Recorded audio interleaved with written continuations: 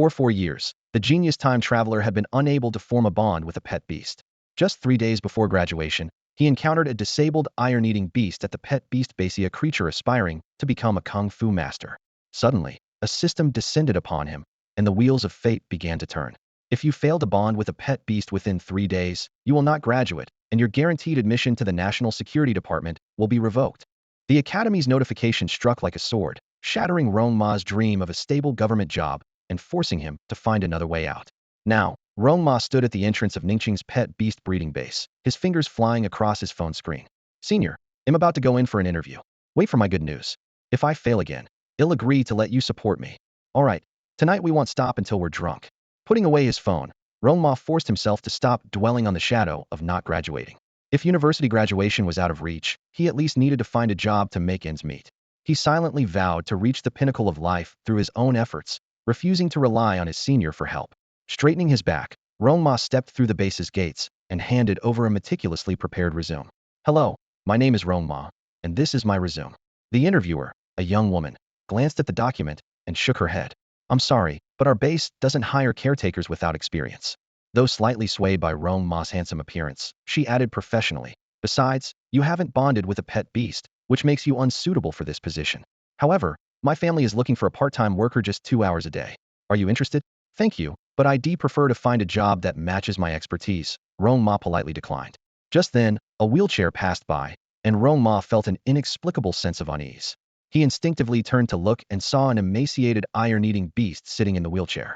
One paw clutched a bamboo stick, while the other was connected to a nutrient solution tube. Although iron-eating beasts were low-tier creatures with no combat value, their massive jaws could easily crush metal. They fed on scrap iron and roamed ruins, earning them the title of nature's metal recyclers. Their robust digestive systems could transform metal into durable body tissue, making them indispensable companions for sanitation workers. Yet, the frailty of this iron-eating beast was astonishing. It defied all logic. "This iron-eating beast can't digest metal," the young woman explained, noticing Rong Ma's confusion. "It's tried eating metal multiple times, only to end up in the emergency room late at night for stomach pumping. Strangely enough, it's obsessed with kung fu and dreams of becoming a martial arts master. It spends its days waving a bamboo stick and shouting humph. Huh, huh, like some self-proclaimed hero. Naturally, no one wants a useless pet beast like this." A flash of realization crossed Rong Ma's eyes. This familiar character setup, could it be? Ding! A crisp mechanical sound suddenly echoed in his mind. The creation beast system has been successfully loaded. Host Rong Ma is now bound to the system. Rong Ma froze, his thoughts racing. Creation? Does this mean I can create something out of nothing? You could interpret it that way, but the system's full capabilities are for you to discover, the mysterious voice replied. As his consciousness returned, Rong Ma's heart surged with emotion, and years of suppressed feelings erupted like a volcano. It's here. It's finally here. As a time traveler, Rong Ma's cheat ability had arrived fashionably late. He had been on this planet, Blue Star, for 4 years, having transmigrated during his senior year of high school while preparing for exams at Jiangxin High School.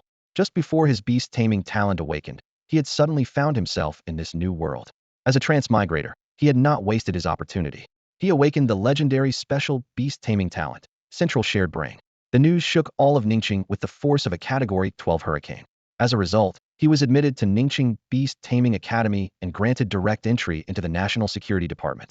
As long as he graduated, a stable government job and a comfortable life were within reach. But unexpectedly, for years had passed, and he had yet to bond with a single pet beast. The root cause? He couldn't find any beast that resonated with his brainwaves. Rong Ma suspected it might be due to his otherworldly soul causing this rejection. Even he had to admit that this was a disgrace to the transmigrator community. Recalling the strange feeling he had earlier, Rong Ma realized there might be a mysterious connection between him and this peculiar iron-eating beast. "Miss, may I try to bond with this iron-eating beast?" he asked tentatively. "Huh?" The young woman stared at him in disbelief. "This beast can't eat metal, relies on nutrient solutions to survive, and has severe mental issues," she thought to herself. "Where does he get the courage to take on this troublemaker?" "Well, it's not entirely impossible," she said after a moment of hesitation. "The director once said that anyone willing to bond with this iron-eating beast would receive 10 vials of premium nutrient solution as a gift. The director is probably desperate to get rid of this freeloader." She silently added, "A low-tier beast that refuses to eat metal is utterly useless. A free bond and 10 vials of nutrient solution? That's a pleasant surprise. He'll take it," Rong Ma declared without hesitation. He quickly stepped forward to block the wheelchair. "Do you want to become a kung fu panda? A future dragon warrior?" The iron-eating beast looked bewildered. This human must be out of his mind. I'm so weak, and he dares to mock me? Its eyes were dull, its spirit was low, and its physical condition was dire. As Rong Ma approached, the mental resonance grew stronger. He was certain this unique iron-eating beast was the one destined to synchronize with his brainwaves. Now, the key was to convince it to accept the bond. No, rather than persuading, he needed to save it. Noticing the beast's attachment to its bamboo stick, Rong Ma had an idea. Whatever, he'll just make something up to lure it in. Listen carefully. My name is Rong Ma, he declared solemnly. Giant Panda, I can cure your stomach problems. Come with me. The iron-eating beast froze as if struck by lightning. Huh? Giant Panda? Are you blind? I'm a ferocious beast. Super ferocious. Roar, it protested weakly. You doubt my abilities? He'll prove it to you right now. Rong Ma swiftly snatched the bamboo stick from its paw. Before the beast could react, there was a crisp crack as the beloved stick snapped in two. Sigma, stop! My jade bamboo stick. The iron-eating beast leaped up in agitation, momentarily regaining its vigor. Just as it opened its mouth to scold him, Rong Ma expertly shoved a piece of fresh bamboo into its mouth. Eat it, he commanded firmly. The iron-eating beast, seething with anger, bit down instinctively, and immediately, a burst of fresh bamboo juice filled its mouth, accompanied by an extraordinary aroma. Huh? This tastes amazing. A wave of unprecedented delight washed over the beast. It suddenly realized, I wasn't meant to eat iron. My destiny is to eat bamboo. It devoured the bamboo in no time, leaving nothing behind. This is delicious. Truly a delicacy. I've decided I'll follow you from now on. The young woman, who had witnessed the entire scene, rushed over in shock, her eyes wide with disbelief. Oh my gosh, a world wonder. An iron-eating beast that eats bamboo? This is unheard of. Rong Ma smirked slightly and asked calmly, Miss, now that its stomach problem is cured, can I bond with it? Although the young lady was quite shocked, she still allowed Rong Ma to form a contract with the panda. After all, in her opinion, such a bamboo-eating creature wouldn't be missed even if sent away. The moment the contract was completed, a system notification sounded in Rong Ma's mind. Ding! Congratulations to the host for successfully contracting the panda.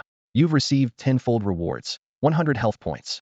Before the announcement had fully registered, a warm current surged through Rong Ma's body, instantly making him feel refreshed and brimming with energy. It reminded him of the time 4 years ago when he earned a guaranteed admission. Senior Ji Mulan had specifically taken him to a barbecue stall to celebrate. The two had enthusiastically downed 8 bottles of beer and devoured 2 skewers of lamb spine. After a few rounds of drinks, Ji Mulan patted her chest confidently and promised, once you join the National Security Department, come to my team. I, Ji Mulan, will have your back. Anyone dares to mess with you, we'll slap them silly. At that time, Ji Mulan was just a rookie beast master trainee, but Rong Ma inexplicably believed that his senior could indeed protect him. Now that his dream was finally coming true, he excitedly walked out of the breeding base and immediately pulled out his phone to call her. Hello, senior. I've got good news. I've finally contracted a pet beast. Yes, they'll be reporting to the National Security Department soon. Don't worry, still within the deadline. No more surprises. Tonight, same spot I'm treating. 8 bottles of beer and lamb spine, just like before. After chatting with his senior all night, Rong Ma woke up the next morning on a lounge chair in the courtyard. He saw the panda diligently practicing with a bamboo stick. The stick he had bought just yesterday already showed clear signs of wear and tear. The sunlight was perfect, and as Rong Ma relaxed on the chair, a thought crossed his mind. If contracting the panda earned him system rewards, wouldn't leveling up his pet beast bring rewards too? As he pondered how to motivate the panda to work harder, the panda, practicing its stick moves in the distance, kept sneaking glances at him. It was mulling things over. Yesterday, he said he wanted me to become a kung fu panda and even mentioned something about a dragon warrior. That sounds awesome. Should I ask him about it?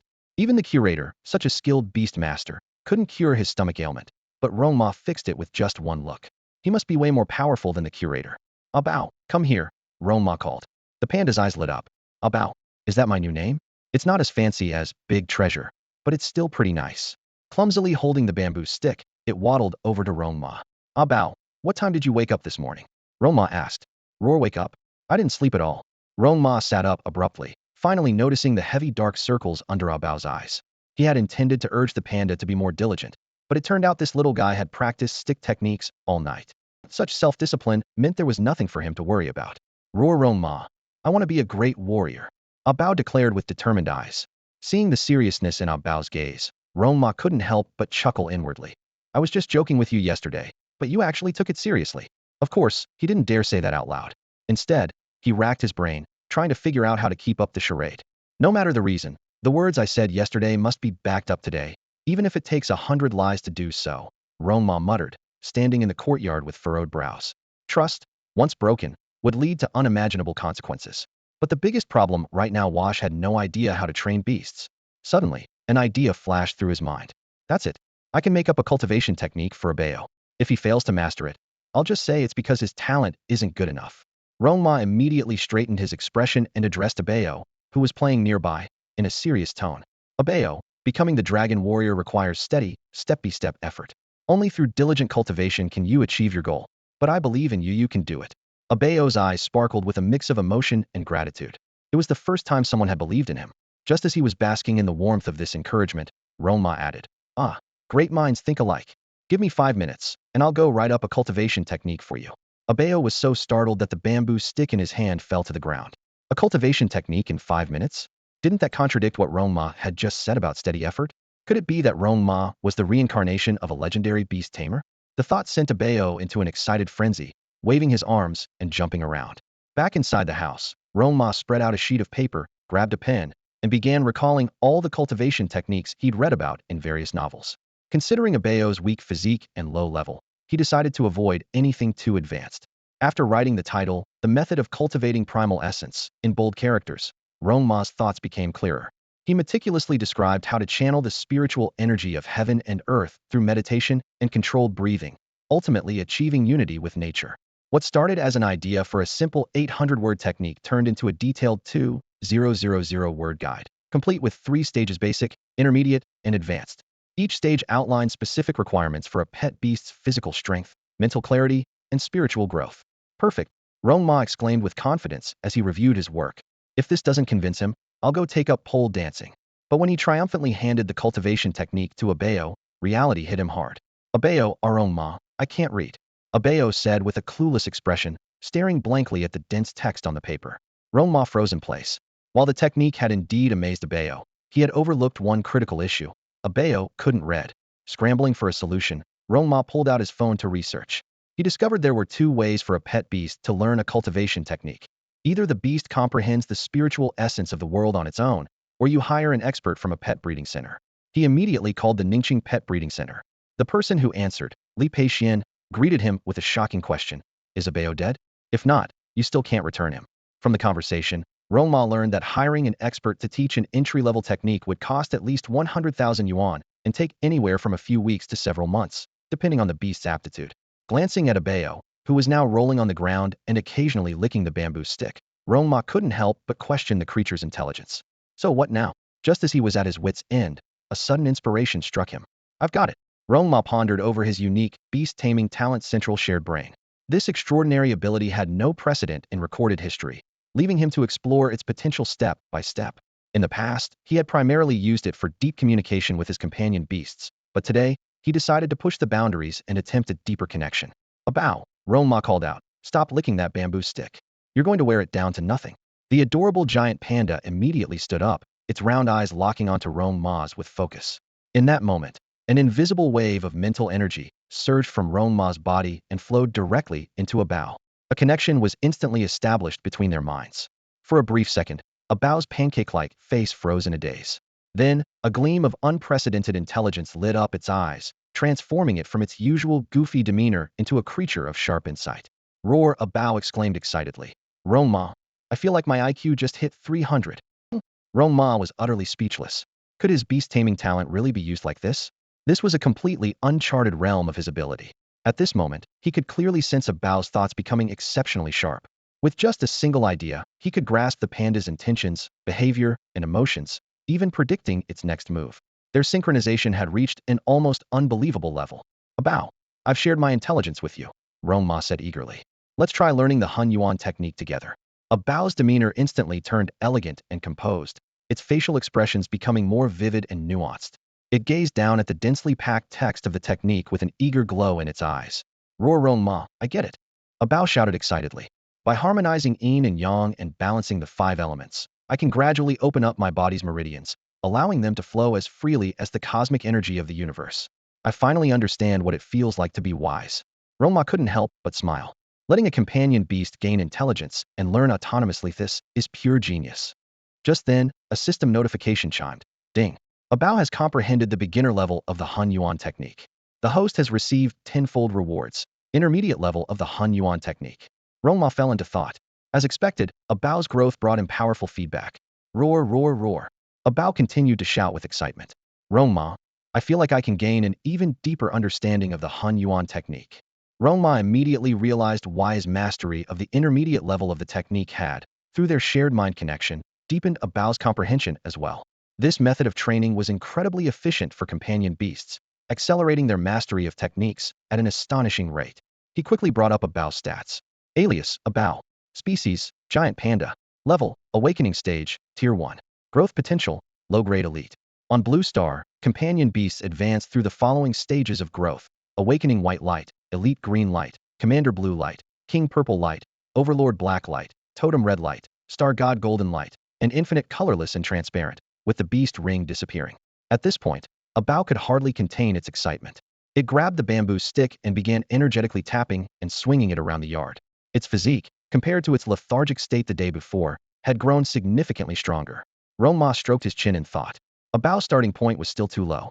To help it evolve, he needed to boost its strength first. With that in mind, he decisively retrieved a vial of nutrient solution from the system's storage. A bao, come over and drink this. Without hesitation, a bao gulped down the nutrient solution in just a few swigs, a stark contrast to its usual behavior. The moment the nutrient solution entered his mouth, the Hun Yuan technique began to operate wildly. Rong Ma could clearly feel spiritual energy surging into his body like rivers converging into the sea, with an absorption speed far surpassing anything he had experienced before. His body temperature gradually rose, and a warm current coursed through his meridians. Roar! A bao let out an earth-shaking howl, filled with exhilaration. The rate of progress was more than 10 times faster than before. The system notification chimed in at the perfect moment. Ding! A bao has leveled up to awakening stage 2. The host receives tenfold rewards, 100 vitality points. This feels amazing. Rong Ma could feel his boiling vitality within, and his heart was filled with joy.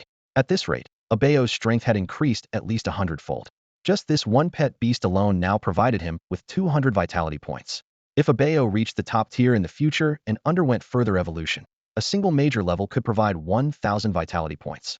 Thinking about the imminent inclusion in the Ministry of National Security's ranks, Rong Ma couldn't help but envision the future. No more racking his brain for promotions.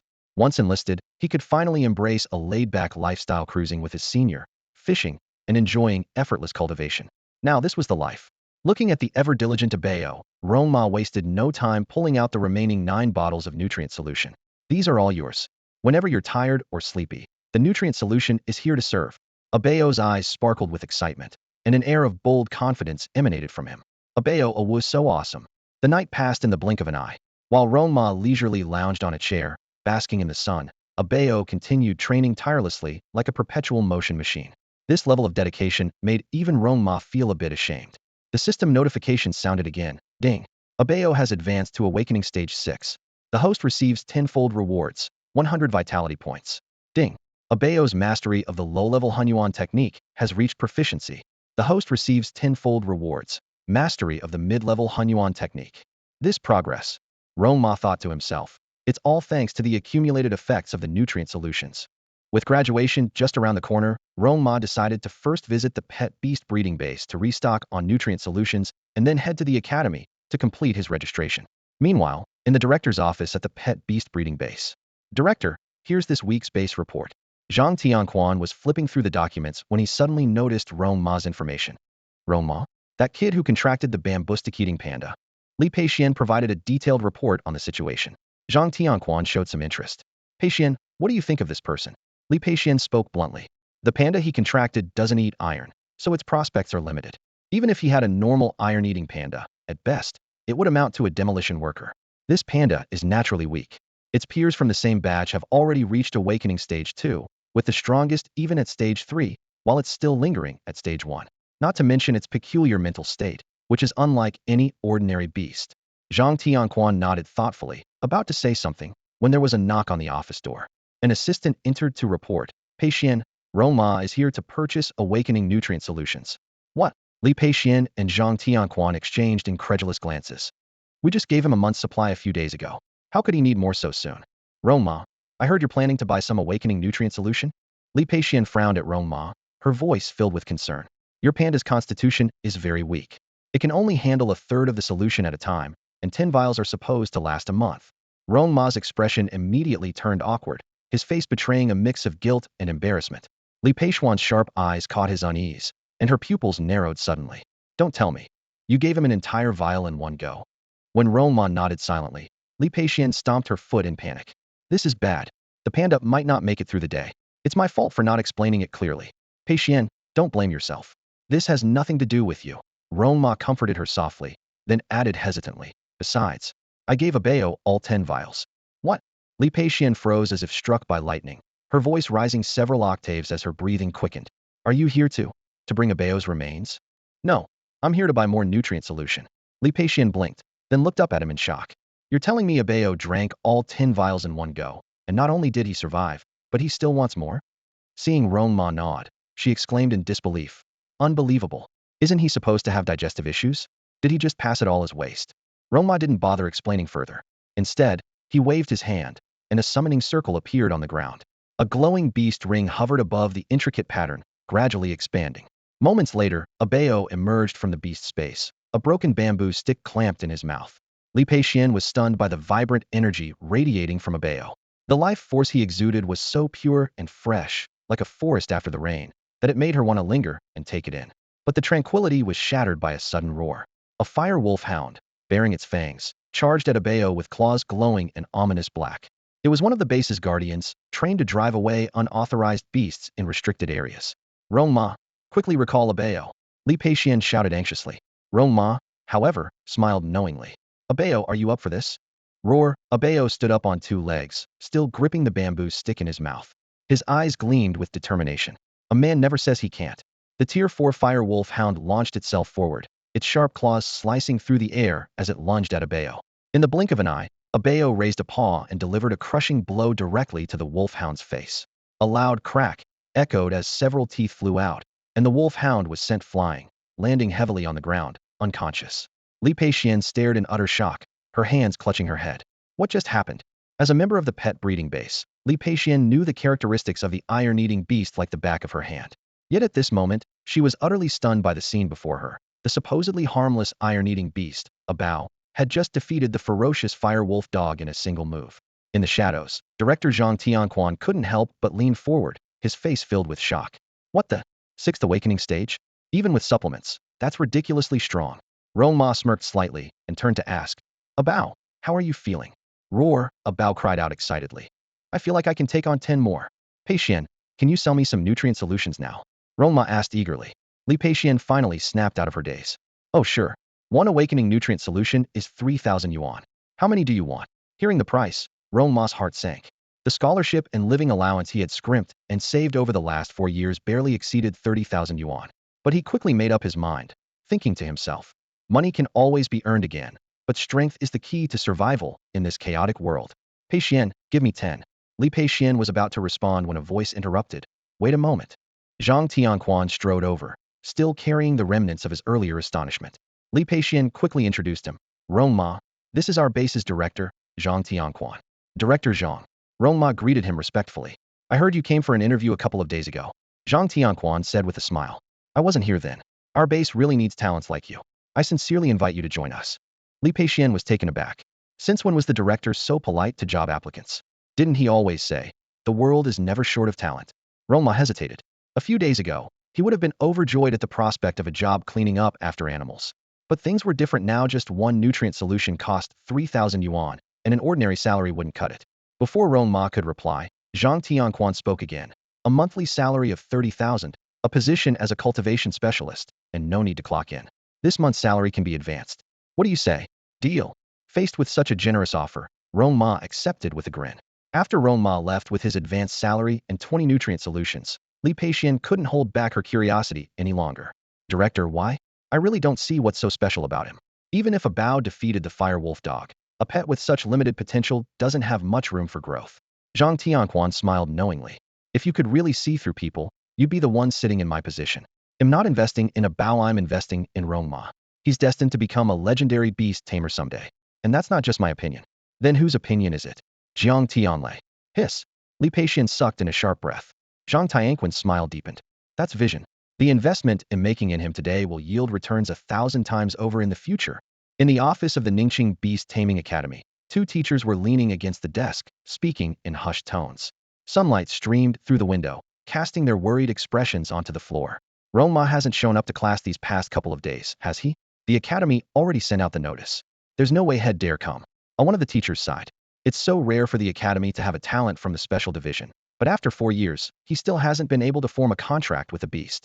They reminisced about the buzz surrounding Rong Ma's enrollment back then. The entire Ningxing was in an uproar, believing he might become the next legendary figure like Jiang Tianlei. But reality had been harsh. Now, among the senior class, the only standout left was Zhang Xiuqing. One of the teachers glanced around cautiously, ensuring no one was nearby, then leaned closer to his colleague and whispered, I've heard the academy is planning to transfer Rong Ma's guaranteed spot to Zhang Xiuqing. His beast has already awakened to the 9th level and is preparing to evolve. He's just stuck on some cultivation bottlenecks. But with his father as the curator and all those experts at the breeding base, it's only a matter of time before his beast evolves. Exactly. He's far better than Ji Mulan from 4 years ago. They say the student surpasses the master. Huh? Huh? At that moment, a clear voice came from the doorway. Teachers. HM. Zhang Xiuqing. Zhang Xiuqing strode in confidently, his expression proud. Please let the dean know that I absolutely won't accept Rong Ma's guaranteed spot. Whatever I want, I'll earn it myself. He'll directly take the open recruitment exam for the National Security Department when the time comes. Before he finished speaking, another figure appeared at the doorway. Rong Ma. Teacher Li exclaimed. Rong Ma smiled and greeted, Teacher Li. If you're here to convince me to take the spot, you'll be disappointed, Zhang Xiuqing sneered.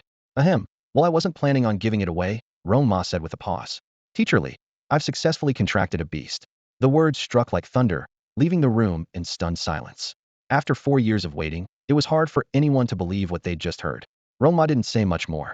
He simply raised his hand, and a summoning pattern lit up on the floor. A beast ring glowing with white light floated into the air. A level 1 beast space? There really is a beast ring. The group held their breath, anticipating the moment they'd waited for long years for. As the white light dissipated, what appeared was a panda-like beast, calmly chewing on fresh bamboo roots. The silence was deafening. If I'm not mistaken, this is a bamboo-eating panda? Zhang Xiuqing shook his head in disappointment. Rong Ma, I was wrong. I shouldn't have had any expectations for you. From now on, you're no longer my rival. Let's just be casual acquaintances. I wish you all the best. Zhang Xiuqing left with a lonely figure, turning away. A bao tilted its head, confusion written all over its round eyes. Scratching its ear with a small paw, it asked, the moment I come out, you leave. What's that supposed to mean? Li Xing was a bit surprised, but quickly composed himself. Turning to Rong Ma, he said, Congratulations. Even though you contracted with a panda, at least you can graduate successfully. He didn't offer much consolation. After all, securing a contract with a beast on the last day and retaining the qualification for placement was already the best outcome. Li Xing patted Rong Ma on the shoulder, a meaningful smile on his face. Once your job is stable, you should start thinking about settling down. With your current situation, you'll need to work harder if you want to win over Ji Mulan. Mr. Li. Rong Ma's face instantly turned crimson. Senior Ji and I are really just ordinary friends. All right, let's pick a position at the National Security Department, Li Xing said, opening his computer to input Rong Ma's information. After scrolling for a while, he frowned slightly.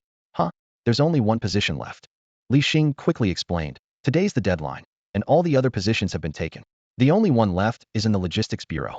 Seeing Rong Ma's expression change, he quickly added, Actually, the Logistics Bureau is quite suitable for you. It mainly handles internal affairs, no combat involved, and no life-threatening risks. Rong Ma's eyes lit up.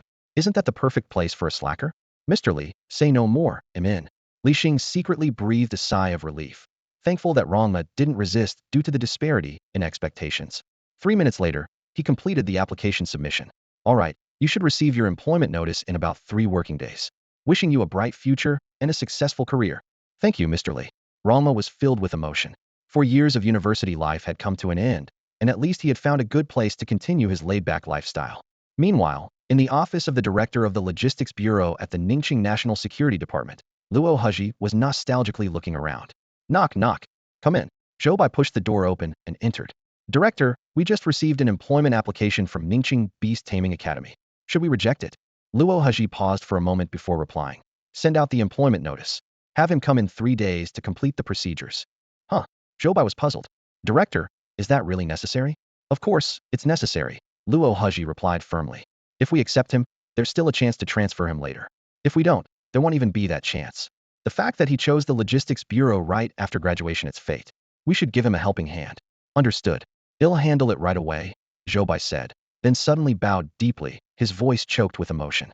Director, thank you for all your guidance over the years.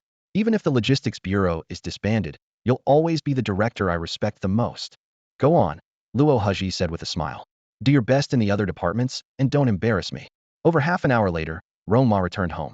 His phone suddenly vibrated, and a message popped up. Please bring all necessary documents and report on time in 3 days to complete the onboarding process. So soon. Rong Ma's eyes widened in surprise, momentarily stunned. Teacher Li had clearly mentioned it would take around 3 days to receive the notification, yet it arrived in less than an hour. A faint smile appeared on his lips. I guess my brilliance is just too dazzling for them to ignore. They've got sharp eyes. I like this department. After a brief thought, Rong Ma decided not to share this good news with his senior for now. He planned to surprise her by showing up directly at work. Without delay, Rong Ma summoned a Bao, and the two quickly established a shared mental connection. He took out 10 bottles of nutrient solution and signaled the Bao to begin training. A Bao sat cross-legged on the ground, soon entering a meditative state. His focused demeanor resembled that of an enlightened monk. In their shared mental state, a Bao could directly comprehend Rong Ma's understanding of the Hun Yuan Gong technique, accelerating his training significantly.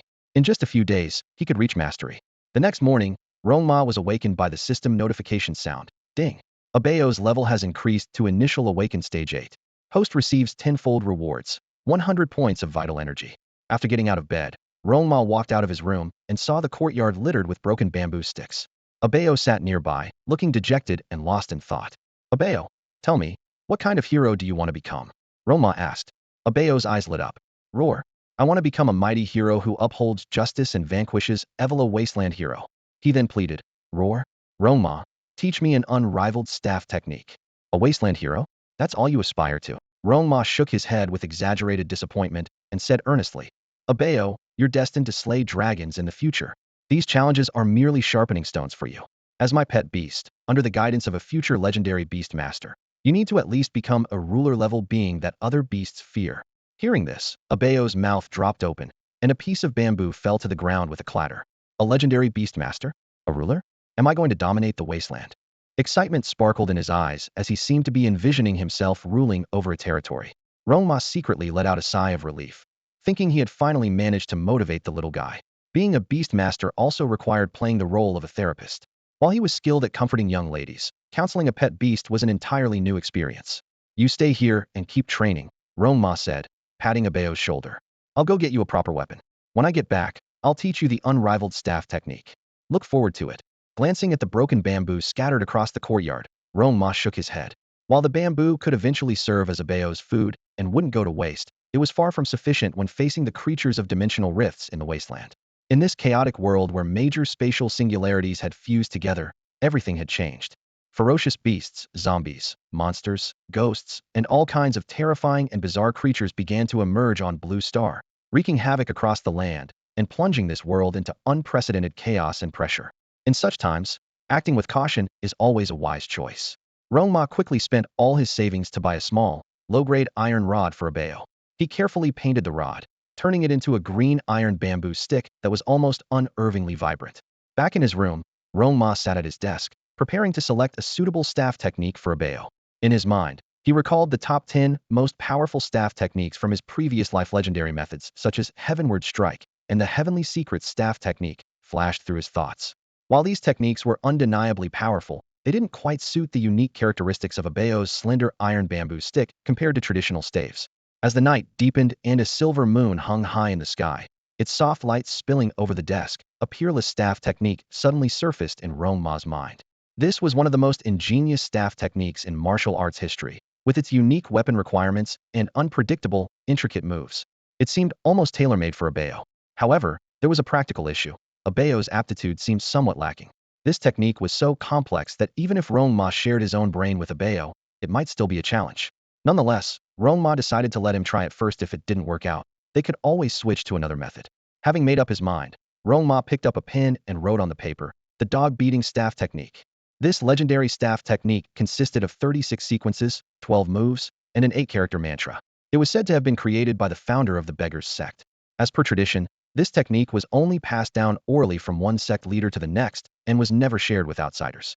Back in the day, Rong Ma had spent 10 yuan to buy an official Jin Yong novel just to get the secret mantras for this technique.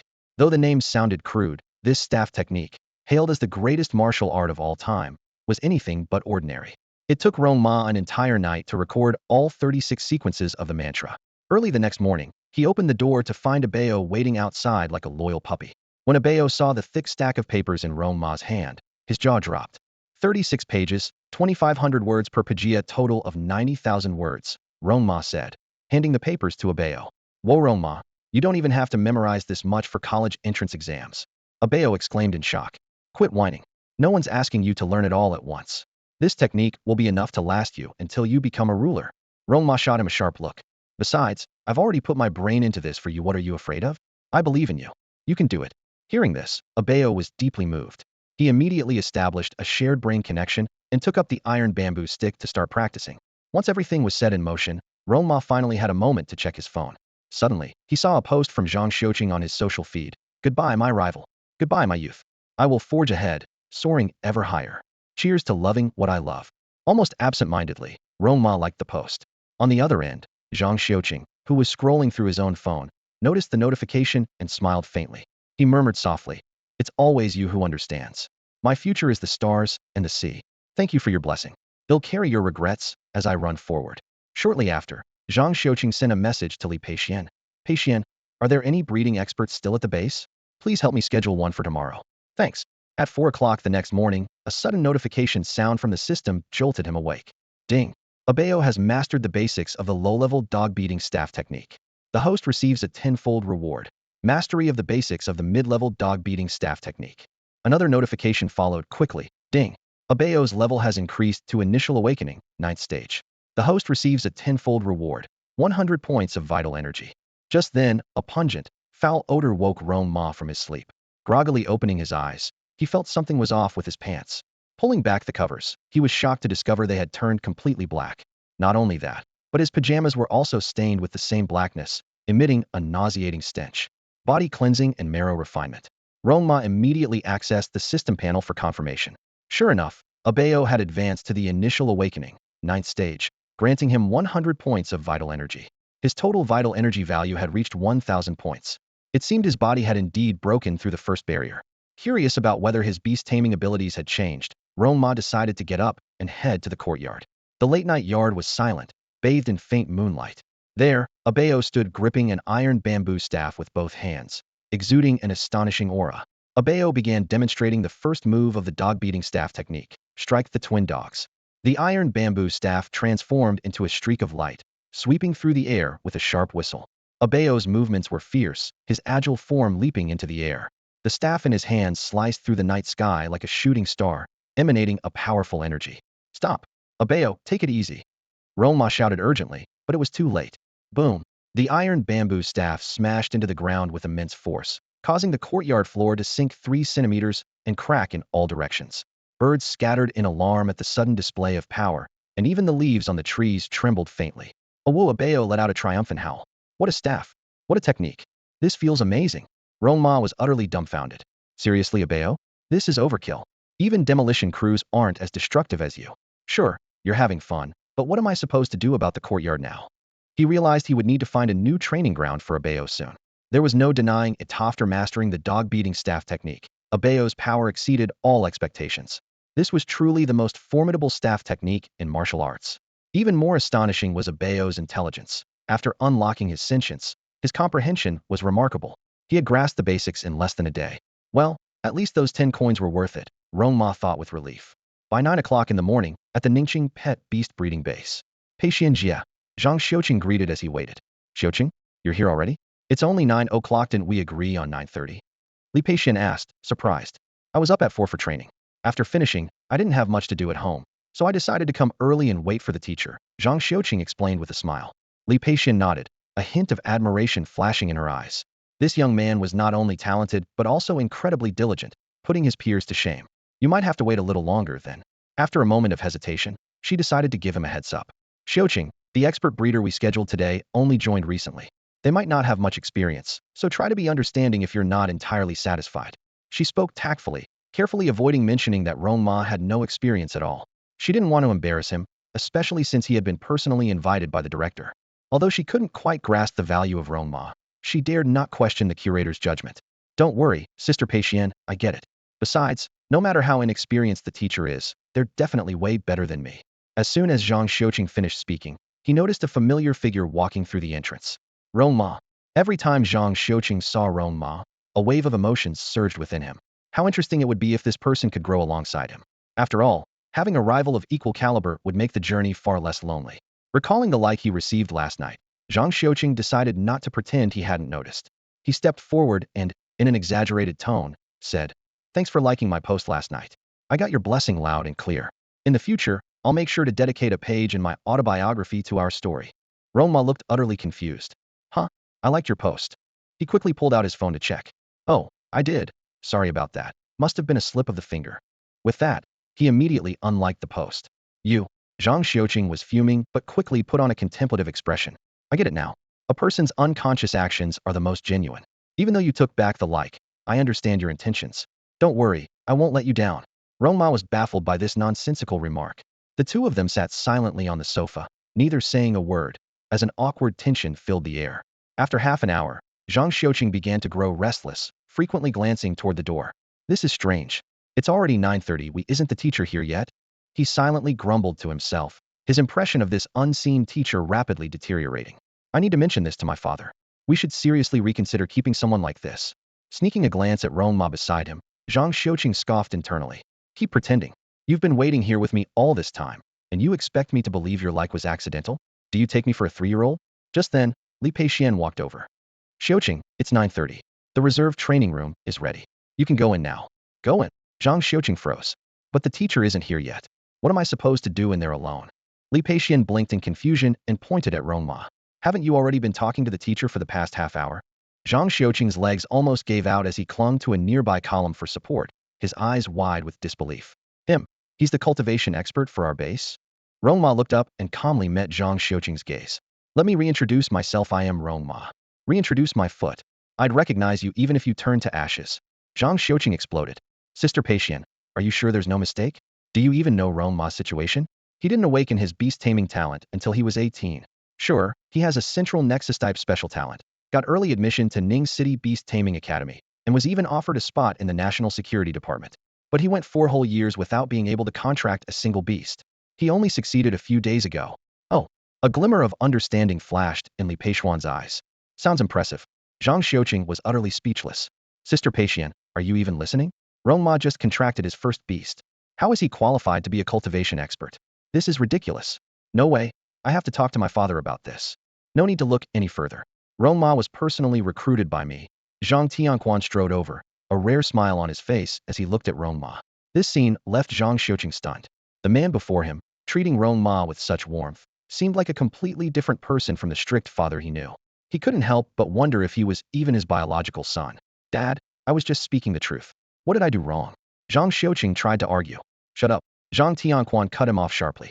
"Do I need your permission to decide who gets hired at the breeding base? When did you become my boss?" Zhang Xiuqing's face showed a hint of defiance. Zhang Tianquan shot his son a glare, thinking to himself, "If you've got what it takes, prove it with your abilities. Complaining does nothing. Even if I suppress Rong Ma now, can I suppress him forever? If you want to challenge him, do it openly. Between men, a good fight can resolve everything. Damn it. How could someone as smart as me end up with such a narrow-minded son?" Zhang Tianquan sighed inwardly, feeling like raising a son was harder than training a beast. In the next moment, Zhang Tianquan's expression softened into a friendly smile. "Rong Ma, I apologize for this. Come, let's have some tea in my office. Once you're done, you can call it a day." Rong Ma wanted to agree, but he was in desperate need of funds. If he could secure Zhang Xiuqing's breeding order, he would earn a 100,000 commission. His beast, a Bayo, was already at the 9th stage of the initial awakening and was about to advance to the elite level. At that point, it would require more expensive nutrients, and with his beast space upgrading to level 2, he could contract another beast. All of this required a substantial amount of money. "Director, I'll pass," Rong Ma said, turning to Zhang Xiuqing. "Let's go to the training room." With that, he headed straight there. Zhang Tianquan hesitated to speak. He had given Rong Ma a nominal position as a breeding expert without expecting him to bring any tangible benefits to the beast, was merely a long-term investment. But now, this young man, who had only just contracted his beast a few days ago, was already aiming to breed a fire lion beast. It seemed overly ambitious. Zhang Xiuqing, however, smiled with satisfaction. "I knew you wouldn't back down. That kind of attitude is exactly what I like. Xiuqing, remember to go easy on him later. Don't hurt Rong Ma's pride." Zhang Tianquan reminded. Dad, you're underestimating him. The people I choose aren't so easily defeated, Zhang Xiuqing replied, shaking his head as he walked alone toward the training room. Zhang Tianquan stood there, puzzled by what he was witnessing. In the training room, Zhang Xiuqing immediately summoned his fire lion beast. The majestic creature was engulfed in roaring flames, its mane flowing like clouds, and its imposing stance radiating undeniable authority. Its eyes burned with fire, their fierce gaze seemingly capable of incinerating everything in its path. Zhang Tianquan noticed that, despite facing such an intimidating fire lion beast, Rong Ma remained composed and calm. He couldn't help but silently admire him. With courage like this, the kid's future is surely promising. All right, tell me, what's the issue with your fire lion beast? After Rong Ma finished speaking, Zhang Xiuqing's brows furrowed slightly. The young man in front of him remained so composed in the face of the fire lion beast's issue, which filled him with doubt. The fire lion beast has already reached the 9th stage of awakening, but it still hasn't made a breakthrough in mastering the dominant roar technique. It remains stuck at the beginner level, Zhang Xiuqing said seriously. I want you to help it improve its proficiency in the technique. I'll give you 1 month. Are you confident you can do it? Rong Ma shook his head lightly. I don't need a month. What? Zhang Xiuqing instinctively scratched his nose, thinking he must have misheard. Rong Ma, this isn't something to joke about. I've consulted many professional beast trainers before, and they all said it would take at least 2 months. The fire lion beast's dominant roar has hit a bottleneck, and overcoming it is no easy task. Rong Ma's lips curled into a faint smile. It might be difficult for others, but for me, Rong Ma, all it takes is brains. Everyone exchanged bewildered glances, their faces full of question marks. Bring me the dominant roar technique manual, Rong Ma said. Without hesitation, Zhang Xiuqing handed over the manual. In his view, a professional beast trainer must have an in-depth understanding of the techniques to teach them effectively to a beast. This is why training a beast often takes 1 or 2 months. It's a complex and challenging process, which explains why professional trainers are so rare and expensive. Zhang Tianquan and Li Peixian watched the scene intently, eager to see whether Rong Ma truly had the skills or was just bluffing. However, what happened next left everyone utterly stunned. Rong Ma unfolded the dominant roar manual and placed it in front of the fire lion beast, calmly saying, "The book is here. Read it yourself." Hey, Rong Ma, what are you doing? Zhang Xiuqing shouted angrily. I'm telling it to read the book, Rong Ma replied calmly. Zhang Xiuqing was furious. Are you mocking me? If it could learn on its own, why would I need a trainer? Before he could finish, everyone saw the fire lion beast actually lie down and begin studying the manual intently. Its eyes occasionally gleamed with understanding, and it even nodded from time to time. Roar, the fire lion beast suddenly exclaimed. I get it now? So this is the true essence of the dominant roar. Damn it, that idiot trainer before lied to me. No wonder I was stuck for so long. Rong Ma, you're a genius, the crowd marveled. Zhang Xiuqing was completely dumbfounded. The next moment, the fire lion beast stood up abruptly and opened its powerful jaws.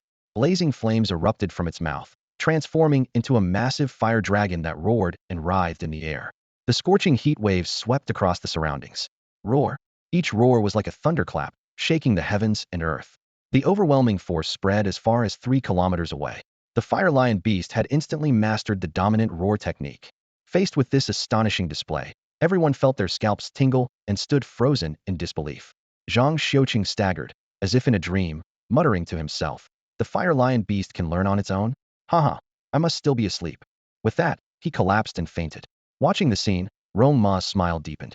He thought to himself, as I suspected, I can share my intelligence with other beasts. And it seems I can share it with one more. I wonder what interesting things would happen if I shared it with 2 beasts at the same time. Amid the crowd's shocked stares, Rong Ma casually pocketed the 10,000 yuan payment and walked away. The next morning, before 8 o'clock, Rong Ma received an unexpected phone call. It was from an old officer named Luo Heji, who called to remind him about reporting to the logistics bureau for his new job that day. After hanging up, Rong Ma couldn't help but chuckle. The logistics bureau really values talent, even making a special call to remind Mu had excellent service. At 9 in the morning, Rong Ma stood at the entrance of the National Security Department in Ning City. Before him were several imposing skyscrapers located in the very heart of the city, each exuding an undeniable aura of authority. The thought of working in such a prestigious place instantly lifted his spirits. As he surveyed his surroundings, an older gentleman, around 60 years old, waved at him. Hejiga. Rong Ma recognized him immediately. Looking at the man with his neatly combed hair, sharp eyes, and slightly rounded figure, Rong Ma couldn't help but feel pleased. Surely the logistics bureau must be a comfortable place to work. Hello, Rong Ma greeted him warmly. Hejiga smiled faintly, though he secretly thought the young man might be celebrating a bit too early. Following Hejiga's lead, The two navigated through winding pathways until they arrived at the logistics bureau. Standing at the entrance of the building, Rong Ma took in the sight of the old, three-story structure. Glancing back at the gleaming skyscrapers he had passed earlier, his initial excitement dimmed slightly. But he quickly adjusted his mindset. After all, a laid-back person could coast anywhere, right? Hijiga discreetly observed Rong Ma's reaction and, seeing that he remained composed, nodded to himself in approval. Unfortunately, with the logistics bureau set to disband soon, he would have to find another position for this young man. Still, with hard work, Rong Ma could achieve great things in 20 years. Once inside the workspace, Hijiga began introducing the area. This is the break room. Over there is the work area, and hey, race the punch card machine. Oh, never mind, you won't need to clock in. I get special privileges. Rong Ma was pleasantly surprised and silently vowed to serve the country well. After completing the onboarding procedures, Hijiga even thoughtfully provided him with all the system passwords. This level of trust made Rong Ma feel a twinge of guilt, especially since he had initially planned to take it easy in this job. One last stop, Hijiga said as he led Rong Ma to an office door. This is your office. Go ahead and open it. Rong Ma's heart raced. An independent office on his very first day? His senior had worked for 4 years to earn this kind of treatment. With trembling hands, he opened the door, and the luxurious office left him in awe. The spacious room, an entire wall of floor-to-ceiling windows, and a plush leather sofa was almost too good to be true. Hijiga, are you sure you didn't bring me to the wrong place? This feels like a dream. Hijiga chuckled and walked over to the lavish office chair, patting its back. Come on, have a seat and experience this spot. Not everyone gets the chance. Rong Ma approached the office chair with a hint of unease. As his body sank into the soft leather seat, an unprecedented sense of comfort washed over him, momentarily making him forget to breathe. All right, Director Rong Ma, from now on, this place is yours. Luo Huji's voice sounded near his ear. Brother Huji, what did you just call me? Rong Ma's eyes widened in surprise. Director Rong Ma. Whoa, whoa, whoa. Rong Ma shot up from the chair, as if electrocuted. How could I, a young rookie, possibly be the director of such a large logistics bureau? Stop joking. Luo Huji responded with a cryptic smile. Such a large logistics bureau besides you. Who else is here now? Rong Ma froze in place. It was only then that he realized why Luo Huji had taken him on a tour of the entire logistics bureau. It was to prepare him for the handover of the director's position. Beast-taming. And I become a director the moment I graduate? Rong Ma's mind was in turmoil. Isn't this like the dream start of a novel? My senior took 4 years after graduation to become a team leader, and here I am, fresh out of school, and already a director skipping 20 years of hard work. Who would even believe this if I told them? Seeing Rong Ma's stunned expression, Luo Huji patiently began explaining the current state of the Logistics Bureau. The National Security Department primarily focused on combat divisions, with all departments facing dangerous missions. However, the Logistics Bureau only handled internal affairs, gradually deviating from the department's combat-oriented mission. Coupled with its annual budget consumption, this non-productive department naturally became controversial, eventually heading toward dissolution. After hearing the explanation, Rong Ma suddenly felt the allure of the leather sofa fade. Director, so how long until the Logistics Bureau is disbanded? In a month, Luo Huji replied. But don't worry, I'll arrange a transfer for you. Many combat departments are short-staffed, and talented recruits like you are in high demand. Rong Ma fell into deep thought. Transferring would mean saying goodbye to an easy life, and that was absolutely unacceptable. He looked up and asked sincerely, Director, I have a strong attachment to the Logistics Bureau. Is there any way to save it? Moved by the determination in Rong Ma's eyes, Luo Huji handed him a sheet of A4 paper. There is a way, but you might not be able to pull it off. Every year during the rookie season, there's a beast-taming tournament. The winner, crowned Rookie Beast-Tamer King, gets the right to choose their department freely. If you can win, I'm in. Rong Ma suddenly stood up and shouted. Startled, Luo Huji took a step back. Don't get too excited. It's just an idea. Besides, you're a director now. Whether or not you're even eligible to compete is another issue. Then what should I do? Rong Ma asked anxiously. Luo Huji squinted, beginning to ponder a solution. In the top-level meeting room of the Ningqing National Security Department, the atmosphere was tense. A dozen senior officials sat around the large conference table, murmuring quietly among themselves. Using a director's order? Since when has the Logistics Bureau made such a big move? One director asked his neighbor in a low voice. Indeed, within the National Security Department, although every director had the authority to issue a director's order which would require even the minister and deputy ministers to attend, this action by Luo Huji of the Logistics Bureau was baffling. It turned out, it was all to secure Rong Ma a chance to participate in the newcomer beast-taming competition. Only with Minister Jiang Tianlei's approval could this plan move forward. The meeting room door swung open, and 2 figures strode in. The arrival of Deputy Minister Qiu Yuza and Shui Lan brought an immediate hush to the room. Qiu Yuza surveyed the room and spoke in a calm tone. Minister Jiang is on his way back from the capital. Let's begin first. Wait, Deputy Minister Chiu, said Si Liren, the head of the investigation bureau, leaning forward slightly. The initiator, Luo Huji, hasn't arrived yet. This remark made Chiu use a pause indeed. In his decades at the National Security Department, the Logistics Bureau had never used a director's order, so much so that he had instinctively overlooked the matter. At that moment, Luo Huji entered with a genial smile, accompanied by a young man with an impressive demeanor. Xuelon raised an eyebrow upon seeing the newcomer, clearly recognizing this little rascal. Rong Ma felt a jolt of unease as he walked in and saw the room full of high-ranking officials. However, spotting Xuelon among them gave him a slight sense of relief. At least there was someone familiar. Still, he couldn't help but grumble inwardly. Didn't Uncle Jiang say he wanted to take me as his godson? Now that his godson is in trouble, where is he? Yulong, the security bureau chief and the oldest person in the room, scrutinized Rong Ma with sharp eyes. Luo Huji, none of us brought assistants to the meeting. What's this about? Before Yulong could finish, Rong Ma had already calmly pulled out a chair and seated himself, leaving everyone in the room momentarily stunned. Young man, do you know what that seat signifies? Yulong asked with a frown. Si Liren, however, chuckled with interest. Kid, careful not to burn yourself. Chiu Yu's expression grew serious as he directed his gaze at Luo Huji. What's going on here? Luo Huji smiled and explained. It's like this, Deputy Minister Chiu. Rong Ma is a graduate this year. Since everyone in our logistics bureau is transitioning to other positions, and I am about to retire. He paused briefly. I had no choice but to let him take over as director. What?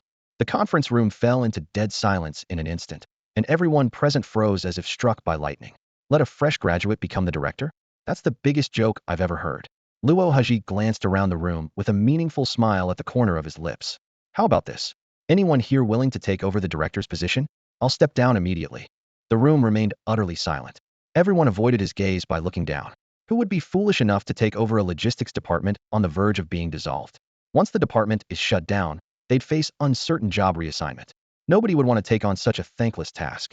Breaking the heavy atmosphere, Chiu Yuza spoke up.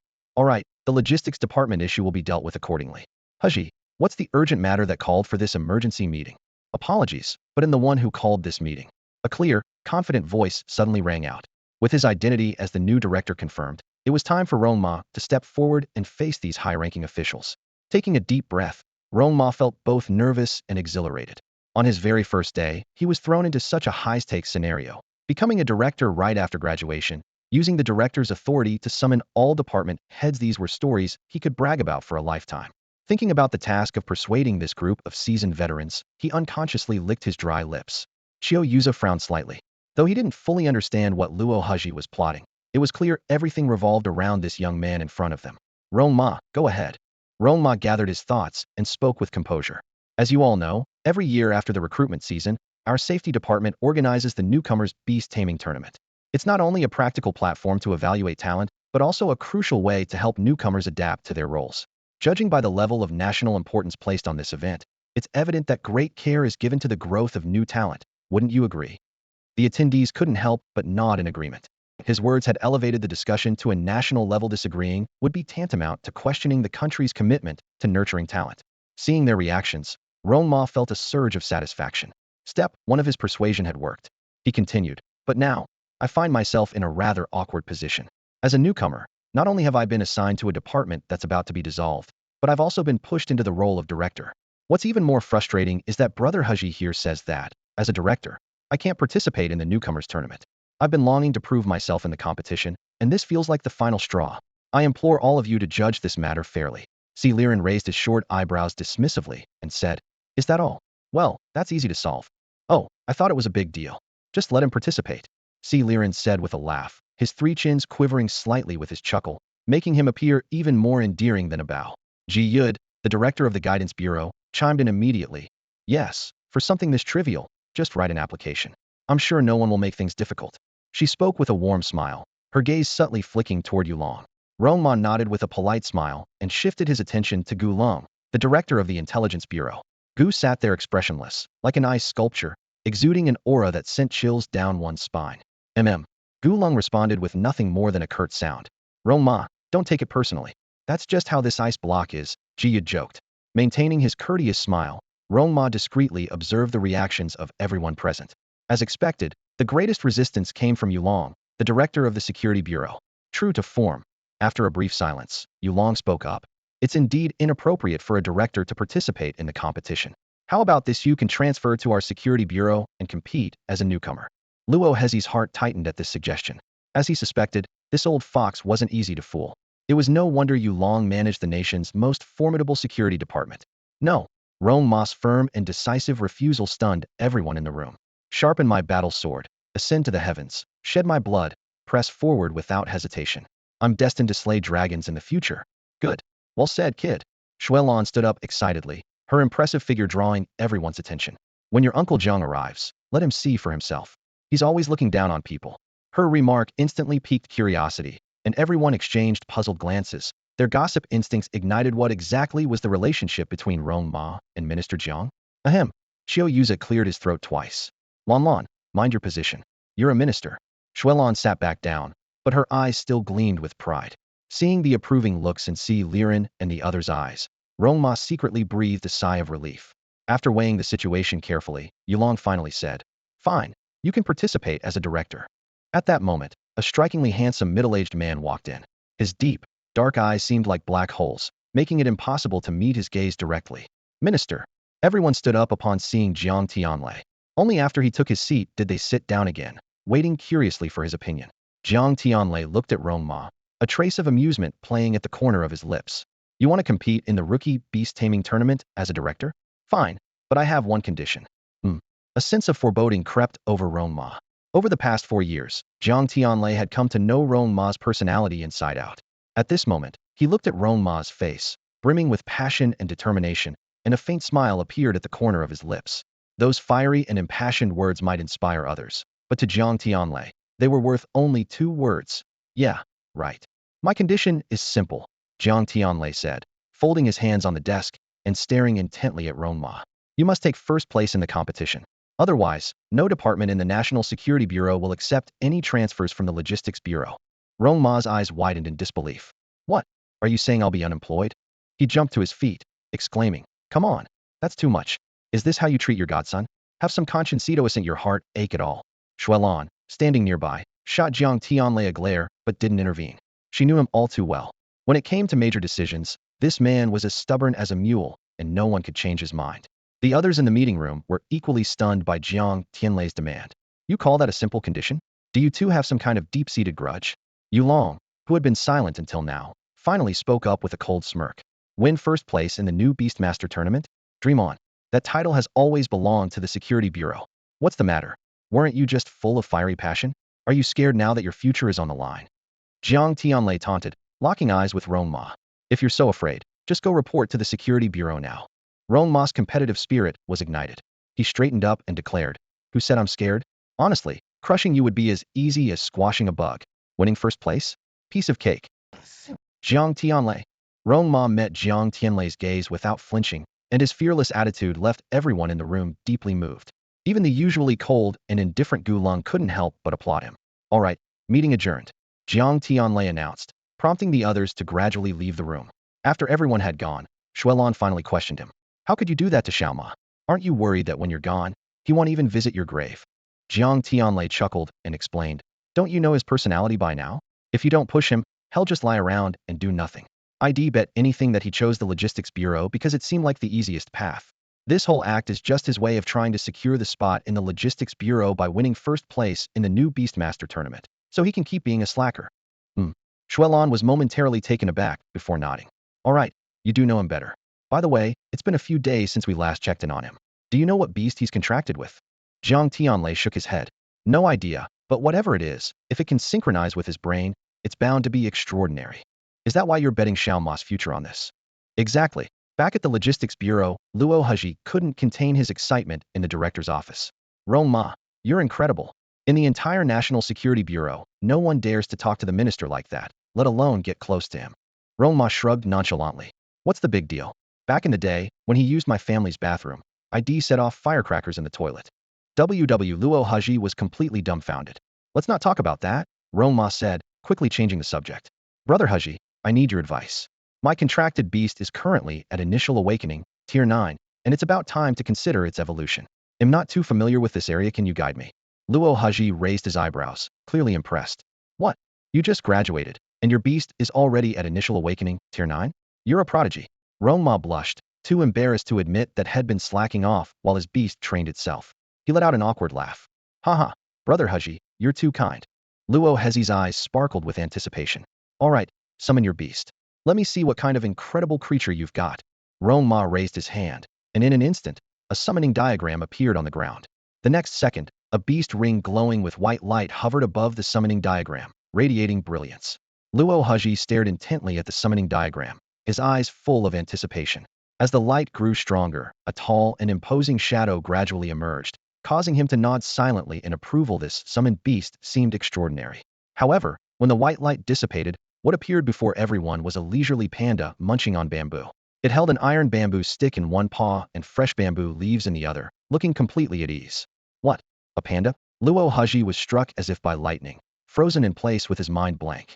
He looked at Rong Ma in disbelief. You must be joking, right? Your summoned beast is a junk-collecting panda. Roar! The panda let out a dissatisfied growl. Watch your words, old man. Rong Ma shook his head helplessly. Clearly, the prejudice against pandas in this world was deeply ingrained. Luo Huji urgently grabbed Rong Ma's arm. Come with me to see the department head. There's still time to transfer and ruin your future. No need. Rong Ma gently freed himself, a faint smile playing on his lips. This is fine. Isn't it interesting? Over the past 4 years, I've grown used to the strange looks from others. Now, I just want to do one thing: let my summoned beast prove them all wrong. Hearing this, Luo Hezi's emotions surged. Though he couldn't quite understand why the panda, rather than Rong Ma himself, needed to prove a point, he decided to support the decision unconditionally. He quickly pulled up the panda's evolution data. From awakening to the elite level, there were only 2 evolution paths: iron body fortification and metal sensing. The former required high-strength alloy blocks, iron or crystals, and spirit stones to form a tough iron armor for the panda. The latter required miniature metal detectors, electromagnetic sensing chips, and spirit stones to enhance its ability to detect metals. After reviewing the data, Rong Ma felt a heavy weight in his heart. No wonder everyone said pandas lacked combat potential. These evolution paths were clearly designed to make them better at scavenging in ruins. Thanks, Huji. I'll take my leave now, Rong Ma said before turning and walking away. Late that night, Rong Ma lay in bed, tossing and turning as he contemplated a path forward for his panda, Abeo. Suddenly, a system notification broke the silence. Ding! Abeo's low-tier Hunyuan Arts has reached mastery. Host has received a 10-fold reward. Mid-tier Hunyuan Arts mastery. System. Rong Ma jolted awake, a glint of determination flashing in his eyes. He jumped out of bed, striding quickly to his desk. Moonlight streamed through the window, illuminating his chiseled features. Of course, with the system, why should I be bound by this world's rules? Rama sat quietly at his desk, scenes from the movie Kung Fu Panda flashing through his mind. He could almost see that iconic figure again, dressed in pale yellow shorts, wearing a lotus leaf hat, holding a jade bamboo staff, and sporting white knee-high socks with pale yellow cloth shoes, the unmistakable Kung Fu Panda. Then he glanced at the current Po holding an iron bamboo staff in one hand, while happily gnawing on a piece of bamboo with the other. He looked like a clumsy yet adorable neighborhood goofball, with not a shred of a grand warrior's aura. After an entire night of riding furiously, the first rays of sunlight pierced through the clouds, gently caressing the earth. Rama put down his pen, satisfied as he admired his work.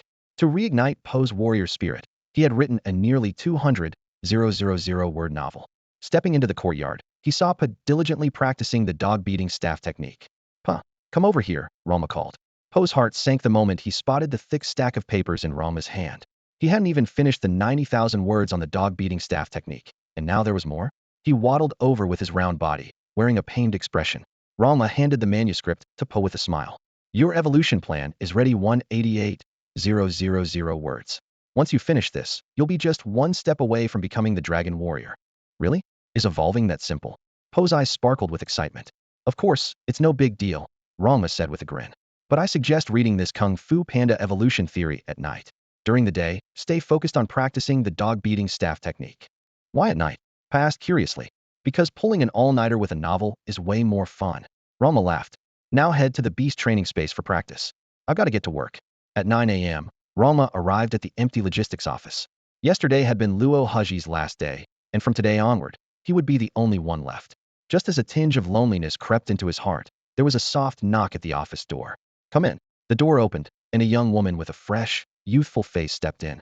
Kong Bai paused for a moment when she saw Rongma sitting in the luxurious chair of the bureau chief. She thought to herself, wow, this guy is bold, taking the chief's seat just because he's away. I've imagined sitting there myself, but ID never dare to be so brazen.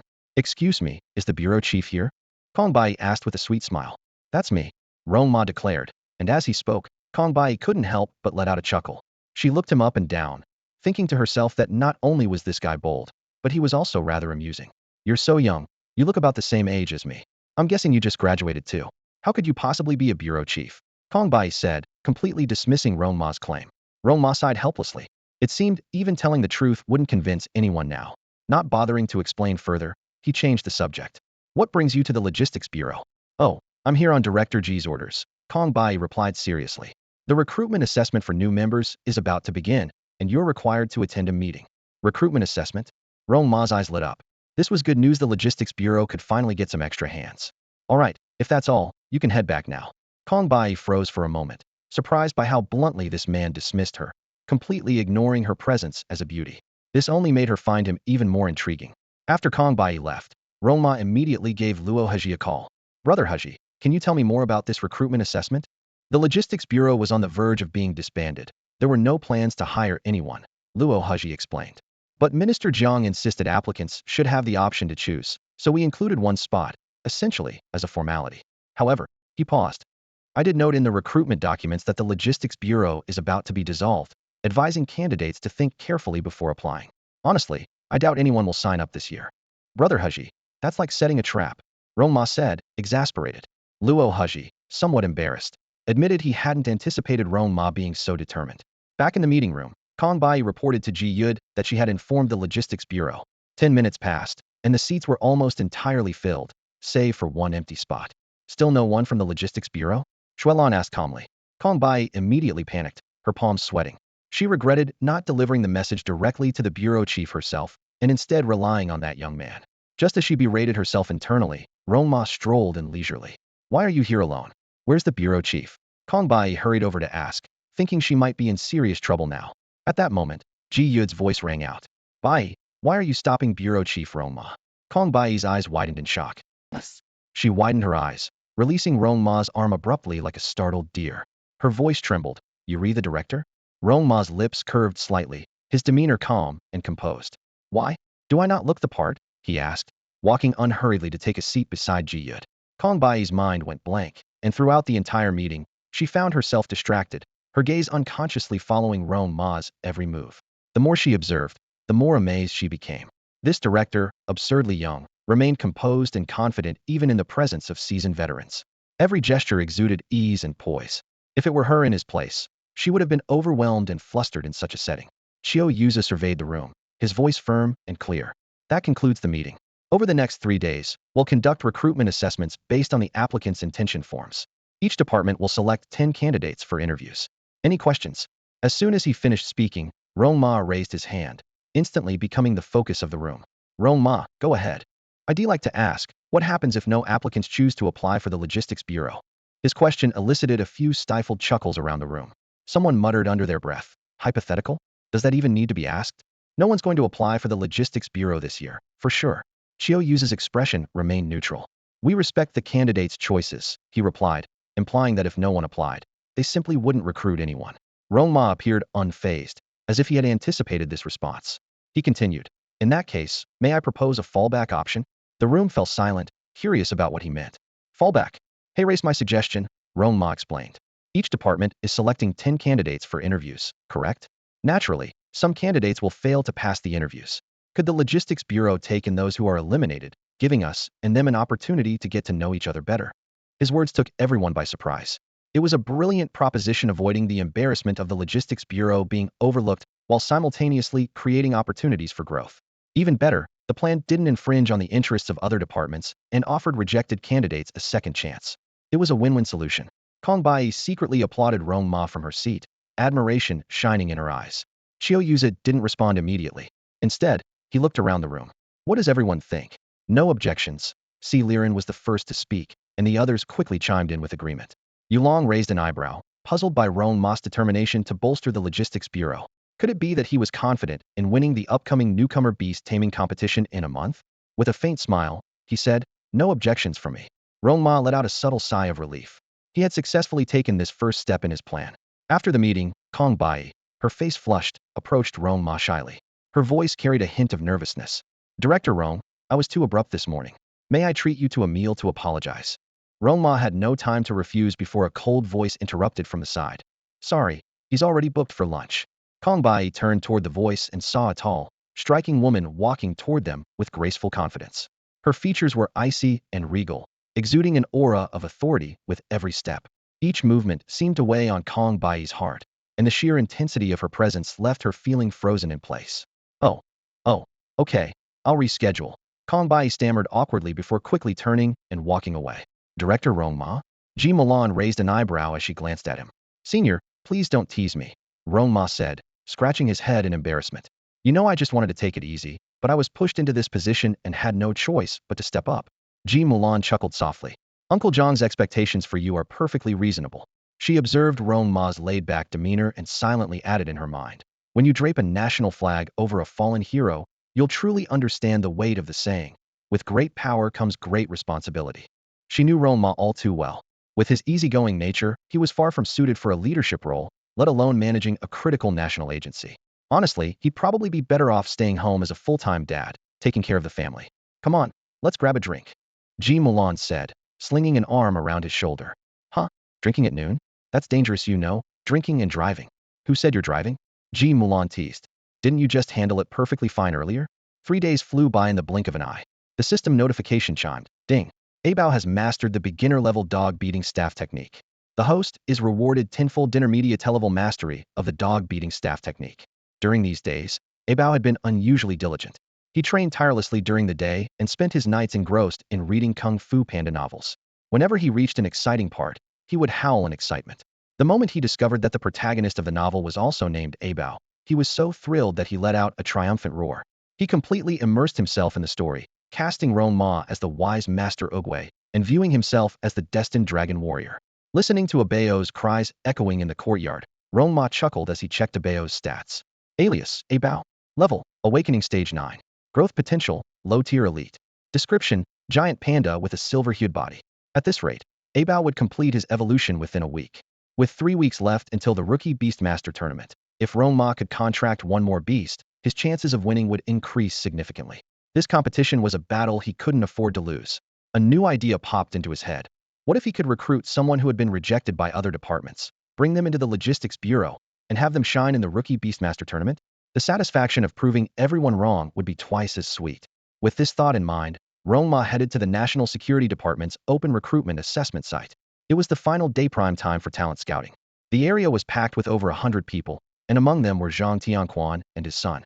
Zhang Tianquan kept glancing around, his eyes scanning the crowd. Dad, what are you looking for? Zhang Xiuqing noticed his father's actions and asked curiously. Rong Ma, he works here. I wanted to see if we might run into him. Hearing this, Zhang Xiuqing gave a confident smile, shaking his head. Dad, do you really need to look? Knowing Rong Ma, there's no way he'd miss the chance to observe me. I'd bet he's hiding in some corner, secretly watching me right now. Zhang Tianquan glanced at his son, speechless. This inexplicable confidency couldn't tell if it was a blessing or a curse. Quickly changing the subject, he asked, why are there so few people this year? I saw the notice from the Logistics Bureau when I applied, Zhang Xiuqing explained. The Bureau is about to be disbanded. This year, they're only offering one symbolic spot. But as far as I know, even if it's open, no one would sign up. Huh. Zhang Tianquan was momentarily stunned but quickly understood. A department like that really didn't seem fit to remain within the National Security Division. At that moment, Rong Ma's figure suddenly appeared in their line of sight. The director? Rong Ma? You're really here? Zhang Tianquan looked at his son in surprise. Zhang Xiuqing smirked triumphantly. Rong Ma, I knew you'd come find me. Don't worry, I won't let you down. I'm looking forward to facing you in the newcomer beast-taming tournament. Even though your first contracted beast is just a trashy panda, I won't go easy on you. Bow, I strongly object to that. The panda protested indignantly. Rong Ma smiled and nodded. Good luck. They'll see you at the newcomer beast-taming tournament. Director, I have some matters to attend to, so we'll take my leave. With that, he hurried off, clearly heading for his interview. Look at him rushing off like the must be scared of me, Zhang Xiuqing remarked confidently as he watched Rong Ma's retreating figure. Once my fire lion evolves to the elite level, it'll definitely blind him with its brilliance. Too bad his first contracted beast is basically a scavenger. Zhang Tianquan didn't argue with his son. It was true after all. He could only silently hope that Rong Ma would have the chance to contract a second, more exceptional beast. Dad, let's go. The interviews are about to start. I'm applying for the Security Bureau today, and they have high combat requirements. Rong Ma arrived at the venue right on time. Ji Yud was already seated in the front row, accompanied by a few unfamiliar faces. Kong Bai stood to the side, ready to assist. When she noticed Rong Ma, her eyes lit up, and she greeted him excitedly in a hushed tone. "So handsome," she murmured softly. Rong Ma smiled and nodded in response. "Rong Ma, over here. Sit next to me," Ji Yud called out warmly. The others nearby were visibly startled when they saw Rong Ma Logistics Bureau Director this young was indeed unexpected. The group had just taken their seats when a tall, lean man pushed the door open and entered. He had a beard and carried himself with an air of confidence. "Hello everyone. My name is Chen Dong, and I'm 22 years old. I'm a trainee beast tamer, and my contracted beast is a wind wolf at the early 7th tier of awakening." His introduction was crisp and straightforward. Chen Dong then demonstrated his beast taming skills. The process was methodical and orderly, though it didn't showcase anything particularly outstanding. After observing the performance, Ji Yud spoke with an apologetic expression. "I'm sorry, but you don't meet the requirements of our guidance bureau. Thank you for your participation." These words hit Chen Dong like a heavy blow. His face turned pale, and beads of sweat formed on his forehead. "Why?" His voice trembled slightly. "I'm ranked in the top 10 in my academy, practically unbeatable in my year. This is our first meeting. You haven't even had a chance to see how exceptional I am. Just give me an internship opportunity, and I promise to amaze you." Ji Yud shook her head, her warm yet firm smile unwavering. "You've performed decently, but there's a critical flaw. Your contracted beast merely follows commands mechanically, lacking the ability to think independently. In real combat, where situations change in the blink of an eye, you can't possibly micromanage every detail, especially when commanding multiple beasts. Your wind wolf relies on you for every instruction, from positioning to direction and force. That's a significant disadvantage. Director, I refuse to accept this." Chen Dong exclaimed, his voice filled with emotion. "I'm only 22. I have so much time to improve. I can fix these issues you mentioned. I swear I can." Ji Yud smiled helplessly. She encountered stubborn young candidates like this every year, but it seemed particularly early this time around. Suddenly, her gaze shifted to Rong Ma, who was standing nearby. "Rong Ma, you're 22 as well, aren't you?" Rong Ma was taken aback, unsure of Ji Yud's intention, but he nodded in confirmation. "Yes, I am." A sly glint appeared in Ji Yud's eyes. "Since you're so unwilling to accept this decision, how about a match against someone your age? Let's see firsthand what independent thinking in a contracted beast looks like. We won't make it too hard on you. Just last 1 minute.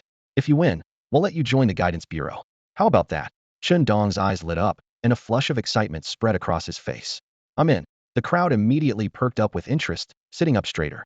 A match between a rookie bureau director and an external candidate? The prospect was undeniably enticing. Even Kong Bai, seated in the back, observed the scene with intrigue. He had heard rumors about Jiang Tianlia's high expectations for Rong Ma, which had caused a stir within the National Security Division. This was the perfect opportunity to see for himself. However, Rong Ma looked hesitant. "Director Ji, isn't this a bit inappropriate?" Ji Yud raised an eyebrow. "What's wrong? Are you afraid? If you can't even handle an opponent like this, you might not make it past the preliminary round of the new Beast Tamer tournament." "No, Director Ji, you misunderstood," Rong Ma replied, shaking his head. "I just think, even Kong Bai would be a fairer match for him. If I take him on, it would feel like bullying." Kong Bai froze for a moment, then narrowed his eyes. "What's that supposed to mean? Are you saying you're stronger than me? How about this? You want to see how my beast thinks, right? I'll voluntarily increase the difficulty. Let Chen Dong command his beast, while I let mine fight on its own." As Rong Ma finished speaking, the venue fell into utter silence. All eyes turned toward him, filled with disbelief. Chen Dong's face turned beet red, veins bulging on his forehead. This was blatant humiliation. A beastmaster claiming they wouldn't even command their beast? Ji Yud's smile vanished completely, replaced by a serious expression. "Rong Ma, are you sure about this? This is no laughing matter. I might just lose a recruitment spot, but you're risking the reputation of the entire National Security Department." Rong Ma smirked slightly. "Relax, nothing will be lost. It's just a 7th-tier awakening.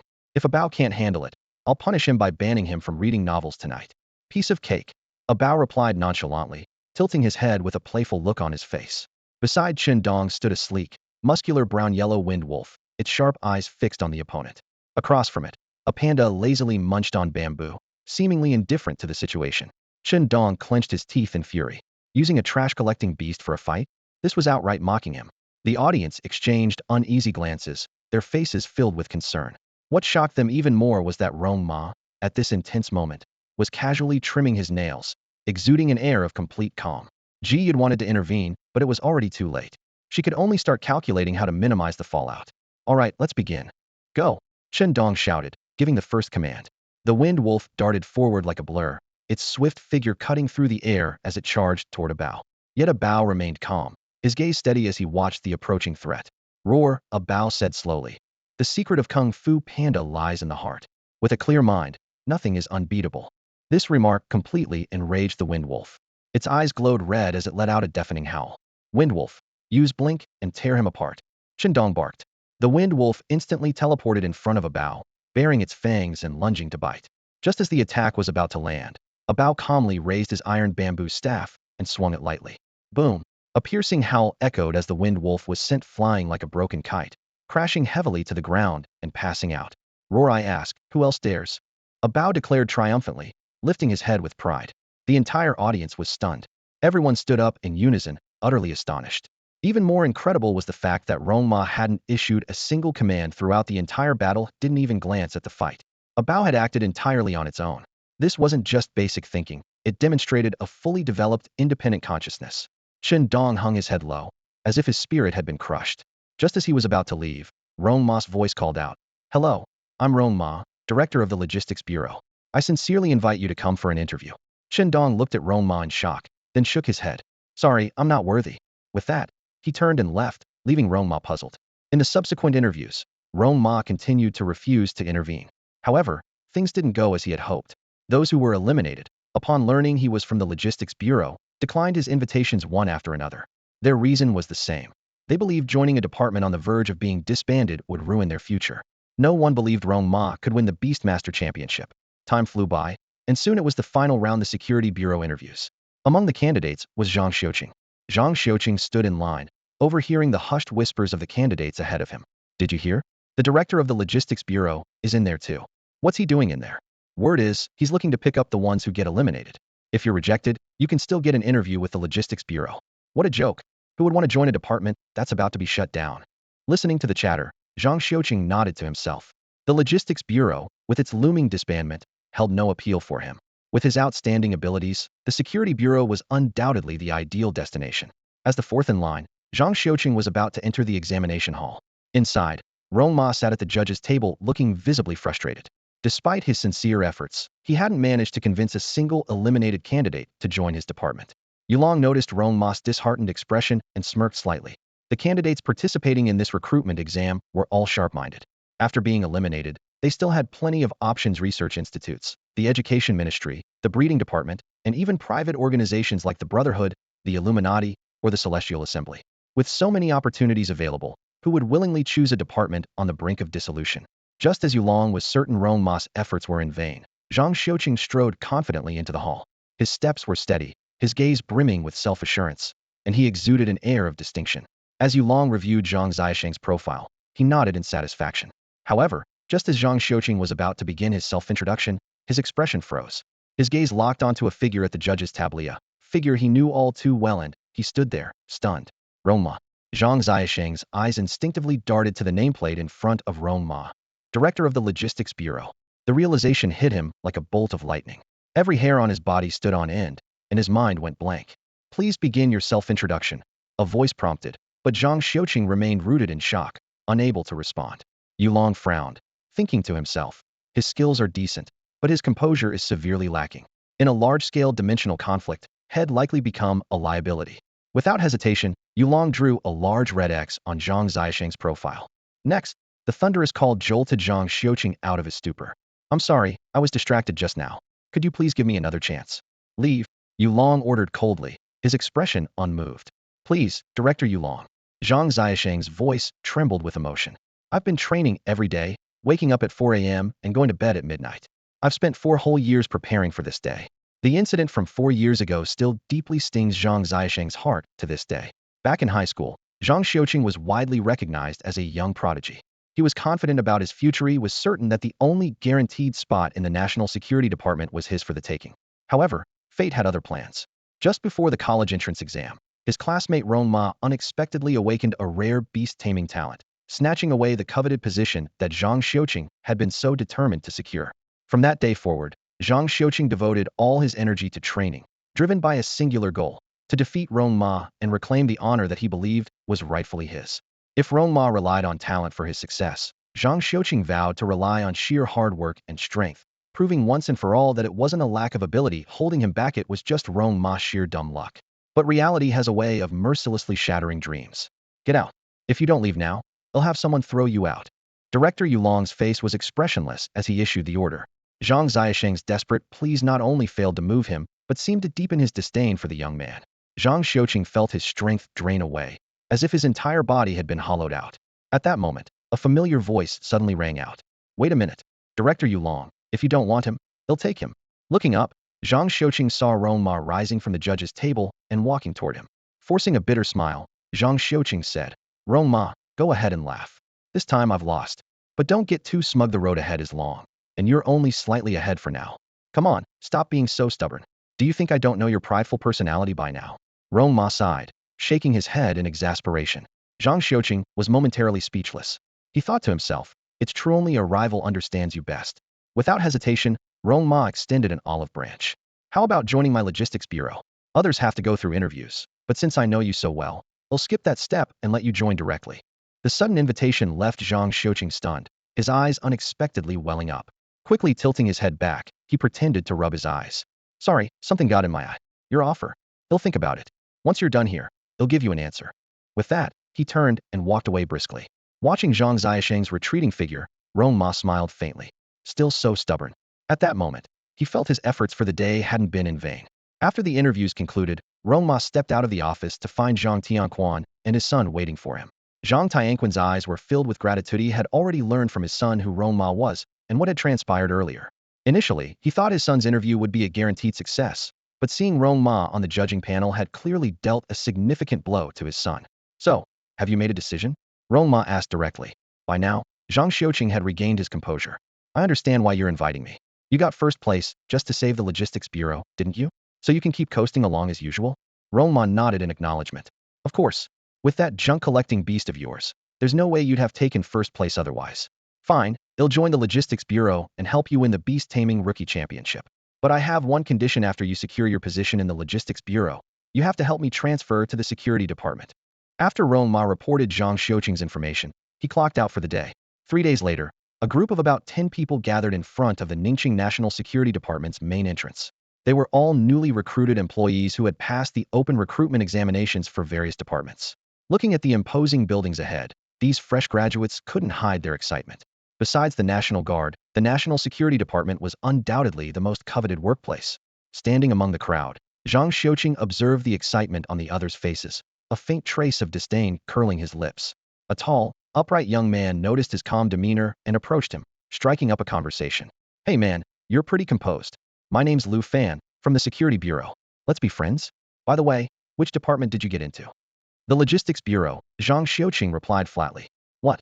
You actually chose the Logistics Bureau? Lu Fan's exclamation drew everyone's attention, their gazes filled with confusion and pity. Sorry for bothering you. Lu Fan said quickly, retreating as his earlier enthusiasm for making friends vanished. Feeling the unusual stares from those around him, Zhang Xiaoqing's facial muscles tensed slightly as he suppressed the anger rising within. Just then, the heads of various departments began arriving to gather their new recruits. The newcomers for the Investigation Bureau and Intelligence Bureau quickly joined their respective teams, leaving Zhang Xiaoqing standing alone. As he silently repeated to himself, the strong are destined to be lonely, Rong Ma casually strolled over. Let's go. He'll take you inside, he said. Noticing Zhang Xiaosheng's low spirits and the strange looks from others, Rong Ma smiled knowingly. Come on, he'll introduce you to the team. He led Zhang Xiaoqing over to the Security Bureau's area. The department head, Jiang Weiqi, immediately straightened up upon seeing them. Good day, Director. Although Rong Ma was the newly appointed director, his rank demanded respect, and Jiang Weiqi dared not be negligent. The surrounding people widened their eyes in shock, surprised by Rong Ma's youthful appearance and prestigious title. But when their gaze landed on Zhang Xiaoqing, there was a flicker of disdain in their expressions. After all, he was just the head of a Sunto-disbanded logistics bureau. Good day, Director, the group greeted in unison. Nothing major, just bringing someone over to introduce to everyone, Rong Ma said casually. This is Zhang Xiaoqing, our deputy director of the Logistics Bureau. His words landed like a thunderclap, leaving everyone stunned, including Zhang Xiaoqing himself. He had never expected things to take this turn. Good day, Deputy Director Zhang. Jiang Weiqi was the first to respond smoothly, fully aware that this was a subtle warning directed at certain individuals. What are you all standing there for? Keck out your tongues. Don't you know how to greet someone? Jiang Weiqi barked sharply. Good day, Deputy Director Zhang. Lu Fan and a few others, their faces flushed with embarrassment, shouted loudly. Zhang Xiuqing's mood soared instantly. This feeling filled him with energy, and he secretly felt exhilarated. As he glanced at Rong Ma, a trace of pride flickered in his eyes. He thought to himself, as expected, true opponents always share mutual respect. After the two left, Jiang Weiqi spoke coldly. Feeling dissatisfied? Huh. If you want to prove yourself, do it with strength. In the newcomer Beastmaster tournament, crush them and show what you're made of. Yes. Lu Fan and the others clenched their fists, their eyes burning with determination, wishing the competition could start right away. An hour later, in the Logistics Bureau office, Rong Ma was meticulously handing over tasks to Zhang Xiuqing. Why are you explaining everything to me so thoroughly? Zhang Xiuqing asked, puzzled. Rong Ma's lips curved into a faint smile.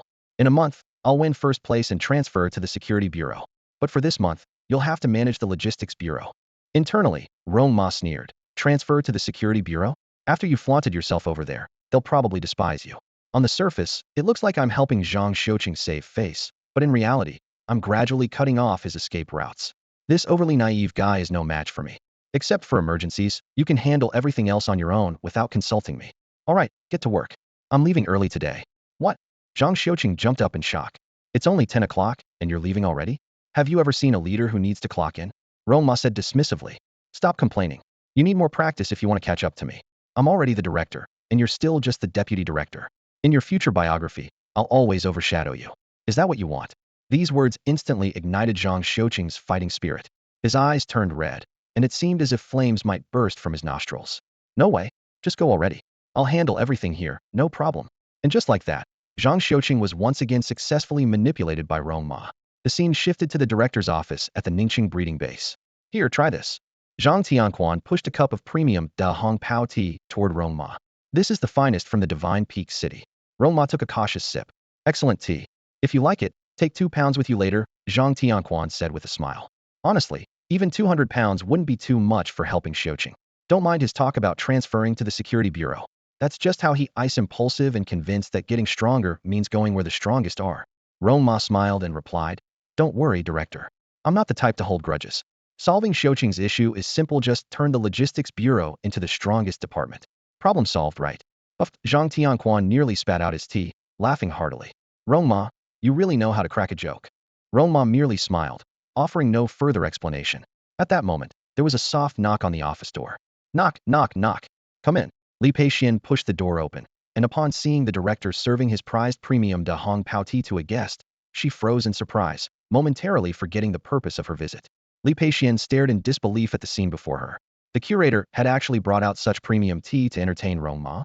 This was the kind of treasure usually reserved for the most distinguished guests.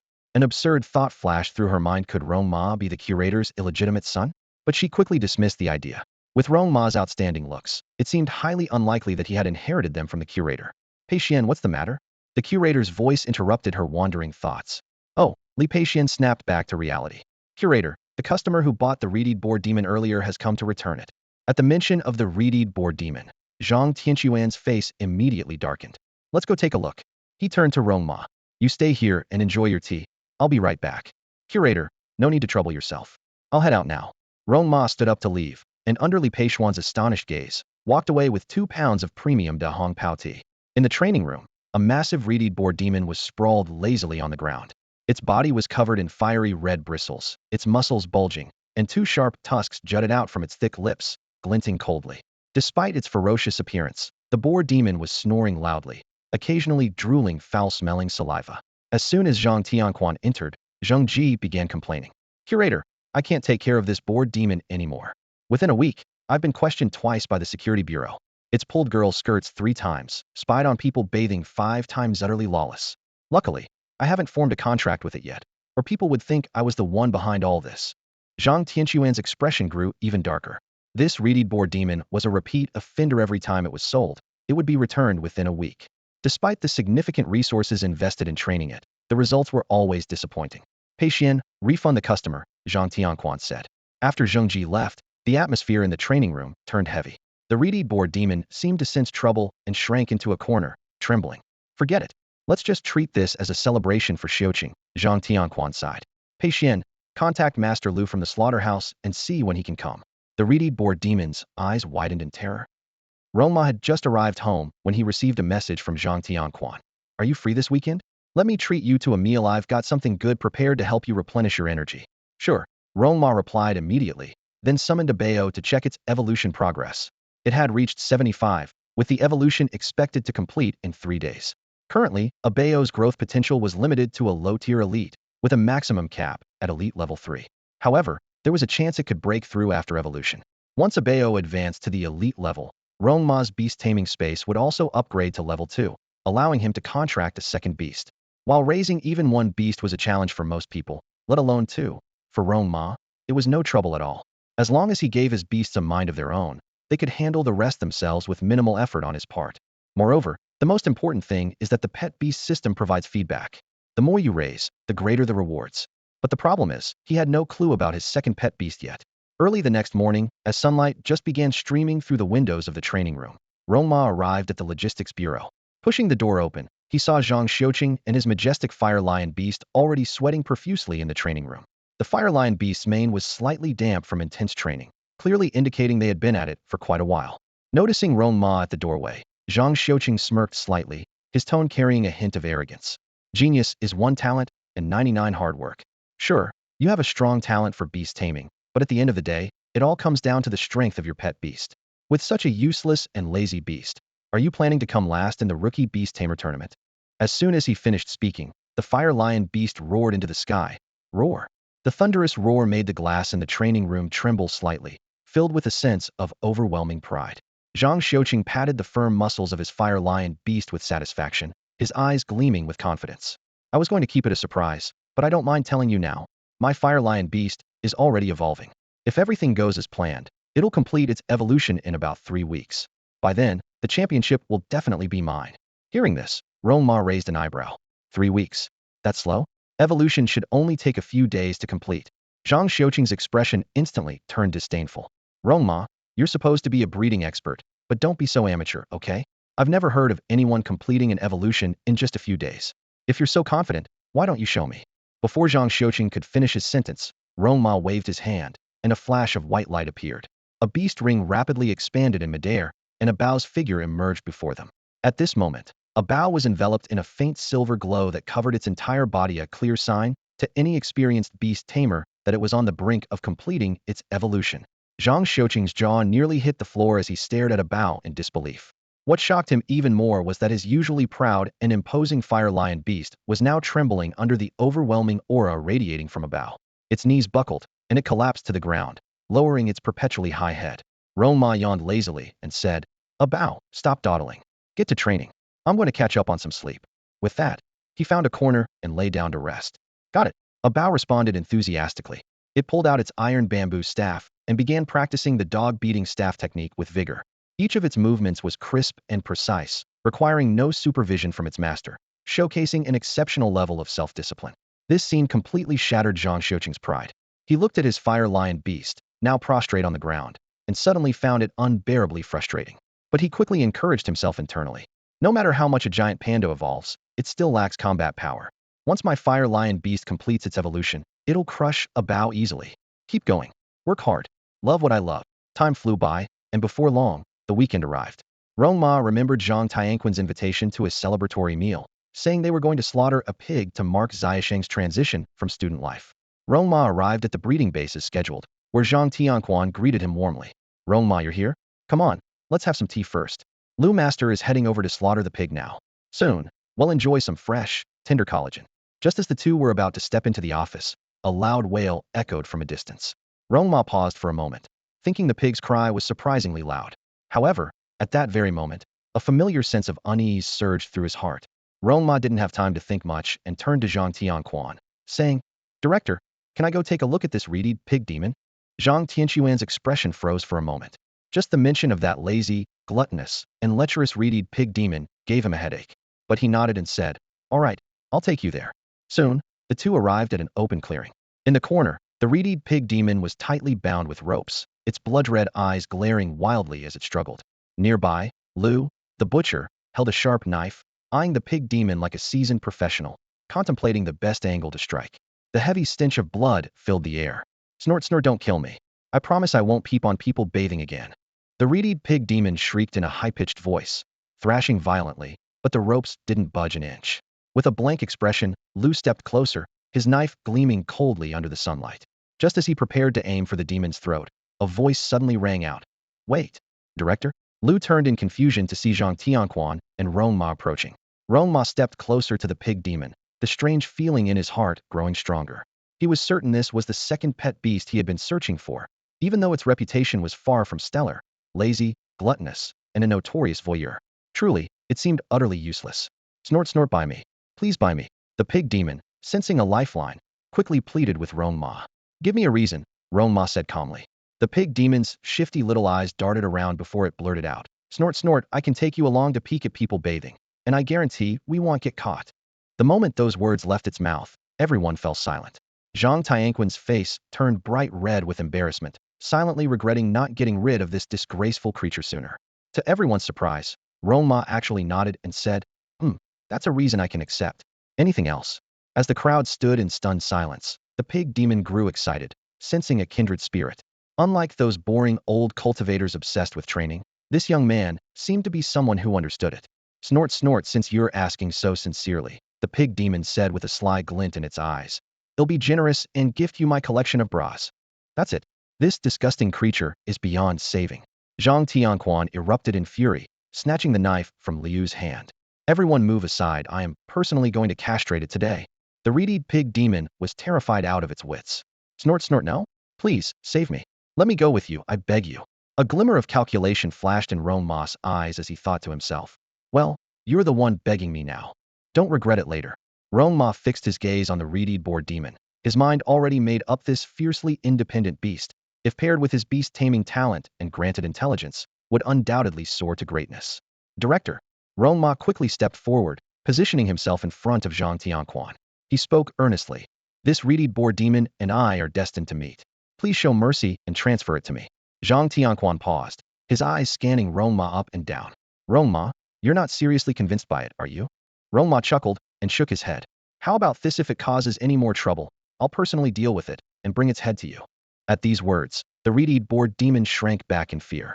In the end, Zhang Tianquan agreed to Rong Ma's request, even refusing to take any payment, as the boar demon was already slated to be disposed of. That evening, after a hearty meal, Rong Ma was just about to summon a Bao to introduce it to the reedy boar demon when a system notification suddenly echoed in his mind. Ding! A Bao has successfully evolved, awakening the will of the warrior, with its potential significantly enhanced. The host has received a tenfold reward, 100 vitality points, and the awakening of the will of the king. Ding! A Bao has advanced to Elite Tier 1. The host has received a tenfold reward, 100 vitality points. Rong Ma froze for a moment before a wave of joy washed over him. After a week of waiting, the results had finally arrived. A Bao had completed its evolution, and his beast-taming space had upgraded to level 2, allowing him to form a contract with the reedy boar demon. Extending his consciousness into the beast-taming space, Rong Ma noticed that its capacity had doubled, its barriers had become sturdier, and the concentration of spiritual energy within it had significantly increased. Beiji, come here. Despite its obvious dislike for the name, the reedy boar demon had no choice but to obey its master's command, trotting over reluctantly with a series of snorts. On Blue Star, there were 3 types of contracts between humans and their beasts. The equal contract, which placed both parties on equal footing and allowed the beast to break the contract at any time. The master-servant contract, which granted the beast tamer overwhelming control, including the power to end the beast's life. And the exclusive contract, which restricted the tamer to a lifelong bond with a single beast, significantly enhancing the beast's cultivation speed. This contract was unbreakable. Neither party could form a new contract even if the other perished. Without hesitation, Rong Ma chose the master-servant contract. Ding! Congratulations to the host for successfully contracting the reedy boar demon. You have received a tenfold reward, 100 vitality points. In just 30 minutes, Rong Ma's vitality had skyrocketed by 300 points, reaching a total of 1,300. His body brimmed with newfound strength. Inspired, he decided to test his power and promptly summoned a Bao. A Bao appeared with radiant eyes and a more imposing physique, exuding a powerful and ferocious aura. It threw its head back and let out an earth-shaking roar, causing Beiji to collapse to the ground in terror. What the? My eldest brother is a scrap-collecting panda? And it eats bamboo? Its demeanor looks as unhinged as mine. But he's so strong. Senior brother is really strong. Zhu Beiji stared at a Bao's figure, utterly shaken. He initially planned to intimidate Rong Ma's first contracted beast, but now that thought had completely vanished.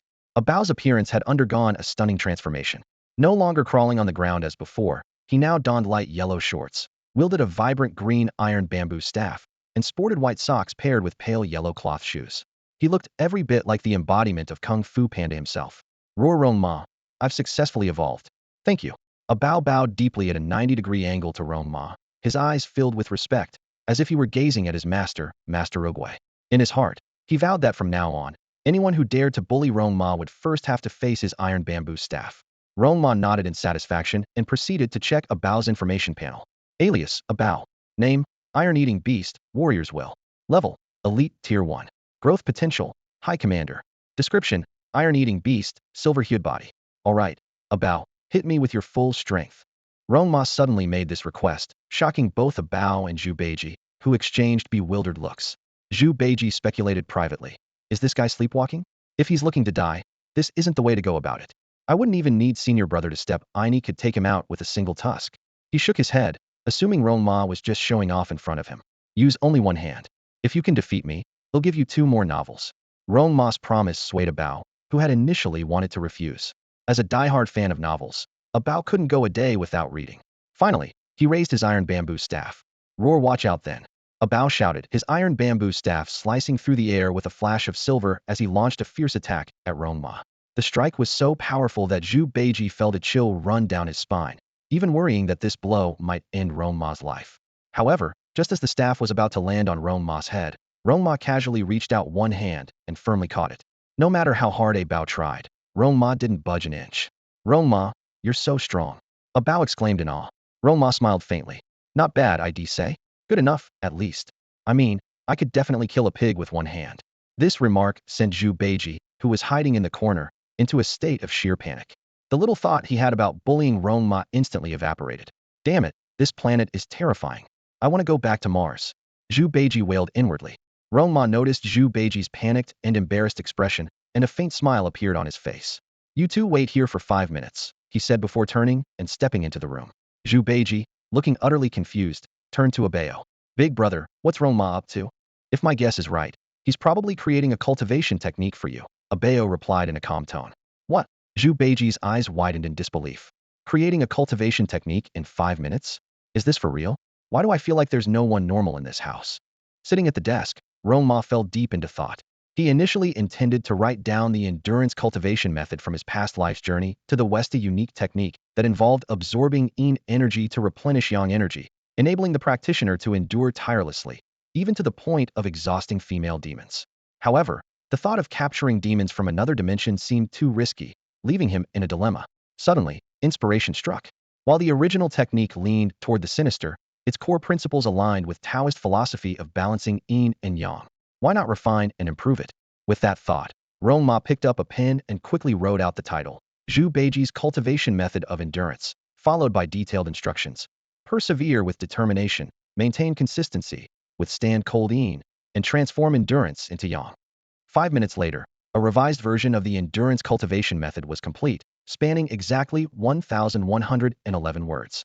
Rong Ma carefully reviewed it, feeling immensely satisfied. When he walked out with the cultivation manual in hand, Zhu Beiji craned his neck eagerly. Catching sight of the paper, he exclaimed in shock. Wait, did you really just create a cultivation technique on the spot? Even legendary beast tamers can't do that. Here, Beiji, this is the endurance cultivation method. Take a look, Rong Ma said, handing the manual to him. Look, Zhu Beiji stared blankly. Rong Ma, are you joking? If I could read, I'd have been reading forbidden books long ago. Thwack. Abao's staff came down hard. Big brother, stop. I was wrong. Zhu Beiji yelped. Rong Ma locked eyes with Zhu Beiji and said firmly, Beiji, look at me. In that instant, Zhu Beiji felt a surge of clarity and enlightenment. Whoa, Rong Ma, I think I've had a breakthrough. Wait, I can actually read these words now. Zhu Beiji exclaimed excitedly, pulling out a copy of The Art of Wooing Women and diving into it with great enthusiasm. Rong Ma's expression darkened. Abao, discipline him properly. If you can't keep these brothers in line, no reading novels for you tonight. Thwack. I was wrong. Big brother, stop hitting me. A system notification chimed in. Ding. Zhu Beiji has comprehended the basics of the low-level endurance cultivation method. The host receives 10-fold rewards. Mid-level endurance cultivation method unlocked. Ding. Zhu Beiji's level has increased to awakening stage, level 3. The host receives 10-fold rewards, 100 points of vitality. The next morning, Sunlight streamed through the windows, illuminating the room. Rong Ma woke up feeling a surge of fiery energy within, realizing he had also inadvertently mastered the endurance cultivation method. Relieved that he didn't need to practice it himself, thus avoiding the need to absorb energy, quickly got out of bed, ready to check on Zhu Beiji's progress in cultivating energy. Rong Ma stepped out into the courtyard and saw Bao standing imposingly next to an oversized refrigerator. One hand gripped an iron bamboo staff, while the other held a novel he was engrossed in reading. Bao, how's Beiji doing? Rong Ma asked. Going smoothly, Bao replied. I've been following the instructions strictly, letting him out for 5 minutes of fresh air every hour. Rong Ma shook his head slightly. 5 minutes of rest every hour is too short. Beiji is practicing the endurance technique of Aozhan, which relies on persistence. Change it to 3 hours of training with 5 minutes of rest. This intensity will make it easier to wear down the demoness. I got it. I'll carry out the orders strictly. Bao responded firmly. It's getting late, and this technique isn't suitable for daytime training, Rong Ma said. Open the refrigerator and let Beiji out. Bao nodded in agreement and pulled open the refrigerator door. Inside, Pig Beiji was curled up, his entire body covered in a glimmering layer of frost. His lips were purple, and he was shivering uncontrollably. This was part of the endurance technique Rong Ma had adapted, the extraction method. The here referred to coldness and chill. Practitioners had to enter the refrigerator at sunset, enduring extreme cold to temper their willpower and persevere until they transformed the into yang. Rong Ma then pulled up Beiji's information for review. Alias, Pig Beiji.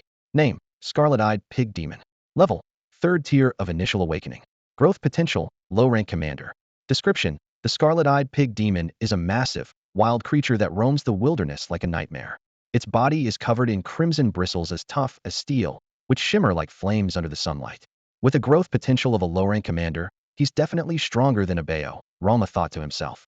But he still needs a combat technique. He pondered for a moment before an idea struck him. Beiji is exceptionally good at complaining. That trait might actually come in handy. With the addition of 2 pet beasts and a Bao's improving mastery of the dog-beating staff technique, the courtyard was becoming too cramped for training. It was time to find a new training ground. At the training facility of the National Security Department's Logistics Bureau, Zhang Xiuqing was diligently training his fire lion beast. Out of the corner of his eye, he noticed Rong Ma and the snoozing scarlet-eyed pig demon. Disappointment flashed across his face. The notorious scarlet-eyed pig demon, known for its laziness and lecherous tendencies, had somehow been tamed by Rong Ma. To Zhang, this news was a devastating blow. As a rival, Zhang had originally planned to use his father's connections to help Rong Ma acquire a powerful pet beast to offset the disadvantage brought by the panda-like Bao. But now, seeing that Rong Ma had not only taken in a scavenging Bao, but also a lustful Pig Beiji, Zhang concluded that Rong Ma's future was doomed. Xiuqing, what are you daydreaming about over there? Rong Ma called out. Talking to you is a waste of my time, Zhang replied coldly. Zhang Xiuqing let out a nasal snort of anger, turned around, and resumed training his fire lion beast. The sudden snort startled Rong Ma, leaving him momentarily frozen. Just as he was trying to gather his thoughts, a graceful figure appeared quietly at the training room's entrance. It was Kong Bai. She had just come from the Guidance Bureau and cautiously made her way to the Logistics Bureau, carefully avoiding any encounter with Ji Mulan. It was no surprise Ji Mulan's overbearing presence was not something Kong Bai could handle. Bai. Rong Ma was slightly taken aback when he noticed the figure at the door. The afternoon sunlight streamed through the gaps in the leaves, casting dappled patterns on Kong Bai. She wore a sweet smile, her almond-shaped eyes narrowing slightly with a mix of cleverness and playfulness. Her graceful figure outlined elegant curves, radiating youthful vitality. Rong Ma, are you free for lunch? I'd like to treat you to a meal. Kong Bai asked, her cheeks flushing slightly, her voice tinged with shyness. Me? I might not have time. Rong Ma replied. I've just formed a contract with my second pet beast, and training 2 beasts on my own is exhausting. Zhang Xiuqing nearly lost his composure overhearing this. Exhausting? From 9 in the morning until now? This guy had been napping on Zhu Beiji's back, while Bao had been training itself. The audacity. I see. That must be really tough, Kong Bai said sympathetically, recalling that Rong Ma had only a little over 2 weeks before the newcomer beast-taming tournament. With a second pet beast to train, time indeed seemed tight.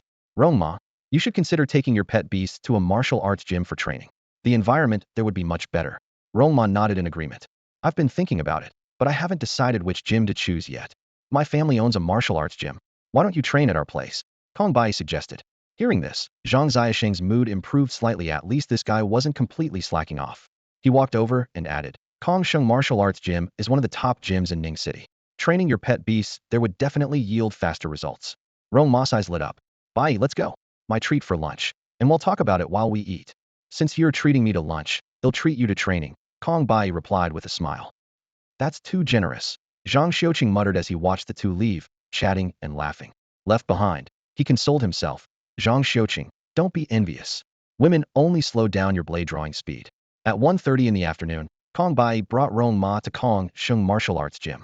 As soon as they stepped inside, the entire gym buzzed with excitement, and the flames of gossip were instantly ignited. No way, Bai brought a man home. What man? That's her boyfriend, obviously. She's not that young anymore. It's normal to bring a boyfriend home to meet the parents. They're a perfect match, really. Wait, does this mean Brother Jin just got dumped?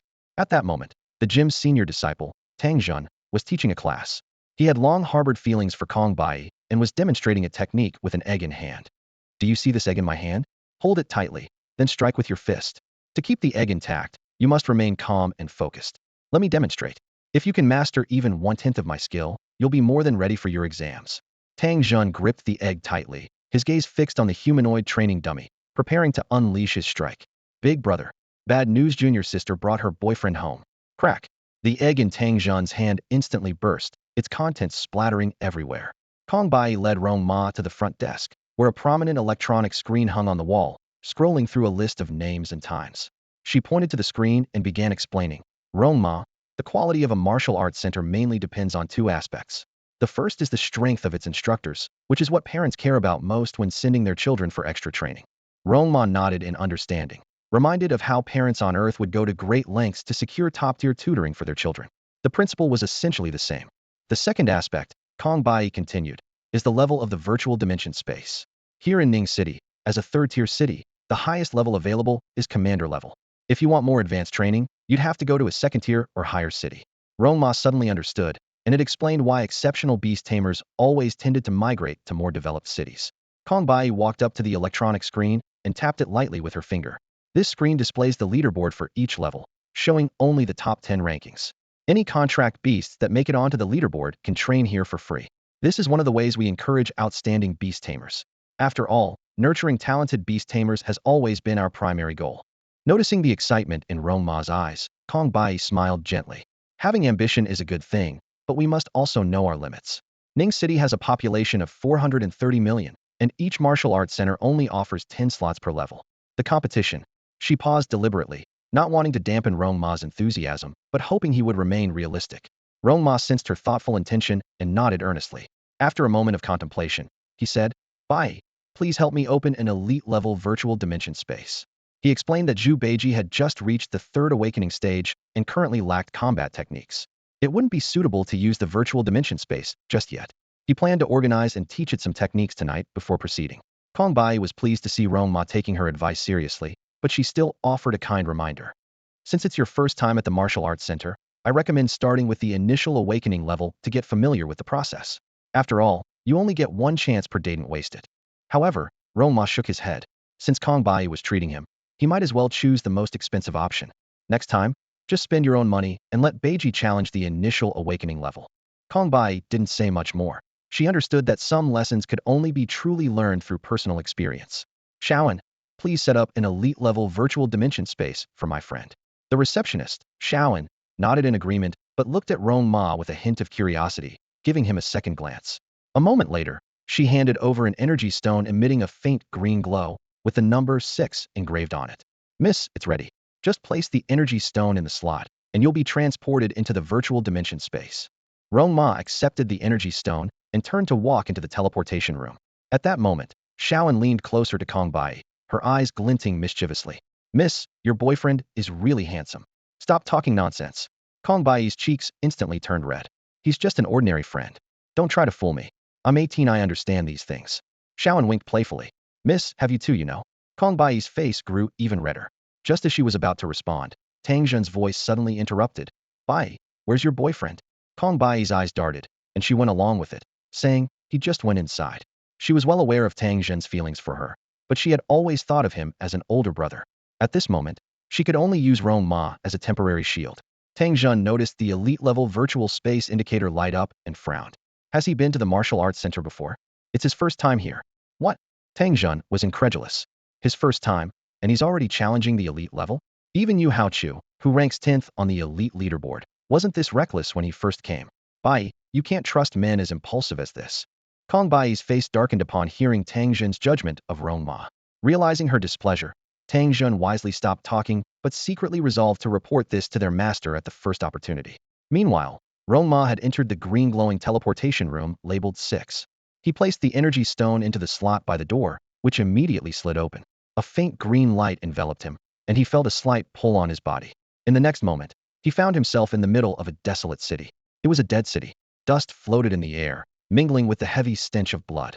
The streets were in ruins, with crumbling buildings, shattered glass, and overturned vehicles everywhere. Most horrifying were the dismembered limbs scattered in alleys and street corners, each body bearing gruesome bite marks. Ruhar. A low growl shattered the eerie silence. A twisted figure staggered into view. Its body was rotting, its limbs bent at unnatural angles. Its pale, decayed skin stretched over hollow eye sockets devoid of life. A cracked mouth revealed bloodstained, decaying teeth. Its long, sharp claws were smeared with bits of flesh. Rong Ma felt a shiver run down his spine, the chill climbing from his feet to the top of his head, leaving goosebumps all over his body. Oh crap, is this a zombie apocalypse world? Feels like I'm playing a real-life version of Left 4 Dead. Instead of fear, Rong Ma's eyes lit up with excitement. The zombie's hollow eyes flickered with a trace of green light as it spotted Rong Ma. Its face contorted in an instant, and it opened its mouth, encrusted with black filth, to let out a roar that seemed to shake the void itself. The sound carried an almost summoning power, pulling the surrounding horde of zombies as though guided by invisible strings. They staggered forward, their decayed forms swaying as they converged in the direction of Rong Ma. Under the moonlight, these walking corpses dragged their mangled bodies soundlessly through the ruins. The aura of death and the stench of decay emanating from them turned the area into the most chilling place in the night. Rong Ma's lips curled into a faint smile. The energy fluctuations of these zombies were far weaker than those of a Bayo and posed no real threat. As he contemplated the mysteries of training his beast companion in the virtual dimensional space, he raised a hand to draw a summoning array on the ground. A beast ring glowing with green light materialized in the era transformation from its original white color after Abayo's advancement to the elite level.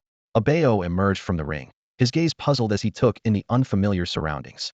When he noticed the surging horde of zombies and felt the suffocating aura of death, his heart skipped a beat. Abayo, this is combat training. Rong Ma's voice echoed in his mind. Go all out, don't hold back. A glint of excitement flashed in Abayo's eyes. Ever since he had accidentally destroyed Rong Ma's courtyard during his last training session, he had been strictly forbidden from causing damage to public areas. This restriction had left him feeling stifled for a long time. But now, facing this grotesque horde of zombies, he could finally unleash himself without restraint. Roar! Abayo let out a low, eager growl, gripping his iron bamboo staff tightly as he charged toward the zombie horde. Through the neural connection, Rong Ma could clearly sense Abayo's every move and thought. Finding a safe spot, he sat down to observe the battle. In this shared state of mind, Abayo seemed to have a god's eye view, fully aware of the battlefield's dynamics. Rong Ma quickly calculated there were 100 zombies of the same rank as Abayo. The challenge would end only if Abayo defeated them all or was defeated himself. Rong Ma was curious to see how long it would take Abayo to complete the task. The moonlight broke through the clouds, casting a silver glow over Abayo. His eyes were resolute, and under the moon's illumination, the iron bamboo staff gleamed with a cold light. 100 pairs of lifeless eyes locked onto him, accompanied by spine-chilling growls. Suddenly, all the zombies lunged at once, charging toward Abayo with astonishing speed. In the shared state, Abayo remained extraordinarily composed. His movements were fluid and precise, the iron bamboo staff dancing in a storm-like rhythm. Each strike landed squarely on a zombie's head, and with the whoosh of the staff, rotting skulls burst one after another. Abayo weaved through the horde like a bolt of lightning, his actions agile and fierce, each move a fatal blow. The zombies lunged and snapped in relentless waves, yet none could even graze Abayo's clothing. He was like a whirlwind, darting effortlessly through their ranks. Every swing of the iron bamboo staff claimed a target, the sound of impact blending with the wet splatter of brain matter and putrid blood. The ruins were soon painted red with gore. Under Abayo's relentless assault, the 100 zombies fell like stalks of wheat before a scythe. To Rong Ma's surprise, the zombie he killed vanished instantly, leaving behind only a green energy orb that emitted an enticing energy fluctuation. At that moment, the signal light for room 6 lit up, indicating that Rong Ma had entered the virtual space. Kong Bai kept her eyes fixed on the room, silently praying for him in her heart. Zhenggu, how did you perform in the elite level challenge? Someone asked curiously. Tang Zhen's lips curved slightly, his tone calm. My performance is just average. My best record was killing 62 zombies of the same level, lasting 29 minutes, with a comprehensive score of 86. Among those at the same level in the martial arts hall, I rank over 2,000th, and in the whole Ning city, probably over 50,000th. Wow! The people around him exclaimed in surprise. Ning city has a population of over 100 million, and you're ranked in the top 50,000? That's already incredible. And you're calling that average? Tang Jin lowered his voice. Keep it low-key. My master doesn't like flashy people. As he spoke, he glanced at Kong Bai. She immediately understood his meaning. Her father indeed disliked ostentatious behavior. If Rong Ma's performance today reached her father's ears, his impression of Rong Ma might take a significant hit. He's out. The light in room 6 went out, signifying the end of the challenge. 3 minutes and 12 seconds? That was a quick failure. Probably his first time in the virtual space. It's normal to get scared by the alien creatures. Everyone panics their first time. Tang Jin felt smug. Failing so quickly clearly showed a lack of skill. There was no way his master would take an interest in him. However, as Rong Ma walked out with a calm expression, the atmosphere suddenly froze. Rong Ma, are you okay? Kong Bai asked softly, her voice filled with concern. I'm fine. It felt great. Thanks, but I have something urgent to attend to, so I'll be leaving now. Rong Ma thanked her briefly and left quickly. In his mind, he was already planning. I need to hurry back and organize the cultivation techniques for Zhu Beiji. He has to come here to train. Just now, a Bao killed 100 zombies in just over 3 minutes, breaking through to Elite Tier 2 in one go. That's equivalent to the effect of drinking 5 elite-grade nutrient solutions. And the best part? It's free. Tang Jun watched Rong Ma's departing figure and was about to say something when the leaderboard suddenly updated. Everyone's attention was drawn to it, and they saw an unfamiliar name at the top. Oh my god, a 4-year-old record has been broken. Yu Hao, who was in 10th place, just got bumped off. Look at the score: 100 zombies, 3 minutes and 12 seconds. Everyone present was frozen in shock as if struck by lightning. Tang Jun, for the first time, felt the absurdity of life. Rong Ma hurried home, his phone vibrating as the screen lit up with a message from Kong Bai. Rong Ma, my dad wants to meet you. Do you have time tonight?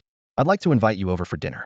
After sending the message, Kong Bai's heart began to race uncontrollably.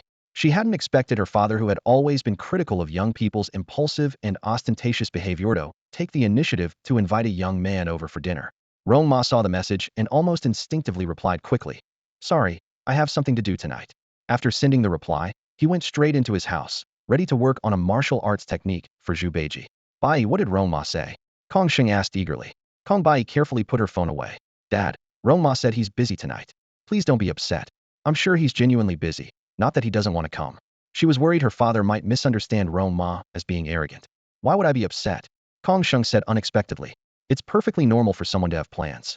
Besides, outstanding individuals often have their own personality and attitude. But Dad, haven't you always said that young people should be humble and low-key? Kong Bai was stunned. The father standing before her suddenly seemed unfamiliar. Meanwhile, Rong Ma stood at his desk, picked up his pen, and began writing. The concept for this martial art had already taken shape earlier that morning. He recalled the first time he encountered Zhu Beiji's deafening roar that echoed from afar. Since Zhu Beiji had such a strong voice and powerful energy, this natural talent was perfect for the new technique. Zhu Beiji's lion's roar technique. The bold title appeared on the paper. This martial art, inspired by a lion's roar, wasn't just destructive, it could also disorient enemies. Rong Ma wrote swiftly. Roar like a frenzied lion, with energy flowing from within. Leap like a charging lion, claws slashing with ferocity. The technique was completed in no time. When Rong Ma handed the manual to Zhu Beiji, the latter was completely dumbfounded. He had assumed that following Rong Ma would mean a life of leisure. Little did he know that while Rong Ma enjoyed himself, Zhu Beiji would be embarking on a grueling journey of study and practice. Beiji, practice the lion's roar during the day and meditate in the freezer at night, Rong Ma declared firmly. If you can't master it in 3 days, your bra collection and sacred books will all be burned, no exceptions. No, I'll learn it, okay? Zhu Beiji had planned to slack off, but now all his escape routes were cut off. 2 days later, the system notification sounded. Ding! Zhu Beiji has mastered the basics of the low-level lion's roar technique. Host receives 10-fold rewards. Mid-level lion's roar technique basics acquired. Ding! Abeo has mastered the low-level dog beating staff technique with proficiency. Host receives 10-fold rewards. Mid-level dog beating staff technique achieved with mastery. All in just 2 days. Abeo's 2 skills had reached the level of mastery, and his cultivation naturally advanced to Elite Tier 3. With the success of this evolution, his proficiency in the Hun Yuan Gong technique began to steadily improve, nearing a state of perfection. Once achieved, his cultivation speed would accelerate significantly. At the same time, Zhu Beiji's endurance battle technique had reached a proficient level, pushing his cultivation to Awakening Tier 6.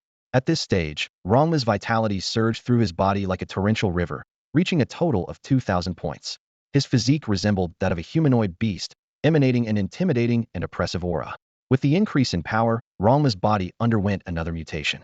Black substances seeped from his pores, emitting a sharp, foul odor. Unlike previous evolutions, this transformation affected both his body and brain simultaneously. Out of curiosity, he picked up a fruit knife and tested it on his arm. The sharp blade failed to cut his skin and instead bent under the pressure. In this beast-taming dominated world, battles were typically the domain of contracted beasts. Humans could only gain marginal physical benefits through their beasts' upgrades and evolutions.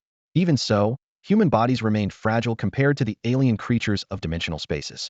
However, Rong Ma's physical prowess had now defied all logic. Monstrous was the only fitting word to describe it. In the courtyard, Rong Ma lounged leisurely on a chair, basking in the warm sunlight. Abeo, Beiji, you two head to Kongsheng Martial Arts Hall for training today. I need to go to work to support the family, so I won't be joining you. Upon hearing this, Zhu Beiji rolled his eyes in a highly expressive manner and silently grumbled. Work? Uft. Who are you fooling? You're just too lazy to move. Rong Ma glanced at Zhu Beiji indifferently, choosing not to argue. Abeo, if Bai asks where I am, just tell her I had something to take care of. Got it. I'll handle it. Abeo responded cheerfully. Watching Abeo and Zhu Beiji leave, Rong Ma nodded in satisfaction. Letting the two train on their own had its reasons. After his recent brain evolution, Rong Ma discovered that his shared mind ability could temporarily remain active in Abeo and Beiji. While the duration was less than half an hour, it was sufficient for them to tackle challenges in the virtual dimensional space.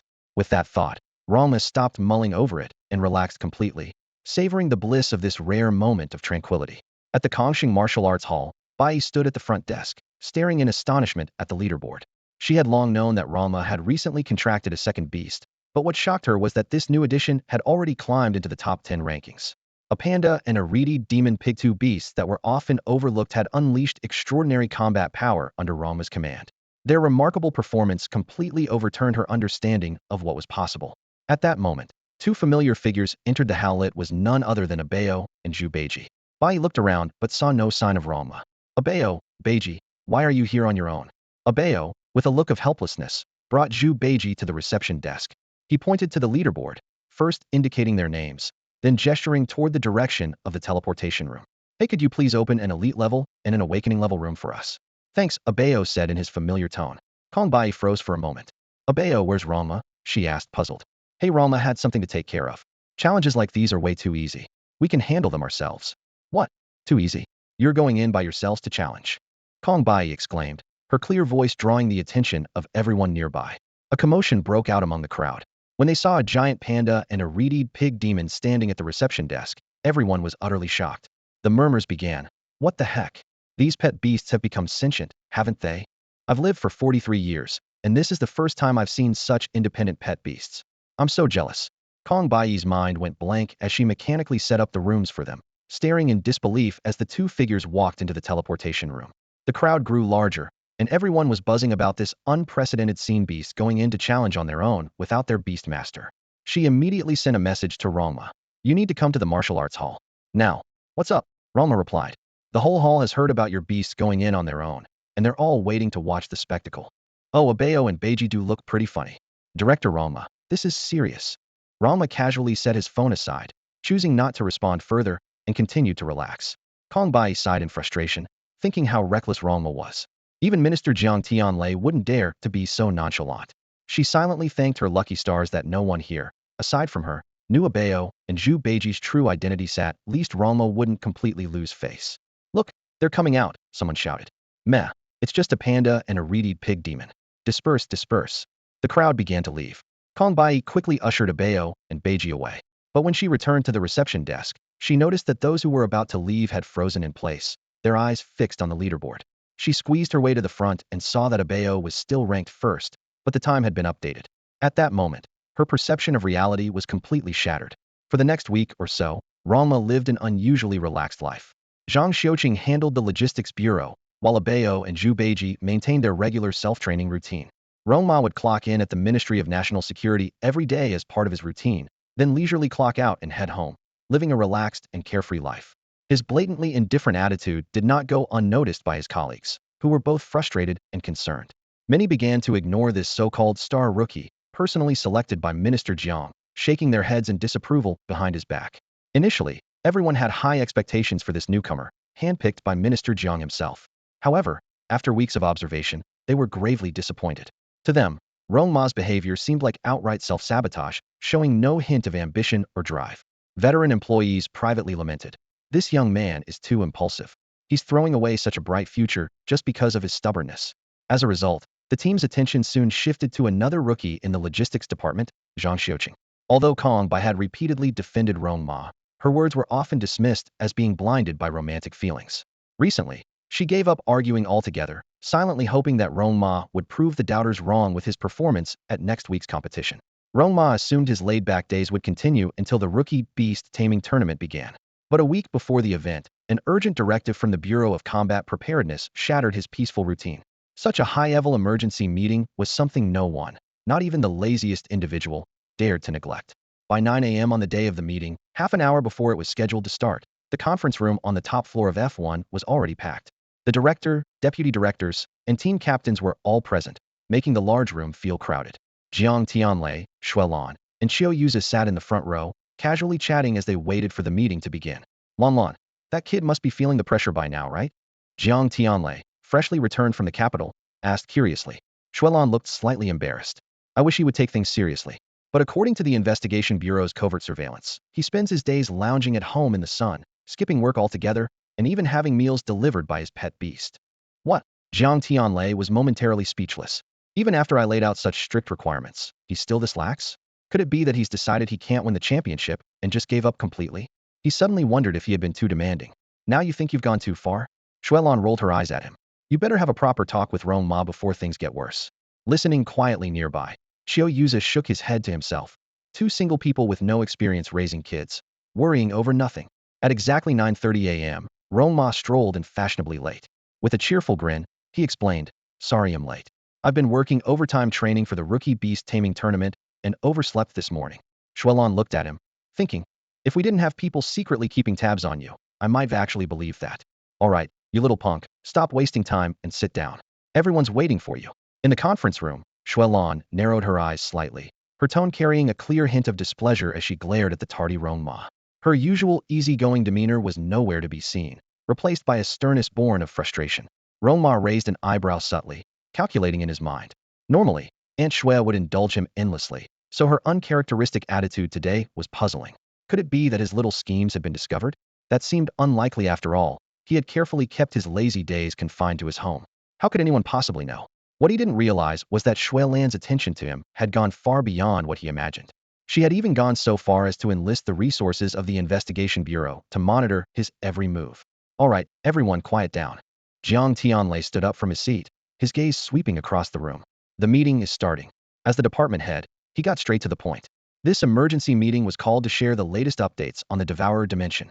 He concisely explained the Investigation Bureau's standard procedures for newly discovered dimensional spaces. Elite teams would act as vanguard explorers, gathering critical information on the space's species distribution, combat capabilities, environmental characteristics, and other key details to inform subsequent operations. Devourer was the code name for this particular exploration target. Noticing that Rong Ma was a newcomer, Jiang Tianlei deliberately slowed his pace and described the Devourer dimension's features in detail. It's a chaotic realm ruled by ferocious beasts. Creatures like hell wolves and winged lions roam freely, each possessing destructive power on an unimaginable scale. The entire space is shrouded in a dark mist, with low visibility and disorienting conditions. The terrain is treacherous and ever-changing, ranging from towering mountain ranges to dense, shadowy forests, with deadly threats lurking at every turn. What's even more alarming is that dimensional rifts randomly open and close, allowing beasts to break through the spatial barriers at any moment. He paused before delivering the critical news. The latest intelligence indicates that a dimensional rift spanning 2 kilometers is about to form in the Devourer dimension. The atmosphere in the room instantly grew tense. Everyone involuntarily straightened in their seats, their expressions serious. A rift of this magnitude was enough to warrant a national-level response. Jiang Tianlei continued. After multiple rounds of reporting to the capital, a decision was finally reached last night. The council has classified this incident as dangerous level.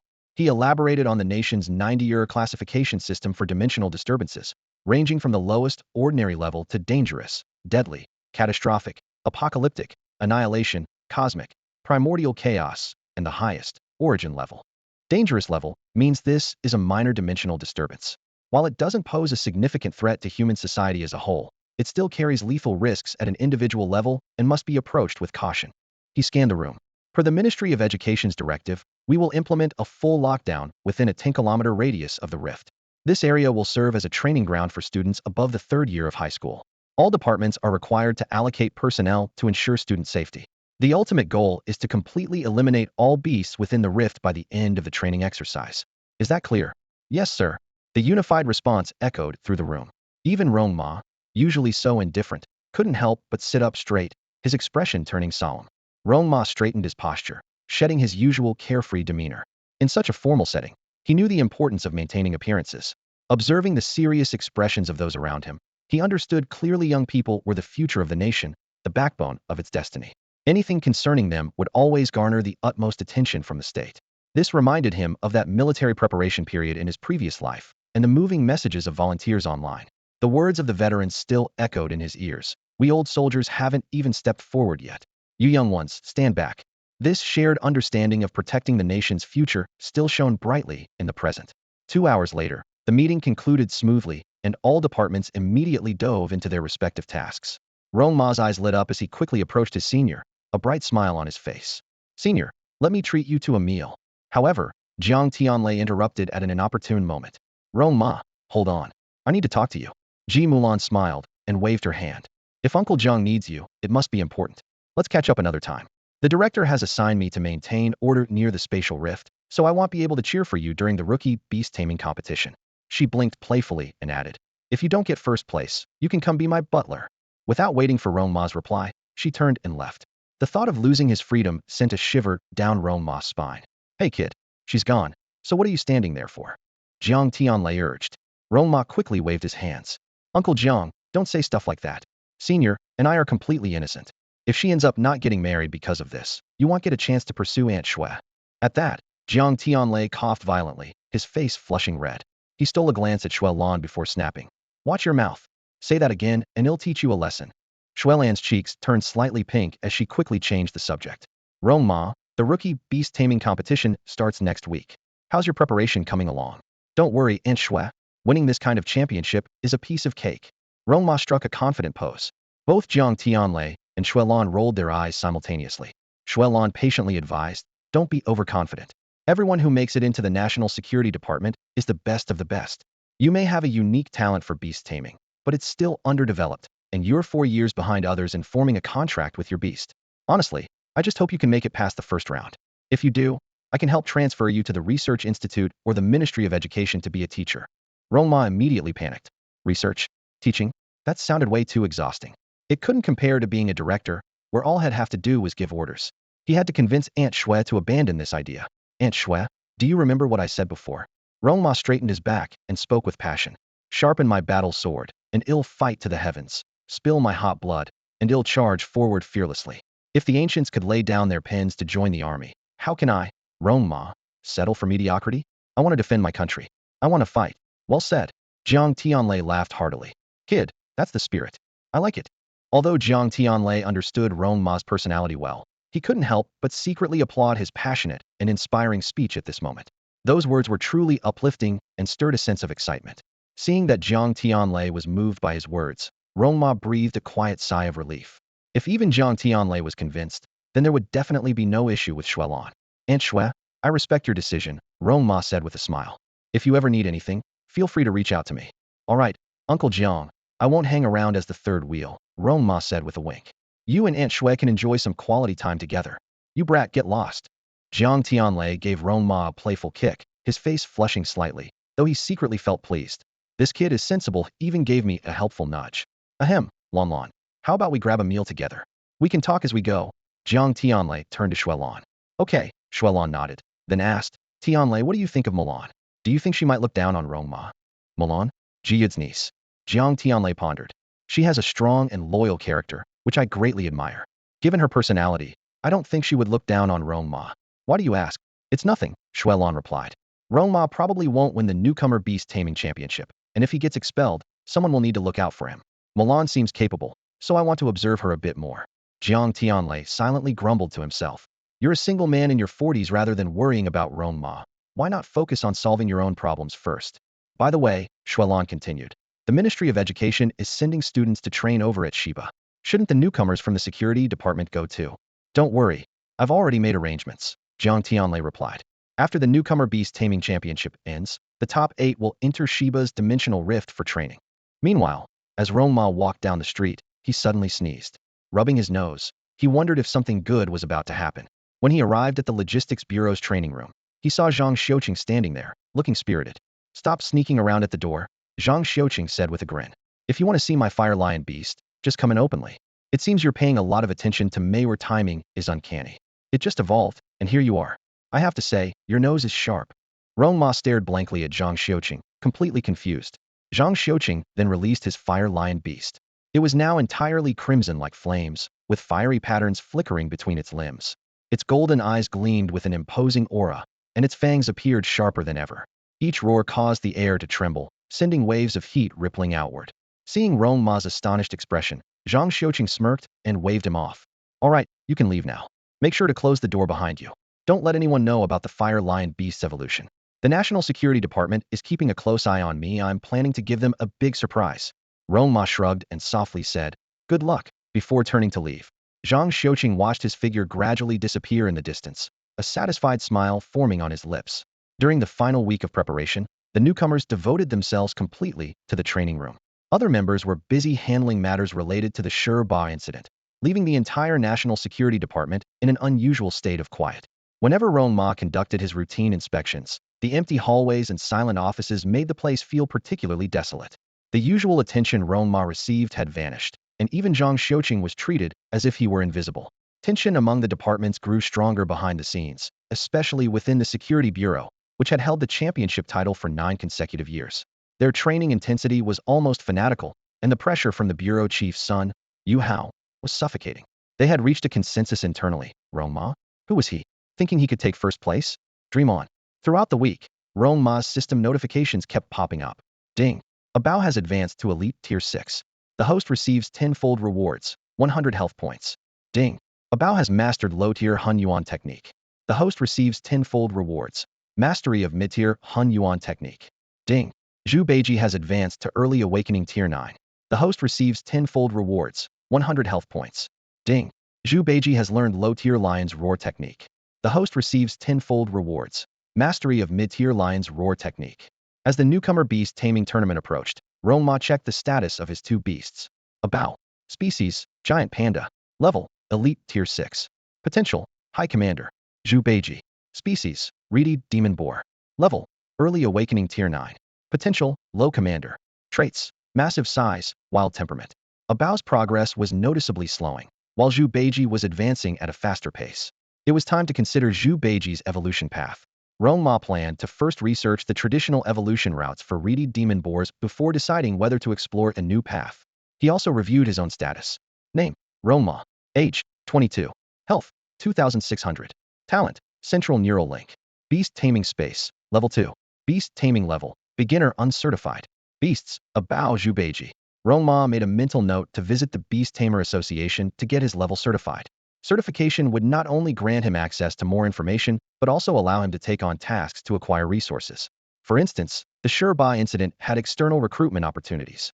On the morning of the tournament at 9 a.m., Rong Ma had just arrived at the venue when he was pulled aside for the draw. Other contestants, seeing him arrive so leisurely, showed a hint of displeasure in their eyes.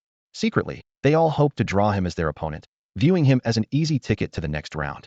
To them, facing Rong Ma practically guaranteed a win. After the draw, Rong Ma was assigned to the 12th match of the first round, while Zhang Xiuqing was set for the 4th match. Director? Rong Ma was about to leave when he saw Zhang Tianquan approaching Zhang Xiuqing with Li Peixian. There's a seat over here. Come and rest for a bit, Zhang Tianquan said with a warm smile. Rong Ma pointed toward the high platform ahead. No thanks. I need to sit over there. Following the direction of Rong Ma's finger, Zhang Tianquan noticed a few directors seated in the front row. He paused for a moment before realizing something. Ah, your status is different now. Go ahead. Beside him, Li Peixian was utterly puzzled. Status?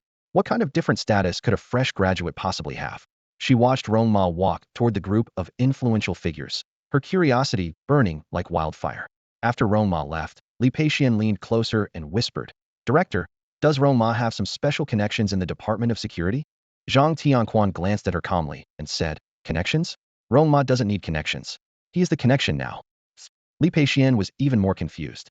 How could a recent graduate possibly become the so-called connection itself? Just then, she witnessed something truly shocking. Rong Ma walked up to the directors with a composed demeanor. Instead of treating him like a junior, the directors nodded and smiled at him as equals, as if greeting a colleague. What left Li Peixian completely dumbfounded was when Rong Ma casually took the last empty seat among them. Her eyes fell on the nameplate in front of the seat boldly engraved with the title Director of the Logistics Bureau. She was struck as if by lightning. What? Rong Ma, he's the director of the Logistics Bureau? This revelation not only stunned Li Peixian, but also caught the attention of the external support staff present. The sight of such a young figure among the directors quickly spread through the venue. However, when people learned he was merely the director of the Logistics Bureau, most responded with derisive smiles. Everyone at the event was aware of the impending dissolution of the Logistics Bureau and had heard about Jiang Tianlei's demand for the Bureau to win the championship.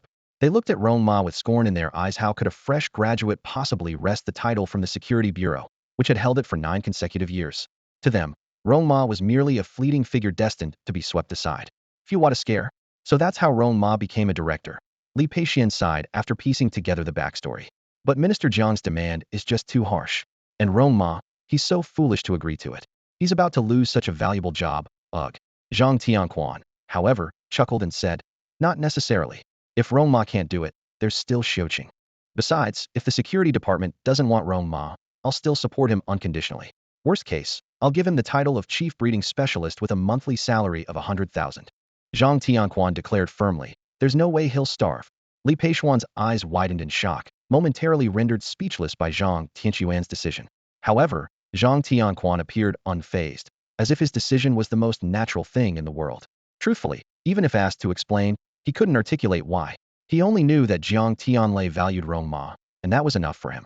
As a shrewd businessman, Zhang Tianquan understood the principle of following the lead of influential figures. Instead of overanalyzing, it was better to invest in Rong Ma while he was still on the rise. On the other side of the training ground, Kong Bai quietly listened to the mocking remarks about Rong Ma from those around her, but chose not to respond. She merely murmured softly, Rong Ma must have heard all of this. Why doesn't he seem angry at all? Huh, what good would being angry do? Lu Fan approached with a hint of disdain and said, he can't even measure up to Zhang Xiuqing.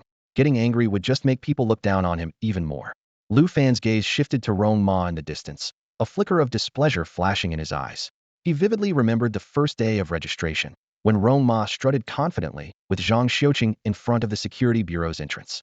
From that moment, Lu Fan had silently vowed to prove himself in the rookie beast-taming competition. Unfortunately, he didn't get the chance to face Rong Ma in the first round. You don't understand Rong Ma, so don't embarrass yourself by pretending you do. Kong Bai frowned slightly, leaving behind this remark before turning to walk away. Why is Bai upset now? Lu Fan asked in confusion. Tang Zhen patted him on the shoulder. Rong Ma is her boyfriend, what do you think? Besides, let's be honest, you're 100 Zhang Xiaoxings away from matching Rong Ma.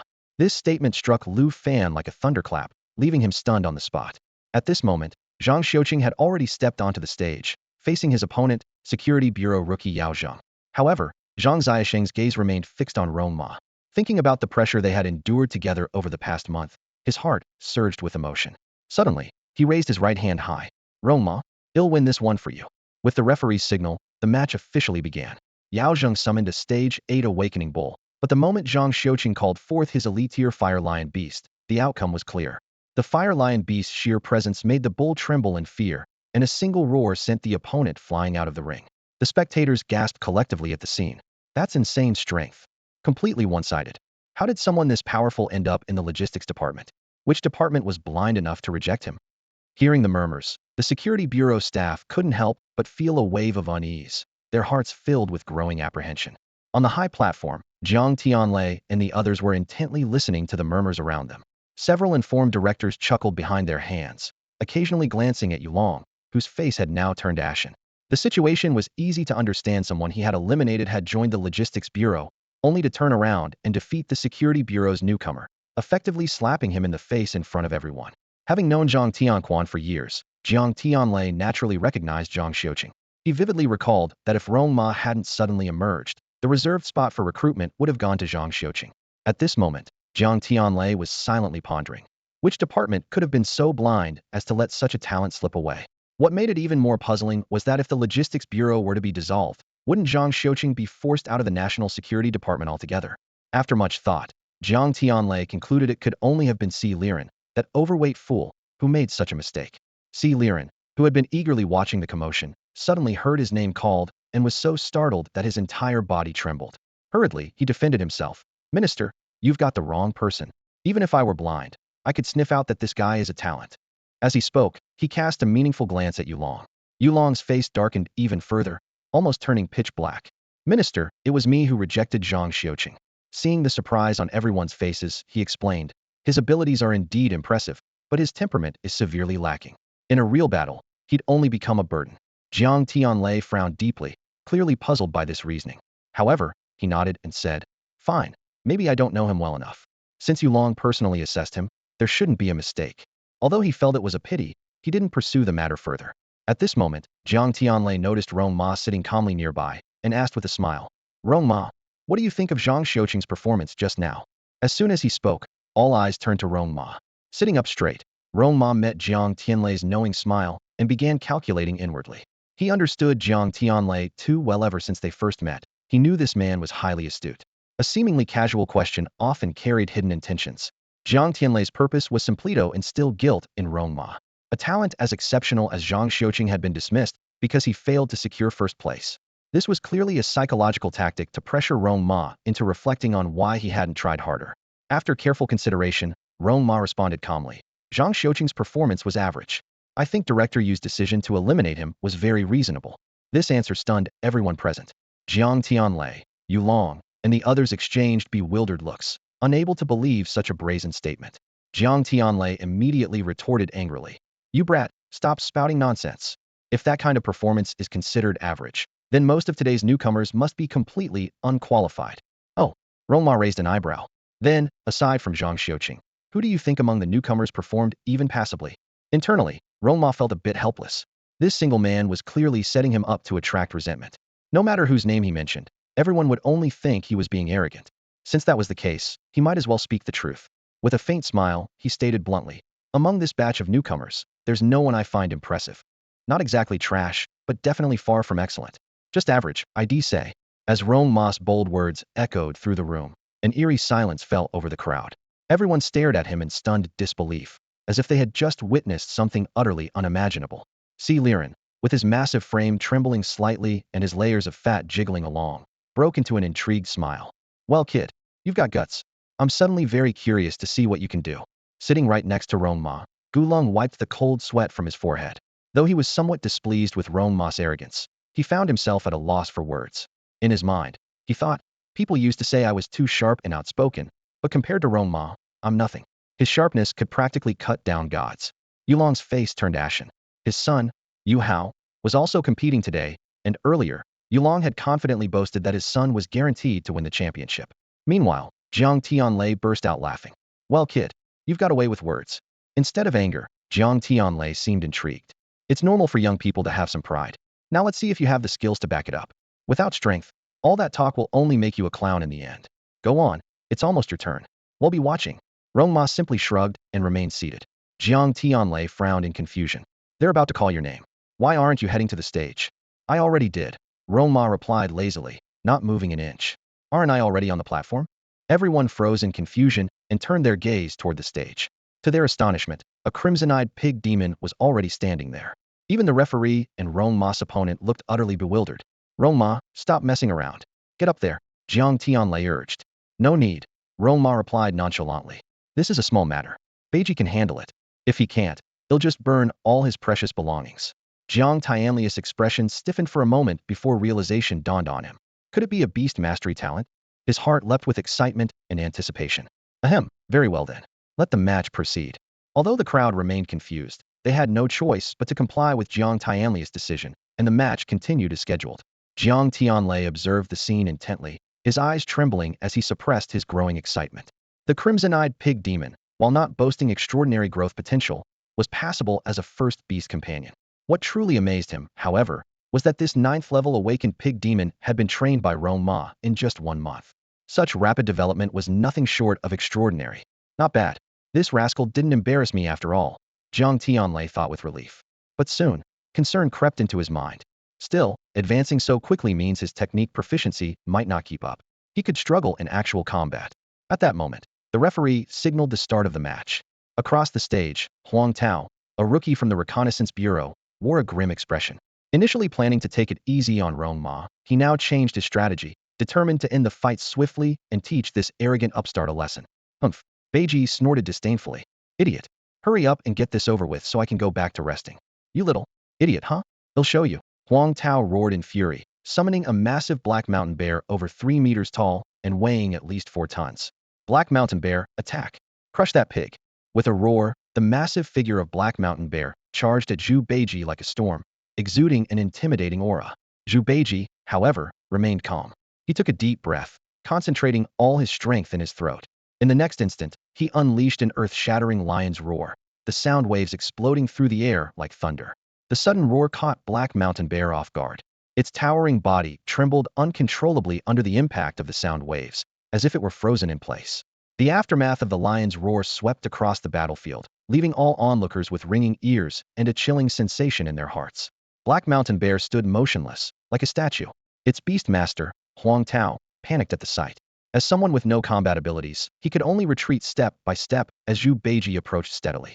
Zhu Beiji leisurely strolled up to the Black Mountain Bear, then abruptly turned around and delivered a powerful strike with his rear. With a resounding boom, the enormous bear crashed heavily to the ground, blood streaming from its orifices. It was instantly incapacitated, the sheer force of the blow far beyond anyone's imagination. Humph, trash. Zhu Beiji sneered disdainfully. It took a full 30 seconds for the referee to snap out of his shock and announce, Rong Ma wins. The declaration was met with stunned silence.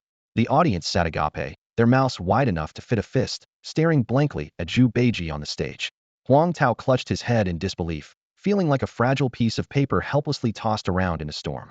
On the high platform, the prominent figures exchanged bewildered glances, their eyes shifting between Zhu Beiji and Rong Ma. Jiang Tianlei murmured to himself, proficient level technique? Reaching the 9th level of initial awakening in just 1 month and mastering the technique to this degree, how on earth did he manage that? However, a glimmer of relief lingered in their mindset was, after all, just a 9th level initial awakening beast.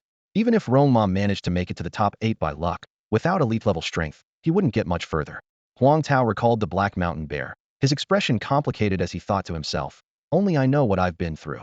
As both sides exited, the referee announced, the competition continues. Next contenders, please come to the stage.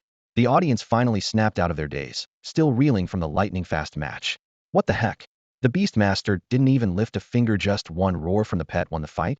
That's insane. He's not usually this casual, but when he is, it's something else. The most shocked were Zhang Tianquan and his son. Dad, is that really the same lustful pig? Yep, no doubt about it. Zhang Tianquan nodded with wide eyes. I recognize that pig-slaying-like screech of his. Who would have thought that scream could actually take down an opponent in one blow? Zhang Xiuqing's eyes gleamed with excitement. I used to think Rong Ma's contracted beasts were just trash, but now it seems this pig has some real skills. As for a bow, it looks like it won't be long before this pig outshines him. On the high platform, Si Liren beamed. Rong Ma, not bad, kid. Too bad your beast is only 9th level initial awakening. Making it to the top 8 is already a stretch, let alone winning first place. Rong Ma smiled faintly. If I were relying solely on Zhu Beiji, you're absolutely right, I wouldn't stand a chance at first place. His words sent a ripple of shock through the crowd. Everyone froze. Did this kid have another beast hidden up his sleeve? So young and already raising 2 companion beasts, the crowd couldn't help but form a new impression of Rong Ma. It seems we misunderstood Rong Ma, his colleagues murmured among themselves. He hasn't been showing up to work much lately, must been busy training his 2 companion beasts, too occupied to come in. As these words spread, everyone's eyes lit up with anticipation, curious about what surprises the second companion beast might bring. The suspense surrounding the competition deepened. In the audience, Yulong's expression turned somewhat grim. His gaze wasn't fixed on Rong Ma, but on a young man in the arena who bore a striking resemblance to him. Director Yu, is that your son? Jiang Tianlei keenly noticed the resemblance. Yulong's face broke into a proud smile. Haha, Minister, that is indeed my son. That's Yu Hao, Si Liren exclaimed, a glimmer of excitement flashing in his eyes. Minister, this Yu Hao is no ordinary talent. At such a young age, he's already ranked 10th on the elite leaderboard of the Kongxing Martial Arts Academy. For this rookie Beastmaster competition, he's widely regarded as the sure winner. As he spoke, Si Liren glanced meaningfully at Rong Ma, only to find him calm and composed, his expression unshaken. Si Liren couldn't help but admire him. Rong Ma truly has a steadfast heart facing such a formidable opponent. He remains so unruffled. Jiang Tianlei and Shui Lan exchanged a worried look. Rong Ma's earlier impressive performance had given them a glimmer of hope, but upon hearing of Yu Hao's outstanding achievements, Rong Ma's brilliance seemed to pale in comparison. They turned to look at Rong Ma, who continued to sit quietly, his eyes slightly narrowed, lost in thought. Seeing the crowd's astonished reactions, Yu Long felt a surge of satisfaction. He smugly thought to himself, no matter how strong Rong Ma is, the first place will undoubtedly belong to the Security Bureau, to my son Yu Hao. Yu Hao victory! The arena erupted in gasps of astonishment, far louder than the reaction to Zhu Beiji's earlier match. The reason was simple this time. Yu Hao had chosen to fight personally, while his companion Beast merely watched from the sidelines. It was common knowledge that a Beastmaster's strength primarily came from their companion beasts, with the Beastmaster often serving as a support role. Without their beasts, most Beastmasters would find themselves at a disadvantage. Yet, under the watchful eyes of the entire crowd, Yu Hao chose to face his opponent's beast alone. Even more shockingly, he defeated it with a single move. Even the dignitaries seated on the high platform were left in awe. Incredible. Absolutely incredible. His physical prowess, reaction speed, and combat instincts are nothing short of extraordinary. Director Yu, your son is truly a once-in-a-century genius. In an instant, all attention shifted from Rong Ma to Yu Hao. Jiang Tianlei forced a smile as he congratulated Yu Long, then slumped back into his chair, inwardly regretting his earlier decisions. If I had known old Yu had such an exceptional son, I wouldn't have set those expectations for Rong Ma. I practically pushed him into a pit of fire. The morning matches concluded with the referee's final whistle. In the afternoon, the draw for the round of 16 to the quarterfinals took place. Both Rong Ma and Zhang Xiuqing were fortunate. Not only did they avoid facing each other, but they also secured decisive victories, advancing smoothly into the top 8. The next morning, the National Security Department's competition venue was bustling with activity and excitement. Although there were only 4 quarterfinal matches scheduled for the day, the atmosphere far surpassed that of the previous day. After all, the most captivating part of the National Security Department's Rookie Beast-Taming tournament truly began with the quarterfinals. These emerging rookies were destined to become the backbone of the future, and witnessing the birth of a legend firsthand was enough to provide spectators with stories to share for a lifetime. Look, it's them. A commotion broke out in the crowd. Isn't that the director of the Logistics Bureau? So young. Don't underestimate them. The Logistics Bureau only sent 2 rookies to compete, and both made it to the top 8. That's an impressive track record. Incredible. When did the Logistics Bureau become this formidable? Rong Ma and Zhang Xiuqing walked into the venue unhurriedly, followed by the astonished gazes of the spectators. This year's rookie competition featured 5 departments and 32 contestants. Yet the Logistics Bureau's only 2 participants both advanced to the quarterfinals, second only to the Security Bureau in numbers. This achievement completely overturned everyone's preconceived notions about the Logistics Bureau. The drawing of lots concluded swiftly. Zhang Xiuqing glanced at his draw, and his eyes unintentionally met those of Lu Fan. Lu Fan's lips curled into a mocking smile, and he made a provocative throat-slitting gesture, arrogantly saying, "You're going down." Zhang Xiuqing's expression remained unchanged. Rong Ma, standing beside him, noticed the exchange but said nothing. To him, Lu Fan was far too weak to pose any real challenge to Zhang Xiuqing. "You go ahead and compete. I'll take a break," Rong Ma said. Zhang Xiuqing had drawn the first match and stayed behind to prepare. Rong Ma headed to the viewing platform, where Jiang Tianlei and others were already seated. "Rong Ma, have a seat," Ji Yud said warmly. "Thank you, Director Ji," Rong Ma replied, sensing the nurturing care in Ji Yud's gentle smile. Ji Yud occasionally glanced at Rong Ma, contemplating whether to introduce him to Mulan. Remembering how her sister-in-law had been urging her to find a match for Ji Mulan, Ji Yud felt a headache coming on and could only silently agree to consider it. At that moment, Jiang Tianlei's eyes gleamed with mischief, and he stirred up trouble again. "This match is Zhang Xiuqing versus Lu Fan. Old Yu, Rong Ma, who do you think will win?" The senior officials present couldn't help but feel uneasy. Ever since Rong Ma had assumed the role of director, the usually composed Minister Jiang seemed to have transformed into someone intent on targeting him, as if determined to bring him down. Yu Long spoke calmly. Although Lu Fan joined through external recruitment, his strength is above average among the rookies. His beast-taming talent lies in enhancing metal-based elemental abilities, which not only boosts his pet beast's offensive power, but also strengthens his own defense. Even if he stands still, Zhang Xiuqing might struggle to break through his defenses. This statement piqued the interest of the other directors. Qiu Yuza even straightened up, speaking with intrigue. "That's quite an impressive beast-taming talent. Beast tamers are most vulnerable when their own abilities are enhanced. Once a pet beast gets close, it becomes extremely dangerous. Lu Fan's abilities are indeed unparalleled among peers of the same level." Si Liren said seriously, a glint of approval flashing in his eyes. What's even more remarkable is that his beast-taming talent continues to evolve, showing extraordinary potential. Director Yu, you've truly struck gold this time. Yulong's lips curled into a smug smile as he gently shook his head. Indeed, this was the key reason I ultimately decided to eliminate Zhang Xiuqing. The moment I first saw Lu Fan display his beast-taming talent, I knew he was the one I was looking for. With limited recruitment slots, it's only natural to reserve them for the most exceptional candidates. Jiang Tianlei gave Rong Ma a meaningful look. Rong Ma, with your discerning eye, Lu Fan's strength and talent shouldn't be considered lacking, right? Rong Ma glanced at Jiang Tianlei, inwardly lamenting. This guy is always setting traps. But having been nicknamed Honest Rong since childhood, he had no choice but to speak the truth. To be honest, Rong Ma said expressionlessly, this beast-taming talent might seem impressive to you, but to me, it's just a basic ability to enhance one's defenses. Hardly anything extraordinary. The atmosphere grew awkward instantly as the expressions of the gathered elites froze. No one had expected Rong Ma to bluntly dismiss Lu Fan's talent. Yulong's face darkened like a stormy sky. Rong Ma, seemingly oblivious to everyone's reactions, continued. To put it bluntly, this beast-taming talent doesn't hold a candle to Zhang Xiuqing's. I was at the recruitment event, and Director, you didn't even give Zhang Xiuqing a chance to demonstrate his beast-taming skills. Otherwise, Lu Fan would have been eliminated long ago. These words hit like a bombshell, leaving everyone in stunned silence.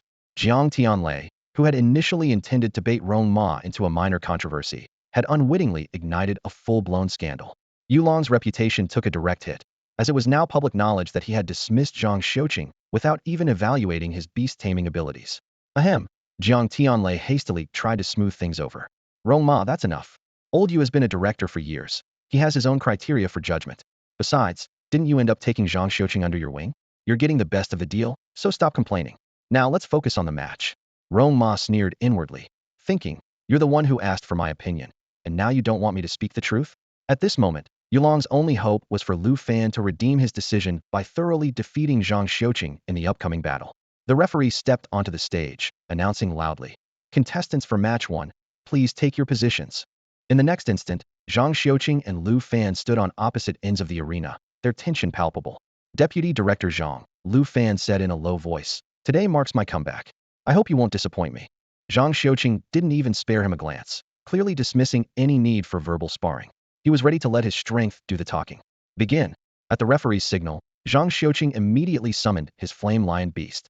A blaze of fire erupted, illuminating the entire arena as waves of heat rippled outward. With a sharp metallic sound, Lu Fan summoned his mechanical tiger. The two beasts faced off, and the crowd held their breath, afraid to miss a single moment. Metal element enhancement. Lu Fan activated his beast-taming ability without hesitation.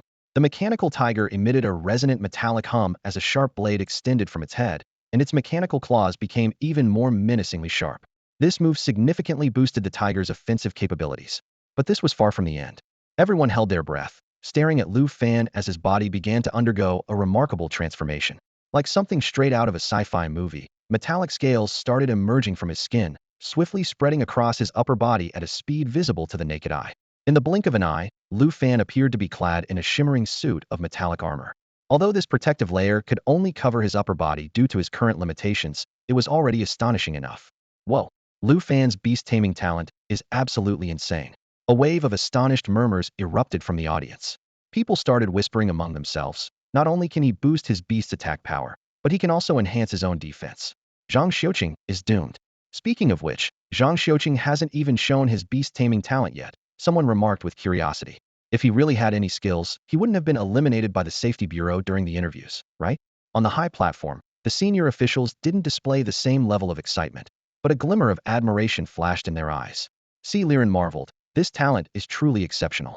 Once Lu Fan fully matures, the metallic scales will surely cover his entire body. Not only will his beast's attack power triple, but his own defense will also be significantly enhanced. A perfect combination of offense and defense. His future is limitless. The other directors nodded in agreement, showering praises, while Yulong beamed with joy. Only Rong Ma wore a faint, enigmatic smile.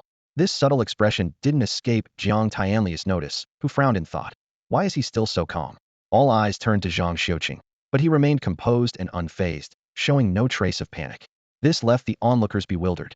Didn't Director Yu say he lacked mental fortitude? How is this level of calmness considered lacking? Yulong himself was puzzled, recalling the terrified, flustered boy from the interview. The poised young man standing before him now seemed like a completely different person. He silently regretted his decision. If he had seen this version of Zhang Xiuqing back then, today's situation might have been entirely different. At that moment, a faint green glow emanated from Zhang Xiuqing, signifying his status as a beginner beast tamer. He softly uttered 2 words, talent plunder. As soon as the words left his lips, something extraordinary happened. The metallic scales on both Lu Fan and his mechanical tiger receded like a tide, vanishing in an instant, only to reappear on Zhang Xiuqing and his fire lion beast. Moreover, the metallic coverage on Zhang Xiuqing was noticeably more extensive than on Lu Fan. Talent plunder. That's the legendary god-tier beast-taming talent. The audience erupted in gasps of disbelief. Since his power exceeds Lu Fan's, the stolen talent is naturally even stronger. This is unbelievable. On the high platform, Jiang Tianlei and the other big shots suddenly stood up from their seats, their bodies trembling with excitement. Talent plunder. It's actually talent plunder. Hold you. You turned down someone like this? I really have to say, there's something wrong with your brain. At this moment, Yulong wished he could find a restroom to hide in and cry his heart out. How could he have guessed that Zhang Xiuqing would be so arrogant as to not even bother writing a detailed resume? The battle on the stage was fierce. After receiving the boost from metal elements, the Fire Lion Beast's attack power doubled in an instant. With a single charge, it sent the mechanical tiger and Lu Fan flying off the stage together. Although Zhang Xiuqing had clearly held back, Lu Fan lay on the ground with vacant eyes, as if the life had been drained out of him. Both mentally and in terms of strength, he had been utterly crushed by Zhang Xiuqing. Yulong slumped into his chair, his face filled with regret. Letting a genius of this caliber slip through his fingers was simply unforgivable. Zhang Xiuqing wins. As the referee announced the result, the crowd erupted into cheers. Zhang Xiuqing. Zhang Xiuqing. The audience chanted his name over and over, their enthusiasm soaring. Back at Yu Hao's side, Lu Fan was feeling dejected. Yu Hao, however, smiled and comforted him. Lu Fan, there's no need to feel upset about this. In my eyes, your talent is in no way inferior to Zhang Xiuqing's. Think about it, 2 real enemies are the dimensional creatures. Zhang Xiuqing can only plunder beast-taming talents. Against those creatures that don't even have beast-taming abilities, wouldn't his power be completely useless? Hearing this, Lu Fan suddenly looked up, hope rekindled in his eyes. Thank you, Brother Hao. Yu Hao smiled faintly and said no more. He had already seen through everyone on the stage except for Rong Ma. If he had to sum them up in one word, it would be weak. Not a single one of them was worthy of being his opponent. Calmly, he glanced at Rong Ma, thinking that even if the scarlet-eyed boar demon had a strong attack power, it was merely at the 9th stage of awakening. If Rong Ma didn't have any hidden tricks, this year's championship would undoubtedly belong to Yu Hao. In the second match, Kong Bai of the Guidance Bureau faced off against Xie Yuding of the Investigation Bureau. The two were evenly matched, but Kong Bai narrowly advanced to the semifinals. The third match saw Yu Hao from the Security Bureau against Guan Li from the Intelligence Bureau. Under the gaze of countless spectators, Yu Hao remained nonchalant, letting his pet beast rest leisurely on the Sidea demeanor strikingly similar to Rong Ma's. Guan Li, burdened by immense pressure as he stepped onto the stage, was already trembling. In such a state, he couldn't even perform at half his strength, and Yu Hao easily defeated him. For the final quarterfinal match, will the competitors please enter the arena? At the referee's command, Rong Ma from the Logistics Bureau was set to face Yang Xiaoyu from the Security Bureau. Everyone was curious, would Rong Ma personally step in to tame the beast in this match? Yang Xiaoyu stood beneath the arena, her gaze locked firmly on the tall, commanding figure atop the platform. Rong Ma's calm composure and dashing demeanor stirred her heart, and she felt no irritation at his indifference. Just then, an unconventional figure captured everyone's attention. A panda ambled forward, but its outfit was what truly turned heads. It wore pale yellow shorts, white knee-high socks, and matching yellow cloth shoes. This unexpected and adorable ensemble instantly became the center of the crowd's focus. The panda leapt lightly onto the stage, landing steadily as it faced Yang Xiaoyu. "About, let's go. Bring it on. My iron bamboo staff is itching for action," it exclaimed excitedly, waving its weapon with enthusiasm. The scene left Yang Xiaoyu stunned, and the audience below was equally taken aback. Is that Rong Ma's pet beast? He's using a panda in such an important match? Why does this panda seem so different from the ones we usually see? Changing its outfit doesn't make it impressive, it's just a scrappy pet beast. The murmurs of disbelief rippled through the crowd. Even the distinguished figures on the high platform were visibly surprised. Si Liren widened his usually narrow eyes. "Rong Ma, is this really your pet beast?" Rong Ma nodded calmly. "This is my first contract beast. Its talent isn't bad, probably 10 or 20 times stronger than Zhu Beiji's." His remark left everyone speechless. Si Liren chuckled with interest. "How intriguing. This is the first time I've seen someone use a panda in combat. And this particular panda's evolutionary path doesn't seem to follow the standard routes provided by the Research Institute." At this, All eyes turned to Rong Ma, eager to uncover the mystery behind this unusually evolved panda. Rong Ma smiled faintly. Sharp observation, Director C. This is an original evolutionary path I came up with on my own. Didn't expect it to work, but I got lucky. His nonchalant words shocked everyone present. They couldn't help but think, luck? If evolution were that simple, the country wouldn't need to pour so much effort into research. With the referee's call of, ready, begin, the fourth match officially commenced. Yang Xiaoyu immediately summoned her pet beast, and in a flash of green light, a mighty King Kong ape appeared. She stole a glance at Rong Ma, silently resolving to give it her all. Only by demonstrating her strength could she hope to catch his attention.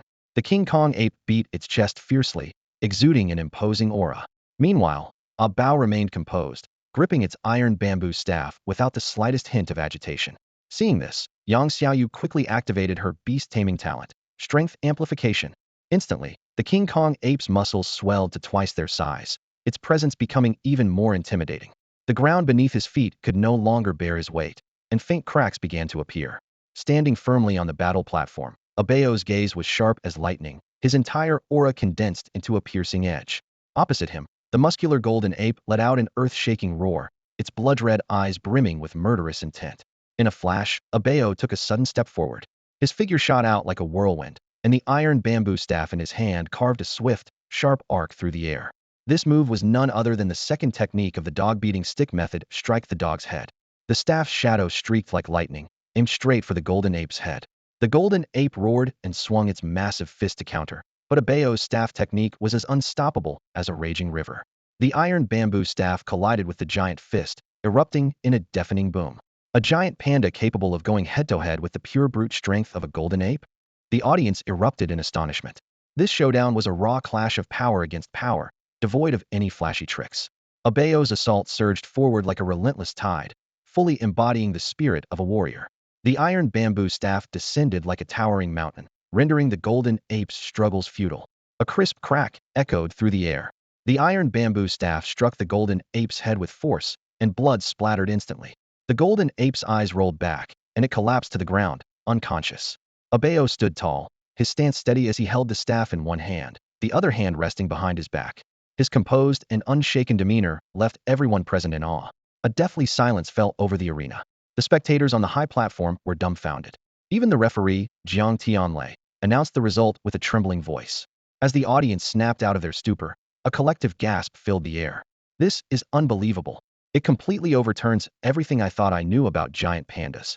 No way, I need to head to the pet breeding base and get myself a giant panda too. This kind of giant panda is simply incredible.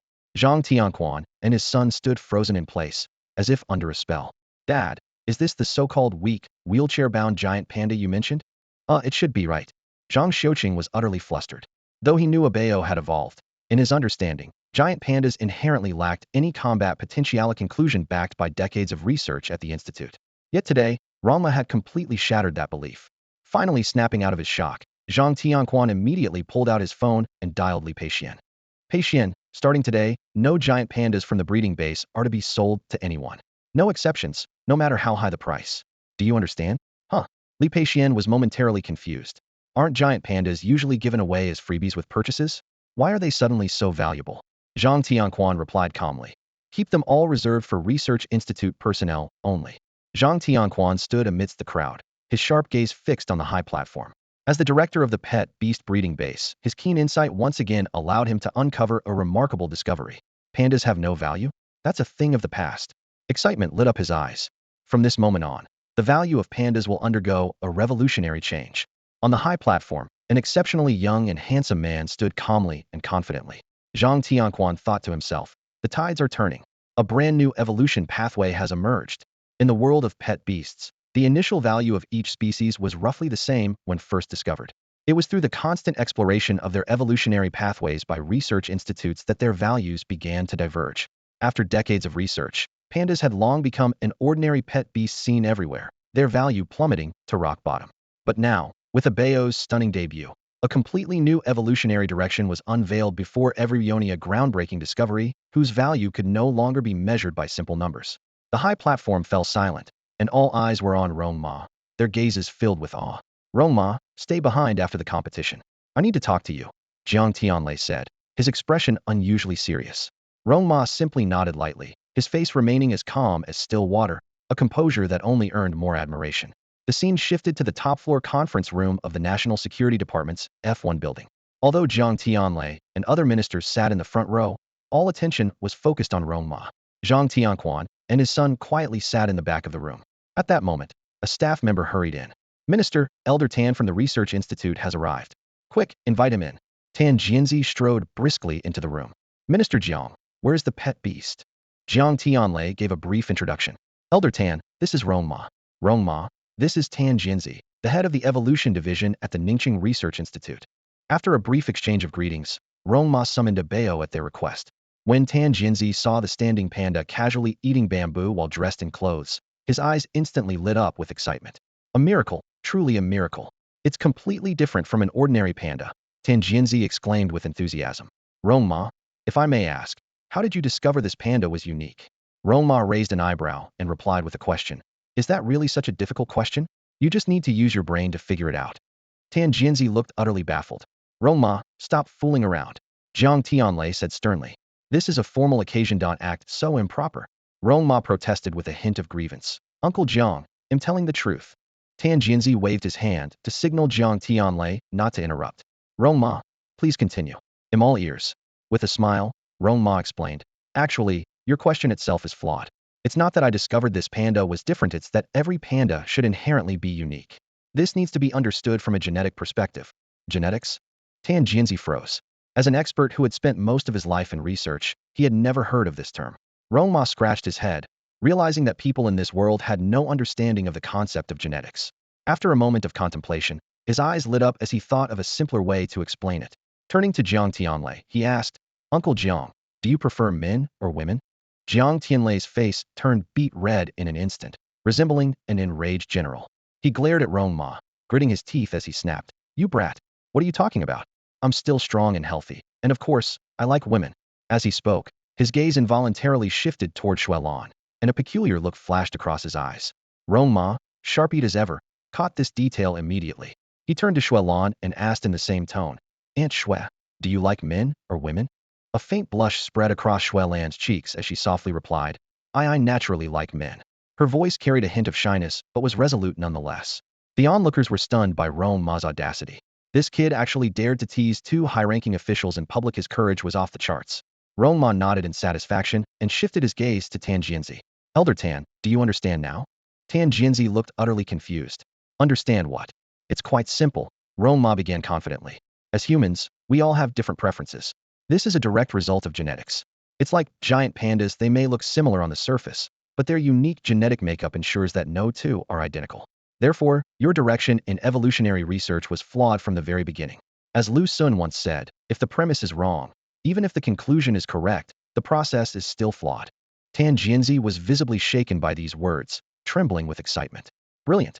Rong Ma, you're truly brilliant. A sudden realization dawned on him. Had spent most of his career pursuing a path that was fundamentally flawed. Those so-called fixed evolutionary routes were merely the result of chance discoveries through countless experiments. I get it now, Tan Jianzi exclaimed enthusiastically. This explains why identical evolutionary processes can lead to completely different outcomes. Some beasts grow stronger, while others remain mediocre. It all comes down to how well the evolutionary path aligns with the beast. Rong Ma nodded in agreement. Tan Jianzi, as the head of the evolutionary department, was quick to grasp the concept. Suddenly, Tan Jianzi bowed deeply to Rong Ma. Thank you, Rong Ma. Thank you for your tremendous contribution to humanity. Rong Ma quickly stepped aside, thinking to himself that he was merely a knowledge courier standing on the shoulders of giants. Tan Jianzi, his enthusiasm undeterred, extended an earnest invitation. Rong Ma, I sincerely invite you to join the evolutionary department as a specialist in beast evolution research. Please, you must accept. That doesn't seem appropriate. Rong Ma instinctively tried to decline. He preferred a laid-back lifestyle over taking on new responsibilities. I already have too much on my plate: breeding specialist, logistics director, and taking care of two beasts. My titles barely fit on a business card anymore. At this moment, Zhang Tianquan stepped in to smooth things over. Rong Ma, don't be so quick to refuse. Elder Tan's point is that you wouldn't need to clock in every day. Just drop by whenever you're free. Isn't that right, Elder Tan? He shot Tan Jianzi a knowing look. Tan Jianzi caught on immediately. Exactly. No need to clock in at all. Hearing such favorable terms, the surrounding crowd couldn't help but feel envious, silently wishing they could land such an opportunity themselves. Rong Ma smiled faintly at this. Since Elder Tan is so sincere, it would be rude of me to decline. Tan Jianxi hurriedly left, eager to establish a new research project. This project, led by Rong Ma, would focus on studying the compatibility of existing evolution paths for pet beasts. Rong Ma, do you think you can handle the research topic suggested by Mr. Tan? Jiang Tianlei asked cautiously, clearly concerned about the subject being outside Rong Ma's area of expertise. A confident smile appeared on Rong Ma's face. Of course I can. A man must never say he can't. This kind of research is straightforward as long as your IQ is above 80. Everyone present couldn't help but sigh inwardly. This guy really knows how to show off. By the time Rong Ma returned home, the clock had struck 10. He secretly felt relieved that training pet beasts no longer required his personal involvement. All he needed to do was let a Bao and Zhu Beiji challenge opponents at the Kongxing Martial Arts Hall on their own. This effortless and painless training method brought him immense comfort. Just then, a system notification chimed. Ding! A Bao has mastered the beginner-level dog-beating staff technique to perfection. The host receives a tenfold reward, mastery of the intermediate-level dog-beating staff technique. Leaning lazily against his chair, Rong Ma began pondering Zhu Beiji's evolution path combinations. Although he didn't have a clear direction yet, he planned to visit the Beast Tamer Association after the upcoming newcomer beast taming tournament to obtain a certification, granting him access to more resources. Suddenly, his phone vibrated. It was a message from Tan Jianxi. Rong Ma, your position application has been approved. Welcome to the Evolution Department of the Research Institute. After replying politely, Rong Ma had a sudden burst of inspiration. As an expert in the Evolution Department, he should be able to access internal evolution-related information. He tactfully sent another message. Mr. Tan, I've already come up with some initial thoughts on the research topic. However, he'll need to review some pet beast evolution data. Does the Evolution Department have such a system?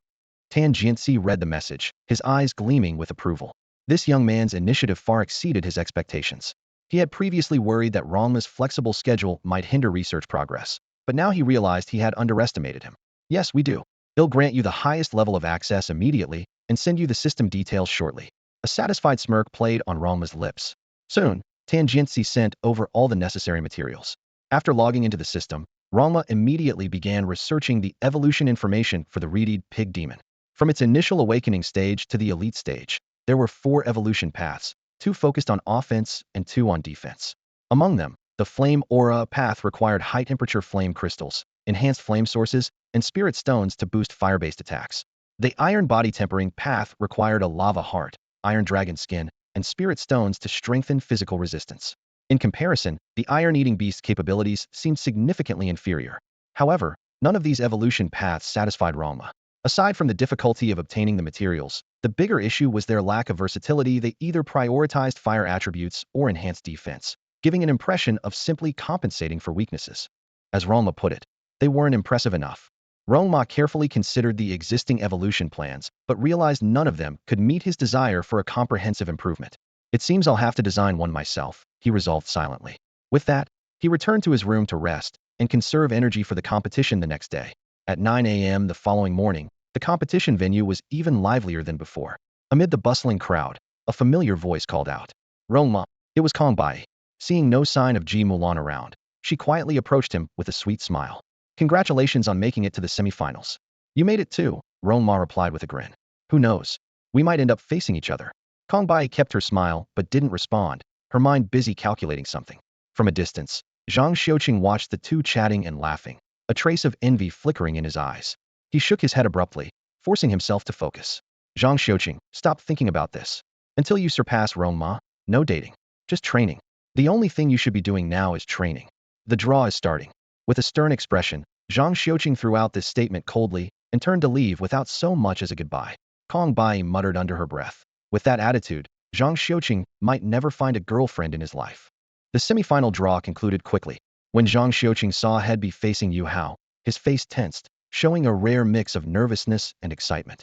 He kept telling himself, as long as I defeat Yu Hao, the championship is mine. Meanwhile, Lu Fan, seeing the matchup, couldn't hide his excitement. Haoga, you have to avenge us from the safety bureau. Take Zhang Xiuqing down. Yu Hao glanced at Lu Fan indifferently. Calm down. Broaden your horizons. Fixating on these few people in front of you, what's the point? In a third-tier city like Ningqing, no matter how fiercely you compete, what does it even mean? You all should visit first and second-tier cities to see what real talent looks like. My goal is to face those stronger opponents. As for Rong Ma and Zhang Xiuqing, he shook his head. Sorry, they don't interest me. With that, he walked away to rest. His match against Zhang Xiuqing was scheduled as the second round, while the first round was Rong Ma versus Kong Bai. On the stage, Kong Bai glanced at Abeo across from her expression slightly helpless. If even she couldn't make Rong Ma take her seriously, her strength clearly wasn't enough. Abeo, let's do this, she said. Don't think I'll go easy on you just because we know each other. Woof. Abeo, with that attitude, you'll never find a wife. Abeo froze, scratching the back of his head awkwardly. What's a wife? Can you eat it? Kong Bai sighed and shook her head. Sorry, I forfeit. With that, she turned and jumped off the stage. Abeo looked utterly confused. The referee was equally stunned. What? Rong Ma gets a free win. She didn't even fight and just gave up? Could it be she's got some kind of relationship with Rong Ma? She's Kong Sheng's daughter, from a family that runs a martial arts school. She shouldn't be this timid. The audience buzzed with speculation. Tang Jun, listening to the chatter around him, sneered. Timid or not, it depends on the situation. Abeo is the top elite from Kong Sheng's martial arts school. Anyone who fights him would be a fool. The referee snapped out of his daze and announced Rong Ma as the winner. Even Rong Ma, standing on the high platform, seemed a bit bewildered. Not bad, kid, Si Liren chuckled. You've just arrived and you're already this popular. Beside him, Jiang Tianlei looked so envious he could practically split in two. He turned to Rong Ma and asked, Rong Ma, who do you think will win between Zhang Xiuqing and Yu Hao? Whoa, everyone froze in shock. Minister, you really know how to stir things up. This time, Jiang Tianlei turned his attention to Rong Ma, specifically asking for his opinion. In the conference room, the surrounding bigwigs all revealed thoughtful expressions, especially Yu Long, the director of the security bureau, who stared intently at Rong Ma without looking away. In the past, faced with the head of the powerful security bureau, Rong Ma would typically say something flattering to maintain a good relationship. But this time was different. Zhang Xiuqing was from his logistics bureau. How could he back down? With a slight smirk, Rong Ma spoke calmly yet confidently. Uncle Jiang, since you're being so direct, I'll get straight to the point. I believe Zhang Xiuqing will win because his mindset is stronger than Yu Hao's. The words landed like a sharp slap across Yu Long's face. Though Rong Ma's tone was even and his volume moderate, every word was crystal clear to everyone present. It was an unmistakable rebuttal to Yu Long's earlier criticism of Zhang Xiuqing's character, a direct and unflinching counterattack. Yu Long could no longer hold back. He shot to his feet and said coldly, Rong Ma, you're too young to understand. Zhang Xiuqing's mindset may differ from my understanding, but to say it's stronger than Yu Hao's? Impossible. Yu Hao has been undergoing elite training every summer and winter in first-tier cities like the Imperial Capital and Shinfeng City. His experience and perspective are unmatched by Zhang Xiuqing. Rong Ma shrugged with a hint of sarcasm. Director Yu, there's a saying, reading 10,000 books is not as good as traveling 10,000 miles, and traveling 10,000 miles is not as valuable as Hansen experience. Just because someone visits more places doesn't automatically make them better. That logic doesn't hold up. Yu Long was so infuriated he couldn't form a response. The atmosphere in the conference room became instantly tense. Everyone felt on edge, casting reproachful glances at Jiang Tianlei. Why stir up trouble like this? It would only make Rong Ma more enemies. However, Jiang Tianlei secretly let out a breath of relief.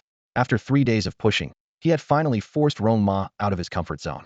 Remembering the news he had heard in the Imperial Capital, his heart tightened. The earliest discovered dimensional space was about to fully merge with this world. When that happened, alien creatures would be able to come and go without restrictions, presenting humanity with catastrophic challenges. There was no time to waste. At that moment, the referee stepped onto the arena. The whistle blew, and the announcement rang out. The second match is about to begin. Contestants, please take the stage. Yu Hao walked onto the stage with composure, while his companion Beast remained lazily lying below the platform. The audience erupted with murmurs of admiration. Yu Hao's fighting solo again. Just his confidence alone is impressive.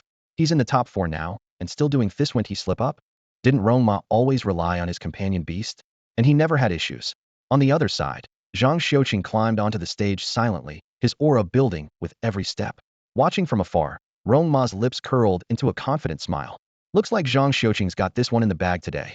The crowd looked puzzled upon hearing Rong Ma's words. A mocking smile played at the corners of Rong Ma's lips. That Yu Hao is way too arrogant. At such a critical moment, he actually thinks he can single-handedly challenge Zhang Xiuqing, not using his beast companion just to show off? TSK, TSK. As soon as he said this, the prominent figures in the audience collectively rolled their eyes. Was he just describing himself? The referee gestured, signaling, begin. Zhang Xiuqing, you can go first, Yu Hao said calmly, his expression composed. Without hesitation, Zhang Xiuqing summoned his fire lion beast. A majestic creature appeared, its entire body engulfed in roaring flames, radiating a powerful and commanding presence. Opposite him, Yu Hao stood empty-handed, his posture relaxed. His eyes sparkled with confidence, and a faint smile graced his lips as he thought to himself, "Today, I'll let you all witness the results of my elite training in the imperial capital." Yu Hao stepped forward gracefully, every movement exuding elegance. The fire lion beast glared fiercely, flames gathering within its massive jaws. The audience seemed to hold their breath. Suddenly, the fire lion beast let out a deafening roar, unleashing a scorching pillar of fire that shot straight toward Yu Hao.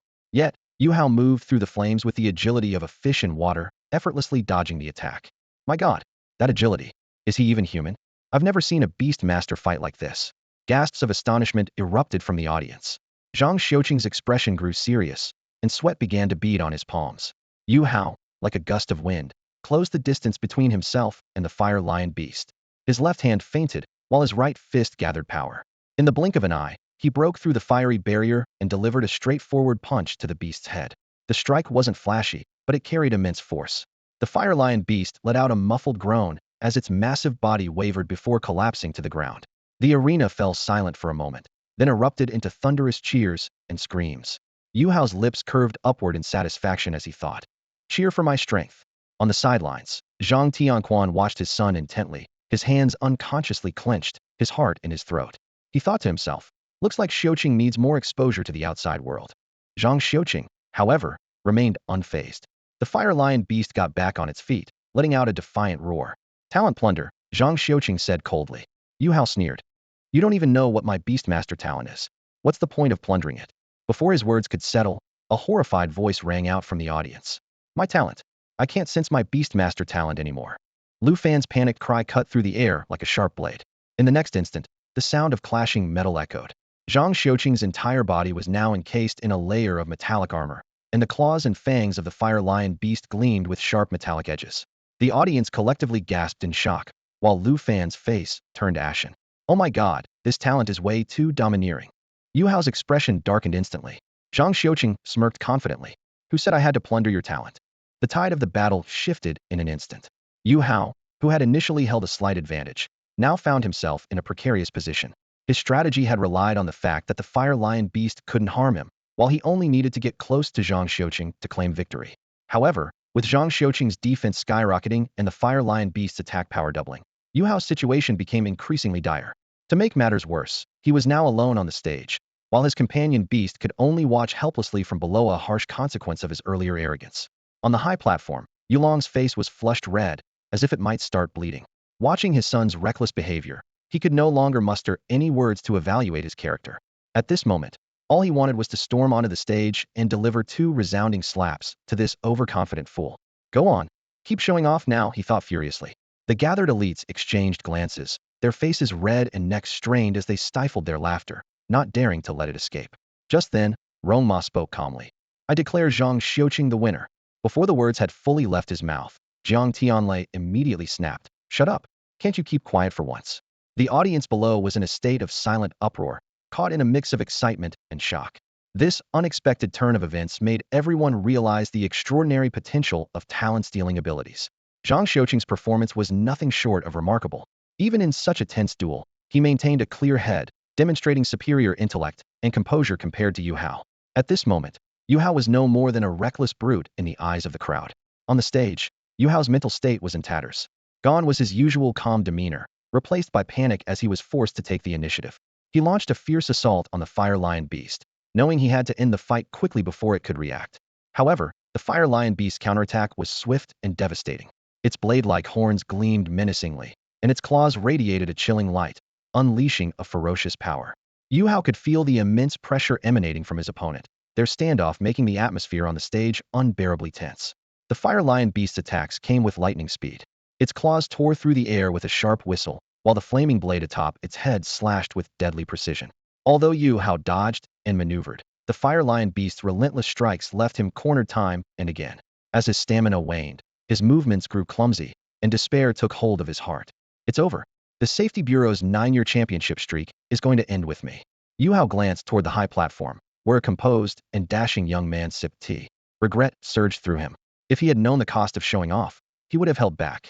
In that brief moment of distraction, the fire lion beast seized its chance, letting out a thunderous roar. Its blade slashed toward Yu Hao, and though he scrambled to evade, a gash was left on his body. The fire lion beast pressed its advantage, dominating the stage like a ruler of flames. With a deafening crash, the Fire Lion Beast's blade struck down heavily, sending Yu Hao flying off the stage to land hard on the ground below. The beast let out a triumphant roar, declaring its victory. Zhang Xiuqing raised his hand in acknowledgement, then turned to point at Rong Ma on the high platform. He spoke calmly. Rong Ma, you'd better watch out.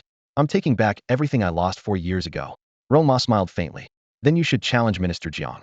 He's the one who gave me the guaranteed spot in the first place. Zhang Xiuqing's gaze was firm as he slowly nodded and said, Don't worry, I'll deal with them one by one. Good. Well said. Truly my son. Jiang Tianlei laughed heartily. Meanwhile, Zhang Tianquan in the audience was so excited that he waved his hands and feet, completely unbothered by his son's bold words.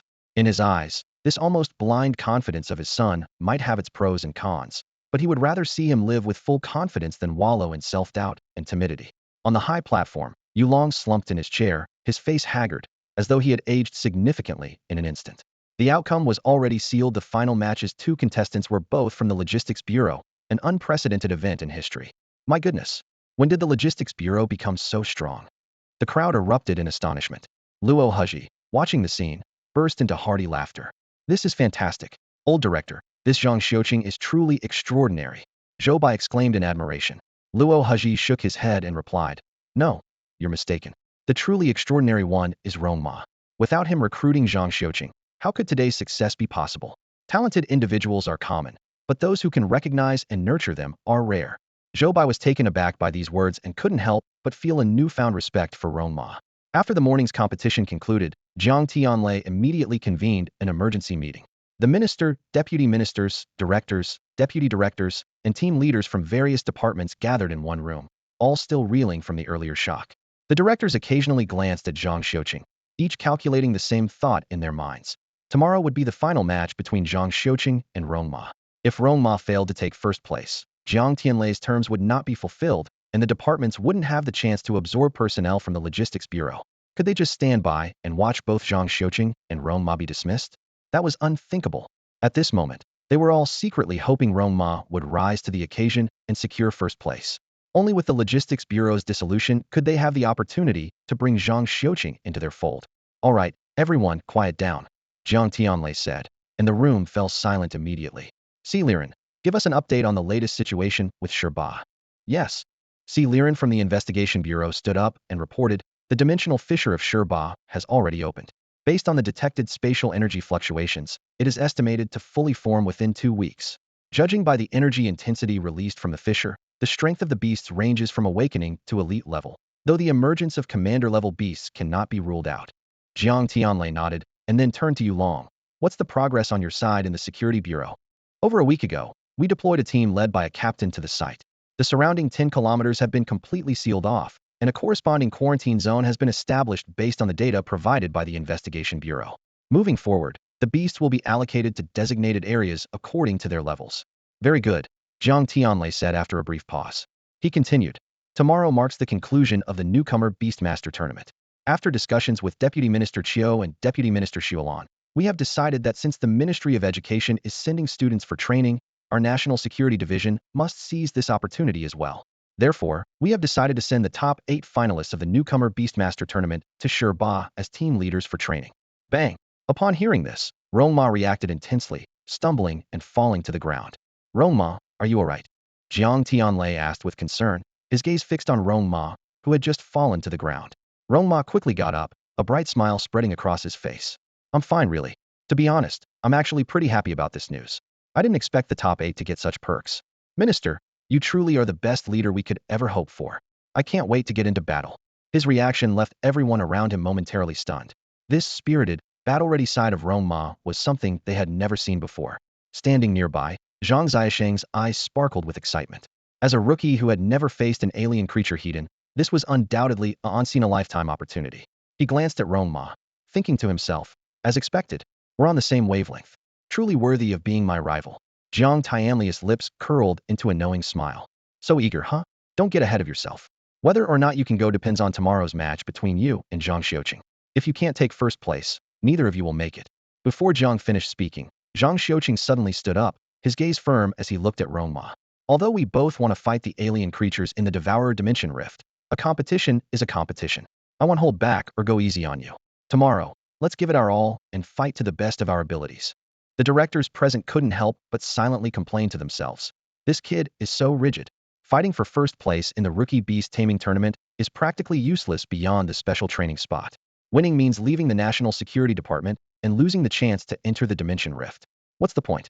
Rong Ma had been hesitant about whether to fight for the top spot, but hearing Zhang Zisheng's words, he made up his mind instantly. I have to win. Not only that, I need to teach Zhang Xiuqing a lesson and then recruit this disciplined guy to my side. With someone like him around, I won't have to worry about so many things. The next morning, the competition venue was already buzzing with excitement. When people learned that the final showdown would be between two contestants from the Logistics Bureau, the crowd went wild. This marked the first time in history that two Logistics Bureau members were competing for the Rookie Beast Taming Tournament Championship, and the hype had everyone on the edge of their seats. Who do you think will win the championship? It's definitely Zhang Xiuqing. Why are you so sure? Do I need a reason? I'm a diehard fan. Supporting Zhang Xiuqing is all I need to say. I actually think Rong Ma has a better chance. He hasn't even revealed his beast taming abilities yet. Does he even dare to show up? If he uses his beast taming talent, Zhang Xiuqing will definitely steal it. Zhang Xiuqing, I love you. Bro, calm down. The entire venue was buzzing with excitement as everyone eagerly awaited the epic showdown. On the high platform, Rong Ma was unusually not seated for a rest. Instead, he stood quietly at the edge of the arena, his gaze steady and composed. Who do you all think will win the championship today? Jiang Tianlei asked the group with a smile. Si Liren, you go first. Si Liren patted his own round belly and replied with a serious expression. Although I have high hopes for Rong Ma, from a rational perspective, Zhang Xiuqing's beast-taming talent is undeniably dominant in battles. He can seize control of any beast-taming abilities, and even if I put myself in that position, I can't think of a way to counter it. So, my bet is on Zhang Xiuqing taking the championship. Ji Yud gave a warm smile and chimed in. If Rong Ma's ability is only at this level, his chances of winning the championship are indeed slim. I also favor Zhang Xiuqing. Yulong gave a simple nod of agreement, and Gulong merely nodded in silence. Wanlan, what do you think? Jiang Tianlei asked. Xuelon gazed at Rong Ma below the stage, still finding it hard to believe he had made it to the finals. Just days ago, she had only hoped he could survive the first round, but this young man had far exceeded her expectations. Zhang Xiuqing has a better chance, Xuelon said softly, but Rong Ma isn't out of the running yet. After all, no one has ever seen his true strength. On the arena, the referee had taken his position. Will the competitors please step forward and prepare for the match? Zhang Xiuqing stepped onto the arena with steady strides, each step exuding an overwhelming aura of dominance. By the time he reached the center, his presence was almost palpable. Rong Ma stood opposite him with a faint smile. This was his first time stepping onto the stage, and his strikingly handsome appearance drew gasps of admiration from the crowd. So this is the head of the Logistics Bureau? He's so good-looking. Let the match begin, the referee declared, raising his hand. Without hesitation, Zhang Xiuqing summoned his Fire Lion Beast and immediately activated his ability to seize talents. Below the stage, Lu Fan froze in shock, his face turning pale. Brother Zhang, I was wrong. I'll never do it again. Please stop targeting me every time to exploit my abilities. He was genuinely terrified of having his talent stolen when facing otherworldly creatures. By now, Zhang Xiuqing had donned his battle armor. The Fire Lion Beast stood ready, its sharp claws and blazing aura radiating immense power. Fire Lion Beast, attack! Zhang Xiuqing commanded, and the beast roared as it charged forward. Do you really need to panic so much? I don't bite, Rong Ma said with a light chuckle. Abeo, come out. A flash of green light appeared, and Abeo materialized. Facing the roaring Fire Lion Beast, Abeo gripped an iron bamboo staff in its hands, its gaze calm and unwavering. The scorching, violent flames clashed against the composed and steady figure on the arena. Roar! Let's see if you can handle this beating. Abeo taunted. The Fire Lion Beast lunged at Abeo with ferocious speed, its claws slashing through the air and flames erupting all around. Abeo moved with light, almost ethereal steps, seamlessly blending with the air as he effortlessly evaded every attack from the Fire Lion Beast. His movements were fluid and graceful, and in a single instant, he tightened his stance. The iron bamboo staff in his hands flashed like a streak of silver lightning, striking directly at the beast's vital point. The Fire Lion Beast let out a deafening roar, its blade-like horn gleaming ominously as it thrust forward. But just as the blade was about to strike, Abeo's iron bamboo staff vanished without a trace. His mastery of the staff was unpredictable, so swift that the simple-minded beast couldn't follow its trajectory. Suddenly, Abeo's figure blurred into a phantom, darting behind the Fire Lion Beast in a flash. The iron bamboo staff came crashing down on the back of the beast's head with a resounding bang. The Fire Lion Beast collapsed to the ground, its fiery body dimming instantly. Abeo stood to the side, his expression calm and composed, as though what had just transpired was nothing more than a trivial task. On the high platform, the prominent figures were taken aback. No one had expected this seemingly good-natured panda to possess such remarkable skill. Even with its doubled attack power, the fire lion beast had been effortlessly overpowered by a Bao. Jiang Tianlei abruptly stood up, his eyes flashing with disbelief. "Flawless mastery," he exclaimed. At his words, the crowd seemed to awaken from a dream, replaying a Bao's moves in their minds. Everyone was stunned. Even with years of training, it was unimaginable to reach such a level of perfection. A Bao's aptitude was nothing short of extraordinary. For Zhang Xiuqing, this was a monumental problem. Without resorting to his beast-taming abilities, he would stand no chance. The audience roared with astonishment. Could a Bao really be unstoppable, even against a fire lion beast? Some voiced their doubts. The fire lion beast shouldn't be this weak. Amateurs, someone knowledgeable retorted immediately. A Bao's staff technique is flawless, clearly at the pinnacle of mastery. At this, the crowd collectively gasped in awe. On the arena, Zhang Xiuqing was visibly shaken. He hadn't anticipated the fire lion beast to fall so easily. Just as he thought the match was over, Rong Ma suddenly spoke up. "How about we make a bet?" "What do you mean?" Zhang Xiuqing asked, confused. Rong Ma smirked. "It's simple. If you can defeat Beiji, you'll win today." Zhang Xiuqing's face darkened instantly. "You're insulting me. I don't need your charity." Rong Ma shrugged casually. "Then let me put it another way. Someone like you doesn't even deserve to face a Bao. Beiji is more than enough." "You?" Zhang Xiuqing was furious. "A pig? You think a pig can beat me? Bring him out. I'll roast him into a suckling pig." With a slight smile, Rong Ma summoned Zhu Beiji. "Beiji, take care of the fire lion beast." "Ugh, this is no fun at all," Beiji grumbled reluctantly. Zhang Xiuqing immediately gave his command. "Fire lion beast, roast him alive." The fire lion beast roared and charged at Beiji, who scurried around the arena in a panic, narrowly avoiding being struck multiple times. The audience watched in stunned silence, unable to understand why Rong Ma would make such a choice when victory seemed assured. Suddenly, Zhu Beiji paused for a moment, and suddenly, an unprecedented clarity connected him to his surroundings. Through the neural link with Rong Ma, his state underwent a dramatic transformation. His previous panicked howls vanished, replaced by an unusual calm. Faced with the relentless pursuit of the fire lion beast, Beiji's movements became surprisingly agile. He could effortlessly dodge at the most critical moments and even taunt his opponent. "Oink oink haha. Come on, you big fool." This infuriated the fire lion beast, its eyes turning bloodshot, yet it could never get close to him. Zhang Xiuqing watched in stunned silence. The Zhu Beiji before him, nimble and composed, was a stark contrast to his earlier self. Could it be Rong Ma's beast-taming talent? He gritted his teeth and immediately deactivated the stolen ability. As the armor faded, the fire lion beast reverted to its original form. Even with the pressure eased, Zhu Beiji's performance did not falter in the slightest. Zhang Xiuqing tried again. Talent plunder. Yet moments later, he felt no changes and still couldn't comprehend what Rong Ma's beast-taming talent actually was. What puzzled him even more was that the weakening of the fire lion beast's attacks only made Beiji more adept in battle. In truth, Rong Ma fully understood that his beast-taming talent had indeed been plundered. However, since the talent could temporarily remain with Zhu Beiji, Beiji was entirely unaffected. As for Zhang Xiuqing, even stealing the talent was futile, for Rong Ma's brain was beyond his reach. Rong Ma's beast-taming talent consisted of two parts, a central nervous system and a neural link with his beasts. What Zhang Xiuqing obtained was merely an incomplete version. The true core lay in Rong Ma's brain, which could not be taken. Beiji fought with increasing vigor, specifically targeting the fire lion beast's moments of exhaustion. He would sometimes turn to roar, leaving his opponent disoriented, or sneak behind to land a kick on its rear, even causing blood to seep from the fire lion beast's orifices. Suddenly, Zhang Xiuqing raised his hand in surrender. "I concede." The crowd erupted in shock. No one could believe that the renowned Zhang Xiuqing had been defeated by a mere beginner-level pig. Even the referee was so stunned that he forgot to announce the result, only snapping out of it to hurriedly blow the final whistle. Rong Ma wins.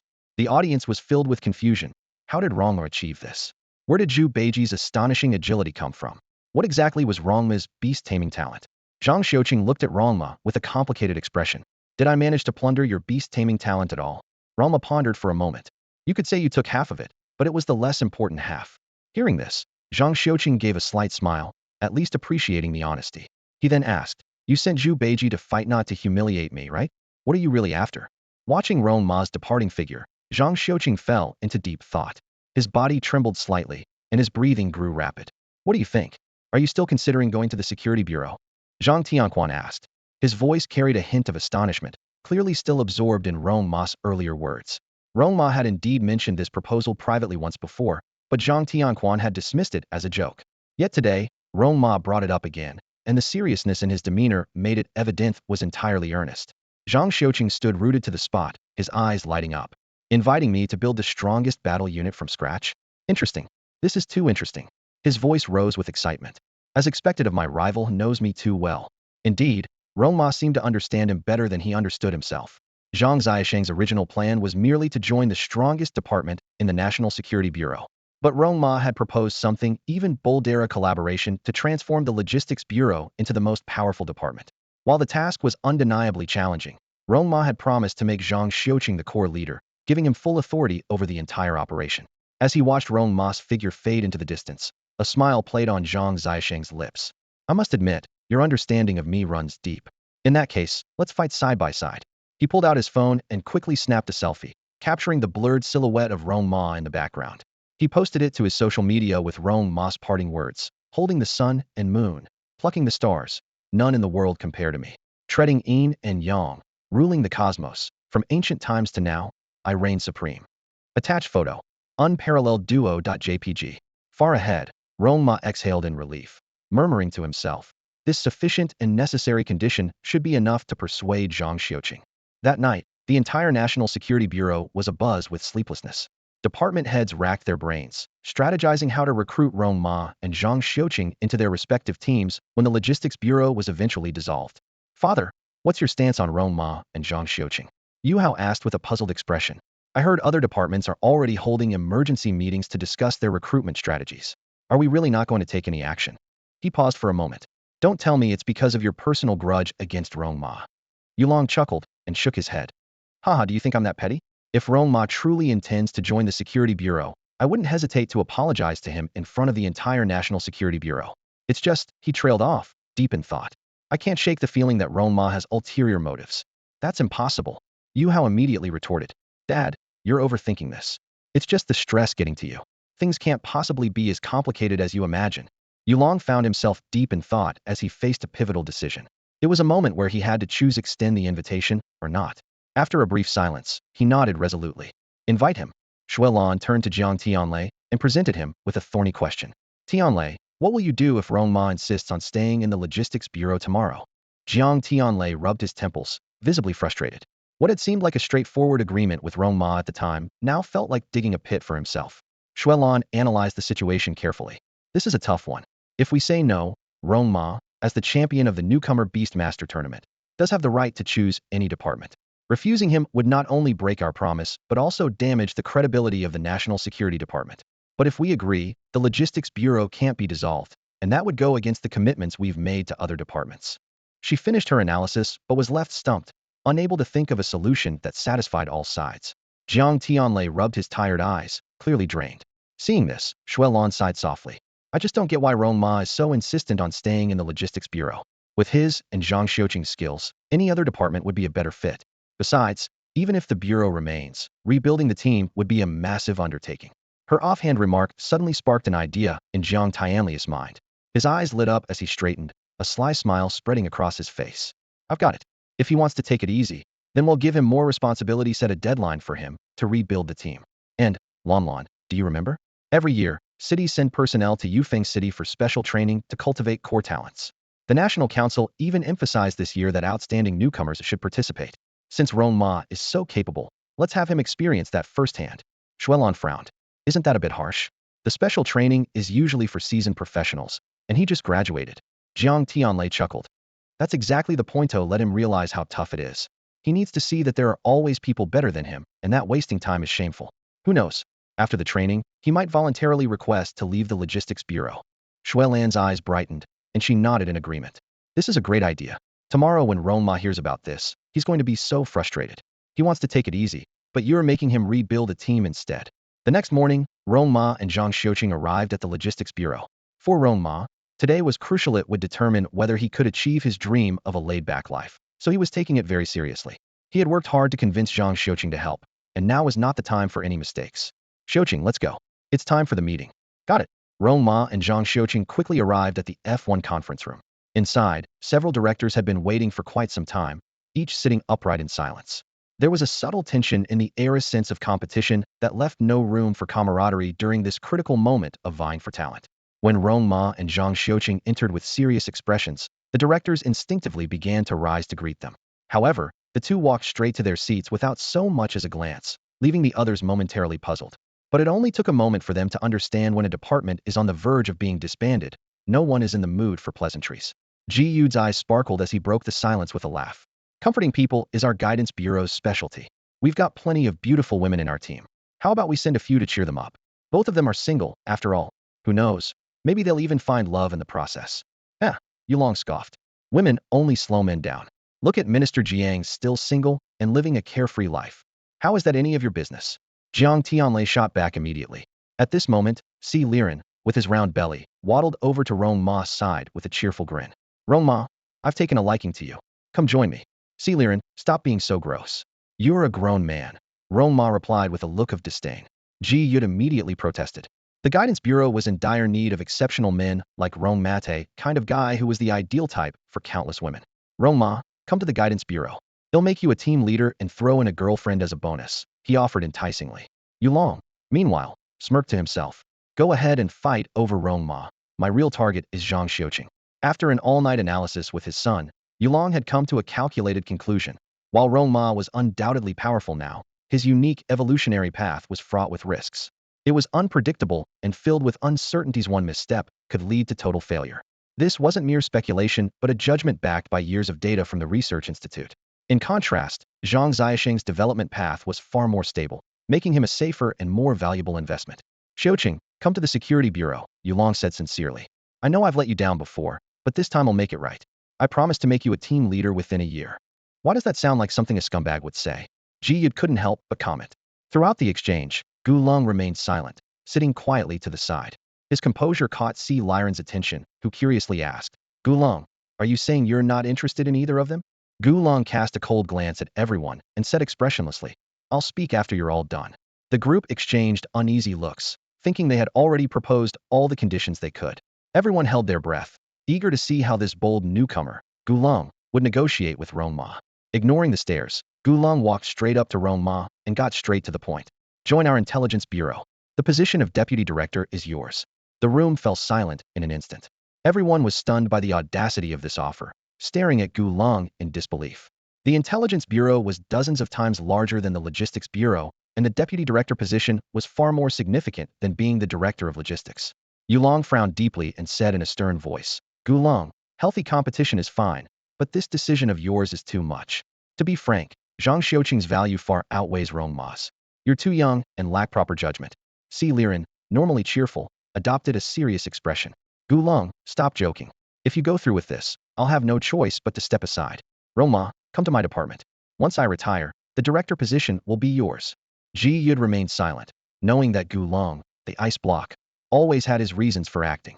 As the head of the Intelligence Bureau, overseeing Ning City's most powerful intelligence network, he undoubtedly had access to critical information. In truth, Gu Long had uncovered a startling secret after investigating Rong Ma's ranking at the Kong Sheng Martial Arts School. He had collected data on the rankings of all martial arts schools in Ning City. The results revealed that this seemingly ordinary Panda was actually ranked first in the elite-level overall rankings of the city. The three department heads sat quietly. Xiao Yuza broke into a cold sweat, thinking this bold move was out of character for Gu Long. Xuelon simply nodded silently, while Jiang Tianlei appeared thoughtful, a glint of curiosity in his eyes as he speculated whether Rong Ma was hiding some unknown secret. Just then, Rong Ma smiled faintly and looked at Gu Long. Thank you for the sincere offer. But rather than waiting for Brother Liren to retire, I think I'll be more comfortable staying on as the director of the Logistics Bureau. Once again, the room plunged into silence. Everyone stared at Rong Ma in disbelief, finally grasping the implication of his word. She intended to stay with the Logistics Bureau. Feigning confusion, Jiang Tianlei spoke up. Rong Ma, Zhang Xiuqing, you've heard all the offers from various departments. Have you decided where you want to go? Rong Ma exchanged a glance with Zhang Xiuqing, determination gleaming in both their eyes. Smiling, Rong Ma replied, Minister, Xiuqing and I have made up our minds. We want to stay with the Logistics Bureau. Impossible. Yulong stood up abruptly, his voice cold. The Logistics Bureau lacks combat strength and clear positioning. It will only hinder the development of the National Security Department. Other pilot cities disbanded their logistics bureaus last year and have since thrived. This is a decision with more benefits than drawbacks. It can't be overturned for one person. Rong Ma raised an eyebrow and smiled confidently at Yulong. The logistics bureau used to be without me. Now that I'm here, it's a whole different story. This brazen declaration left everyone in the room stunned. No one had expected Rong Ma to exude such unshakable confidence. The atmosphere in the meeting room was tense. Yulong stood by the window, his gaze resolute. As someone who had personally visited several pilot cities and conducted a year-long investigation, his words carried the most weight. Disbanding the Logistics Bureau, an institution that had existed for years, was no trivial matter. Such a decision required layers of approval, from the provincial capital all the way to the National Council in the imperial capital. Jiang Tianlei folded his hands on the conference table and turned to Rong Ma. Old you makes a valid point.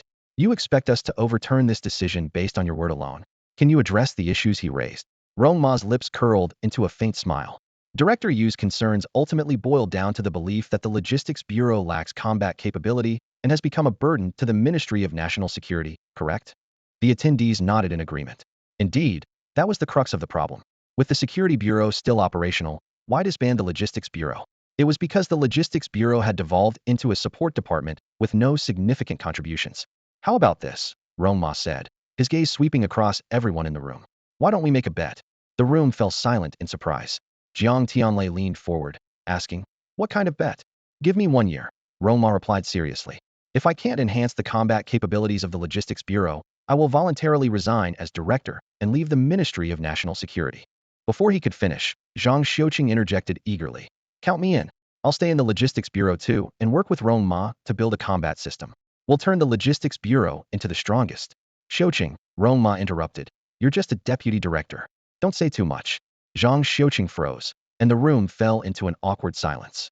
Yulong remained quiet. Rong Ma's proposal, offering a 1-year time frame, was a concession he could consider. However, the idea still seemed overly naive. Building a combat system in just 1 year? Restructuring the Logistics Bureau alone would be a monumental task, let alone everything else. The Logistics Bureau had always been a support department, attracting only those with few other options. In Yulong's mind, this was a bet he couldn't lose. All eyes turned to Jiang Tianlei. He quietly observed the others, noting their softened expressions and lessened resistance. He realized this might actually work. Still, he had no intention of making things easy for Rong Ma, especially since Rong Ma had dragged Zhang Xiuqing into this. It was obvious that Zhang would end up doing most of the work. Where in the world was fairness in that? Zhang Xiuqing looked at Rong Ma in confusion. Just yesterday, they had agreed to turn the Logistics Bureau into the strongest combat unit. Why was Rong Ma suddenly lowering the bar to just building a combat system? The difficulty had dropped significantly. How dull. Once the meeting ended, Zhang decided he would have a serious talk with Rong Ma. Rong Ma paid no attention to Zhang Xiuqing's resentful expression, his gaze fixed firmly on Jiang Tianlei. Sure enough, Jiang Tianlei spoke up. I'll give you a year, but your request is too easy. Minister, don't lie with your eyes open. How is this easy? Yulong immediately countered, while the other big shots in the room rolled their eyes, their expressions full of disdain. Rong Ma's lips curled into a faint smile. Oh, Minister, then how do you think this request should be adjusted? Jiang Tianlei responded with a determined smile. Building a combat system is just the foundation. On top of that, I want you to turn the Logistics Bureau into the strongest department under the Ministry of National Security. And within a year, your department should lead the charge in conquering a low-tier dimensional space. Simple and fair enough, don't you think? The room fell silent, and everyone collectively drew a sharp breath. Simple? Fair? Yulong glanced at Rong Ma with pity. Jiang Tianlei's demand was on a hellish level. After all, only the Security Bureau had managed to accomplish such a task so far. All right, Rong Ma agreed without hesitation. Zhang Xiuqing suddenly stood up, clenching his fists. Minister, we guarantee we'll complete the mission. Since you have such high expectations for us, why not set the goal even higher? How about taking over a mid-tier dimensional space within a year? Everyone in the room shot Zhang Xiuqing disdainful looks. Was this guy even serious? Jiang Tianlei gestured for everyone to calm down and continued. That concludes the first agenda item. Now, let's discuss the progress on Devourer. All arrangements have been finalized. In just over a week, the relevant personnel will head to the Devourer Dimensional Rift to officially begin the trial. Understood. That's settled. Make sure you stay safe. Jiang Tianlei nodded before transitioning to the next topic. Regarding the special training in Yufeng City a month from now, there's an update I need to share. This year, the training slots have increased, and the top 8 contestants from the Rookie Beastmaster Tournament will also be participating. This decision comes from the National Council and has already been communicated to all cities. As soon as he finished speaking, Yulong and the others instinctively turned to look at Rong Ma, making him blush awkwardly. Jiang Tianlei cleared his throat and explained, This has nothing to do with certain individuals, so don't overthink it. This is a response to the current situation. The earliest discovered dimensional space, phantom beasts, is nearing complete fusion and is about to become part of Blue Star. Humanity is about to face its first major catastrophe. The National Council's decision is entirely understandable. At these words, the atmosphere in the meeting room grew heavy, and everyone's expressions turned serious. The meeting lasted for 2 hours, during which all recent updates were thoroughly discussed. Just as it was about to adjourn and Rong Ma stood up to leave, Zhang Xiuqing suddenly called out to him with an unusually serious expression. Rong Ma, hold on. I need to seriously criticize you for something. The previously drowsy attendees, who had been preparing to leave, immediately slowed their steps and perked up their ears to eavesdrop. Rong Ma looked at Zhang Xiuqing in confusion. What's the matter?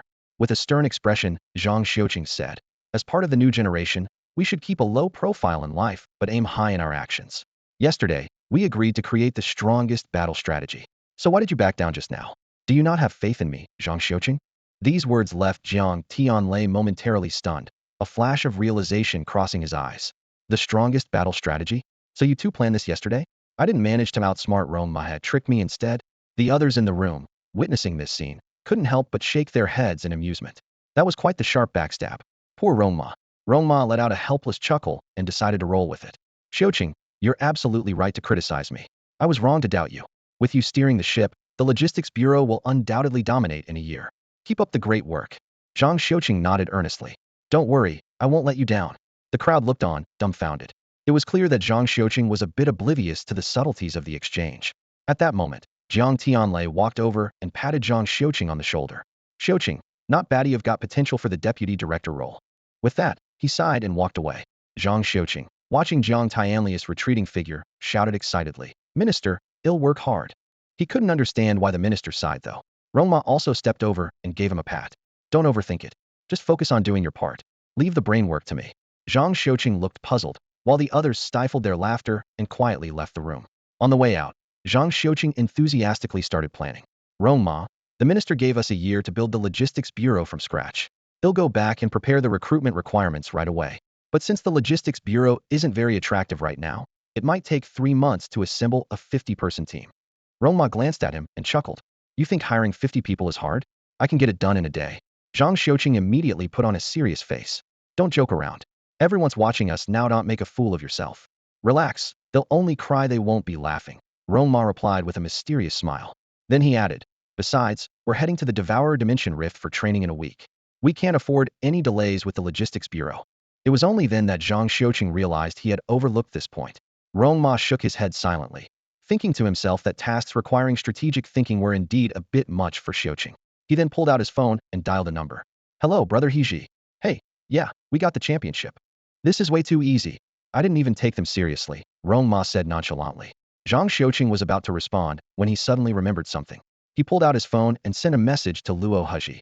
Brother Heji, feeling bored at home lately? Good, boredom is just right. Are you free to come out for a chat? It's about improving your retirement life. On the street, Rong Ma and Zhang Xiuqing stood side by side, watching the spirited Luo Heji walk away. Zhang Xiuqing couldn't help but exclaim, Rong Ma, your brain is absolutely genius. He thought back to his original plan, spending 3 months recruiting and interviewing to build a 50-person team. But Rong Ma had solved the problem perfectly with just one brilliant move. That move was nothing short of ingenious, rehiring Luo Heji, the former director of the Logistics Bureau, to reach out to his former colleagues who had transitioned out of the department. With Luo Heji's decades of experience, reputation, and connections, assembling a team was as easy as snapping fingers. Even better, with the seasoned Luo Heji in charge, they could focus on training in the Shiba Dimensional Rift or undergoing special training in Yufeng City, knowing the logistics were in the most capable hands. Rong Ma smiled faintly. Xiuqing, this way you can concentrate on building the combat system. Leave the logistics to brother Heji and focus on what you're best at. Even the usually prideful Zhang Xiuqing felt a sense of warmth in his heart upon hearing this. All right, Rong Ma continued. What you need to think about now is how to recruit strong combat talents. Seeing Zhang Xiuqing's serious expression, Rong Ma shook his head and said, forget it, let me guide you. Just poach people. Poach people. Zhang Xiuqing was taken aback. Rong Ma nodded and explained, poach from within the National Security Department. Focus on the newcomers, theory simpler ahem. They have more growth potential. Especially target those who are intimidated by us. They already understand our strength and will adapt quickly. Remember, the initial team should focus on quality, not quantity. Zhang Xiuqing's eyes lit up as he instantly thought of the right candidates. Got it, leave it to me. With that, he turned and walked away. Watching Rong Ma's distant figure, Zhang Xiuqing muttered to himself. No wonder he said Director Yu and the others would be crying. They definitely won't be able to laugh. Back home, Rong Ma lounged comfortably in his chair. The situation was temporarily under control, and as for the upcoming training in the Shiba Dimensional Rift next week, he wasn't worried at all. Just let Abeo and Beiji handle the training while he found a place to relax. Suddenly, he sat up from his chair. But before the training, there was something he needed to address. Beiji's evolution. Beiji had been stuck at the 9th tier of awakening for nearly a week, which was far too long. With that thought, Rong Ma got up, walked into his study, and sat at his desk, beginning to plan Beiji's evolution path. Rong Ma sat at his desk, deep in thought. Faced with two vastly different apprentices, he needed to tailor unique evolutionary paths for each of them. Abeo was diligent by nature, spending his nights immersed in reading Kung Fu Panda novels. This path suited him perfectly. But Zhu Beiji was a completely different character, lazy, gluttonous, and full of cheeky remarks. Getting someone like him to settle down and study might take months with little to no progress. As night quietly descended, the last streak of orange sunlight disappeared beyond the horizon. A silver moon hung high in the sky, its cold, serene light spilling onto the desk. Rong Ma had been standing there for 3 hours, his brows furrowed in concentration. Then, his eyes fell on the patch of moonlight on the desk, and inspiration struck him like a lightning bolt. This is a brief love story. Chang'e, the daughter of Taishang Laojun, possessed unrivaled divine powers. Zhu Beiji, a valiant warrior of the Celestial Army, was courageous and upright. Chang'e was drawn to Zhu Beiji's bravery and kindness, and she invited him to visit the Moon Palace. The two shared celestial delicacies, admired the moon, and confided in each other, gradually developing feelings for one another. However, Zhu Beiji had a duty to protect mortals from demons on Earth, while Chang'e was bound to the heavens, and the distance between their worlds became their greatest challenge. In the end, the two overcame every obstacle, creating a love story that would be celebrated across the universe. But Rong Ma knew that this short story, which could be read in just a few minutes, wasn't the main point. It was merely the introduction. At the end of the story, he deliberately included an imaginative illustration, a scene of Chang'e bathing, with Zhu Beiji watching nearby in a suggestive and ambiguous moment. The image was filled with subtle intrigue, designed to stir Zhu Beiji's inner emotions. A sly smile crept across Rong Ma's face. This illustration was the real key to Zhu Beiji's evolution. Rong Ma then took the illustration and walked to the courtyard where Abeo was reading. Let Zhu Beiji out of the freezer, he said. When Zhu Beiji was released, his face was glowing, showing no signs of weakness. Clearly, he had adapted to the intensity of this harvesting method. Abeo, starting tomorrow night, set the freezer to -18 degrees, Rong Ma said casually. Got it, Abeo responded enthusiastically. Hearing this, Zhu Beiji was instantly thrown into a panic, his expression filled with sheer terror. Rong Ma handed a piece of paper to Zhu Beiji with a gentle smile and said warmly, Don't feel wronged. This is all for your own good. Take it. I've already planned your evolution path for you. Zhu Beiji took the paper, and as soon as his eyes scanned it, he froze in place. His eyes sparkled instantly, and a bit of drool escaped the corner of his mouth as the image of a beautiful celestial maiden appeared in his mind. Oh, what a stunning fairy, he muttered. The next moment, Rong Ma established a shared mind link with Zhu Beiji. Eagerly, Zhu Beiji began to carefully read through the paper in his hands. As he delved deeper, the light in his eyes grew even brighter. Within 3 minutes, a fiery determination blazed in his gaze. Chang'e, my celestial wife, Zhu Beiji exclaimed, putting the paper down as he gazed up at the silver moon in the night sky, his heart swelling with boundless fantasies. Suddenly, he realized his true identity, a reincarnated deity. All he wanted now was to soar to the Moon Palace and catch a glimpse of Chang'e's graceful beauty. No, I must become stronger. Zhu Beiji clenched his fists and turned to Aba, saying, Master brother, please keep pushing me. As long as I don't die, push me to my limits. A satisfied smile spread across Aba's face. Meanwhile, Rong Ma silently checked Zhu Beiji's information panel.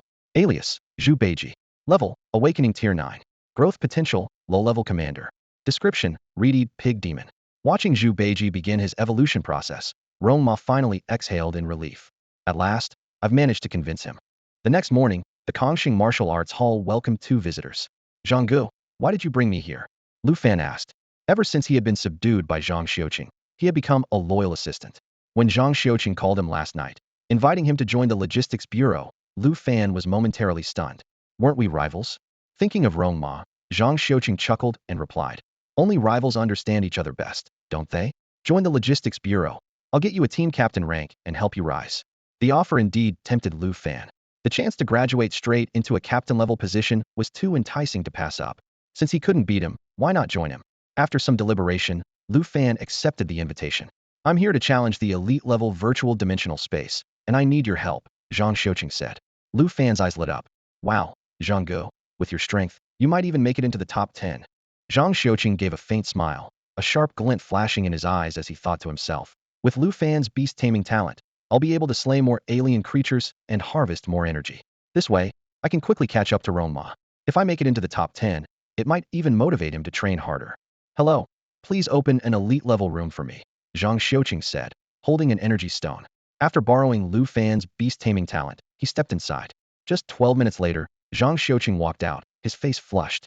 Whoa, Zhang Ge, you're so fast. Only 12 minutes to finish the challenge. Lu Fan exclaimed as he ran to the leaderboard, anxiously waiting for the results to update. It's up, Zhang Ge, the results are in. You're incredible.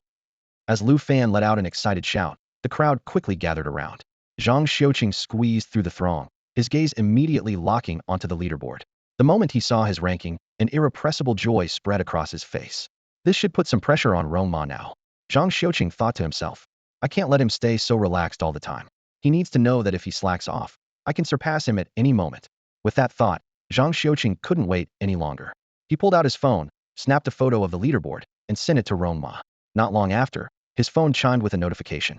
Zhang Xiuqing, you're pretty impressive. I hid so well, but you still managed to uncover it, Rong Ma replied, leaving Zhang Xiuqing utterly confused. Uncover? What did I uncover? Zhang Xiuqing wondered, puzzled, as the surrounding chatter reached his ears. 7th place on the elite rankings, amazing. This leaderboard doesn't update often. By the way, that handsome guy from a while back, the one who's by Yi's junior sister's boyfriend, came with 2 pet beasts for a challenge. One was a panda beast, and the other was a reed board demon. Zhang Xiuqing exchanged a glance with Lu Fan, both finding the description oddly familiar. Those 2 pet beasts took on the elite level and awakening level challenges, and they both got 1st place. Just look at the names on the leaderboard. Zhang Xiuqing's heart sank as he quickly scanned the rankings.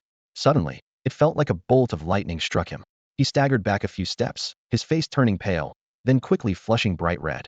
It was only then that he understood Rong Ma's earlier message. Rong Ma had assumed he'd discovered the 1st place ranking, while Zhang Xiuqing had only intended to show off his 7th place. Realizing the vast gap between himself and Rong Ma, Zhang Xiuqing was overcome with shame and embarrassment. Meanwhile, Rong Ma was walking into the pet beast breeding base. Zhang Tianquan had informed him the night before to visit today, saying there was good news to share. As he stepped inside, he overheard a conversation. Sister Peixian, please help me arrange for a cultivation expert. I'm heading to Yufeng City next month for a research institute training program, but my green rock bugs technique hasn't improved at all. I can't even proceed with my research.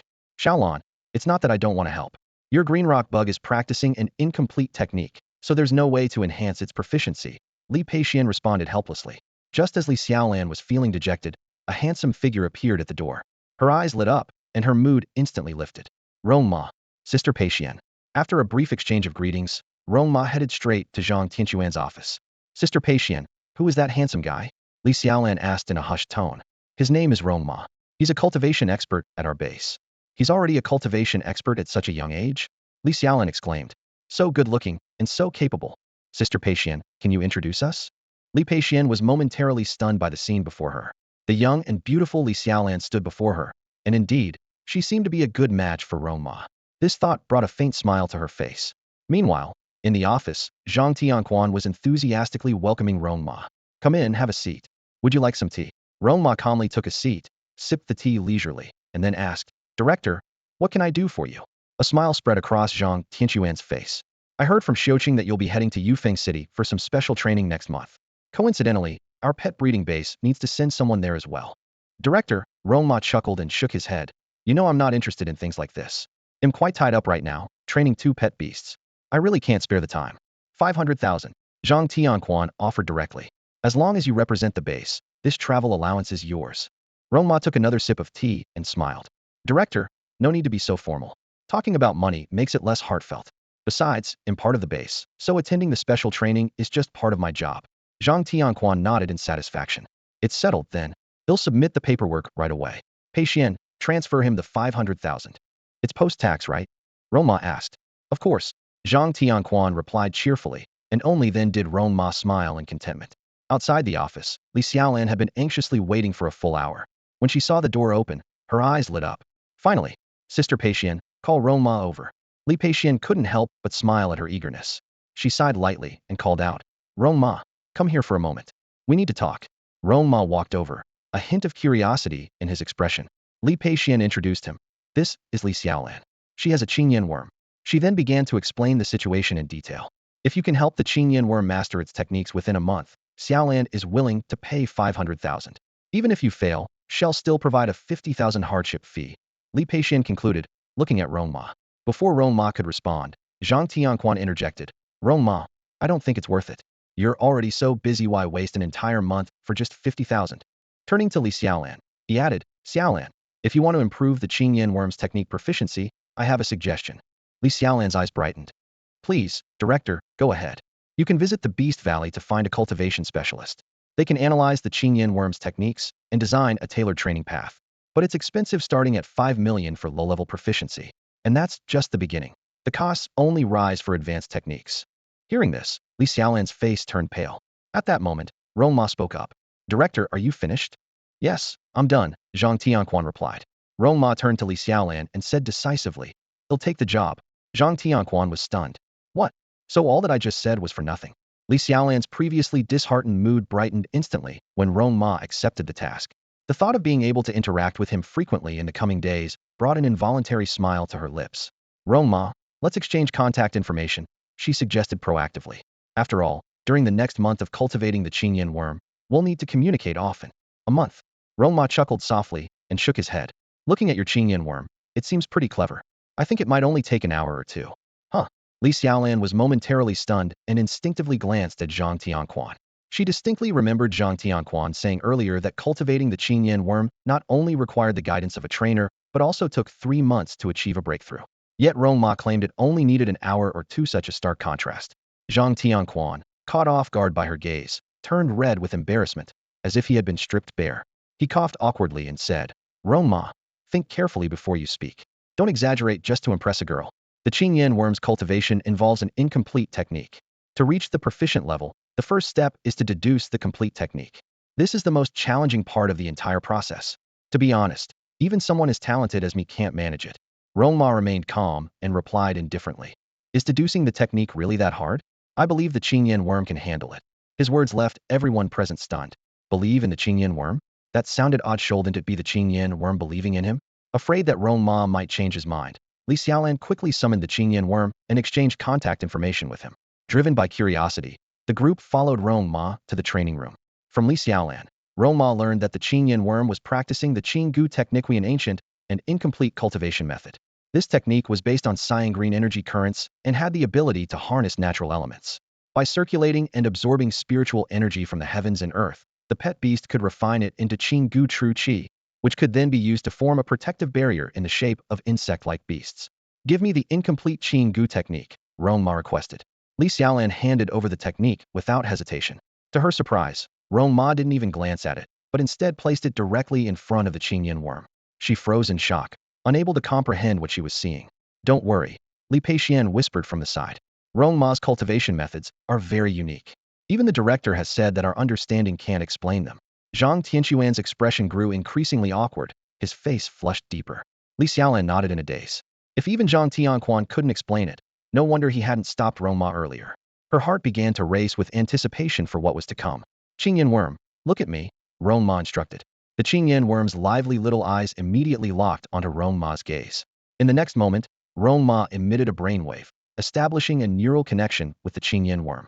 The group watched in astonishment as the Qingyan worm's gaze suddenly took on a human-like quality, revealing a mix of confusion and excitement.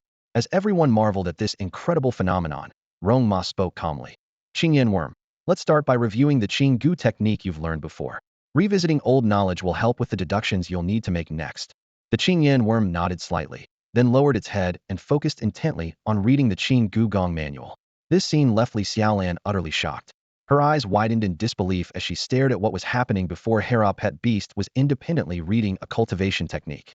As a member of the evolution department at the research institute, Li Xiaolan, though not a professional breeder, had never heard of such a miraculous training method. Even Zhang Tianquan and Li Peixian, who had already witnessed this once, couldn't help but marvel repeatedly. No wonder Zhang Tianquan was willing to offer a high price of 500,000 to enroll Rong Ma in the special training. If this opportunity could make the Ningqing Pet Breeding Center famous overnight, The investment would be worth every penny. About 30 minutes later, the Qing Yin worm had carefully read the Qing Gugong manual 3 times and emitted a faint chirping sound. Rong Ma, I finished reading it. I seem to have gained some new insights, but they're still vague, and I can't find a clear direction. I feel like this Qing Gu true energy might have healing properties. Rong Ma nodded in affirmation. Good, it's a great start that you feel that way. I already have a general idea of the direction. Next, they'll create a technique for you to use as a reference. Do you understand? Chirp, chirp, understood. The Qing Yin worm replied. Everyone was utterly bewildered. Zhang Tianquan stepped forward in disbelief. Wait a second, Rong Ma, what do you mean by creating a technique? Are you saying you're going to develop an entirely new cultivation method just to refine Qing Gugong? Exactly. Is there a problem with that? Rong Ma said calmly. But let me clarify, this technique will only serve as a reference for the Qing Yin worm.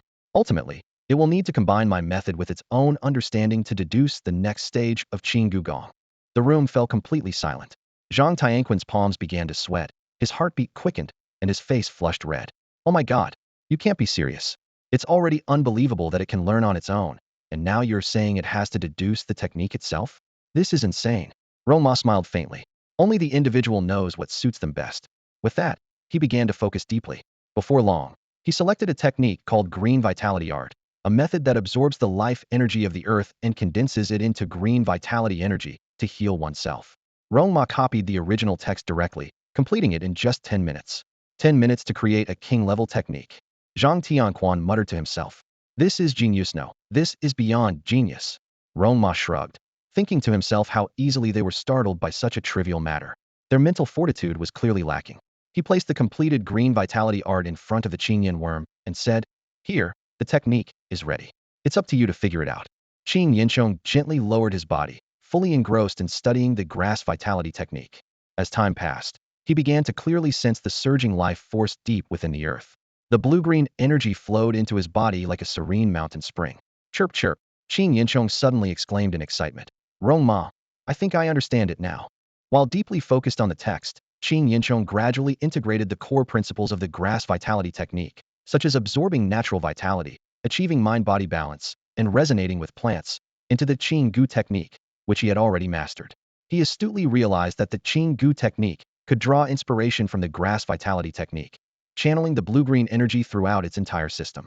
This significantly enhanced its harmony with natural elements. At that moment, the Qing Gu energy flowing within him seemed to merge seamlessly with the earth beneath his feet, achieving an unprecedented state of equilibrium. Boom! A thunderous explosion erupted as a powerful green aura burst from Qing Yinchong's body, violently rippling through the surrounding air. Li Xiaolan, witnessing the scene, widened her eyes and covered her mouth tightly to suppress a startled cry. Zhang Tianquan's forehead was beaded with sweat, so tense he could barely speak. Could it be that his proficiency has truly reached the mastery level? Has Qing Yinchong actually deduced a new technique through his own comprehension? Zhang Tianquan, in disbelief, raised his hand and gave himself a loud slap across the face. Ouch, so painful. This isn't a dream, it's real. He stood frozen in place, too shocked to utter another word. Through his own understanding, Qing Yinchong had successfully advanced the Qing Gu technique to the mastery stage. Meanwhile, after receiving 500,000 each from Li Xiaolan and Zhang Tianquan, Rong Ma immediately spent the entire million, a total of 50 bottles of elite-grade nutrient solutions, a mid-tier bamboo staff for Abeo, and a mid-tier amplifier for Zhu Beiji. The amplifier, shaped like a funnel with a wide end and a narrow end, was specifically designed to enhance Zhu Beiji's roaring lion skill, significantly increasing its power. These preparations were all made for the upcoming training in the Devourer Dimensional Rift, ensuring that Rong Ma could relax and let things play out. At the same time, at the Evolution Department of the Ning City Research Institute, Xiaolan, you're smiling so brightly today, Tan Jianzi remarked. Professor Tan, you're here. Li Xiaolan replied excitedly. Qing Yinchong's technique has advanced to the mastery level, so I can finally move forward with my research project. Oh, Tan Jianzi paused his writing, looking surprised. Just a few days ago, you said even the breeding base couldn't help. How did it progress so quickly? Did Qing Yinchong figure it out on his own? Li Xiaolan froze for a moment, unsure how to respond. Well, I suppose you could say he did. While it was true that Qing Yinchong had learned and deduced independently by reading, the entire process was so extraordinary that she struggled to explain it. Tan Jianzi nodded with a smile. By the way, how's the progress on that research project I asked you to propose about evaluating the compatibility of current pet evolution paths? The project has been approved, but... Li Xiaolan hesitated. What is it? Speak freely. Li Xiaolan mustered her courage and replied cautiously. Professor Tan, no one has signed up to participate yet. The project's concept is too groundbreaking, and many people might not fully grasp it. This was actually a very tactful way of putting it. Li Xiaolan didn't dare to tell Tan Jinzi that the project had caused an uproar within the evolution department since its submission for review. After all, evolution paths were the culmination of countless researchers' painstaking efforts and served as the cornerstone of the entire theoretical framework. In the eyes of many, the theories of their predecessors had long been regarded as unquestionable authority. However, when Rong Ma introduced the entirely new concept of compatibility, it sparked a significant upheaval in the academic community. Most researchers insisted that scientific research must progress forward and should never regress. Faced with this situation, Tan Jinzi fell silent. The difficult position of being a pioneer reminded him of the genetic theory Rong Ma had once mentioned. He knew all too well that if Rong Ma were to propose that theory now, it would likely trigger a nationwide controversy comparable to a magnitude 12 earthquake. Without solid theoretical support, Rong Ma would almost certainly face harsh criticism from all sides. Despite his concerns, Tan Jinzi remained resolute in his decision to support Rong Ma. At this moment, he could only hope that Rong Ma would breathe new life into the stagnant field of pet beast evolution. Xiaolan, what are your thoughts? Would you like to join this project? Tan Jinzi turned to Li Xiaolan, who was standing nearby. Li Xiaolan hesitated, looking slightly uneasy before replying. Professor Tan, I did say that I would join if my own project hit a dead end. But right now, she trailed off, leaving her sentence unfinished. Tan Jinzi smiled and waved his hand, signaling his understanding. All right then, no need to force it. I'm sorry, Professor Tan, Li Xiaolan said with a slight bow before taking her leave. In her heart, she felt that such a forward-thinking project was beyond her comfort zone. She preferred to continue her research on the evolution of the Qingyan worm, which seemed more suited to her expertise. Of course, there was another, more secret reason behind her choice. Sticking with her current project gave her more opportunities to interact with the dashing Rong Ma. After Li Xiaolan left, Tan Jinzi immediately took out his phone to contact Rong Ma. Can you come to the Research Institute tomorrow? I have something to discuss with you.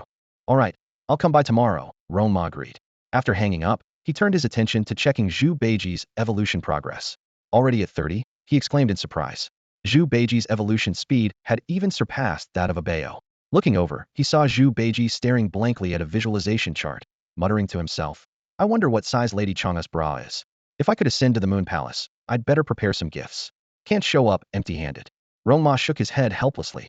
This guy was always daydreaming. No wonder his evolution speed was so fast. Yet as his evolution progressed, Zhu Beiji had become increasingly lazy, greedy, and even a bit lecherous. Abeo, come here, Rong Ma called out. Coming. Abeo responded cheerfully. Rong Ma, has the novel been updated? Let me see it. All right, Rong Ma replied. At 10 a.m., Rong Ma stepped into the office of the evolution department at the Research Institute. Tan Jinzi noticed his arrival and greeted him warmly. Rong Ma, you're here? Please, have a seat. As soon as Rong Ma sat down, Tan Jinzi handed him a document with a slightly awkward expression. Rong Ma, this is the research material on the compatibility of existing evolution routes for pet beasts. But, he hesitated before continuing. No one has signed up for this project yet, so it'll be up to you to handle it alone. Rong Ma raised an eyebrow, already forming a plan in his mind. This kind of task didn't require much effort. He could simply adapt a paper from the Lancet, the top-tier multidisciplinary medical journal on Earth, and tweak it slightly to incorporate this world's pet beast theories. That would be enough to get by. Noticing Rong Ma frown, Tan Jinzi grew nervous and quickly added, Don't worry, Rong Ma. Even though no one else signed up, I can assign you an assistant. You just need to list the materials you require, and she'll prepare them for you. Rong Ma nodded in agreement. Tan Jinzi immediately let out a sigh of relief, smiling with ease. Oh, and by the way, this assistant is single. If you two hit it off, I might just help create a little romance. Rong Ma smiled wryly. Why did everyone seem so eager to set him up with someone? It was truly exasperating. Seeing that Rong Ma didn't respond to the topic, Tan Jinzi gave an awkward laugh and quickly changed the subject. Oh right, Rong Ma, there's something else. Next month, the Institute is hosting a special training session in Yufeng City, and I hope you can represent the evolution department. It'll be a great opportunity to learn the latest knowledge, which will be helpful for your research project. He quickly added, He'll approve an additional 500,000 yuan in travel expenses for you, tax-free. This had been specifically instructed by Zhang Tianquan the night before. Got it, Mr. Tan. Leave it to me, Rong Ma replied earnestly. Only then did Tan Jinzi feel completely reassured. Mr. Tan, if there's nothing else, I'll take my leave. All right, take care. 3 days later, a series of system notifications chimed. Ding. Zhu Beiji has successfully evolved, awakening the will of greed, hatred, and delusion. Potential has increased. The host receives 10-fold rewards, 100 points of vitality, and the awakening of the will of enlightenment. Ding. Zhu Beiji's level has increased to Elite Tier 1. The host receives tenfold rewards, 100 points of vitality. Ding. A Bao's level has increased to Elite Tier 7. The host receives tenfold rewards, 100 points of vitality. Ding. A Bao has mastered the low-grade Hunyuan technique to perfection. The host receives tenfold rewards, mastery of the mid-grade Hunyuan technique.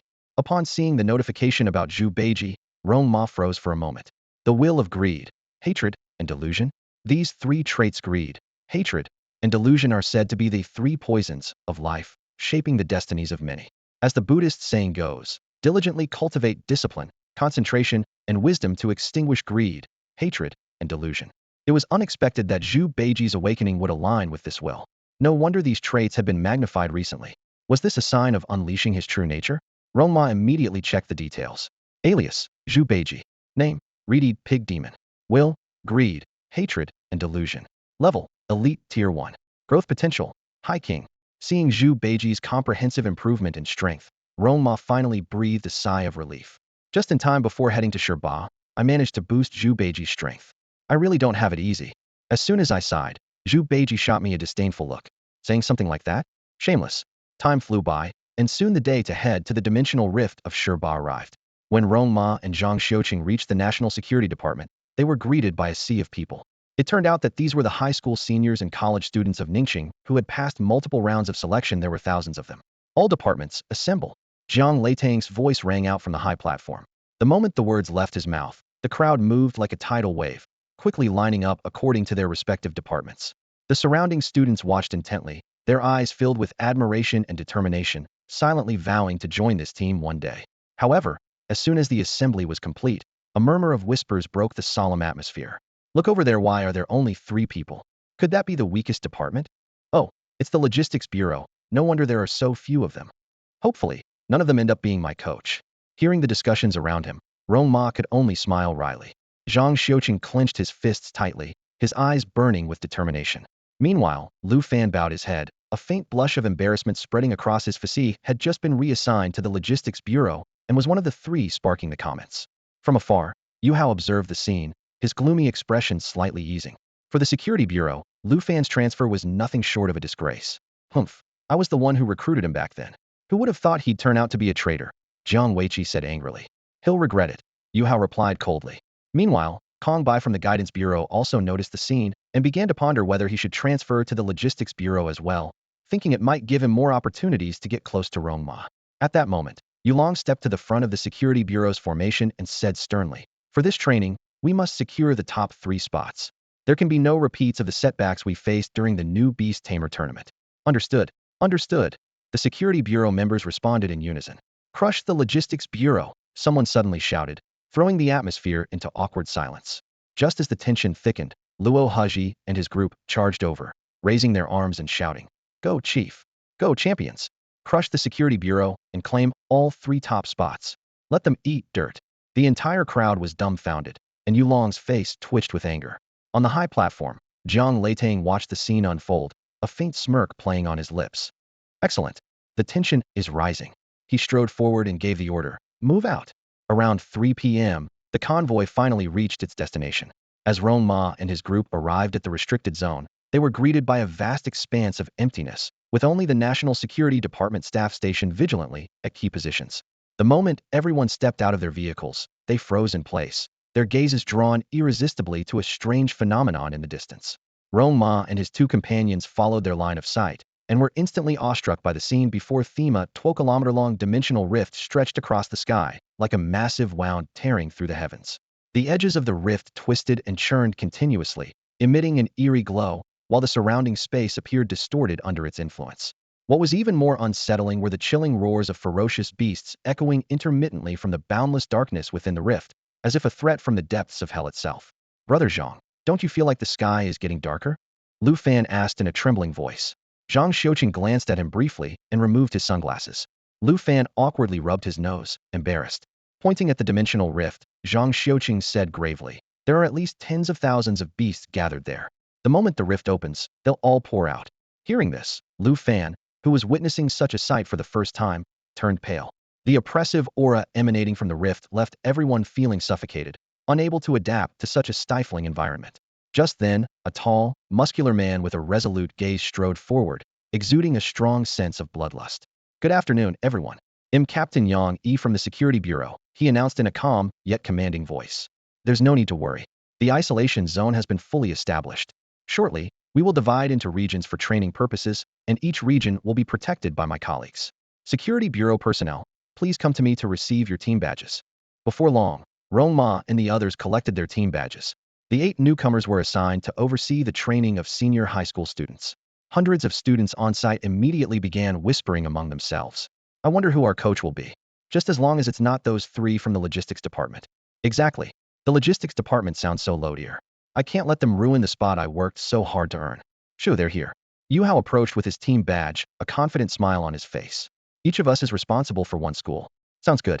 Zhang Xiuqing, you got lucky beating me last time, but this time, I'll reclaim my honor. His eyes locked solely on Zhang Xiuqing, completely ignoring Rong Ma and Lu Fan. It was clear he deemed them unworthy opponents, and was convinced his superior physical prowess would secure him an easy victory. Zhang Xiuqing cast him a cold glance. Defeated challenger. My goal is to catch up to Rong Ma. I don't have time for you. Want to challenge me? Beat Lu Fan first. Lu Fan. Lu Fan's face turned ghostly pale at the mention of his name. Brother Zhang, please, have mercy. Stop messing with me, will you?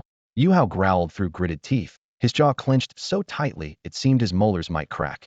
He took a deep breath, a glint of determination flashing in his eyes. Fine, let's see how this turns out. I'll make sure you all understand just how extreme I can be. Afterward, Rong Ma led the other 7 individuals to disperse among the senior high school gathering areas, each taking position in front of a different school. The students' reactions varied dramatically. Some cheered with excitement, while others groaned in dismay. Haha, it's not the logistics department this time. We're guaranteed to win. Hey, look over there at number 1 high school. Oh no, number 1 high school is so unlucky. The strongest school ended up with the weakest department. How are they going to explain this to their principal? That guy is handsome, sure, but he's useless. Standing in front of number 1 high school, Rong Ma listened to the chatter around him with a slightly resigned expression. On the other hand, Yu Hao's face was even darker, had drawn the short straw with Jiangxin High School, the weakest of them all. Frustration boiled within him, and he couldn't help but cast an envious glance toward Rong Ma. Meanwhile, the students of Jiangxin High School, noticing Yu Hao's gloomy expression, kept their heads down, too intimidated to make a sound. Just then, a timid girl raised her hand hesitantly. Officer, what is it? Yu Hao asked. Can we request to have you replaced? She stammered. Yu Hao froze for a moment before jumping up in disbelief. What? Replace me? Are you serious? I'm incredible, are you joking? The girl quickly explained. No, officer. I mean, could we possibly switch you with Rong Ma from number 1 high school? Her words not only left Yu Hao stunned, but also caught Rong Ma's attention from afar. Zhang Xiuqing, standing nearby, whispered. She seems to know you. Could it be that Principal Jiang gave her a heads up? The image of Principal Jiang's kind face surfaced in Rong Ma's mind. Before his time travel, his original self had spent 3 aimless years at Jiangxin High School, where Principal Jiang had always quietly supported him. Yu Hao approached Rong Ma. You heard their request. What do you think? Seeing the hopeful expressions of the students, Rong Ma smiled faintly. Sure, let's switch. Yes. The students from both schools erupted into cheers. From a distance, they exchanged smiles, though their eyes betrayed mutual disdain. What a bunch of fools. Before long, Rong Ma stood in front of Jiangxin High School. The timid girl's cheeks turned slightly red as she mustered up the courage to speak. Senior Rong Ma, please take care of us. Senior Rong Ma, please take care of us. The students echoed in unison. With a grin, Rong Ma replied. Since you all seem so in sync, how about we aim for the championship? His words left the Jiangxin students momentarily stunned, exchanging uncertain glances with each other. That night, in a hotel room, a few girls were sitting around the edge of the bed. The frail-looking Olian suddenly spoke. Why do you think the principal is so insistent on us finding Senior Rong Ma? She gently shook her head, her voice soft. All I know is that the principal once said if Senior Rong Ma leads the team, Jiangxin High School definitely won't rank last this year. The other girls gasped. One of them asked doubtfully, why is the principal so confident? Senior Rong Ma looks so delicate and doesn't seem all that impressive. I saw him working at the logistics office today, and I panicked, another girl chimed in. Honestly, I almost wanted to tell Olian not to bother finding him. Ha ha ha, so I wasn't the only one thinking that. The girls burst into laughter. But I have to admit, Senior Rong Ma is really handsome. The conversation quickly shifted to Rong Ma's appearance. At 18, the girls were at the age of youthful excitement, and the topic grew more lively with every passing moment. Even the shy Olian joined in, though she spoke more reservedly than the others. Rumble. Suddenly, the entire hotel began to shake violently. Ah! The girls screamed in unison. What's happening? Olian suppressed the fear rising within her and hurried to the window, pulling the curtains open. In that instant, she froze in place, a chill running from the soles of her feet to the top of her head. In the sky, a dimensional rift was slowly opening. At first, there was a deep, rumbling sound of the fissure, followed by the air tearing apart, creating eerie ripples. The space twisted, time seemed to ripple, and waves of dark energy radiated outward, engulfing the surrounding light. The sky, shrouded in a blood-red glow, was terrifyingly ominous. Roar, the deafening roar of ferocious beasts echoed from the rift. Several massive beastly heads appeared faintly at the edges of the fissure, their expressions a mix of fear and frenzy as they howled madly. All personnel except newcomers, assemble immediately. Yang Yi's voice rang out from below. Rong Ma leaned against the window, watching the crowd rapidly gathering downstairs. Suddenly, he spotted Ji Mulan among them and muttered to himself, Senior Ji should be able to handle this, right?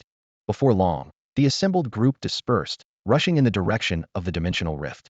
Zhang Xiuqing, standing nearby, explained, they must drive the beasts that emerge into the containment zone as quickly as possible. The trial should officially begin tomorrow. Rong Ma gazed at the menacing rift in the sky, unease creeping into his heart. The energy fluctuations measured by the Reconnaissance Bureau. They couldn't be wrong, could they? Zhang Xiuqing's eyes sparkled with determination as he firmly shook his head and said, impossible. There has never been a mistake all these years. He turned to Rong Ma, a hint of disdain curling his lips. Rong Ma, are you scared? With such a timid heart, how can you ever be my opponent? Toughen up. Lu Fan, standing to the side, smirked and said with a teasing tone, Zhanga, you're so brave. Rong Ma raised an eyebrow slightly, silently pondering to himself, I hope I'm just overthinking this. As the dimensional rift opened, a suffocating stench filled the air and an oppressive atmosphere enveloped everyone. The group stood at a distance, their eyes fixed on the rift. From within, ferocious beasts poured out like an uncontrollable flood, frantically charging at the boundaries of the dimension. Their eyes glowed with a crazed red light, and their gnashing fangs collided with a chilling clamor. Destruction marked their path, leaving chaos in their wake. Clenching his fists tightly, Rong Ma felt a mix of anger and confusion. These invaders were undoubtedly vile. But why had the dimensional space merged with Blue Star? The night passed without sleep. At dawn, Yang Yi called everyone to assemble. He scanned the gathered crowd and spoke in a commanding voice. As you all know, the dimensional rift of the Devourer opened last night. Thanks to our all-night efforts, the beasts have been scattered into various containment zones. We've established safety zones in each area and arranged for coaches to patrol in shifts to ensure your safety. The smartwatches on your wrists have been activated and will automatically record your points. Obtaining beast cores will also contribute to your points. Taking a deep breath, he continued. Everyone, the trial begins now. As soon as his words fell, thousands of participants dispersed in an instant. As Yu Hao passed by Rong Ma and his group, a mocking smile appeared on his face. The competition has begun. Try not to cry when I beat you. With that, he and the students from Yizhong quickly marched away, clearly aiming to seize the upper hand. Zhang Xiuqing and Lu Fan also led their respective teams and left. The students of Jiangxin High School, watching as the other schools took action, began to panic. Senior Rong Ma, why aren't we moving yet? Yeah, we're already weaker than them, and now we're falling behind. We're definitely going to end up at the bottom. Rong Ma remained calm, showing no sign of urgency. Olian frowned slightly and asked, Senior Rong Ma, are you waiting for them to leave? Yes, Rong Ma admitted directly. Only after the last group from another school had departed did Rong Ma finally speak. Let's go. However, the direction he turned to left everyone stunned. Senior Rong Ma, you're going the wrong way. That's not the containment zone for the third years. Oh no, could it be that Senior doesn't even know the way? Rong Ma stopped in his tracks and turned to face them. Who said I was heading to the third year zone? That area is full of low-tier, newly awakened beasts. I could deal with them with just a spit. There's no challenge at all. Since I'm your senior, I should take good care of you. Let's go. They'll lead you to take on the height here, newly awakened ones. Seeing the terrified expressions on the younger students' faces, Rong Ma chuckled. Sometimes, you've got to push yourself. If you don't, how will you ever know if you're useless or not? The students of Jiangxin High School followed behind Rong Ma nervously, their dense footsteps interspersed with hushed whispers. Olian, we can't go on like this, one student murmured. Senior Rong Ma seems really serious this time. How is he supposed to protect all of us on his own, let alone hunt down an awakening-level ferocious beast? Olian frowned, his eyes fixed on Rong Ma's upright figure ahead. Although they had specifically requested Rong Ma to lead the team, the current situation had exceeded their expectations. After a moment of contemplation, he replied, let's follow him for now and see how things unfold. If it gets worse, we'll discuss it with Senior Rong Ma. The students nodded reluctantly and continued to tread carefully behind him. Olian stared at Rong Ma's back, a flicker of confusion crossing his eyes. This decisive and commanding demeanor was nothing like the laid-back and indifferent Rong Ma described by Principal Jiang. Meanwhile, in the surveillance room on the top floor of the hotel, how are the rookies performing in the beast-taming tournament? Yang Yi asked, leaning back in his chair. Yu Hao's team from First High is currently ranked first, a staff member said, pulling up the leaderboard. Surprisingly, Zhang Xiuqing has secured second place. Zhang Xiuqing? That young man from the logistics bureau who refused to join the security bureau. Yang Yi raised an eyebrow. Don't give him too much credit, someone else chimed in. If Yu Hao didn't love showing off so much, Zhang wouldn't have had a chance at first place. What about Rong Ma's results? Yang Yi asked. The staff member couldn't help but chuckle, pointing to the very bottom of the leaderboard. Take a look, Jiangxin High School, 0 points. He's probably slacking off somewhere again. Yang Yi nodded in understanding. Seems like he's been overestimated. Keep an eye on Zhang Xiuqing. When he returns, I want to have a good talk with him. A talent like that is wasted in the logistics bureau under Rong Ma. However, Ji Mulan, standing nearby, frowned deeply. She knew Rong Ma well. While he did have a lazy streak, he would never let it affect others. That 0 score must have a deeper story behind it. Mulan, you didn't rest last night. Why don't you go take a break in your room? Yang Yi said gently. The people around them immediately exchanged knowing smiles. Everyone knew Yang Yi had feelings for Ji Mulan, but after 4 years of pursuing her, he still hadn't succeeded. At this moment, Ji Mulan shook her head expressionlessly and said in a cold tone, no need. My boyfriend is leading a team inside. I'll wait for him here. Her words were like a thunderclap.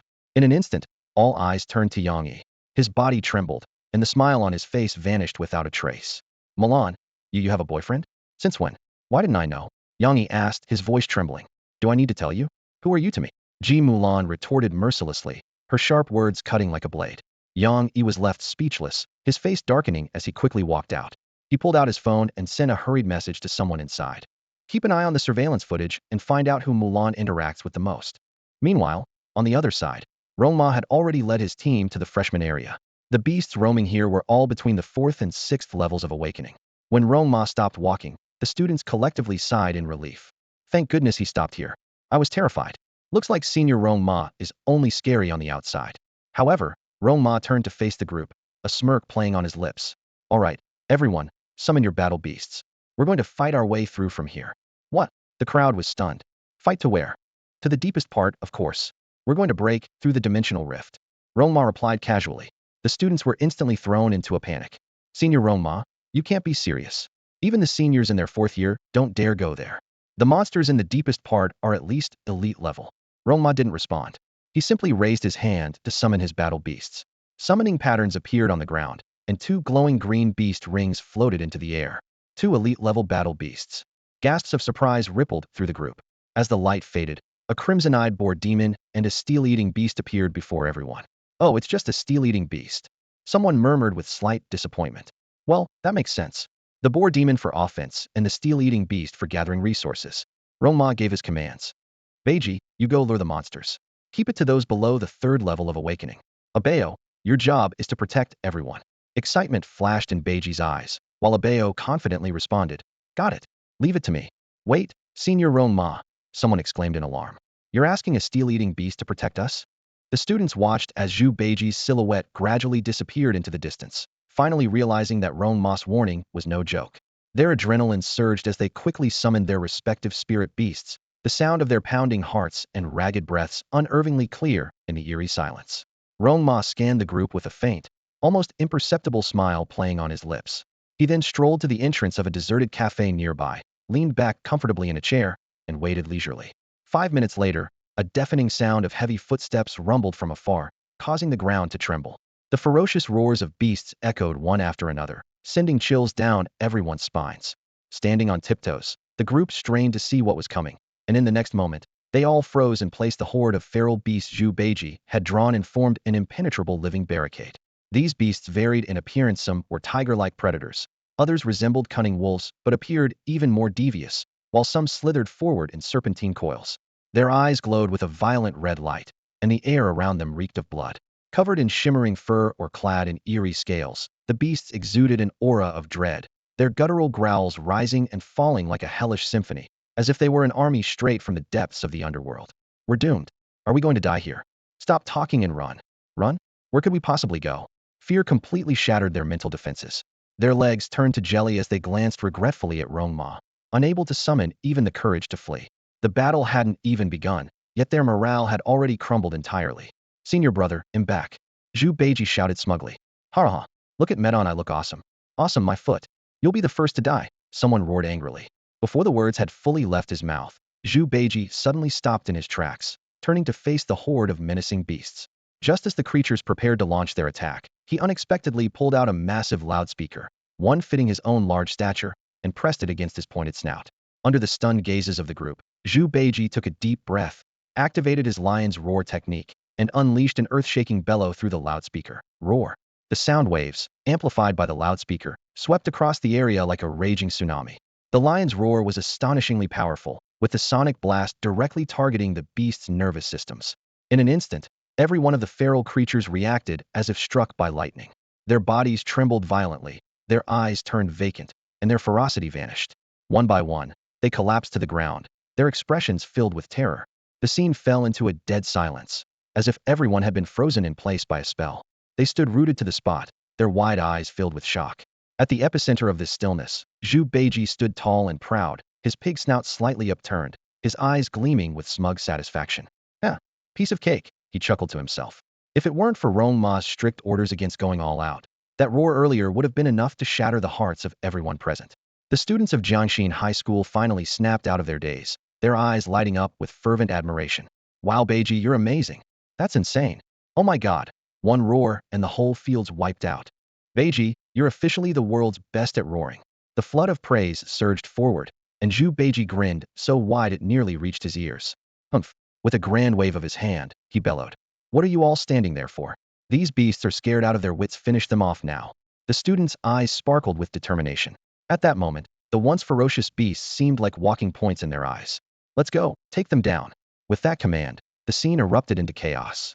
All sorts of companion beasts were summoned, majestic birds soaring through the sky, fierce predators exuding power, and even adorably clumsy creatures.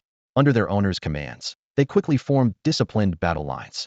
From above, the birds swooped down with razor-sharp talons aimed at the beast's eyes.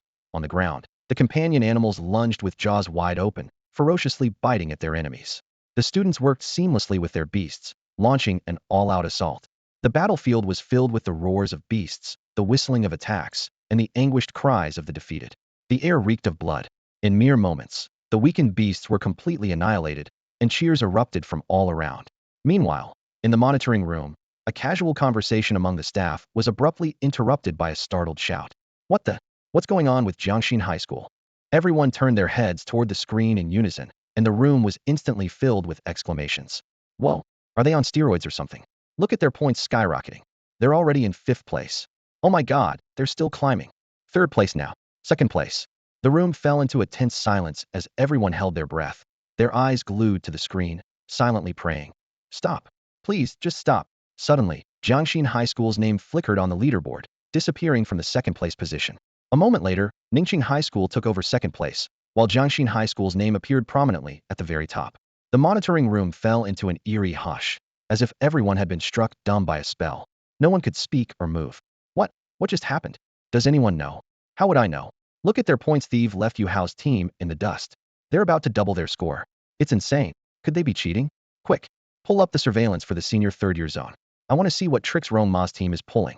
Inside the monitoring room, Yang Yi's gaze swept swiftly across the screens, showing the senior year isolation zone. Beads of sweat gathered on his forehead. A terrifying realization was dawning. Jiangxin High School students were nowhere to be seen. Pull up the locations from their smartwatches. Yang Yi's voice carried a trace of urgency. The staff quickly got to work, and within moments, the location data appeared on the large screen. "Yang Yi, look," a staff member pointed to the screen.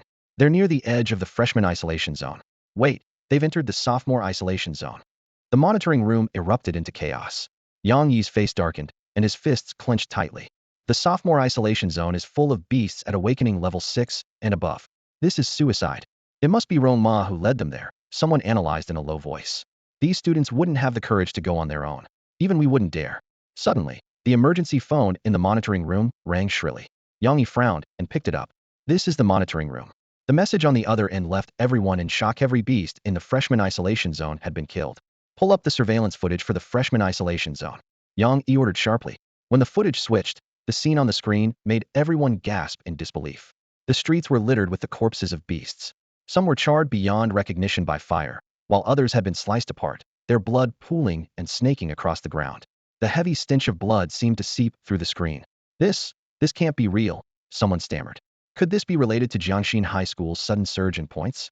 But if Rong Ma was the one who acted, how would the students have earned the points? Doubts began to spread among the group. Yang Yi took a deep breath. Pull up their live surveillance feed immediately. If there's any sign of cheating, revoke their qualifications at once. Meanwhile, on the other side, Rong Ma was addressing the exhausted but exhilarated students. Take out the beast cores you have, and let your pets absorb them. Right now, Yin and the others were surprised, their adrenaline still coursing through their veins. Senior Rong Ma, why don't we keep hunting beasts? This feels incredible. Their eyes glimmered with fighting spirit, a far cry from the timid team they had been before. The results of the training had far exceeded everyone's expectations. In the monitoring room, the staff exchanged bewildered glances, their eyes filled with disbelief.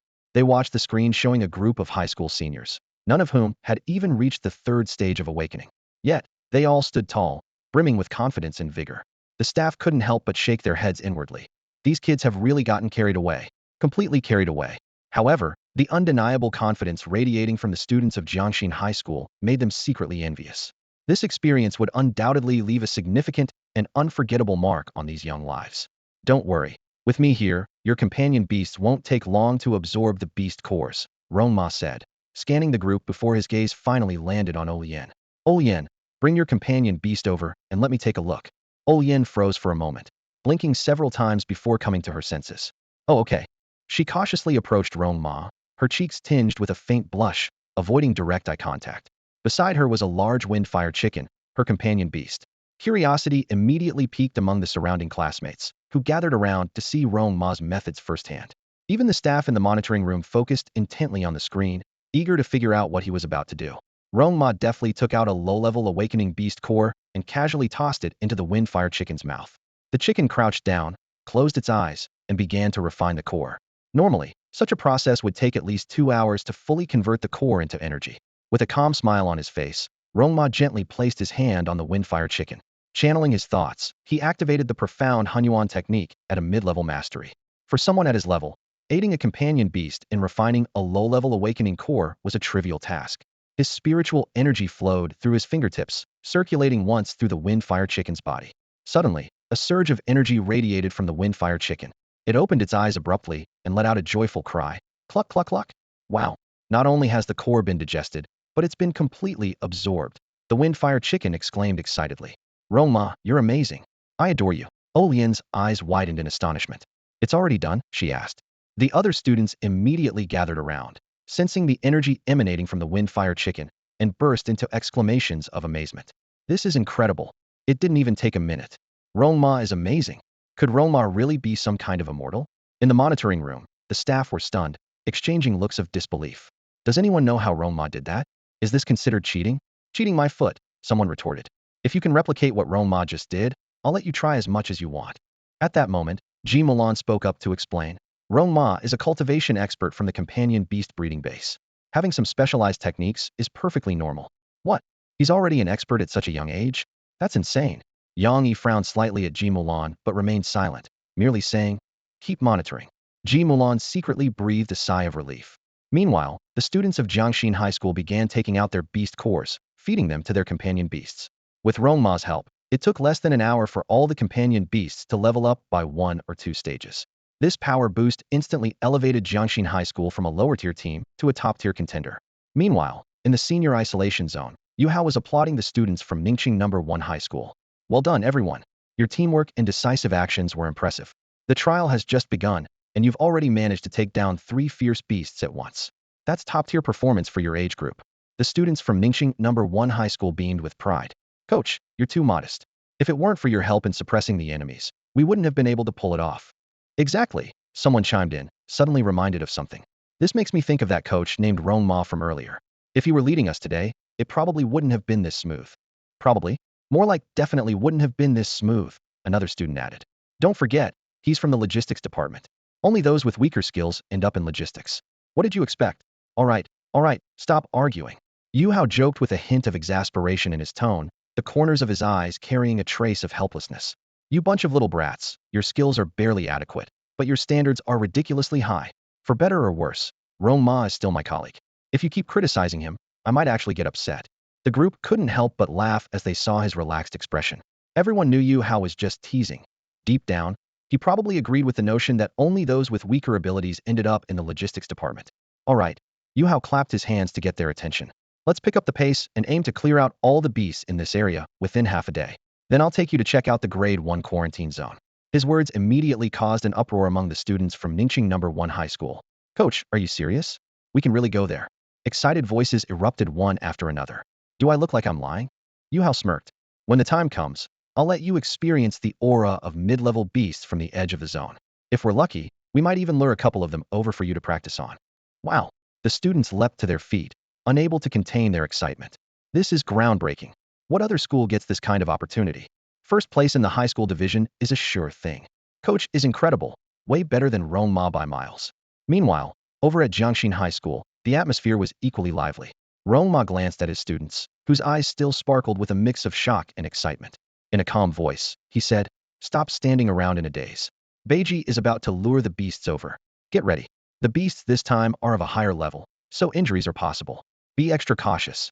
In the monitoring room, the onlookers nodded repeatedly as they watched the scene unfold, both admiring and envying Rong Ma's teaching methods. Ji Mulan's bright eyes glimmered with a trace of amusement. That rascal. He always claims he likes to take it easy, but he dared to lie to me. I'm definitely getting him drunk when we're back.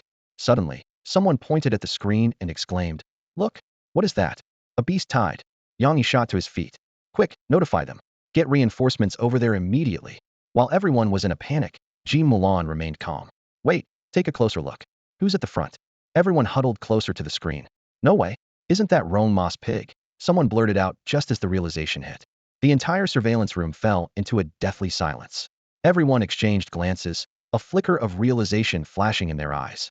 "Oh my God!" One staff member suddenly stood up, his voice trembling.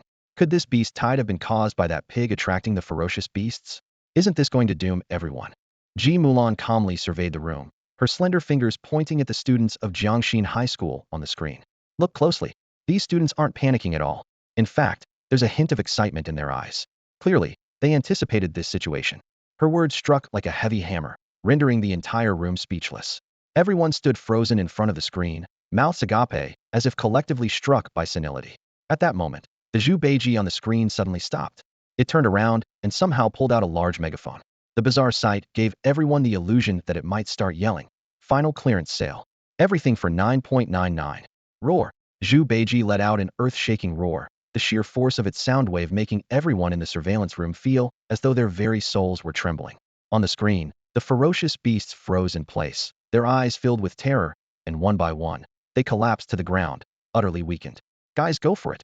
Don't miss out." The students of Jiangxin High School erupted in a synchronized cheer, fearlessly charging at the weakened beasts with their respective pet beasts. Only then did the people in the surveillance room realize what was going on, finally understanding the source of all the beast corpses in the first-year isolation zone. "This pig is way too strong. Since when did reedy demon boars become so good at roaring?" someone exclaimed. "Looks like the championship for the high school division in the Safety Bureau's competition might have a new winner this year." Yang Yi listened quietly, thinking to himself, "High school division? Heh, if this is all they've got, there's no way they'll make it to the third-year isolation zone." He made this judgment based on his years of experience. Hearing Yang Yi's remark, the tense atmosphere in the room eased slightly. Thank goodness. If they kept pushing forward, I'd start questioning reality. "Haha, look how scared you are." Yang Yi laughed. "Relax. This is their limit. Beyond this point, even Rong Ma alone wouldn't be able to fend off those beasts.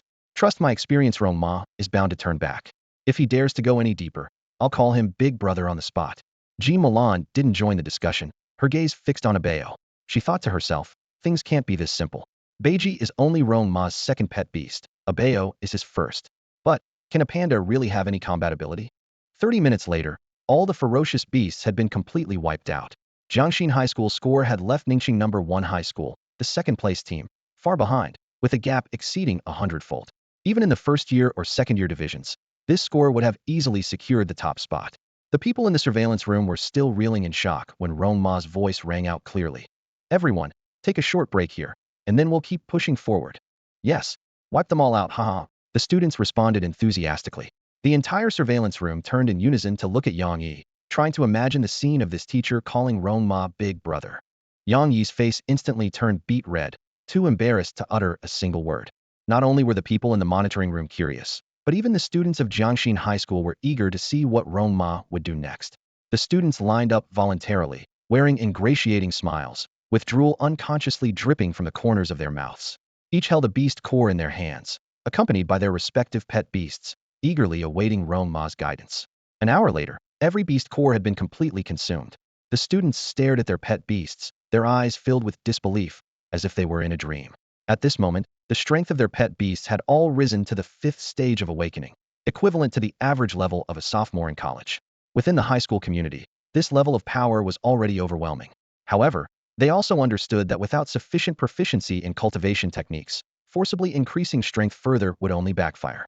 Rong Ma surveyed the surroundings with satisfaction, noticing that not only had the students' strength increased significantly, but their spirits had also undergone a remarkable transformation. Their eyes now gleamed with confidence, and their entire demeanor had changed dramatically. All right, let's move forward, Rong Ma commanded. After passing through the sophomore isolation zone, the group arrived at the junior isolation zone. As soon as they stepped into the area, a heavy atmosphere enveloped them. The air was thick with the stench of blood, and the oppressive presence of ferocious beasts loomed over the entire zone, making it hard to breathe. Rong Ma silently thanked himself for not leading the group here right away. Otherwise, they might have been too frightened to stand. Although the students were still nervous, their ability to cope had improved significantly.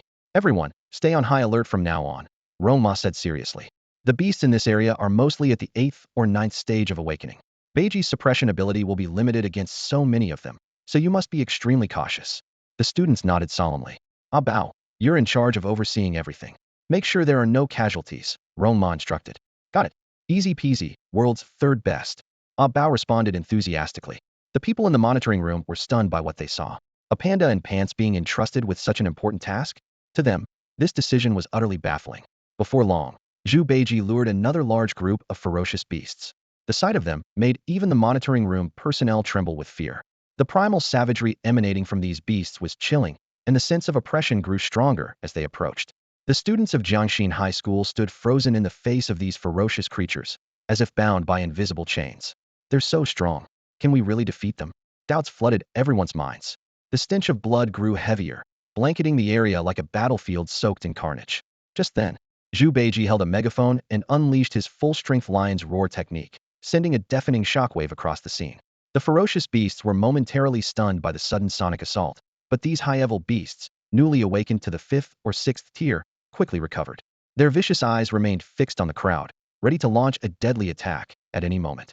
Rong Ma, faced with the dire situation, remained calm and composed.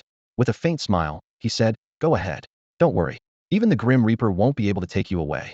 With that, he established a shared mind link with Abeo and leisurely stepped aside to rest. Charge. The students gritted their teeth, suppressing their fear, and commanded their respective companion beasts to attack the ferocious creatures. Although they were initially clumsy and panicked, they soon realized the beasts were more bark than bite, and gradually found their rhythm in the battle. Suddenly, a piercing scream shattered the tension of the battlefield. A weaker student had accidentally fallen, and a black gold wild wolf with menacing fangs and drooling jaws was poised to strike. It was ready to pounce and tear into the helpless student. Panic spread among the others as they watched their classmate on the verge of being devoured. In that critical moment, an iron bamboo staff shot out like lightning, piercing the black gold wild wolf from behind with pinpoint precision. The wolf howled in agony, its body twisting violently. Abeo. Oh woo. Quiet. You're giving me a headache. Abeo's muscular figure suddenly appeared. With a single, powerful slap, he sent the wolf's head flying. The severed head rolled several times on the ground before coming to a stop, and the battlefield fell into an eerie silence. The student who had narrowly escaped death scrambled to Abeo's side, shouting excitedly, "Boss Bao, you're amazing." Only then did the others snap out of their shock, marveling at Abeo's display of strength. They finally understood why even Zhu Beiji treated him with such respect. In the surveillance room, the observers were dumbfounded. "Yang Yi, where did this monster come from?" someone asked, trembling. "Don't ask me. I need a moment," Yang Yi replied, shaking his head. After the battle, Olian mustered the courage to propose to Rong Ma. "Senior, after discussing it among ourselves, we think it's unwise to head to the senior year quarantine zone. The weakest enemies there are 9th tier awakened beasts, most of them elite level. It's just too dangerous." Rong Ma thought for a moment before smiling and responding, "Fair enough. But since we're here, let's at least watch Abeo put on a show. Consider it a trip to the zoo." His casual remark unexpectedly sparked excitement among the students. Meanwhile, Yu Hao's team had already cleared the 3rd year quarantine zone of ferocious beasts, and was cheerfully heading toward the first-year zone. Along the way, the students laughed and joked. The other schools would never guess how bold we are. Just wait until they see the looks on their faces. Rong Ma led the students of Jiangxin High School into the senior isolation zone, strolling as if they were on a leisurely trip to the zoo. However, the moment they stepped into the area, a bone-chilling cold engulfed them. Wisps of black smoke lingered in the air, sending shivers down their spines. If not for Rong Ma's calm and composed demeanor that exuded a sense of security, the students might have already scattered in fear. Senior Rong Ma, is Bao really going to be okay? One student asked nervously. The senior isolation zone was teeming with elite-class feral beasts, and the thought of being surrounded by hundreds of them was terrifying. Rong Ma's lips curled into a faint smile. Relax. These beasts are just fragile creatures. Bao can knock down a whole group with a single strike. He turned and patted Bao on the shoulder. Bao, if you want to play, go ahead. Our training is over, and we'll be heading back soon. I'll give you 5 minutes at most. Hearing this, everyone breathed a sigh of relief, thinking it was fortunate they only had to stay for 5 minutes in this dreadful place. It seemed Senior Rong Ma just wanted to let Bao have a bit of fun. But before they could fully process the thought, Bao shook his head and, with a calm expression, growled, "Roar, dealing with this trash won't even take 5 minutes." Before anyone could react, Rong Ma smiled and replied, "I know, but I'm giving you plenty of time to savor the experience of fighting real feral beasts." Everyone was stunned. 5 minutes was considered plenty of time. They doubted even 5 beasts could be taken down in that span. "Beiji, want to join in?" Rong Ma asked. Zhu Beiji shook his head lazily. With the senior brother taking action, there won't even be scraps left. They'll just stick to admiring my bathing portrait of change. As he spoke, he shamelessly pulled out the portrait and ogled it, drooling shamelessly.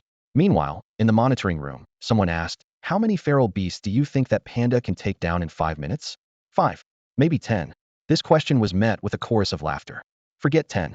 Even if you gave him 30 minutes, taking down 5 would be impressive," someone scoffed. "He might be strong unknown, but against a horde? He'd be torn apart before he could even make a move. These beasts just need one swipe each, and he'd be ripped to shreds." Back at the edge of the zone, the students stood silently, holding their breath as they watched. Suddenly, a powerful wave of battle intent swept through the area, sending a chill down everyone's spines. Is Bao making his move? Before the words had fully left their mouths, a feral beast's piercing scream echoed across the land. Moments later, a chorus of agonized howls filled the air, making everyone's hair stand on end. Yang Yi and the others stared intently at the surveillance screen, where Bao wielded an iron bamboo staff with remarkable agility. The feral beast stood no chance against him, utterly helpless in his presence. Some ferocious beasts shattered into pieces under Bao's iron bamboo staff, their remains scattered everywhere. The beasts either howled in pain on the ground or attempted to fight back, but without exception, Bao evaded their attacks with agile movements and countered with swift, lethal strikes. Every move he made was precise and deadly, leaving the beasts almost powerless to retaliate. Screams echoed throughout the skies, and the scent of blood grew stronger in the air. In just 3 minutes, Bao returned to Rong Ma's side, gripping his iron bamboo staff triumphantly. "How 3 minutes, right on time. Cleared them all. Even 1 extra second would be an insult to me," he declared proudly. This scene left everyone present utterly stunned. So this was what Rong Ma had meant by 5 minutes, clearing the entire area. Yet, not only did Bao not need 5 minutes, he had accomplished the task in just 3, annihilating everything in sight. Disbelief was written all over their faces. "All right, everyone, the training session is over. Let's head back," Rong Ma said with a wave of his hand. Still in shock, the students nodded blankly in agreement. Rong Ma, on the other hand, was eager to return and rest. He had walked over 8,000 steps today, more than his weekly total. Quietly, he made a mental note to find an opportunity to bond with a mount for the future. "Senior Rong Ma, how can we become as strong as you?" one bold student asked, while the others looked on with wide eyes, eagerly awaiting his answer. Rong Ma turned around and smiled. "If I told you I did nothing, you wouldn't believe me. So instead, I'll say this: you just have to give it your all. Push yourself until there's nothing left to give, so that even your regrets won't feel so regretful." With that, he turned and walked away, his silhouette exuding a lonely aura, the kind of solitude that only the truly invincible could understand. His words left the crowd speechless. Lian's eyes welled up with tears as she thought to herself, "Principal Jiang must have misunderstood Senior Rong Ma. How could someone so laid back come up with such profound words?" This moment was deeply etched in the students' memories. Later, when they became pillars of Yanhuang Nation, those words continued to inspire them. Walking ahead, Rong Ma chuckled to himself. "They really don't like hearing the truth, so I had to feed them some motivational fluff." In the monitoring room, the staff were also moved by Rong Ma's words. However, Ji Mulan remained indifferent, thinking to herself, This guy is too good at sweet-talking. Good thing he's not out there deceiving girls. Should definitely be a heartbreaker. Prepare to notify everyone that the training is over, Yang Yi said before rushing out to message his colleagues. Did Milan pay special attention to anyone's surveillance today? The colleagues exchanged glances and responded that there was nothing unusual. After Yang Yi left, someone voiced a concern. Do you think lying to him will get us caught? What's there to be afraid of? As long as we don't spill the beans, who would know? Besides, Rong Ma is way more open-minded than Yang Yi and much better suited for Milan. Team Rong Ma. Me too. Meanwhile, Yuhao was leading the students from Ningqing No. 1 High School into the freshman quarantine zone. Keep your distance and don't get too close to me. If anything goes wrong, you'll need space to escape, he warned. Once these beasts go berserk, no one will be able to save you. Wait here while I scout ahead. Yuhao was taken aback as soon as he stepped inside. The overwhelming stench of blood filled the air, making his stomach churn violently. He almost threw up on the spot. Wow, just how intense was this battle? He exclaimed, forcing himself to endure the discomfort. Turning to the students from Ningqing First High School behind him, he said, see this? Just one grade apart. And the situation here is way more brutal than what you're used to. The students' faces turned pale. One of them stammered, good thing we have our coach leading us to experience this in advance. Exactly. Other schools would kill for an opportunity like this. Yuhao replied with a nod and a smile, leading the group further ahead. The path was lined with heaps of beast carcasses, piled high like mountains. Blood had soaked into the ground, creating a gruesome scene. Many of the students were trembling, their legs weak from fear. Some even began sobbing softly. This feels like walking into hell. There are just too many bodies. One murmured. Yuhao himself was deeply shaken by the carnage when a familiar figure appeared in the distance. It was Jiang Weiqi, his face somber. Weiqi, Yuhao called out, waving. Yuhao, what are you doing here? Bringing the students to broaden their horizons. Broaden their horizons? Jiang Weiqi let out a bitter laugh. Unfortunately, you're too late. The training session in the first-year quarantine zone has already ended. What? That fast? Yuhao asked in disbelief, gesturing at the sea of corpses around them. But there are so many beasts here, Jiang Weiqi explained. In reality, this place held about 80 of the beasts from our entire region. Someone lured them all here and wiped them out in one go. Don't tell me it was Captain Yang Yi showing off again. No idea, Jiang Weiqi shook his head. All I heard was that someone saw a ridiculous pig blowing a horn, which somehow froze the beasts in place, and then the slaughter began. As they spoke, Dongli stormed over, clearly fuming. Dongli, aren't you leading the second-year group? Yuhao asked. The training session is over. Dongli growled through gritted teeth. If I catch that pig, I'm going to teach it a lesson. Blowing that horn everywhere and luring all the beasts away, it ruined everything. We couldn't even rack up any points, and the students missed their chance to train.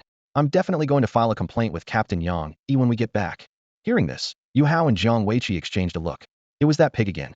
A flash of inspiration crossed Yuhao's mind as he remembered Rong Ma's pig, but he quickly dismissed the thought. Zhu Beiji had only recently broken through to the 9th rank last week and was still too weak to pull off something like this. Besides, Rong Ma should currently be with Jiangxin High School students in the third-year quarantine zone, hiding out. There was no way it could have come here. Yuhao repeatedly gave himself mental cues to calm down, and his emotions finally began to stabilize. Just then, a series of urgent beep beep beep sounds suddenly broke the silence, as alarms simultaneously went off on everyone's watches. Moments later, bold words flashed across the screens. All trials have ended. The abrupt announcement left everyone stunned. They exchanged puzzled looks, their eyes filled with confusion. According to past traditions, it was far too early for the trials to end, especially the senior trials, which usually lasted until late at night and often required the team leaders to step in to clear out remaining beasts. Yet now, it was not even 3 p.m., and this unusual situation left everyone feeling uneasy. There's no point discussing it here, someone suggested. Let's head back and regroup. Captain Yang Yi will definitely give us an explanation. When Yuhao and his group returned to the gathering point, they found a large crowd of students already assembled. What caught their attention was that only the junior group seemed unaffected, while students from other grades wore expressions as sour as if they'd swallowed bitter melons. After asking around, Yuhao learned that almost none of the teams had managed to take down any beasts. Some groups even seemed like they'd just returned from a vacation, coming back empty-handed. As everyone shared their experiences, a shocking truth surfaced: the mysterious pig had roamed across multiple trial zones. Even more astonishing, the same situation had occurred in the junior-senior groups area. Could it be a senior trial coach messing around? Someone speculated. At this moment, a senior student shook his head and said, we didn't see a pig, but we did witness something even more unbelievably: a panda wielding a bamboo stick. It wiped out all the beasts. Hearing this, Yuhao felt as though he might have an inkling of what was going on, but logic told him it was impossible. After all, even he wouldn't dare attempt something like that. How could Rong Ma risk taking dozens of students on such a dangerous venture? As the crowd buzzed with speculation, Lu Fan whispered to Zhang Xiuqing, Zhangge, I've got a bad feeling about this. What they're describing might actually be Zhu Beiji and Pe. Zhang Xiuqing nodded in agreement, a flash of regret crossing his eyes, regret that he hadn't thought of taking his students to venture into the freshman quarantine zone. Right then, Rong Ma's group finally arrived, slightly late. Zhang Xiuqing wasted no time and asked directly, you didn't go to the junior-senior quarantine zone, did you? Rong Ma admitted it openly. After all, the entire area was under surveillance, so there was no point in lying. Rong Ma, it seems I underestimated you. Zhang Xiuqing muttered through gritted teeth, frustrated with his own cautiousness. Rong Ma, on the other hand, felt a bit speechless. He had only wanted to look after the junior students, but he didn't bother explaining this often misunderstood decision. At that moment, Yang Yi stepped forward to address the crowd. His gaze swept across everyone, lingering on Rong Ma for a few extra seconds before he announced, everyone, please quiet down. Due to certain uncontrollable factors, this trial has been terminated early. After a unanimous decision by the team leaders, we've decided to cancel the points rankings for this year's trials. As soon as Yang Yi finished speaking, the room erupted into a cacophony of noise. Everyone exchanged bewildered glances, whispering and speculating amongst themselves. The students present had never encountered such a situation before, especially those from prestigious schools, whose faces were now etched with disbelief and anger. The students from Ningxing No. 1 High School were particularly agitated. As the only school that had ventured into the freshman quarantine zone, they were well aware of what this uncontrollable factor referred to, the mysterious powerhouse who had swept through all grades above the freshman level. But what did that have to do with their senior year group? That person hadn't even targeted them. Captain Yang Yi, one student from Ningxing No. 1 High School, stood up, straightened his back, and met Yang Yi's gaze directly. I have a suggestion. Other affected grade groups can be excluded from ranking, but our senior year group must be ranked. This uncontrollable factor didn't affect us at all, so why should we be implicated? These fearless senior students, brimming with youthful defiance, stood tall and proud, exuding an air of confidence as if the world revolved around them. Watching this unfold, Yang Yi's expression grew darker. Internally, he grumbled to himself. You kids don't know a thing. Rong Ma's situation impacts you the most. If I weren't worried about your senior alumnus, Yulong, causing trouble, I wouldn't even bother with this mess. Just as the Ningxing No. 1 students were preparing to call their school to create public pressure, Yang Yi's phone suddenly rang. The caller ID made him freeze in place. Hello, Minister, this is Yang Yi speaking. Jiang Tianlei, who gave you the authority to decide not to release the rankings? The voice on the other end was cold and commanding. Yang Yi broke out in a cold sweat. He dared not mention Yulong's name and took full responsibility instead. It was a decision made after discussions with a few team captains. This kind of decision better not happen again. Understood. After hanging up, Yang Yi took a deep breath, then raised his head to announce, I've just received orders from my superiors. I will now disclose all scores as they are. Yes, we did it. The Ningxing No. 1 students erupted in cheers, their faces alight with triumph. This time, Yang Yi's expression showed no trace of pity. Soon, the large screen began displaying the rankings and scores of all the schools. When the score for Jiangxin High School appeared, the entire room fell silent in an instant. I could hardly believe my eyes. A chill ran from the top of my head to the soles of my feet, and my whole body went numb in an instant. What the heck? 1.86 million. A student from Ningxing No. 1 High School exclaimed in disbelief, his eyes wide open. That's correct. That's the number. Captain Yang Yi confirmed in a deep and expressionless tone. Impossible. Even if you add up all the beasts in the senior year quarantine zone, it wouldn't reach that score. The students began arguing fervently. Shut up, all of you. Yu Hao slammed the table and stood up abruptly, his voice boiling with anger. The one who swept through all the grade groups is Rong Ma. Have your brains all been caught in a door or something? If it weren't for these people, he wouldn't have ended up in such an embarrassing situation. What? Him? That guy from the logistics bureau? Everyone exchanged bewildered looks. Isn't the logistics bureau just for weaklings? Jiang Weiqi let out a cold laugh, snorting disdainfully through his nose. Weaklings?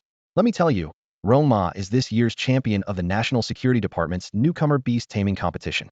Zhang Xiuqing was the runner-up, and he's currently ranked 3rd on the leaderboard. You frogs in a well, what makes you think you're qualified to judge them?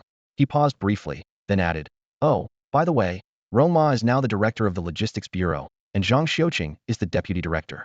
In terms of rank, every one of you here isn't even worthy of carrying their shoes. Boom.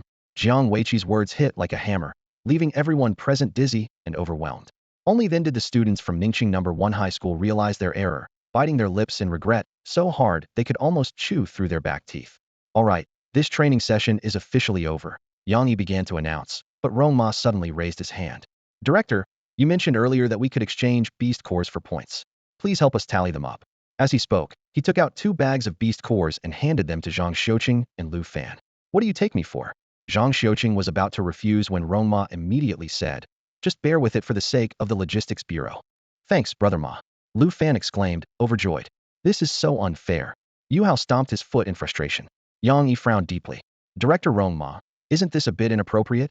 Is there a rule saying I can't give beast cores to someone else? Rong Ma asked with a smile. If there is, I'll just secretly hand them over so you won't be put in a difficult position. The final rankings were as follows. Rong Ma first, Zhang Xiuqing second, Lu Fan third, and Yu Hao fourth. Yu Hao stood frozen in place as if struck by lightning. Even Lu Fan had surpassed him, making him the worst coach in the history of the Security Bureau. Fine. During the special training in Yufeng City, I'll show all of you my astonishing strength, he said through gritted teeth. Everyone listen up. Yang Yi commanded loudly. Before nightfall, all dimensional rift beasts must be cleared. The 8 newcomers are exempt from fighting to avoid any accidents. Before the words even settled, Rong Ma had already made his way to Ji Mulan's side, smiling. Senior, would you like me to protect you? Yang Yi. Ji Mulan turned to look at Rong Ma, a teasing smile in her eyes. You're still too weak. Protect me? Maybe when you can beat Yang Yi, we can talk about it. Rong Ma, unfazed by her words, looked firmly at Yang Yi. Captain Yang Yi, do you dare to spar with me? I've become a tool for your flirting now.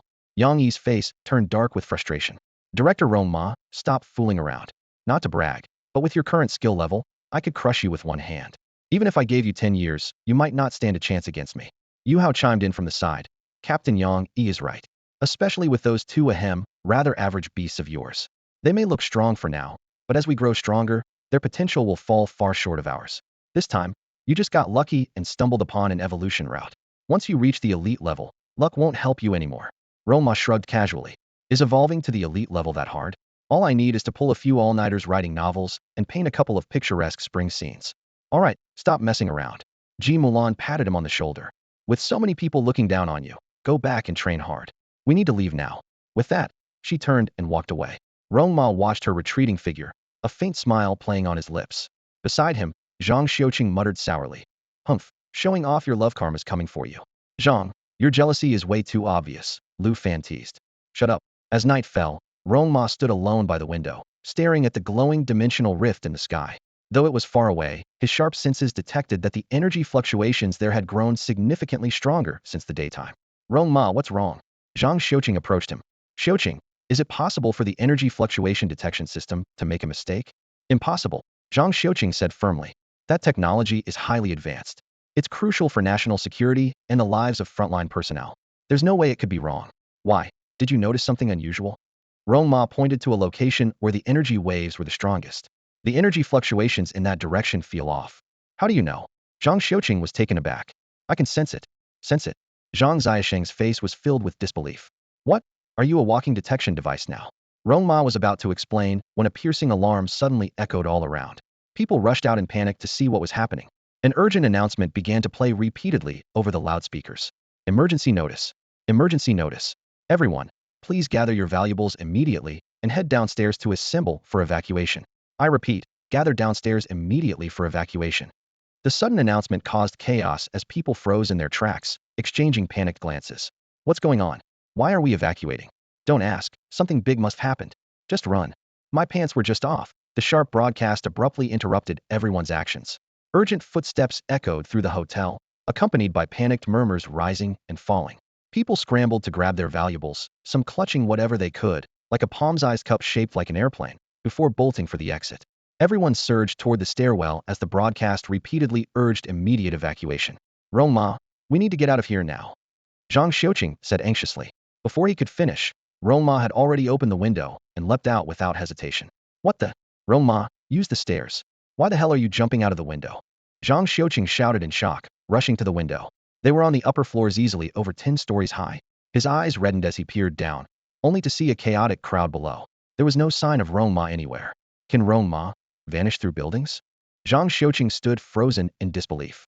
Meanwhile, about 300 meters from the dimensional rift, Yang Yi was fuming. Damn it. What are those investigation bureau idiots even doing?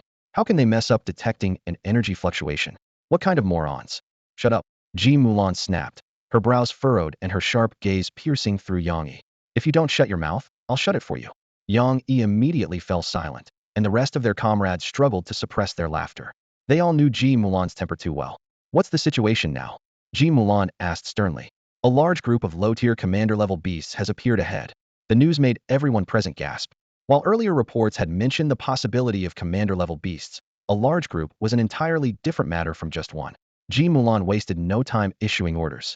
Notify everyone except for the Captain Stowe retreat immediately. Once the evacuation order was underway, she turned to the remaining 8 captains and said, "We're going in to buy them time to retreat." Understood. The captains responded in unison. As they advanced toward the dimensional rift, a massive golden-eyed 5-striped serpent came into view. The beast was mountainous in size, its jet-black body blending seamlessly with the darkness around it. Its scales shimmered with a metallic sheen, and its deep, menacing eyes locked onto Ji Mulan with an unyielding intensity. Ji Mulan's expression grew grim. She raised her hand and summoned a glowing array on the ground, from which a beast ring radiating a blue light floated into the air. "Come forth, demon bull." Ji Mulan waved her slender hand, and the beast ring in her grasp, shimmering with blue light, rapidly expanded in midair.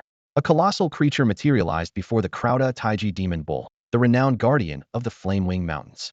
Its fiery red fur resembled flickering flames, and its massive frame exuded an aura of overwhelming dominance. Its eyes gleamed with a mix of intelligence and ferocity. The most celebrated feature of this demon bull was its innate white flame technique. Not only could it unleash searing white flames capable of reducing enemies to ash, but it could also condense these flames into an impenetrable shield, combining offense and defense seamlessly. Moo! The Taiji demon bull let out a deafening roar that shook the heavens, causing the golden-eyed 5-striped python across from it to tremble uncontrollably. The pitiful creature barely turned to flee when Ji Mulan's command rang out. "Bull, attack! Take it down!" The contrast was stark. The towering Taiji demon bull, with its blazing eyes and dominating presence, versus the golden-eyed 5-striped python, which looked like a helpless insect in comparison, frantically clawing at the ground in a futile attempt to escape. "Squeak, I am sorry, big brother bull. Please forgive me." The python shrieked in panic, but the demon bull relentlessly closed in.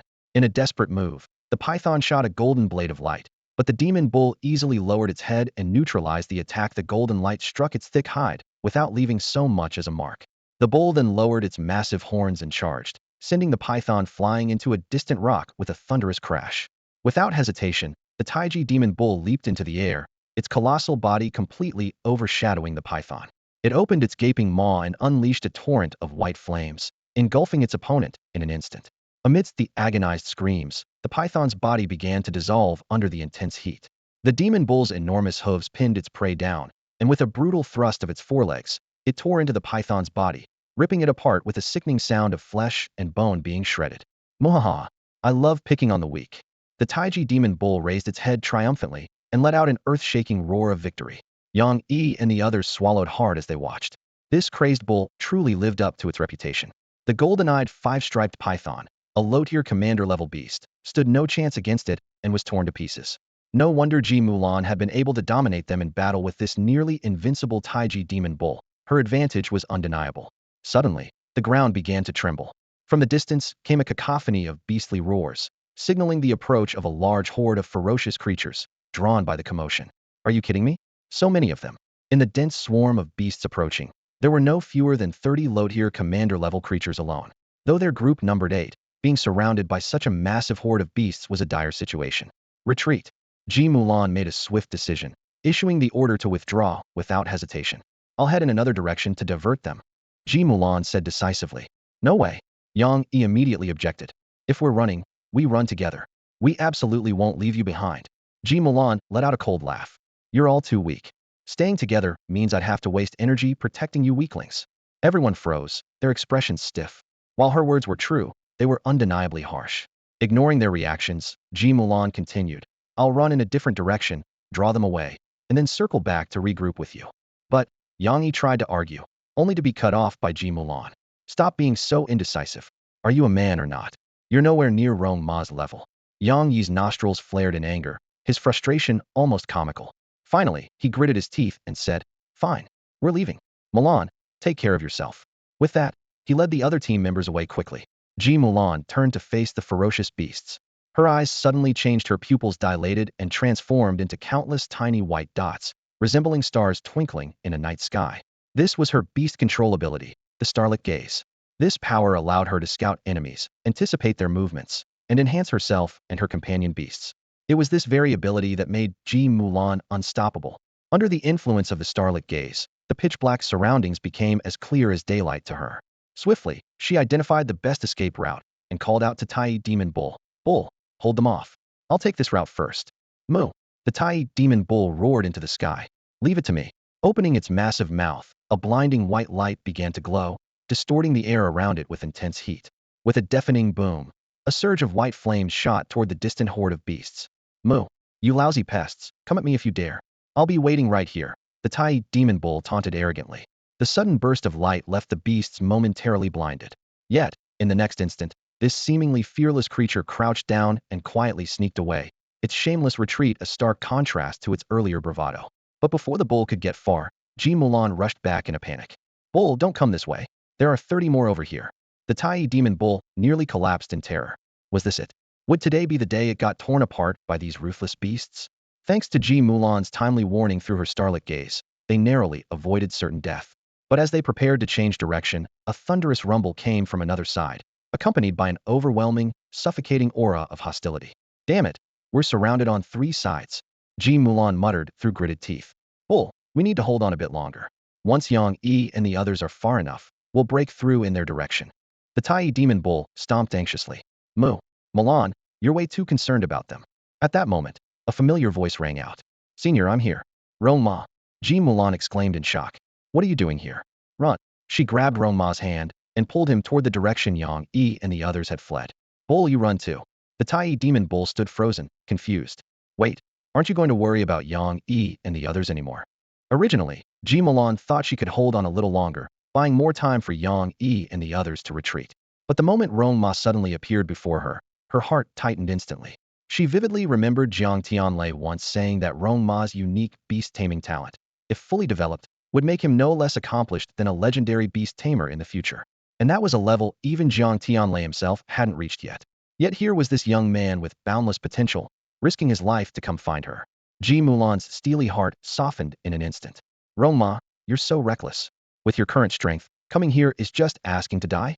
Forget it, it's too late to argue now. Run quickly. She was more anxious than ever. The already perilous escape mission had become exponentially harder with Rong Ma's arrival. Senior, why run? Let's just take them all out. Rong Ma said with a carefree smile. Rong Ma, stop joking. Even director, you would think twice about facing hundreds of fierce beasts alone. Maybe 10 years from now, you could pull it off. But for now, stop bragging. Your smooth talk won't work on me. Rong Ma looked puzzled, unsure when had ever tried to sweet-talk her. Suddenly, he stopped in his tracks. What are you doing? Why did you stop running? Ji Mulan asked nervously. I'm tired of running. I've already walked over 8,000 steps today, and with tonight's steps, it's over 10,000. My friend's leaderboard just ranked me in the top 3. Everyone's asking if I'm using a step counter cheat. Ji Mulan was about to retort, but Rong Ma gave her a confident smile. Give me 30 seconds, and I'll show you how strong I can be when I'm serious. Ji Mulan's cheeks flushed as she muttered. What's so impressive about 30 seconds? Rong Ma didn't reply. Instead, he turned to face the oncoming horde of beasts. Hundreds of ferocious creatures roared deafeningly as they surged forward like a tide. With an iron bamboo staff in hand, Rong Ma stood calm, as if the beasts were nothing more than a pack of stray dogs. Dog beating staff technique, 12th form. No dogs under heaven. With a thunderous shout, Rong Ma's bamboo staff transformed into a storm of shadows. A fierce aura swept through the area as the staff shadows wove into a massive net, covering the entire sky. Ji Mulan stood frozen in shock, her pupils contracting sharply. Was this really the Rong Ma she knew? The beast horde fell into chaos under the sudden onslaught, scattering in all directions. But no matter where they fled, they couldn't escape the all-encompassing net of staff shadows. Boom. The countless staff shadows fell simultaneously with an earth-shaking crash, engulfing every single beast within their range. On the battlefield, the terrified roars and anguished screams of the ferocious beasts drowned out the explosions, making Ji Mulan's eardrums ache. Blood splattered everywhere, smoke filled the air, and the howls of the beasts rose and fell like a haunting symphony. As Rong Ma's iron staff delivered its final blow, a deathly silence blanketed the battlefield. He stood still, carefully attuning himself to the changes within his body. After undergoing 2 rounds of bone and muscle cleansing, his strength had soared to the level equivalent to a mid-tier leader among beast companions. Combined with his mastery of the dog-beating staff technique, he had effortlessly taken down over 100 low-tier leader-level beasts. Ji Mulan approached in a daze, instinctively reaching out to pinch Rong Ma's cheek. It doesn't feel fake at all. Stop pinching, it's real. Rong Ma chuckled. Rong Ma, how did you become as strong as a beast companion? Ji Mulan finally snapped back to reality, her voice full of astonishment. Rong Ma shrugged and began spinning a tale with a straight face. If I told you I met a legendary beast master, an eccentric old man with wild, shoulder-length white hair, an unkempt appearance, and a unique aura. He acted like a mischievous child and had an unconventional way of doing things. He said I had extraordinary potential and insisted on taking me as his apprentice, teaching me an improved version of beast companion techniques. At first, I didn't want to agree, but seeing how old he was, I reluctantly gave him a 3-year trial period.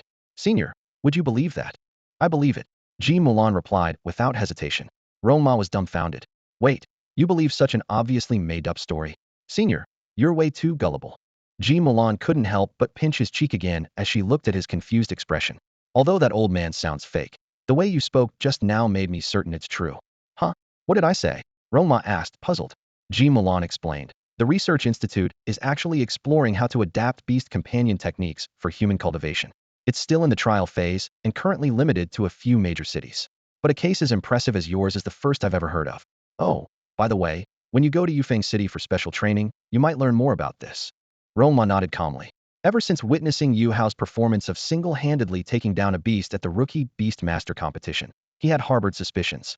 Ji Mulan's words confirmed his thoughts. We should head out, Ji Mulan said. If the department head asks about what happened here, what should I say? Rong Ma replied nonchalantly. Say whatever you want. If all else fails, they'll just take you away and well run off to some hidden paradise. TCH. Who wants to run away with you? Stop flattering yourself. Ji Mulan's cheeks flushed as she spat lightly, then hurriedly turned away in embarrassment. Early the next morning, Rong Ma had just gotten out of bed when his phone started vibrating. It was an order from the director of the Security Bureau. He wasn't surprised in the slightest by the urgent summons.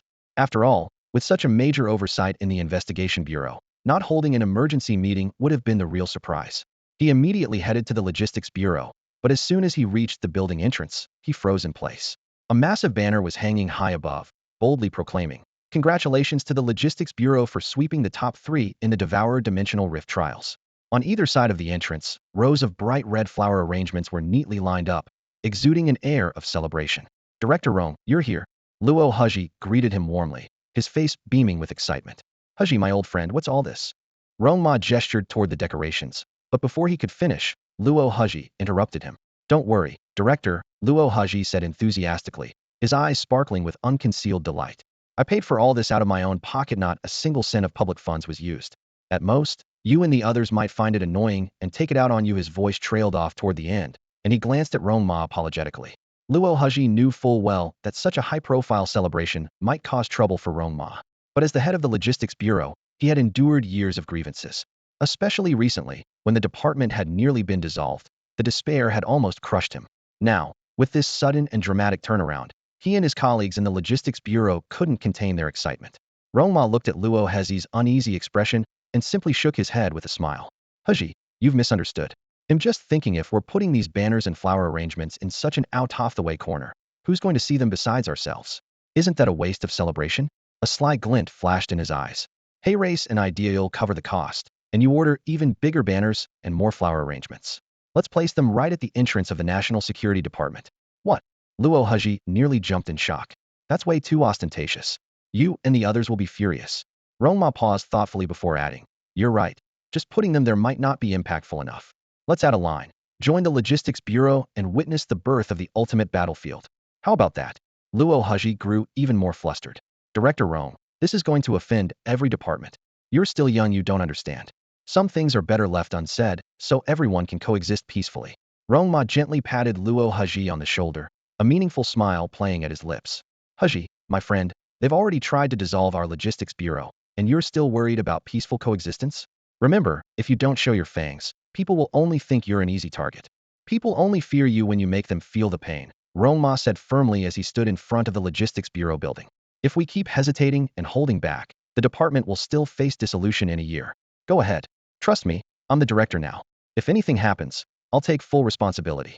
With that, he strode confidently toward the F1 building, ready to attend the meeting.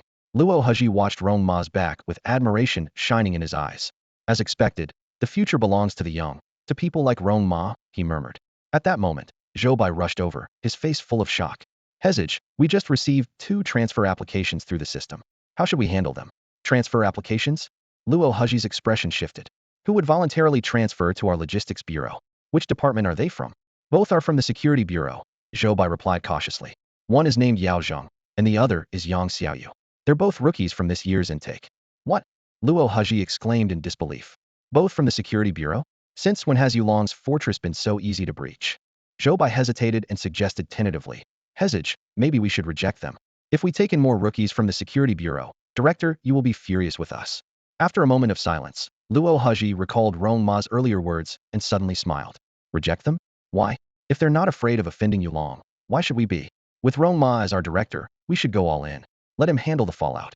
Zhou Bai stared at Luo Heji in astonishment, thinking to himself, when did our director become so bold? Luo Heji looked toward the F1 building, his excitement growing. With Rong Ma leading us, the Logistics Bureau might just become the strongest division in the National Security Department. Before long, Rong Ma arrived at the top-floor meeting room of the F1 building. He paused when he saw Yang Yi, who looked visibly upset, as if he had just been reprimanded. Good morning, Captain Yang Yi, Rong Ma greeted. Director Rong Ma, I'm not a captain anymore. Just call me Yang Yi, Yang Yi replied with a forced smile. Rong Ma immediately understood the situation. Yulong's tactics were indeed ruthless. It hadn't taken long for him to take Yang Yi down. The mistakes in handling the Dominator Dimensional Rift and the humiliation of being overshadowed by the Logistics Bureau clearly required someone to take the blame. Patting Yang Yi on the shoulder in a gesture of comfort, Rong Ma was about to enter the meeting room when Yang Yi called out hesitantly. Wait a second, Director Rong. He faltered and then quickly added, Big brother. Before running off, embarrassed. Ji Mulan approached with a smile, explaining the situation in the monitoring room. Rong Ma nodded in understanding. Well, that worked out for him. It's not every day you find a thigh as thick as mine to cling to, he joked. Ji Mulan shot him a disdainful glance. Let's go. The meeting's about to start, and everyone is waiting for you. But just a heads up, Director Yu is in a terrible mood right now, so tread carefully. Rong Ma walked into the room and immediately felt the heavy atmosphere. Yulong was sitting there, his face dark and foreboding. The moment he saw Rong Ma, his expression turned even grimmer, as if someone had painted his face with a layer of pitch-black ink. Rong Ma pulled out a chair and was about to sit across from Yulong when a sharp, angry huff sounded. Startled, Rong Ma straightened up instantly and turned to see Liren nearby, saying, Brother C, how about we switch seats? Director Yu's snort nearly sprayed me in the face. C. Liren quickly moved his cup further away, but chuckled lightly. You're always joking around, little brother. Sit down, the meeting's starting soon. It was clear he had no intention of switching seats. Director Rong, your logistics bureau is really something, Yulong said bluntly. Rong Ma's heart skipped a beat, thinking the banner incident at the main entrance had been discovered. However, Yulong's next words caught him off guard. Your bureau has poached all the new recruits from our security department this year. Don't tell me you're unaware of this. I'm well aware, Rong Ma admitted openly. After all, he intended to continue recruiting from other departments in the future, so it was only a matter of time before this issue surfaced. But let me clarify, I'm not specifically targeting the security department. I'm recruiting across all departments. Yulong, C. Liren, Ji Yud, and Gulong couldn't help but retort with sarcasm. Well, aren't you bold? Poaching people and still sounding so righteous about it. Only you, Rong Ma, could pull off something this brazen. Unfazed, Rong Ma replied. So far, we've only brought in Lu Fan. Director Yu, are you sure you're not blowing this out of proportion? Humph. Yulong snorted again, prompting C. Liren to quickly cover his cup. Yulong continued. If it were just one person, I wouldn't make such a fuss. But this morning, both Yao Zheng and Yang Xiaoyu submitted transfer requests to your logistics bureau. Rong Ma frowned and thought for a moment. Yang Xiaoyu I get, after all, I gave her quite the lecture. But who's Yao Zheng? Zhang Xiuqing, sitting nearby, chimed in. He's the one I made cry during the first round. Oh right, Rong Ma said casually. Not as strong as I'd like, but I suppose we can take him. This comment made everyone present roll their eyes internally, thinking, what a show-off. How could someone chosen by the security department be considered weak? Just then, Jiang Tianlei entered the room with 2 other deputy ministers, all of them looking grim. Jiang Tianlei wasted no time. Everyone quiet down. There's an important matter to discuss. The room fell silent immediately, and everyone sat upright. Jiang Tianlei took a deep breath and said, Last night, we reported the abnormal phenomena of the Devourer's dimensional rift to the provincial headquarters. This morning, we received a response. As of last night, there have been 32 instances of abnormal energy fluctuations in dimensional rifts nationwide. This indicates that the Devourer's anomaly is not an isolated incident. Hiss, a collective gasp echoed through the conference room. All eyes instantly locked onto Jiang Tianlei. their faces filled with shock and concern.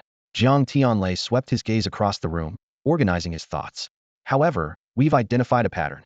After energy fluctuation detection errors, the beasts emerging from the dimensional rifts are consistently one level higher than the initial detection results indicated. He paused briefly before continuing. This is both good news and bad news. The good news is that we can prepare accordingly to prevent casualties. The bad news is that it means more high-level alien creatures will likely enter Blue Star through these rifts in the future. The room fell into a heavy silence. Everyone understood the reality this was bad news, softened by Jiang Tianlei's careful wording. Minister, what exactly is causing this? Yulong broke the silence. The people in the room, especially the heavily criticized members of the Reconnaissance Bureau, perked up, eager for an explanation. At that moment, Rong Ma spoke up. It's likely related to the phantom dimension. His words ignited an uproar in the room. That's impossible, someone exclaimed. The phantom dimension was one of the first to be discovered and has been stable for over a century. A flicker of surprise crossed Jiang Tianlei's face. Rong Ma, why do you think that? Recalling the spatial fluctuations he felt near the dimensional rift the previous night, Rong Ma explained slowly. If I'm not mistaken, the root cause of the detection errors lies in the fact that Blue Star's spatial structure has become more stable. More stable? The group looked puzzled. Exactly, Rong Ma nodded. Only a more stable spatial structure can support stronger energy and accommodate higher-level alien creatures. In reality, the phantom dimension hasn't been stable over the past century. On the contrary, it has remained in an unstable state. The attendees exchanged bewildered glances, clearly shaken by this revelation. Before Rong Ma could elaborate further, Yulong interjected, his expression grave. That's because the phantom dimension is on the verge of fully merging with our world, which is making Blue Star's spatial structure more solid. And that's precisely why higher-level alien creatures can now pass through the dimensional rifts into our world. As Yulong's voice faded, the meeting room was engulfed in an eerie silence. Everyone present turned pale, their wide eyes filled with disbelief. Rong Ma's theory hit like a sledgehammer, shattering the very foundation of their lifelong understanding. The phantom beast dimensional space has never been stable, someone murmured, their fingers unconsciously tapping on the table. The conclusion was so shocking that it made them question everything they had learned over the years. No one was more stunned than Jiang Tianlei. He stared down at the expert report in his hands, which tersely stated, currently hypothesized to be related to the phantom beast dimensional space, cause unknown, further investigation required. Compared to Rong Ma's detailed analysis, the report seemed utterly inadequate. Rong Ma. Jiang Tianlei looked up, his brows furrowed. How did you know this was related to spatial structure? All eyes in the room turned to Rong Ma. He smirked slightly and said nonchalantly, I just felt it. Felt it. Doubts erupted around the room. Out of billions of people in the country, you're the only one who could feel it. Jiang Tianlei frowned as well. Rong Ma, don't joke around. This is a critical conclusion that needs to be reported to the nation. Faced with their skepticism, Rong Ma sighed inwardly. The truth was, he really did rely on his instincts after undergoing 2 rounds of body refinement. His sensory perception had far surpassed that of ordinary people. During the encounter with the Devourer dimensional rift, the energy fluctuations he sensed were far beyond the elite level, prompting him to repeatedly question Zhang Xiuqing about whether the investigation bureau's detection had failed. Since the truth wouldn't fly, Rong Ma decided to take another approach. All right, since you're all so earnest in asking, I'll tell you the truth. I met a legendary beastmaster, an elder with a weathered appearance, disheveled, and Rong Ma repeated the story he'd told Ji Mulan the previous night. This explanation was evidently more palatable, and the people in the meeting room nodded in agreement. Suddenly, Jiang Tianlei froze, muttering to himself, a legendary beastmaster? Disheveled? Quirky personality, carefree? He exchanged a glance with Qiu Yuza, and both of their eyes lit up with shock. Stop keeping us in suspense, someone else said impatiently. What's going on? Rong Ma's heart tightened. He thought to himself, could my made-up story actually be right? Jiang Tianlei took a deep breath, his eyes filled with awe. If I'm not mistaken, the person Rong Ma met must be the legendary beastmaster who disappeared over a decade ago, Kong Jingqing. The president of the Celestial Deity Group, the Spatial Affinity Beastmaster, Kong Jingqing? What? It's him. Exclamations erupted across the room. Someone gasped. Oh my god. He vanished over 10 years ago. I thought he was dead. I never expected to hear from him today. This discovery instantly made Rong Ma's words highly credible, with every argument sounding well-founded. Just as Jiang Tianlei was about to nod in agreement, Rong Ma suddenly exclaimed, Whoa, is my mouth some kind of oracle? Even the random stuff I make up turns out to be true. Jiang Tianlei nodded slightly, his expression serious. Excellent. I will provide a detailed report on the content of this meeting to the higher-ups. Rong Ma, thank you for your contribution to humanity. I will also submit your theory in your name. As soon as he said this, the eyes of everyone present lit up with envy. For someone as young as Rong Ma, receiving a special contribution award undoubtedly signaled a promising future. Standing nearby, Ji had studied Rong Ma thoughtfully. This young man had a striking appearance, with sharp features and a straightforward personality. While he wasn't quite as accomplished as Milan, he was still decent. Remembering how his sister-in-law often urged him to find a suitable match for Ji Mulanho was already 26, Ji Yid couldn't help but fall into contemplation. Mulan's life was monotonous, filled with either missions or training. Her parents were growing increasingly anxious, constantly hoping Ji Yud could introduce a few reliable colleagues to their niece. Ji Yud mused to himself. If Rong Ma and Mulan could hit it off, maybe they could settle down early in the year and have a nephew by the end of it. But with Mulan being such a no-nonsense, steel-hearted woman, who knows if she'd ever open her heart to love? After the meeting, Rong Ma didn't return to the logistics bureau but left directly after work. Poor Yang Xiaoyu, on her first day in a new role, spent half the day pacing outside the director's office, only to not even catch a glimpse of Rong Ma. Her fragile heart couldn't help but feel a little bruised. Meanwhile, over in the evolution department of the research institute, Tan Jianzi called Li Xiaolan into his office. Professor Tan, I'm here, Li Xiaolan said, entering with a puzzled look. Xiaolan, is your current research project keeping you busy? Tan Jianzi asked. Not too busy, she replied. Hearing this, Tan Jianzi smiled. Good to hear. Li Xiaolan's confusion deepened. Tan Jianzi went on. Here's the thing, I have a task for you. You know that project on compatibility rates that's been struggling to find participants? I've already arranged for you to join as a part-time assistant. Don't worry, it won't take up too much of your time, and you'll still have plenty of room to work on your own research. Li Xiaolan froze on the spot. She thought to herself, isn't this a bit of a fait accompli? Taking up time outside of my research, how am I supposed to keep pestering Rong Ma now? Though she was extremely reluctant, she couldn't refuse someone of Tan Jianzi's authority and reluctantly accepted the task. Thankfully, it was just a part-time assistant role. If they had asked her to join the project team fully, she might as well find a wall to run into. Studying the compatibility of existing evolution paths for companion beasts? It already sounded like a ploy to secure research funding. Tan Jianzi added. Oh, by the way, he'll be joining you all on the trip to Yufeng City for the Research Institute's special training. He lacks experience in this area, so look after him a bit. What? Li Xiaolan blurted out. Professor Tan, if I'm not mistaken, he just joined the institute, right? Is it really appropriate to have someone like him participate in the special training? Internally, she was screaming. Aren't you afraid he'll embarrass us all by knowing absolutely nothing about evolution? Tan Jianxi's face immediately darkened, and his brows furrowed upon hearing Li Xiaolan's words. What's wrong with being a newcomer? Everyone starts as one. Give them more opportunities, and they'll grow faster. His voice unconsciously rose a few notches. Li Xiaolan, startled by the sudden scolding, shrank back and dared not say another word. She thought to herself, if even the esteemed head of the evolution department of the research institute doesn't care about saving face, how could I, as a subordinate, complain? Still, she worried that if this incident spread to other departments, it might become a laughingstock. I understand my mistake, Li Xiaolan murmured softly. Good. Tan Jianxi's tone softened. Come by tomorrow, I'll introduce you to them. By the way, he suddenly changed the subject, a mischievous glint in his eyes. They're single, you know. You're not getting any younger. Have you considered it? I could help set you up. Haha. No need for that. Tan Lao. Li Xiaolan quickly waved her hands. All my energy is devoted to my research projects right now. I really don't have the time or interest for a relationship that leads nowhere. As she spoke, her eyes suddenly lit up. Just kidding. My first love is reserved for Rong Ma.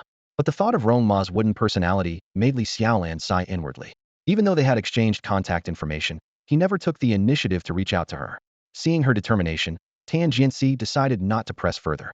He simply nodded and said, all right then, you can head back for now. Come by tomorrow. Understood, Tan Lao. I'll take my leave. After stepping out of the office, Li Xiaolan couldn't resist pulling out her phone. She sent a message to Rong Ma. Rong Ma, the weather's great today. How about grabbing a meal together? Before long, her phone chimed with a reply. Rong Ma wrote. Sorry, I'm supervising the training of 2 pet beasts.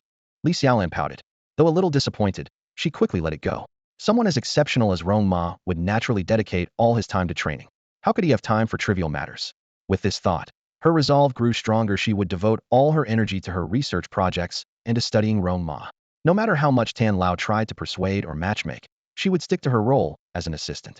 As for developing any relationship with that course instructor, not a chance. The next morning, Rong Ma received a message from Tan Jianzi, asking him to come by and meet the research assistant. Since he was already planning to visit the Beastmaster Association to certify his Beastmaster rank, he decided to stop by on the way. Rong Ma, you're here? Please, have a seat. Tan Jianzi greeted him warmly and personally poured him a glass of water. As Rong Ma glanced around the office, he became even more certain that research was not the career for him. When he visited Zhang Tianquan, the The two would leisurely sip tea all morning, often continuing until lunchtime. At the logistics bureau, things were even more relaxed. Only needed to show up briefly, as Zhang Xiuqing and Luo Heji handled most of the work. But here at Tan Jianxi's department, even serving guests water required the director's personal attention. This kind of rigorous lifestyle just wasn't for him. After sitting down, Tan Jianxi felt it necessary to clarify the situation regarding Li Xiaolan's role as an assistant. After all, she had her own research projects and couldn't dedicate too much time to this. He began. Rong Ma, the colleague I'm introducing you to today, is also managing her own research topics. So, if you have any urgent matters, it's best to inform her in advance, so she has some time to prepare, Tan Jianxi said gently. He noticed Rong Ma nodding slightly, understanding his subtle hint avoid disturbing the assistant's research work unless absolutely necessary. Professor Tan, Rong Ma looked directly at Tan Jianxi. I honestly don't think I need an assistant. This kind of research doesn't even require much thought from me. Assigning me an assistant feels unnecessary. Tan Jianxi was momentarily stunned, frowning slightly in confusion at the phrase, doesn't require much thought. Before he could process it fully, Rong Ma added, besides, I find it a bit embarrassing. You're the director, and you don't even have an assistant, yet am assigned one. Maybe it's better to just drop the idea and not have her come. Although still puzzled by Rong Ma's doesn't require much thought remark, Tan Jianxi slowly nodded. All right, if you're so insistent, I won't force the two of you to work together. Work together? Rong Ma was baffled by the phrasing. At that moment, a cheerful female voice called out, Rong Ma? Turning around, Rong Ma saw Li Xiaolan. Although slightly surprised, he quickly remembered her earlier introduction as a member of the evolution department and understood her presence. Li Xiaolan's face lit up with a sweet smile, and seeing Rong Ma's handsome features up close made her cheeks flush faintly. Before she could greet him, Tan Jianxi spoke up, Xiaolan, you're just in time. I was discussing with Rong Ma earlier and decided you won't need to be his assistant anymore, so you can focus on your own research. Li Xiaolan froze in place, her eyes widening. Professor Tan, are you saying the professor researching pet evolution compatibility is Rong Ma, and that I was supposed to be his assistant? Just an assistant, not a personal assistant. Tan Jianxi quickly clarified. But since you said earlier you wanted to focus on your research, and Rong Ma also mentioned he doesn't need. Wait. Li Xiaolan suddenly raised her voice. Professor Tan, I'm willing. I'd love to be Rong Ma's assistant. No, let me rephrase, I'm willing to join Rong Ma's project and work with him on the research. Please, I really need this opportunity. Her eyes sparkled with anticipation. Tan Jianxi stared in astonishment at the transformation in Li Xiaolan. Just yesterday, she seemed uninterested, and now she was so eager? As an experienced mentor, he quickly pieced together the reason she must have developed a crush on Rong Ma at first sight. With this realization, he decided to give things a little nudge. After all, if it meant keeping Rong Ma in the evolution department and dedicated to research, it would be a win for the academic community. Rong Ma, Xiaolan seems so enthusiastic. Why not take her on? Tan Jianxi said with a smile. Cough, cough, cough. Rong Ma nearly choked on his own breath at these words. Seeing the situation before him, he realized there was no escaping this unless he agreed. All right then. Welcome, Xiaolan, to my research project. Yes. Li Xiaolan cheered, practically jumping with joy.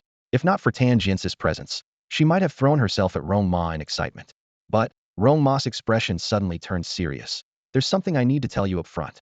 Li Xiaolan immediately stopped smiling, stood upright, and pressed her lips together, ready to listen attentively. Li Xiaolan gazed at Rong Ma, silently marveling in her heart. As a newcomer to the research team, she was well aware of the outstanding reputation of the cultivation expert before her. Rong Ma's decisive and efficient work style only fueled her anticipation for the research journey ahead. Rong Ma, you speak. I'm listening. Li Xiaolan sat upright, her gaze focused. Beside her, Tan Jianxi nodded silently, calculating in his mind. It's truly a shame for someone so disciplined not to pursue research. He secretly resolved to help foster a connection between Xiaolan and Rong Ma, contributing uniquely to the advancement of the evolution field. Rong Ma lowered his head, pondering briefly, calculating how to maintain his laid-back routine while still projecting professionalism. He spoke slowly. After joining my project, I hope you'll maintain independent thinking. Unless there are significant milestones in the research, try not to come to me for discussions. Pausing momentarily, he continued, I currently have responsibilities both at the pet beast breeding base and the National Security Department, and am also training 2 pet beasts, so my schedule is quite tight. If you have research-related questions, reach out to me between 12 to 1 p.m. or 6 to 7 p.m. Li Xiaolan's eyes lit up upon hearing this. Rong Ma, you're working so hard. You don't even take a break during meal times. From now on, they'll come to you during those times and treat you to a meal, all right? Rong Ma smiled faintly and nodded in agreement. All right, it's settled then. With that, he stood up and took his leave. The scene shifted to the Ning City Beastmaster Association. Xiaoping, start arranging today's certification assessments, Yang Yi said with a sullen expression. Got it, Yaij, Duan Xiaoping responded, though she was startled by Yang Yi's unusual demeanor. Normally, he was fond of playful banter with her, but today he seemed like he had swallowed a dose of gunpowder. Sure enough, the assessments that followed were exceptionally strict. Not a single one of the dozen candidates for Apprentice Beastmaster and Junior Beastmaster certifications passed. Watching this unfold, Duan Xiaoping couldn't help but mutter, strange, Yaij has never been this harsh before. Had even cut people some slack sometimes. What's going on today? It doesn't seem like a Breakuff's not exactly handsome enough for that. Half an hour later, Rong Ma arrived at the Beastmaster Association. This was a platform established by the state to facilitate interaction and transactions among Beastmasters. Passing the certification allowed individuals to gain professional recognition, take on tasks, or purchase resources. Hello, how can I assist you? Duan Xiaoping greeted him warmly with a professional smile, showcasing her 8 pearly whites. Rong Ma, seeing how beautiful she was, felt his mood brighten. Hello, I'd like to apply for Junior Beastmaster certification. Duan Xiaoping nodded and said, could you please provide your trainee beast tamer certificate? I'll help you with the appointment registration. Rong Ma was momentarily taken aback. I don't have a trainee beast tamer certificate. Duan Xiaoping froze, glanced up at Rong Ma, and spoke with a slightly awkward tone. I'm sorry, but according to the regulations, you need a trainee beast tamer certificate to book an appointment for the primary beast tamer certification. Oh, Rong Ma raised an eyebrow, quickly understanding the reasoning. Indeed, without this requirement, people who clearly didn't meet the standards might still try to get certified, which would overwhelm the unknown certification officers. All right, then please help me book the certification exam for the trainee beast tamer. Duan Xiaoping looked at the handsome young man in front of her. Thinking of how strict certification officer Yang Yi had been today, and seeing that Rong Ma was unfamiliar with even the basic rules, it was clear he was a complete newbie. A 22-year-old beginner's potential seemed questionable. She hesitated for a moment before finally speaking up. Rong Ma, maybe you should come back another day? Why? Is the certification officer not available today? No, that's not it. Duan Xiaoping shook her head. It's just that the certification officer today is feeling a bit difficult. Difficult? Is he constipated? Rong Ma asked, puzzled. Duan Xiaoping was momentarily at a loss for words, clearly embarrassed. In the end, she had to explain honestly. The certification officer is in a bad mood today and has been particularly strict with the assessments. So far, all 21 candidates have failed. She glanced at him with a hopeful look. How about I take your contact information, and I'll let you know when there's a more lenient certification officer available. Rong Ma frowned slightly. The certification officer isn't deliberately making things hard for the candidates, is he? No, not at all. It's just that he's raised the certification standards to the highest level for the corresponding tier, making it much harder. Rong Ma chuckled lightly. Oh, then that's fine. Even if he's at the ceiling, I can pin him to the floor with one hand. Go ahead and book me in. Duan Xiaoping was completely stunned, but had no choice but to follow his request and make the arrangements. Before long, Rong Ma arrived at the exam location for the primary beast tamer certification. In the waiting hall, only the last group of candidates had yet to be assessed. When the other candidates saw someone else enter, they began whispering among themselves. Seriously? Someone else is this bold?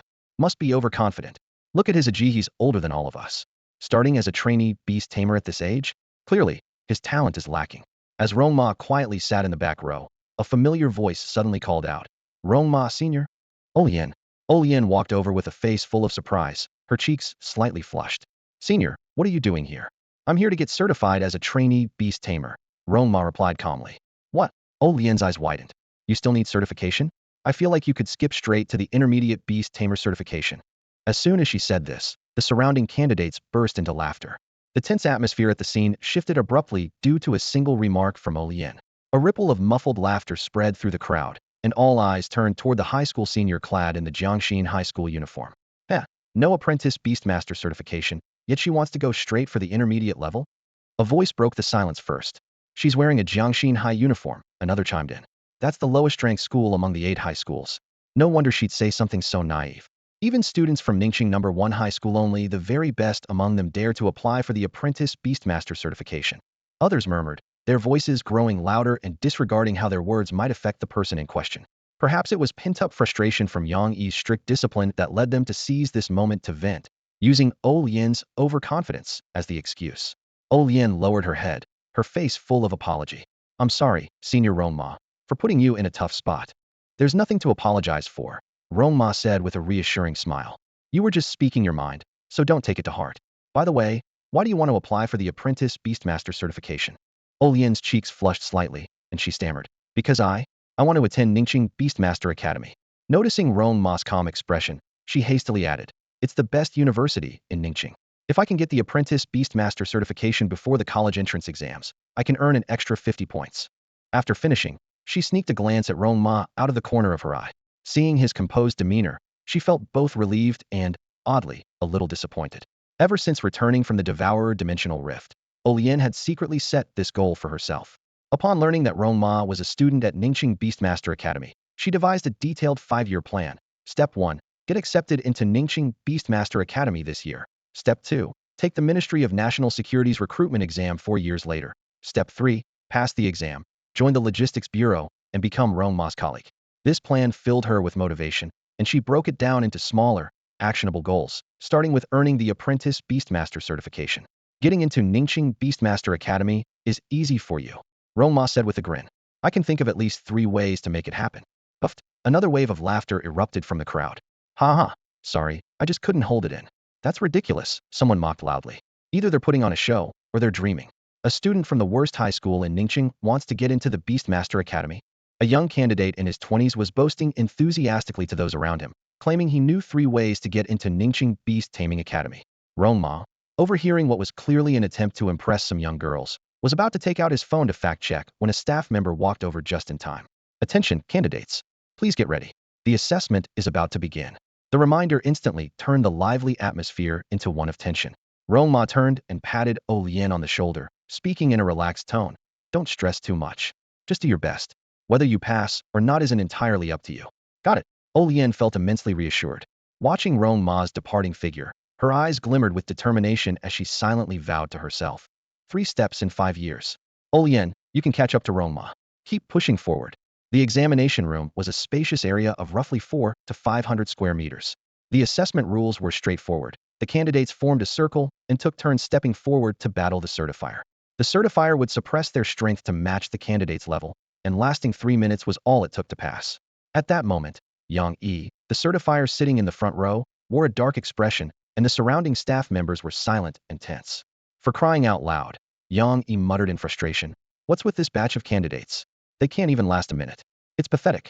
The staff exchanged uneasy glances, thinking that the standard seemed far too harsh. In the past, candidates of similar strength would usually pass with a bit of leniency. Yang Yi seemed to sense their thoughts and added, this isn't about me being strict. With this level of skill, they'd be crushed by beasts of the same rank. I'm just making them face reality to keep them from getting too cocky. Seeing the continued confusion on their faces, Yang Yi chose not to say more. Though being demoted had left him in a sour mood, that wasn't the real reason behind his heightened standards. Remembering the dimensional rift incident from that night, along with the dozens of similar occurrences happening across the country, Yang Yi still felt a lingering unease. He turned to his assistant and said, spread the word. From now on, any assessment I oversee will have the highest standards. Let them think twice before trying to pull strings. I aim to be the strictest certifier in the entire Beast Tamer Association. His resolute declaration left everyone in the room stunned. Though they couldn't fully understand his sudden shift in attitude, they couldn't help but admire his sense of responsibility. At that moment, the last group of candidates entered the exam room. Having overheard Yang Yi's words outside the door, their legs were trembling with regret. We're doomed. Today must be the unluckiest day ever. However, Rong Ma, spotting Yang Yi from afar, broke into a smile. He turned to Olian and said, no worries, no worries. It's a familiar face. That certifier is my junior. I'll have a word with him and get you a free pass. Everyone nearby was stunned, their faces frozen in disbelief. What? Naturally, no one believed Rong Ma's words. With the assessment approaching, a tense atmosphere enveloped everyone, leaving little room to dwell on the truth of his claims. Olian felt slightly reassured when she saw Yang Yi standing ahead, but she still couldn't make sense of Rong Ma's earlier remark. Yang Yi is my little brother. She speculated silently that perhaps senior Rong Ma was just cracking a joke to ease his own stress. At that moment, Yang Yi's expression suddenly froze. His eyes, filled with shock, locked onto Rong Ma, and he quickly strode toward them. This unexpected turn of events caused the examinees in the group to panic, their hushed whispers rising into a nervous murmur. Oh no, the certification officer is coming our way. It must be because that guy was bragging about knowing him as his little brother. Everyone, stay calm. A candidate named Wei Yongyi stepped forward. I know Captain Yongyi. Let me talk to him. Wei Yongyi adjusted his clothing and approached with a confident smile. However, Yang Yi's expression had already darkened ominously. He brusquely shoved Wei Yongyi aside and walked straight up to Rong Ma. Big. Big brother, why are you here? Yang Yi stammered, his voice tinged with unmistakable reverence. This scene left everyone present utterly stunned. The murmurs of discussion erupted like a beehive that had been struck, buzzing from all directions. Yin stood there, wide-eyed, her small hand instinctively covering her mouth as she stared at Rong Ma, who remained calm and composed. Rong Ma smiled faintly. Yang Yi, your promises to Sheba end today. If I'd known the full details back then, I wouldn't have agreed to let you be my subordinate so lightly. Yang Yi nodded hastily in agreement, and then turned to introduce him to the crowd. Rong Ma is the director of the Logistics Bureau for our National Security Department.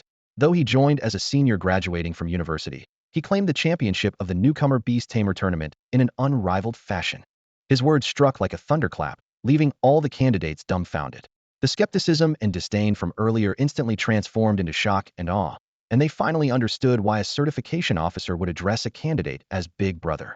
During the dimensional rift incident caused by the Devourer, he led Jiangxin High School to dominate all grade divisions, securing the championship with an impressive 1.86 million points. Yang Yi's voice rang out with conviction. He is the undisputed king of our National Security Department. His words struck the crowd like a hammer, leaving everyone stunned. Faces turned toward one another, eyes wide with shock. One examinee, pale with fear, reflexively slapped their own cheek, terrified of offending this formidable figure. Yang Yi scanned the room and thought to himself, Rong Ma, you've given me a way out, so this will be the last time I honor you. After this, we owe each other nothing. Every time he called Rong Ma Big Brother, Yang Yi, as a former captain of the Security Bureau, felt a deep sense of discomfort. Though his earlier words might have been exaggerated, he forced himself to say them to repay a favor. Thankfully, Rong Ma was perceptive and didn't expect him to keep using that title indefinitely. By the way, Rong Ma, what brings you here? Yang Yi asked. Just here to certify for the apprentice beast-tamer qualification, Rong Ma replied calmly. What? Yang Yi's eyes widened in disbelief. You still need to certify for that? If not for Abeo's lower level, I would have suggested you go straight for the intermediate beast-tamer exam. The examinees exchanged incredulous glances, their faces filled with astonishment. Yang Yi chuckled and said, All right, I'll call Xiaoping in to register you. You can skip the test entirely. That's too kind, Rong Ma said with a slight smile. Thank you. By the way, Yin is also here to certify for the apprentice beast-tamer qualification. Could you help her register too? Yang Yi's gaze shifted to Yin. This high school senior from Jiangxin High had left a lasting impression on him not only because of her delicate features that inspired a protective instinct, but also because of her extraordinary beast-taming talent, which even he couldn't fully comprehend. Yin instinctively tensed up and edged closer to Rong Ma, her nervousness evident. No problem, I'll register both of you. Yang Yi agreed readily. The staff exchanged puzzled looks. Wasn't he just saying he wanted to uphold the strictest standards for the Beast-Tamer Association? Why is he suddenly so lenient? Soon, Duan Xiaoping was called in. She froze for a moment upon hearing about certifying Yin as an apprentice beast-tamer, and when informed about directly promoting Rong Ma to a junior beast-tamer, she let out an audible gasp. After the two left, a staff member cautiously asked, Captain Yang, isn't it a bit inappropriate to so blatantly bend the rules? Yang Yi glanced at them and chuckled lightly. Bend the rules? If I were to lower my level to match theirs, I wouldn't last 3 minutes. Rong Ma's strength speaks for itself, though you probably wouldn't believe it. As for Yin, do you even know the level of her beast?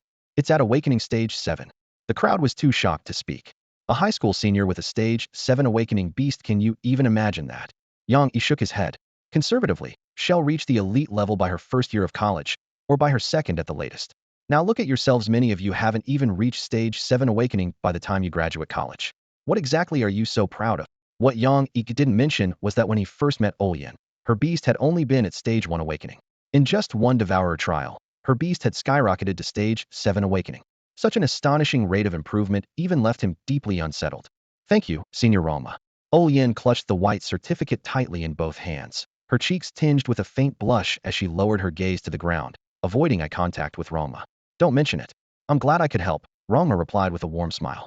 Then, he suggested, by the way, are you sure you want to enroll at Ningqing Beast Taming Academy? If so, I can call the principal and get your acceptance letter sorted in just a minute. No need, Senior Rong Ma. I want to take the entrance exam myself. Yin quickly shook her head, her eyes shining with determination. She didn't want to rely too heavily on Rong Ma's help, fearing it might create a distance between them. Seeing her resolve, Rong Ma nodded. All right then, best of luck. Work hard, and maybe you'll continue to be my junior. With that, he quickly bid farewell. After all, even though the Logistics Bureau didn't require clocking in, as its director, he still needed to make his rounds. As Rong Ma's figure gradually faded into the distance, Yin tightened her grip on the beast core in her hand and murmured softly, Senior Rong Ma, I will catch up to you. Before her words fully dissipated, the beast core suddenly emitted a faint white glow that vanished in an instant. At the same time, Olien's aura noticeably grew stronger. When Rong Ma arrived at the National Security Department, the first thing that caught his eye was the massive banner hanging above the main entrance, surrounded by dozens of colorful floral wreaths. Impressive. As expected, Elder Ji is efficient and reliable. He nodded in satisfaction. A crowd had gathered at the entrance, their chatter filling the air. Unbelievable. The Logistics Bureau is so flashy now. Yeah, even the Security Bureau, which wins first place every year, isn't this ostentatious. Since that young guy named Ma took over as director, the whole vibe has changed.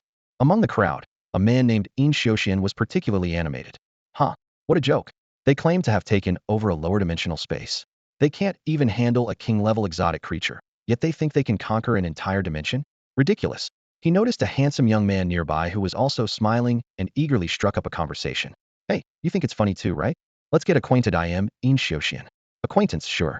Friendship? No thanks, the young man replied with a faint smile. I'm Rong Ma, director of the Logistics Bureau. And the reason I find it funny is because, to me, lower dimensional spaces are no big deal. In Xiuxian froze in place, his face turning pale as he instinctively took 3 steps back. He had never imagined that he had just said such things right in front of the very person in charge. Rong Ma gave a faint smile, his voice steady and resolute as he declared, within 3 months, I, Rong Ma, will conquer a lower dimensional space. Before anyone could react, he turned and strode away, leaving behind a group of stunned colleagues. His bold proclamation exploded at the entrance of the National Security Department like a clap of thunder. The crowd around him froze in a stunned silence before erupting into a wave of murmurs and discussions. The news spread through the entire National Security Department at lightning speed, and soon, all eyes were on the logistics division with a mix of amusement and disbelief. After all, even Jiang Tianlei's previously proposed 1-year timeline was deemed an impossible task. Yet, Rong Ma had audaciously shortened it to just 3 months. Yu Hao rushed into his father's office, breathless. Dad, big news. Rong Ma said he's going to conquer a dimensional space in 3 months. The pen in Yulong's hand dropped to the floor with a clatter. What? Is he out of his mind? The logistics division only has 5 capable fighters, and none of the veterans from other departments are willing to transfer. There's no way the minister will approve their mission, Yulong sneered. That kid must be desperate, trying to use this as a smokescreen to lure people into joining the logistics division. Too bad it'll only backfire. Other department heads who caught wind of the announcement also shook their heads in disapproval. He's too young, they murmured among themselves. He already has a year. Why impose such an unreasonable deadline on himself? Even Jiang Tianlei couldn't help but vent to Xuelon. That brat. He's either lying low like he doesn't care or dropping a bombshell like this. He's completely reckless. Xuelon furrowed her brows in concern. The logistics division had already gained significant recognition after their commendable performance during the battle at the Jiba Dimensional Rift. If things had progressed naturally, they might have indeed achieved their goal within a year.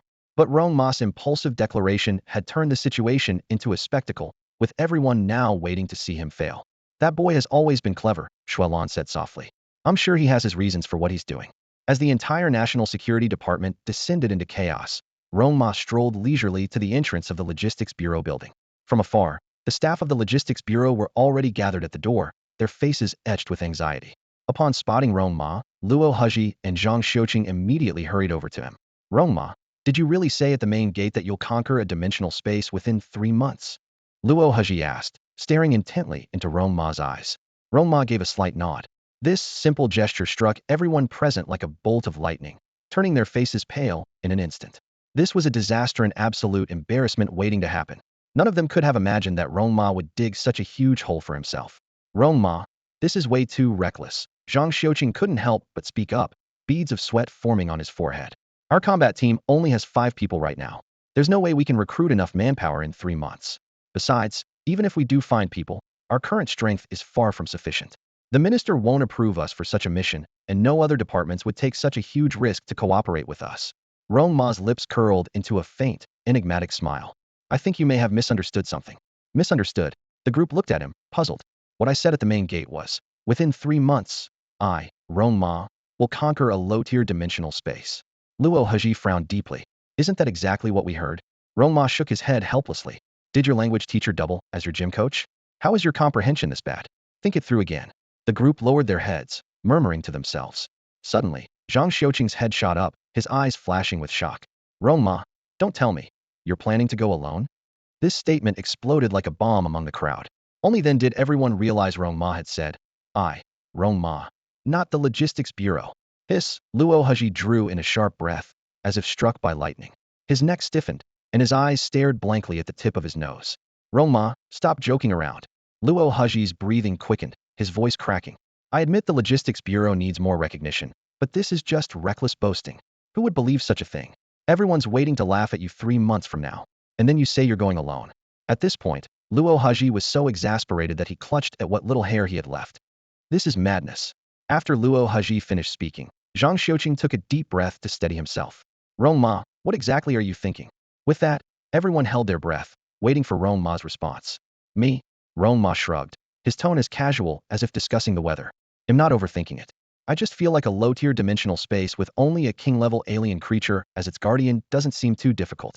Honestly, the 3-month deadline is already my most conservative estimate. The group collectively sank into a deep depression. Thank goodness Rong Ma hadn't said this out loud earlier. Otherwise, within an hour, the entire Ning city would have been in an uproar. With a faint smile still lingering on his face, Rong Ma added, actually, I've given this serious thought. A 3-month deadline is indeed a feasible timeline. Standing at the entrance and observing for a while, Rong Ma frowned slightly. The murmurs from the passing crowd mostly reflected resistance to joining the logistics bureau. Clearly, waiting passively like this would not fulfill the one-year promise. His gaze gradually grew resolute. Instead of waiting passively, we should take the initiative, Rong Ma declared firmly. Once we prove our strength, talented people will naturally come to us. At that point, it will be us choosing people, not the other way around. That is my true goal. If you don't show your sword, who will know how sharp it is? Luo Haji looked at Rong Ma's determined expression and shook his head helplessly. To him, these words were utterly absurd, but given the situation, he could only find ways to mitigate any potential fallout. Zhang Xiuqing, however, reacted very differently. A peculiar light flickered in his eyes as he pressed his lips together and silently made a decision. After making his rounds, Rong Ma left. As soon as he was gone, Zhang Xiuqing immediately convened a meeting with the combat team members. Zhang Ge, what's the rush? Lu Fan asked, while Yao Zheng and Yang Xiaoyu also cast puzzled glances. I'm going to join Rong Ma in taking on the dimensional space, Zhang Xiuqing announced without preamble. What? The three were stunned. Zhang Ge, has Rong Ma lost his mind? Are you losing yours too? Lu Fan exclaimed in shock. Zhang Xiuqing smiled and explained, you don't understand. I might be the only one in the world who truly understands Rong Ma. You think he's joking, but I'm telling you you're dead wrong. From the look in his eyes, I know for certain he's going to act. Seeing the three still bewildered, Zhang Xiuqing asked directly. So, are you coming or not? Zhang Ge, do you think we're up to it? Lu Fan hesitated. Of course. If Rong Ma can do it, why can't we? What does he have that we don't? When rivals meet on a narrow path, the brave always win. The brave are invincible. However, Zhang Xiuqing's impassioned speech failed to inspire the trio. They were convinced Rong Ma was merely bluffing to attract more people to join the logistics bureau. Finding excuses, they left, leaving Zhang Xiuqing brimming with excitement. As expected, only rivals truly understand each other. Let's show them what we're made of and blow their minds. In the days that followed, Rong Ma became unusually low-key, refraining from making bold statements. Meanwhile, Zhang Xiuqing shuttled between the training room and Kongsheng Martial Hall, pushing himself relentlessly. The National Security Bureau, on the other hand, shifted its focus to the upcoming special training in Yufeng City. Beneath the surface calm, however, tensions were brewing. One late night, just a week before the special training, influential figures from various third-tier cities held a secret gathering. Jiang Tianlei was among them. Once everyone had arrived, Song Xinghe, seated at the head, spoke up. Jiang Tianlei, start by telling us about Rong Ma. Song Xinghe was an elder of the National Council, who had specifically traveled from the capital city. In the power structure of Yanhuang Nation, the National Council comprised ministers of national security, directors of research institutes, and education ministers from various cities. However, these figures were only the most basic members. Above them was the Elders' Council, represented by figures like Song Xinghe, and at the very top was the pinnacle of Yanhuang Nation's hierarchy, a president of the National Council. The special departmental training being conducted in Yufeng City, a third-tier city, would ordinarily not have drawn the attention of someone as prominent as Song Xinghe. However, a groundbreaking theory on the phantom beast dimensional space submitted by Jiang Tianlei had caused a significant stir in the capital. Many influential figures were intrigued by the young man who had challenged century-old conventions and were eager to meet him. Song Xinghe was among them, though he had additional objectives for his visit. When Song Xinghe specifically requested to meet Rong Ma, Jiang Tianlei appeared somewhat apprehensive. Although he attended the annual summary meetings in the capital and caught glimpses of Song Xinghe, as a minor figure, he could only sit at the far edges of the venue. Even with his 204 vision, He could barely make out Song Xing's figure on the large screens. Now having the chance to meet him up close, he felt both nervous and excited. Elder Song, allow me to first introduce Rong Ma. Jiang Tianlei began formally. His name is Rong Ma, male, 22 years old, and a recent graduate of Ningqing Beast-Taming Academy. He is currently employed at the Ningqing National Security Department, serving as the director of the Logistics Bureau. Wait a moment. Song Xinghe abruptly interrupted, his face filled with astonishment. The entire meeting room froze, with everyone staring at Jiang Tianlei in disbelief. He's 22 years old? A recent graduate? Song Xinghe questioned further. Yes, Jiang Tianlei confirmed with a nod. And he's already the director of your logistics bureau? Yes, Elder Song, Jiang Tianlei replied. The room erupted into a buzz of chatter. Unbelievable. Is Ningqing really that short on talent? They let a 22-year-old take charge as director. This is unprecedented. Tianlei, your courage is as bold as ever. I have to hand it to you. Facing the skepticism, Jiang Tianlei stood tall. What's wrong with being 22? Talent speaks for itself. Rong Ma is absolutely capable. He's the champion of the newcomer beast taming tournament and the grade division champion of the Devourer Dimensional Rift competition. He's earned every accolade. I personally appointed him to this position, which proves my judgment is spot on. After hearing this, the crowd nodded in agreement. While handing such an important role to someone so young seemed risky, the Logistics Bureau was a relatively safe department, making it an excellent opportunity to cultivate talent. Tianlei, I didn't expect you to have such foresight, truly impressive. The crowd quickly shifted from skepticism to admiration. Song Xinghe looked at Jiang Tianlei, a hint of approval flashing in his eyes. If someone like this is properly nurtured, replacing you as the department head would be a breeze. It's good to see there's someone to carry the torch. Congratulations, Tianlei. Jiang Tianlei was elated by the praise, unable to hide the smile spreading across his face. Feigning modesty, he waved his hand dismissively. You're all too kind. I just got lucky, that's all. After a brief pause, he couldn't resist adding. Oh, by the way, I've set a small goal for Rong Ma recent Lido turn the Logistics Bureau into the strongest department within a year and, within 3 months, lead his team to conquer a lower dimensional space. Before he even finished speaking, the conference room fell into a stunned silence. Everyone exchanged bewildered glances, as if they'd been struck by lightning. Tianlei, are you out of your mind? One attendee blurted out. You're expecting a 22-year-old director to lead the weakest department and capture a dimensional space? Are you trying to get someone killed? Song Xing's expression darkened instantly. He slammed the conference table with a heavy hand. Nonsense. His voice carried unmistakable anger. Jiang Tianlei, as a department head, how can you be so reckless? This young man is still just a kid who needs your guidance, and yet you're throwing him straight into the abyss. He let out a cold snort. Looks like we'll need the investigation bureau to dig into your background thoroughly. We can't have anyone suffering from undeserved accusations. Only then did Jiang Tianlei realize the gravity of his mistake.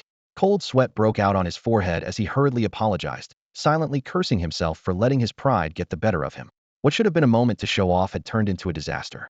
The remainder of the presentations felt lackluster, until the topic of Rong Ma's encounter with Kong Zhengqing came up.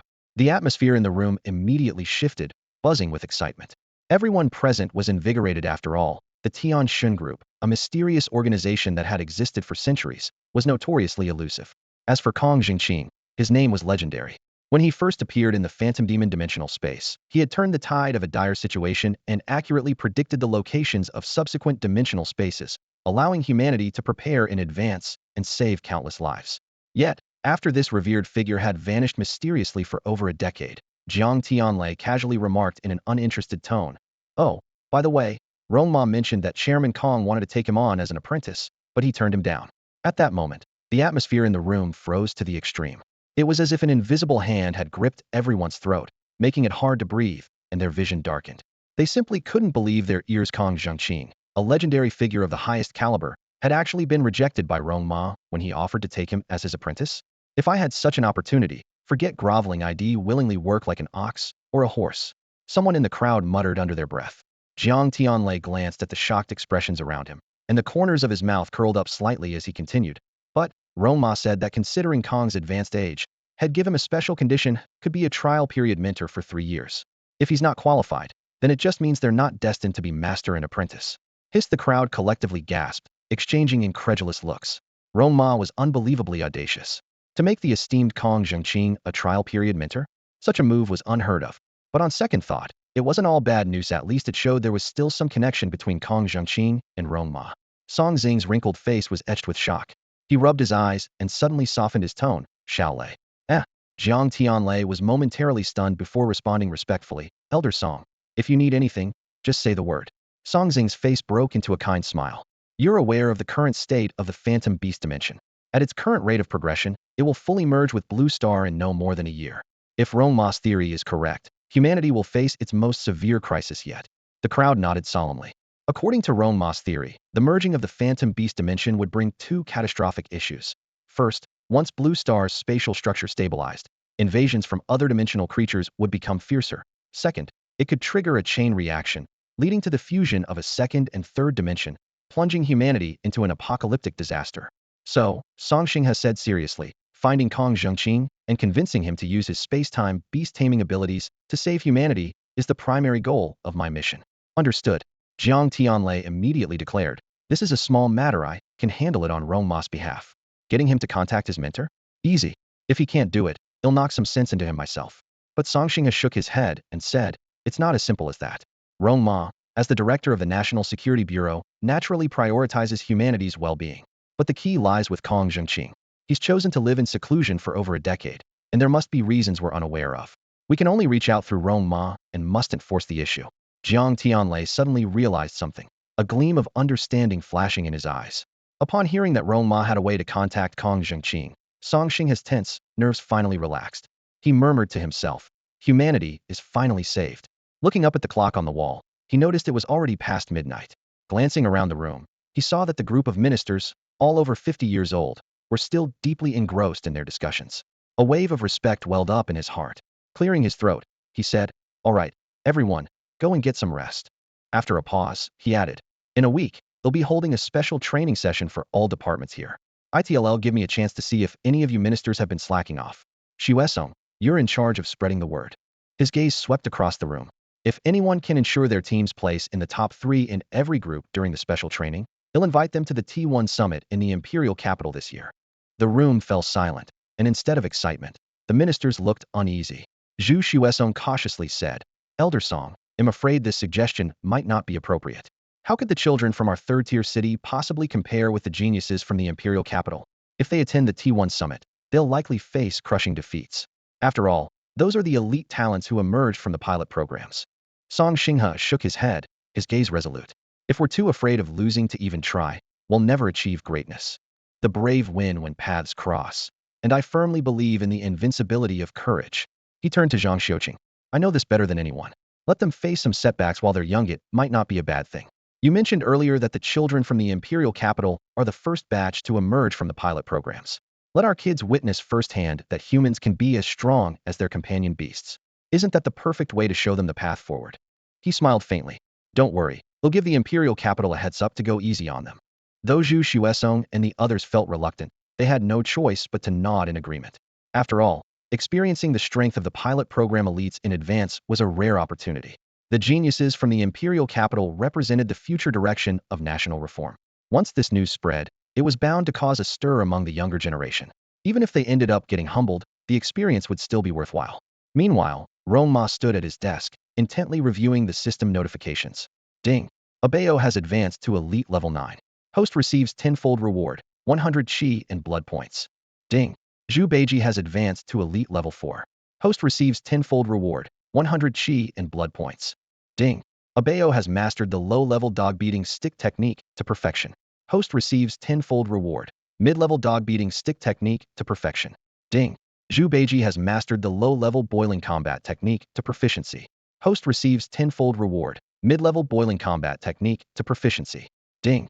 Zhu Beiji has mastered the low-level lion's roar to proficiency. Host receives 10-fold reward, mid-level lion's roar to proficiency.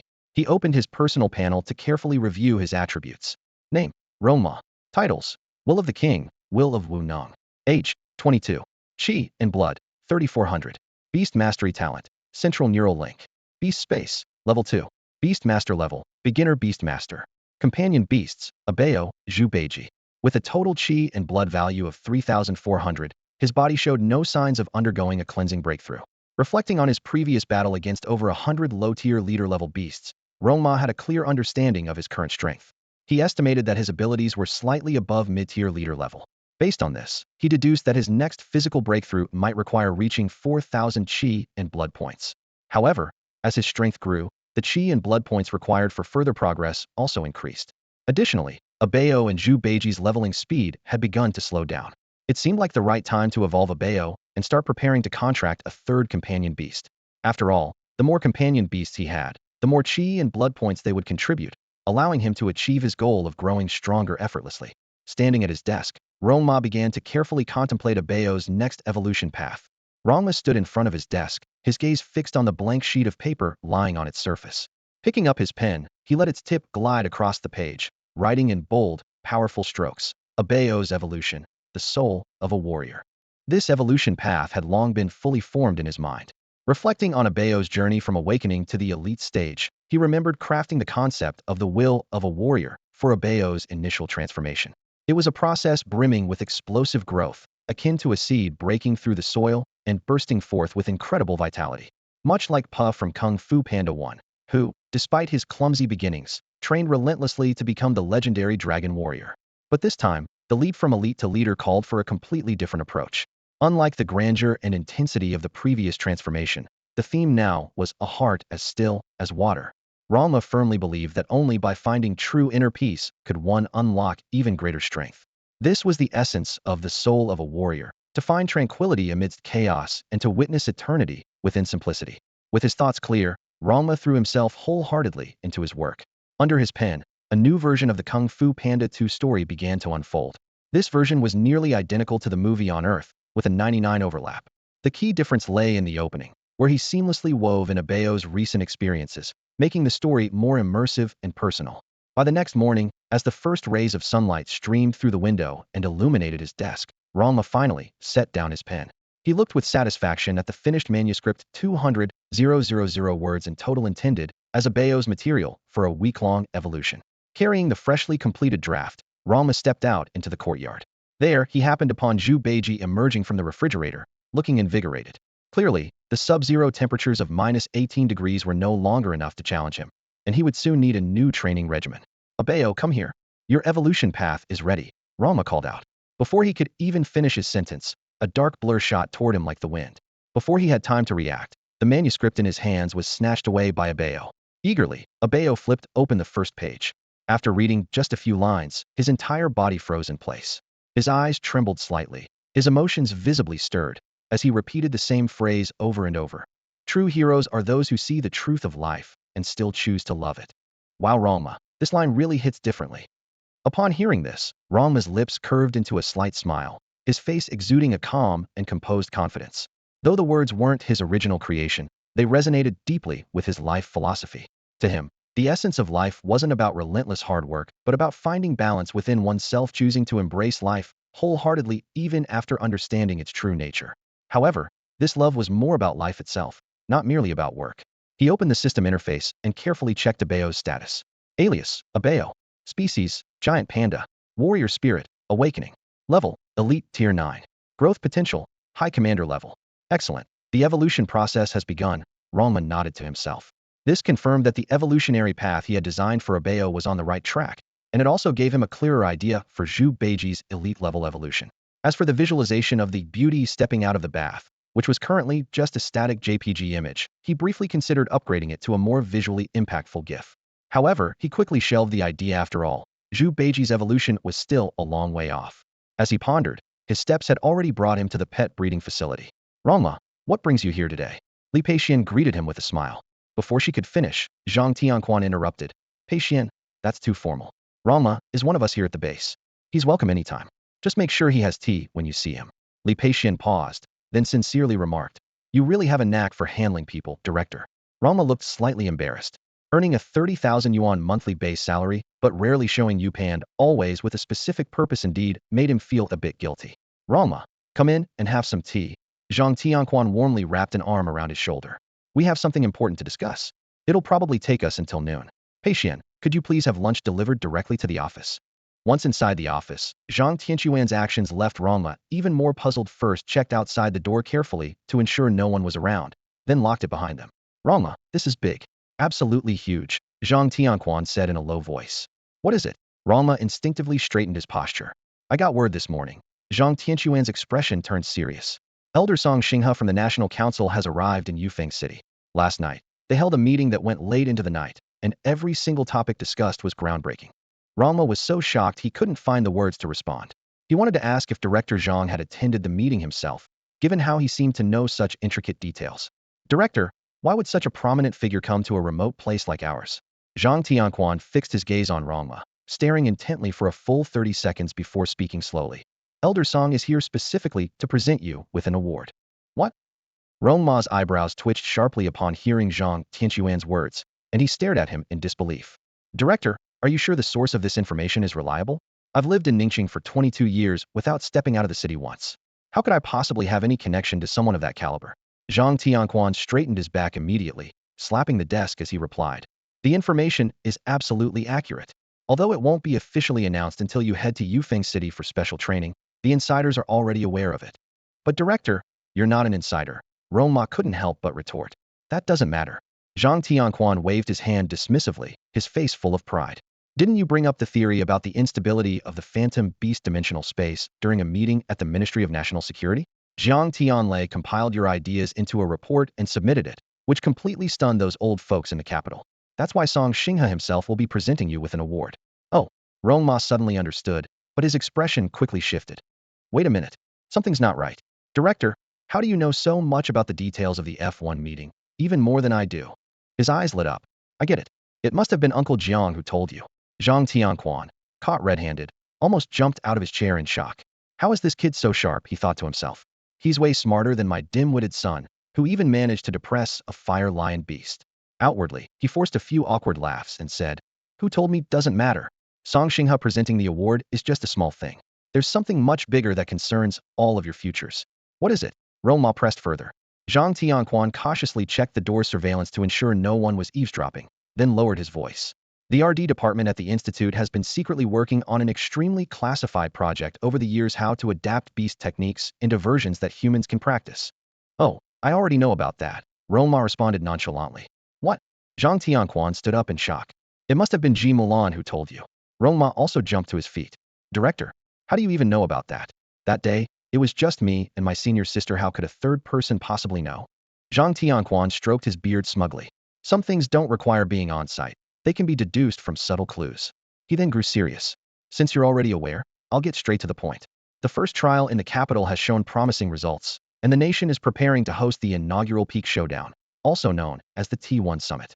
According to internal sources, this will mark the beginning of humanity's transition from the era of pure beast mastery to an era of human-beast collaboration. Participants will be recognized as pioneers of the new age. And how could such a pinnacle showdown possibly exclude you beast masters? Zhang Tianquan's voice carried a hint of intrigue. Only by crushing you pure beast masters can the new generation highlight their superiority. Now, with the opportunity provided by the National Special Training, Council elders from various regions have started scouting for outstanding young talents to invite to the T1 Summit. Rong Ma frowned slightly but quickly pieced it together. So, Elder Song's visit to Yufeng City this time is also for recruiting talents. Zhang Tianquan nodded in confirmation. If you know you're going to get beaten, why bother asking for it? Rong Ma raised an eyebrow and remarked. Heh. Zhang Tianquan chuckled and shook his head. On the contrary, the slots this time will be highly coveted. This is a grand event witnessing the transformation of an era. Even being the most insignificant supporting role would be enough to secure a place in history. Besides, getting an early glimpse of the strength of the new generation and finding direction for oneself is a once-in-a-lifetime opportunity. He paused before continuing. So, Rong Ma, make sure to perform well this time. Also, he hesitated slightly before adding. Take care of Zhang Xiuqing for me, that blockhead kid. This was Zhang Tianquan's real intent behind the entire conversation. Rong Ma was speechless knowing defeat was inevitable, but still running headlong into it. He certainly had no masochistic tendencies. However, since the curator had gone this far, not sending his son to the capital to get beaten up would seem inconsiderate. All right, curator. Even if I don't go, I'll make sure Xiuqing goes and gets a beating. Watch your mouth, you brat. That's no way to put it. Zhang Tianquan immediately corrected him. It's not about getting beaten. It's about gaining insight into the direction of the new era, so he doesn't get left behind. Got it. No need to explain, curator, Rong Ma replied bluntly. If it's just about teaching humans how to cultivate beast techniques, Xiuqing following me is enough. As for this so-called direction of the new era, sorry, but I, Rong Ma, am the benchmark for the future. Zhang Tianquan was left dumbfounded. This kid, apart from his sharp tongue, there wasn't a single part of him that wasn't stubborn. Although he admitted that Rong Ma was indeed capable, this time, He feared the young man was underestimating the situation. This was a monumental project that the nation had spent years researching, destined to become groundbreaking. Zhang Tianquan merely chuckled and dismissed Rong Ma's bold claims as youthful arrogance. He understood that exceptional individuals often carried a sense of pride. That's all for the important matters, Zhang Tianquan said, lifting his teacup. Come have some tea. Drink more to cleanse your system, so you can enjoy the meal later. By the way, why haven't I seen much of Xiuqing lately? The mention of his son made Zhang Tianquan sigh. That kid's been acting strange lately.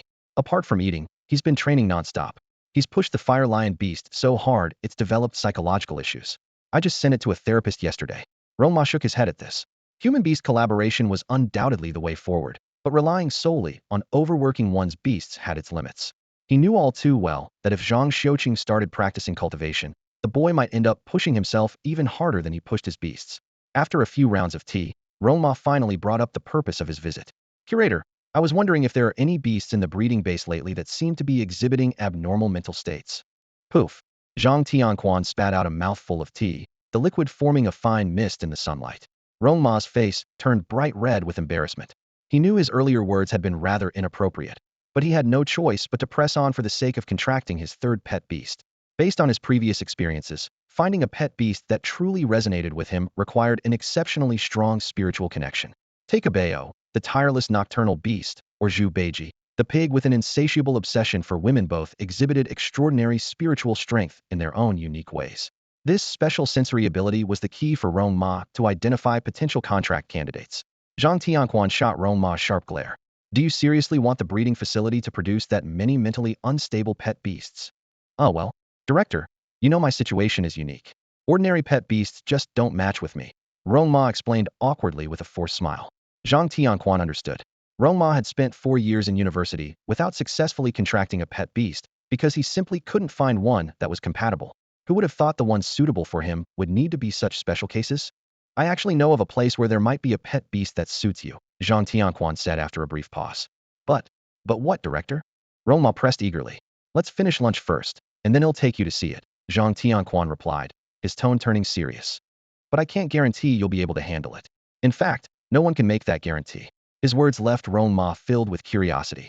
Even Zhang Tianquan could deal with a voyeuristic and flirtatious beast, like Zhu Beiji seemed apprehensive about this particular pet beast. Rong Ma's interest was fully piqued. After lunch, Zhang Tianquan led Rong Ma to the Research Institute's Development Division. Before entering, he gave a solemn warning. No matter what you see, don't scream. Honestly, I'd still advise you to give up on contracting this one. It's a matter of your own safety. Taking a deep breath, Zhang Tianquan continued. This is a failed product from the Development Division. It was created in an incubation chamber using hybridization techniques. The most problematic part is that they used a mix of human and pet beast genetic material, which has led to some unpredictable changes. Rong Ma was too stunned to speak.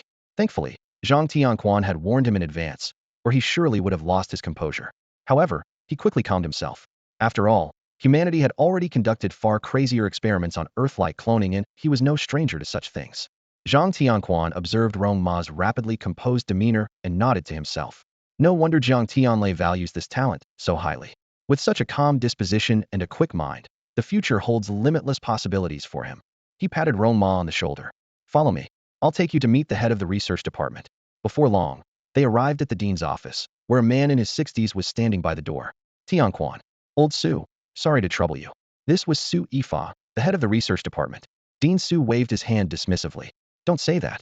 If anything, I'm the one troubling you. If no one takes Neo Air, it'll have no choice but to await its end. Neo Air. Rong Ma frowned slightly. Noticing his expression, Zhang Tianquan explained. That's the name of a pet beast. There were 12 incubation chambers in the experiment, but only 2 were successfully cultivated, Neo E and Neo Air. Rong Ma's lips twitched slightly. He couldn't help but think the naming was absurdly casual. Suppressing a chuckle, Zhang Tianquan continued. But Neo E developed an illness during its growth and injured people. It had to be euthanized. An illness? What kind? Rong Ma was taken aback. A mental illness, Zhang Tianquan replied flatly. Rong Ma was instantly dumbfounded, an ominous feeling creeping into his mind. He had been looking for a pet beast with a unique personality, but he certainly hadn't planned on adopting one with mental health issues. Don't worry, Zhang Tianquan reassured him. Neo Air is perfectly fine for now. It's just a bit obsessed with research. Anyway, you'll see for yourself. Old Su, lead the way. Dean Su led them to a small laboratory and whispered, This is Neo Air's private lab. Keep your voices down. It gets particularly irritable when conducting experiments. Indeed, Zhang Tianquan added. Once, old Su interrupted its experiment and ended up with a broken leg. But Neo Air's medical skills are exceptional at set the bone and fixed it right up. Seeing Rong Ma's stunned expression, Dean Su quickly clarified. Neo Air is usually loyal and straightforward, even quite bold in character. It's just very focused when working on experiments. Rong Ma fell into thought. This sounded more like a case of split personality. Cautiously, he moved closer to the window, only to be shocked to the core by what he saw: shelves lined with jars, one of which contained a fist-sized eyeball, staring directly back at him. Dean Su coughed awkwardly. That's Neo E's eye?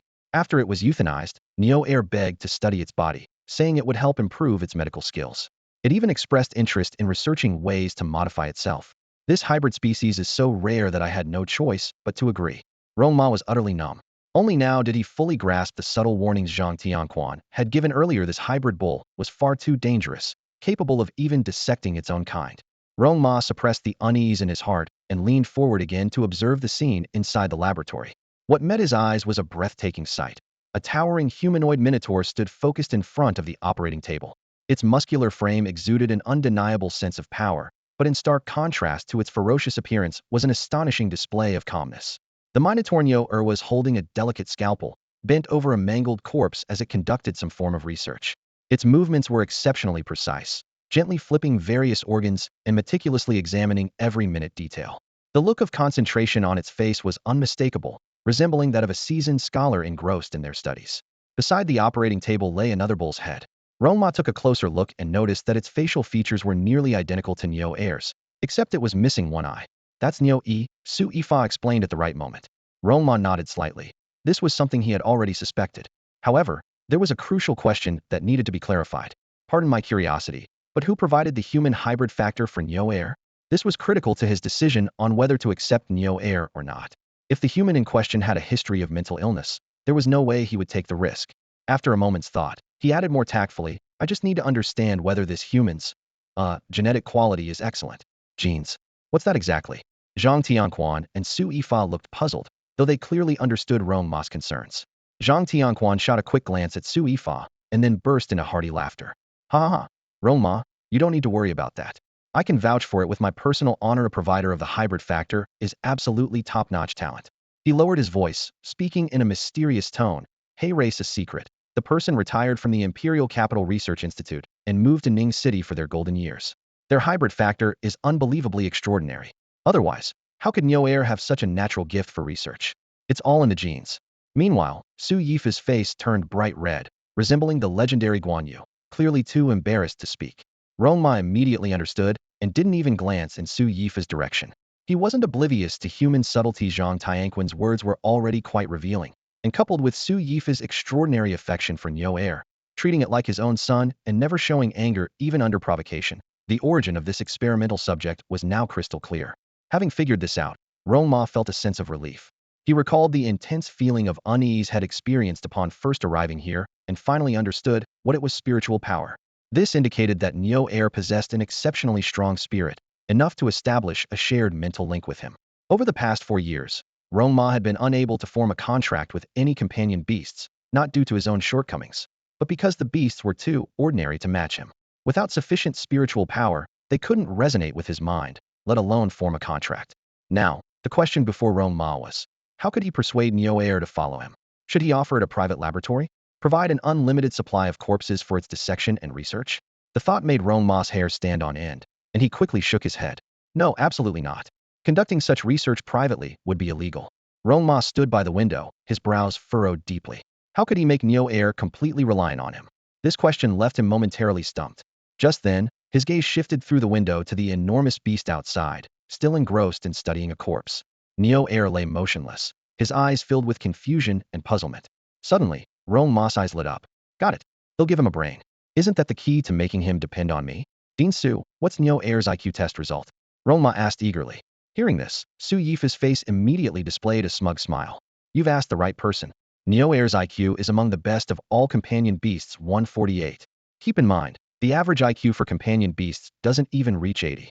Good, it's only 148. Rong Ma sighed in relief, a sly smile forming at the corner of his mouth. He's a bit dumb, but that's perfect.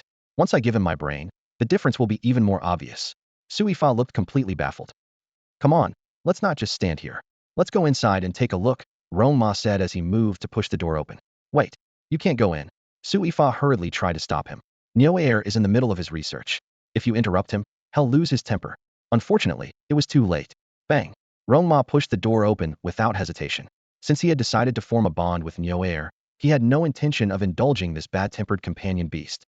In his view, letting Su Ifa, who acted like both a father and a mother to Niu Air, continue tolerating such behavior was unacceptable. As expected, Niu Air was infuriated after his train of thought was interrupted. A thunderous roar seemed to explode in his mind, and his anger shot straight to his head. His bloodshot eyes flared, and his massive nostrils flared wide enough to fit a fist, puffing out clouds of white steam. Watch out! Zhang Tianquan was about to summon his own companion beast, but Rong Ma raised a hand to stop him. It's fine, Director. I can handle this. To everyone's astonishment, Rong Ma walked straight toward Niu Air. The enraged beast turned to face Rong Ma, completely losing his composure. Standing nearly 3 meters tall, Niu Air's muscular frame was a towering force, with calves thicker than Rong Ma's thighs, a true powerhouse. Unable to hold back, Niu Air lowered his head, revealing his sharp horns, and charged forward. Zhang Tianquan braced himself, expecting Rong Ma to summon a Bao or Zhu Beiji, but what unfolded left everyone utterly stunned. Rong Ma casually extended one hand and firmly grabbed hold of Niu Air's horn. No matter how hard Niu Air struggled, he couldn't budge an inch. Then, with his other hand, Rong Ma wielded an iron bamboo stick and began to strike. Smack! Smack! Smack! The thin iron bamboo stick landed squarely on Niu Air's flesh, causing him to yelp in pain. Before long, the mighty beast was crying like a scolded child. Yet Rong Ma showed no intention of stopping. In fact, he struck even harder. Stop! You can't hit him anymore. He'll die if you keep going. Su Ifa shouted in distress, trying to intervene, but Zhang Tianquan held him back. Rong Ma turned to Su Ifa, his tone calm. Dean Su, if I'm not mistaken, you're not married yet, are you? A what? Su Ifa was dumbfounded, wondering, is my bachelor status really that obvious? Rong Ma chuckled faintly. It's written all over you. You're like an old single dog, treating your companion beast like a spoiled grandchild. No wonder he's turned out like this. Haven't you ever heard the saying, spare the rod, spoil the child? Su Ifa was left speechless. As expected, after being harshly whipped by Rong Ma, Niu Air finally quieted down. This hulking creature, nearly 3 meters tall and weighing less than 1,000 pounds, was now curled up in the corner, his bloodshot eyes filled with tears as he looked fearfully at Rong Ma. Although Niu Air was naturally hot-tempered, it was merely a personality flaw, not a mental issue. On the contrary, his exceptionally high IQ of 148 allowed him to quickly weigh pros and cons. In the past, with the support of the RD department head, Su Ifa, he could act as he pleased. But in front of Rong Ma, his backing was useless, and his strength was no match. Niu Air immediately made the wise choice to stay far away. This ability to cut losses promptly was something not all stubborn spirit beasts could manage. Rong Ma approached slowly with a smile on his face. Trapped in the corner with nowhere to retreat, Niu Air's large, bell-like eyes widened, and he looked as though he was about to kneel. Seeing this, Rong Ma nodded in satisfaction. There had to be order in the household, and chaos was not acceptable. Niu Air, come with me, Rong Ma said casually. If you follow me, we'll let you dissect the corpse of a legendary beast. Niu Air responded disdainfully, don't try to fool me. I'm not stupid. With that little frame of yours, you couldn't even handle a king-level beast, let alone a legendary one. Rong Ma had anticipated this reaction. A high IQ spirit beast like Niu Air wasn't as easy to deceive as someone like Bao. I know you don't believe me. Then let me show you my true capabilities. Watch this. Niu Air raised his head in confusion to look at Rong Ma. Suddenly, an unusual wave swept through his mind, giving him an unprecedented sense of clarity about everything around him. His brain started operating at lightning speed, as if he had experienced an epiphany, and many long-standing puzzles suddenly became clear. A voice, as divine as a god's, echoed in his mind, nearly making him kneel out of shock. You can doubt my words, but can you doubt what you're feeling right now? Don't you feel as though you're in control of this entire space? Niu Air nodded repeatedly. The sensation was incredible. His mind vividly mapped out the surrounding area, and he could even predict the next moves of Su Ifa and Zhang Tianquan. But what thrilled him the most was yet to come. He stood up and walked over to Niu Yi's corpse, carefully inspecting the organs. Suddenly, a fanatical gleam lit up in his eyes. I get it. I finally understand. So this is how the nerves and muscles are connected. Could I follow this idea and start by cutting off my own hand for modifications? Everyone present was stunned by his words. Who would have thought that his ruthlessness toward himself would surpass even his cruelty toward others? After spending so much time and energy on research, it turns out I have to experiment on myself in the end. Truly impressive. Niu Air slowly approached Rong Ma, lowered his massive head, and knelt down, letting out a deep moo. Rong Ma, I am willing to go with you. 6 days later, on the eve of heading to Yufeng City for special training, Abeo experienced a significant transformation. The system notifications rang out in succession. Ding! Abeo has successfully evolved, awakening the warrior's soul and enhancing potential.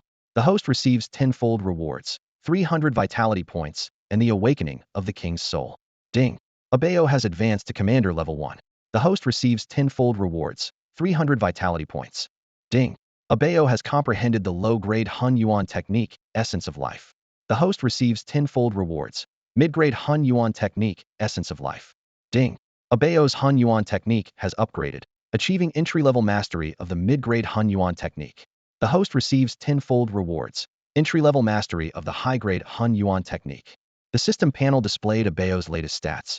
Iron-eating beast with the warrior's soul. Level, commander level 1. Growth potential, high-level king. Rong Ma was momentarily stunned by the updates, but he quickly understood. As Abeo's level increased, the system rewards naturally scaled up, aligning with the characteristics of effortless training. If the feedback remained stuck at 100 vitality points, future development would inevitably be limited. At this point, Rong Ma's total vitality had reached 4,000 points. A faintly foul-smelling black impurity seeped from his body, signaling his imminent breakthrough into the king level. Feeling the surging power within, he was in an exceptionally good mood, especially since today was the day he would officially form a contract with Neo Air at the Research Institute. The dual boost in the number and strength of his pet beasts filled him with anticipation for the future. Ding! Congratulations to the host for successfully contracting Neo Air. You received tenfold rewards, 100 vitality points. After bringing Neo Air home, Rong Ma summoned Abeo and Zhu Beiji to introduce them to each other. To his surprise, Neo Air displayed remarkable social skills, quickly bonding with the other pet beasts. He and Zhu Beiji, in particular, became inseparable, as if they had known each other for a lifetime. Watching this, Rong Ma was utterly dumbfounded. This is a social genius in the form of a bull. Relieved, Rong Ma was about to plan a training regimen for Neo Air when he checked Neo Air's stats and was so shocked he fell off his chair. Wow, Neo Air truly lives up to his name. This is next level incredible. With such an outstanding pet beast, Rong Ma felt even more confident about his future development. The hybrid bull demon, this towering battle beast, stands at an impressive height of 2.94 meters and weighs a staggering 896 pounds. Its muscular frame is like a fortress in motion, with every inch of its body appearing as though forged from solid steel. This is Neo Air, a gifted companion beast with growth potential that has already reached the lower-tier dominator level. Even more astonishing is Neo Air's mastery of a unique technique called Defying Tradition. True to its name, this technique completely breaks free from the constraints of conventional healing arts, creating an innovative path of restoration. Neo Air's understanding of this technique has reached a level of unparalleled mastery, reflecting his rebellious and untamed personality. In Rong Ma's eyes, a creature as extraordinary as Neo Air would likely be overlooked and wasted in the hands of others. As an experimental subject with no historical data to guide its development, most people would struggle to chart an evolution path for him, leaving him stuck at the awakening stage. However, Rong Ma, having accumulated a wealth of experience with Abao and Zhu Beiji, was confident that identifying Neo Air's unique traits and formulating a tailored evolution plan would not be difficult. As he observed the lively gathering of the trio, Rong Ma smiled faintly and turned to enter his study. He understood well that although Neo Air had only mastered a healing-oriented technique so far, now was the perfect time to craft a brand new training method tailored specifically for him. Standing before his desk, Rong Ma fell into deep thought. Should Neo Air follow a path focused on internal energy techniques, or should he concentrate on external physical refinement? While Abao and Zhu Beiji both excelled in internal energy cultivation, Neo Air's formidable physique made pursuing the internal energy route seem like a waste of his natural talent. After a moment, a spark of clarity lit up Rong Ma's eyes. Since Neo Air had already chosen an unconventional path, why not let him fully embrace it? Physical refinement, this was the most suitable direction for him. Soon, Rong Ma's gaze landed on a body refinement technique, and a meaningful smile played on his lips. Why not evolve Neo Air toward the path of the Bull Demon King? With his thoughts becoming clearer, Rong Ma picked up his pen and began writing on paper. Bull Demon Force Manual. The core principles of this technique were distilled into the following. With brute force, challenge the heavens. Defy the cosmos with sheer strength. A body like diamond, unyielding and fierce. Shatter mountains, rend the earth. This was a robust technique rooted in pure physical strength, focusing on unlocking the Buddha's potential to grant the practitioner unrivaled dominance on the battlefield. However, Rong Ma knew this was just the foundational refinement method for Neo Air. What he truly envisioned was for Nyo Air to master the ultimate techniques of the Bull Demon King. Nyo Air had to master the basics of the Nyo Mo brutal strength technique before he could handle the even more powerful martial arts manual. As Rong Ma finished writing his treatise on military strategy and stepped out of his room, the rich aroma of alcohol hit him, making him pause in the doorway. The moonlight streamed through the window, casting its glow on a lively scene of three people sitting together, drinking and chatting merrily. Rong Ma's lips curled into a faint smile as he thought to himself, let them enjoy this camaraderie for now. Soon enough, they'll witness the fearsome side of Nyo Air. Nyo Air, come here. Rong Ma handed him a scroll.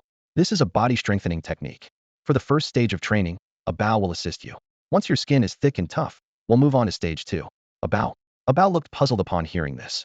Rong Ma chuckled, explaining, didn't you say you wanted to practice the dog-beating staff technique? Well, hey, race your live target. As long as you don't kill him, feel free to hit him however you like. Nyo Air's face turned pale with fear, and he quickly begged for mercy. Rong Ma, I'll do whatever you say. Please, don't let senior brother beat me. Nearby, Zhu Beiji perked up with interest. Snort snort, Rong Ma, why not let me do it instead? I've been reading the Sacred Whipping Manual, and am eager to test out its 48 techniques. Nyo Air was dumbfounded, feeling like he had fallen into a den of bandits. In the blink of an eye, these so-called brothers, who had just been drinking and bonding with him, were now fighting over who got to beat him. Rong Ma patted Nyo Air's shoulder with a meaningful look and said, just watch how Beiji gathers energy later. It might make you feel a bit better. Nyo Air was utterly confused. Later? Does that mean we're not sleeping tonight? Zhu Beiji shot him a sidelong glance, his expression seeming to say, sleep? Ever since I joined this household, I haven't slept a single night. Rong Ma clapped his hands and announced, all right, everyone, back to training. Tomorrow, we're heading to Yufeng City. Before Rong Ma even finished speaking, Zhu Beiji had already dove into the fridge, beginning his energy gathering. Meanwhile, Bao was engrossed in reading Kung Fu Panda 2, the novelization, utterly captivated. It was then that Nyo Air finally realized that no wonder Rong Ma had never mentioned arranging a room for him. There wasn't one to begin with. During the day, Bao will help with your training.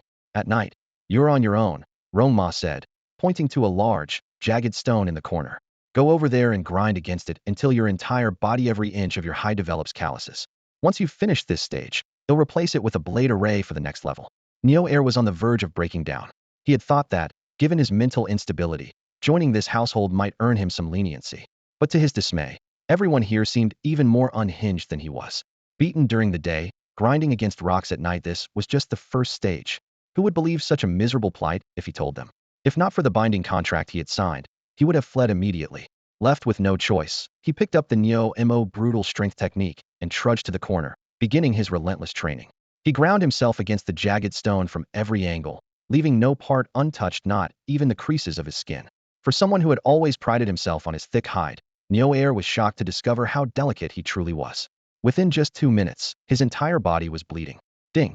Nyo Air has mastered the basics of the low-level Bull Demon Force technique. The host receives a 10-fold reward. Mastery of the basics of the mid-level Bull Demon Force technique. Ding! Nyo Air's level has increased to Awakening Stage 3. The host receives a 10-fold reward, 100 points of vitality. The next morning, as Rong Ma pushed open the door, a strong scent of blood hit him, instantly sobering him up from the remnants of last night's indulgence.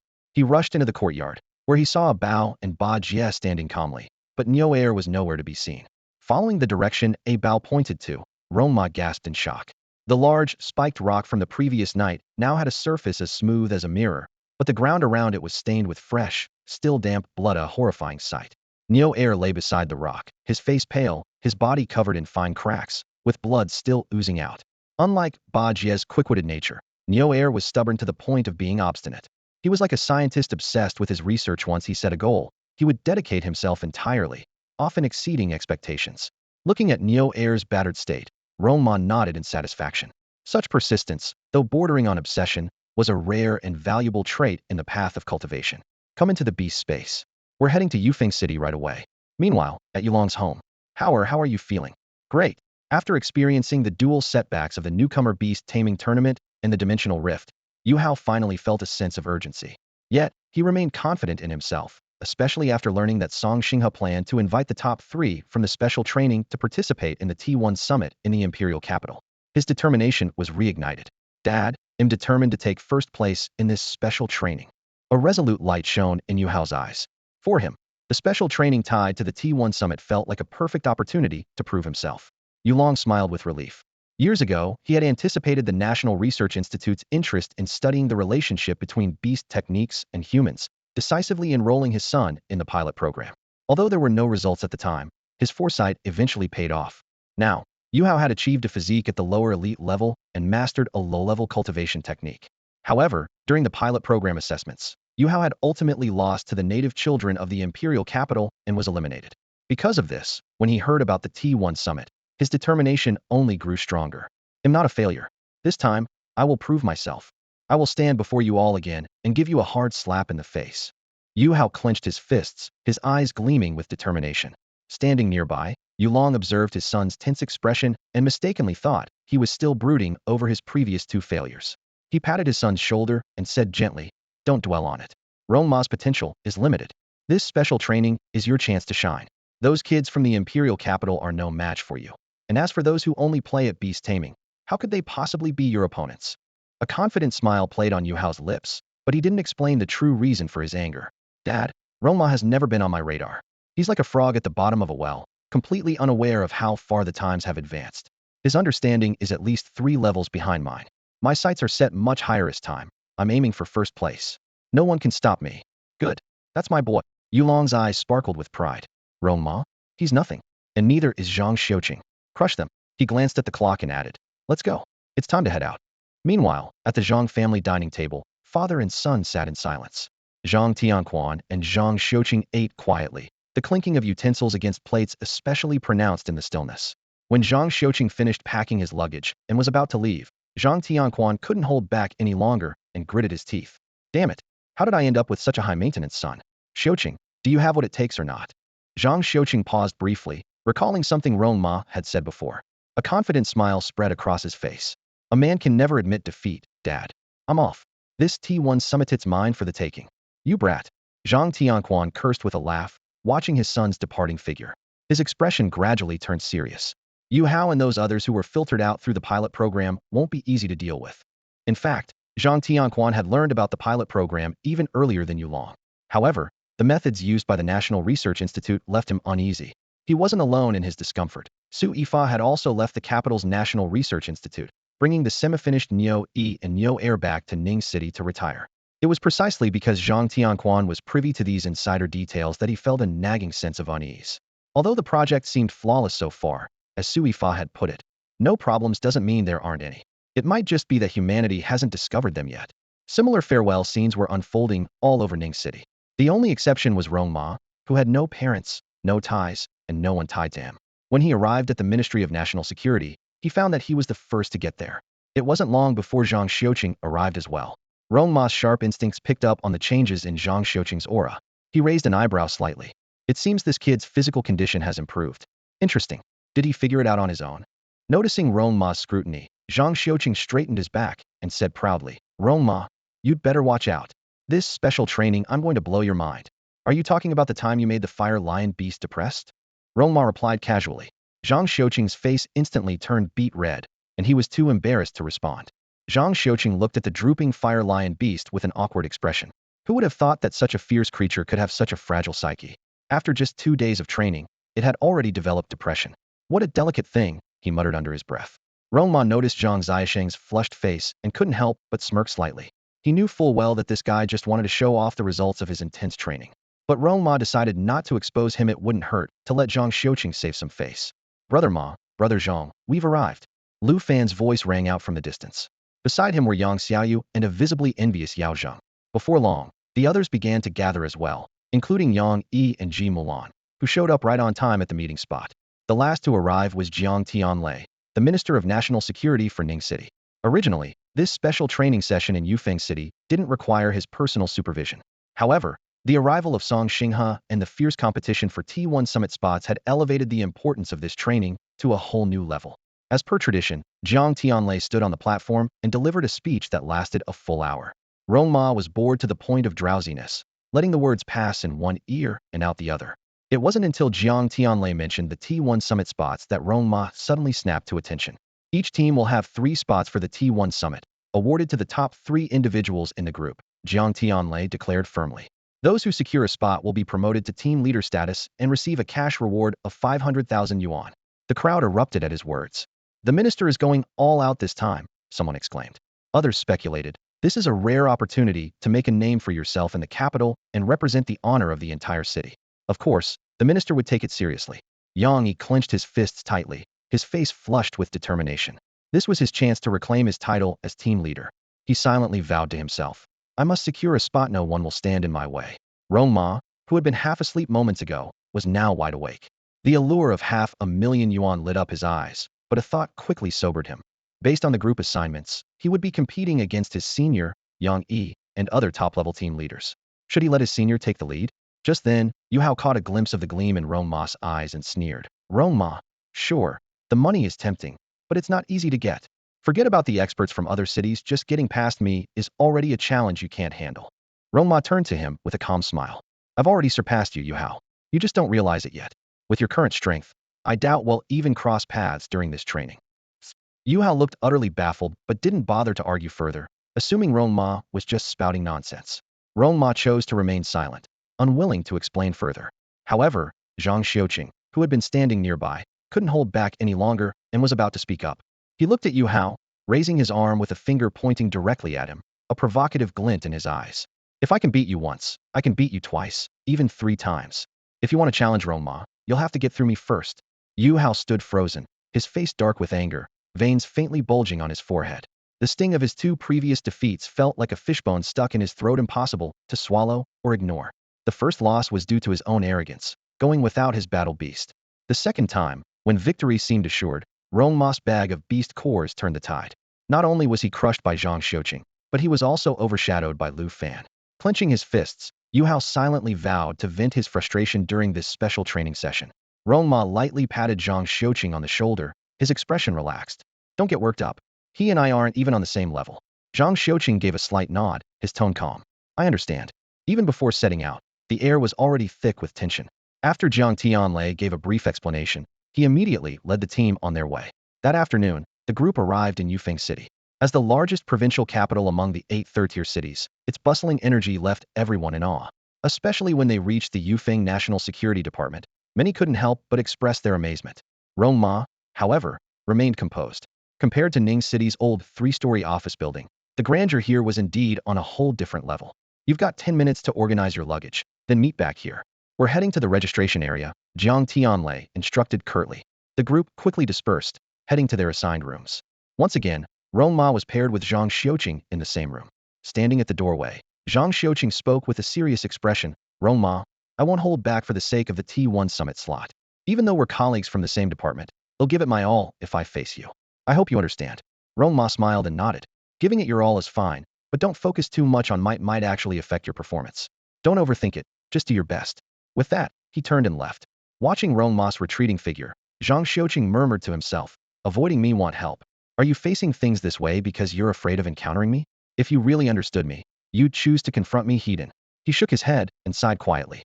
Such misplaced compassion. Then he, too, quickly left the room. 10 minutes later, everyone gathered on time and headed toward the combat registration area. Jiang Tianlei, standing at the front, pointed to 2 sections ahead. Listen carefully. The left side is for elite-level registration, and the right side is for commander-level registration. Don't mix them up. All right, go register. Dismissed. Rong Ma, let's go together, huh? Zhang Xiaosheng's words trailed off as he noticed Rong Ma had disappeared. Glancing around, he spotted him heading toward the commander-level registration area. Alarmed, he shouted, You're going the wrong way. We're over here. His shout caught the attention of the others. Seizing the opportunity, Yu Hao sneered. Rong Ma, is this your first time outside the city? So nervous you can't even tell directions? Come on, follow me, I'll show you where to register. Zhang Xiuqing turned to Rong Ma and spoke earnestly. Let's go. Yu Hao is quite familiar with the procedures in those big cities out there. He paused for a moment before adding, Yu Hao, even if you're helping us now, don't expect us to go easy on you during the special training. Cut the chatter. Yu Hao straightened his back, a confident gleam in his eyes. Do you think I need you to go easy on me? This time, I won't make even the slightest mistake. You two better watch out. Rong Ma's lips curved into a subtle smile as he gave Yu Hao a meaningful look. The moment you said that, you've already made a mistake, he remarked. Then his tone shifted. All right, enough talk. I'll leave the elite group to you two. Good luck. We have to win that 500,000. With that, he turned and strode off toward the registration area for the command group. Yu Hao and Zhang Xiuqing exchanged bewildered glances, frozen in place. Rong Ma, what does he mean by that? Yu Hao asked, his face full of confusion. leaving the elite group to us. What is he planning to do? Is he dropping out? And what's this about 500,000? Zhang Xiuqing's eyes widened as a memory surfaced just a few days ago. During a meal with his father, they had discussed taking Rong Ma to the research institute to look at a pet beast. Rong Ma had mentioned preparing for a third pet beast in advance. At the time, Zhang Xiuqing had been tempted to scold him for wasting time. Raising two pet beasts was already a challenge, and adding a third would only slow down their development. But he had dismissed it, thinking Rong Ma was merely curious. Now, everything suddenly clicked. Zhang Xiuqing finally understood the meaning behind Rong Ma's seemingly cryptic words today. Watching Rong Ma walk away, he murmured, "His pet beast, it must have reached the command level." "What?" Yu Hao exclaimed, his shock causing him to forget his surroundings. His voice rose uncontrollably. "A Bao must have evolved to the command level," Zhang Xiuqing repeated, his tone filled with disbelief. "Impossible, I don't believe it." Yu Hao shook his head vehemently. "Come on, let's go and see for ourselves." Before long, they spotted Rong Ma, standing in line at the command-level registration area. Yang Yi noticed this and chuckled, calling out, "Director Rong Ma, you're in the wrong line." He pointed to the sign ahead. "Look, this is the command-level registration point. Can't you see the big letters?" Rong Ma smiled faintly. "I'm not in the wrong place. A Bao has already reached the command level." Yang Yi was momentarily struck speechless, his mind racing. He pictured that panda-like pet beast wielding an iron bamboo staff, jabbing at ferocious beasts in the dimension rift. If his memory served him right, a Bao had only been around Elite Tier 6 back then. And now, in such a short time, it had gone from Elite Tier 6 to Elite Tier 9 and completed its evolution? It was almost unfathomable.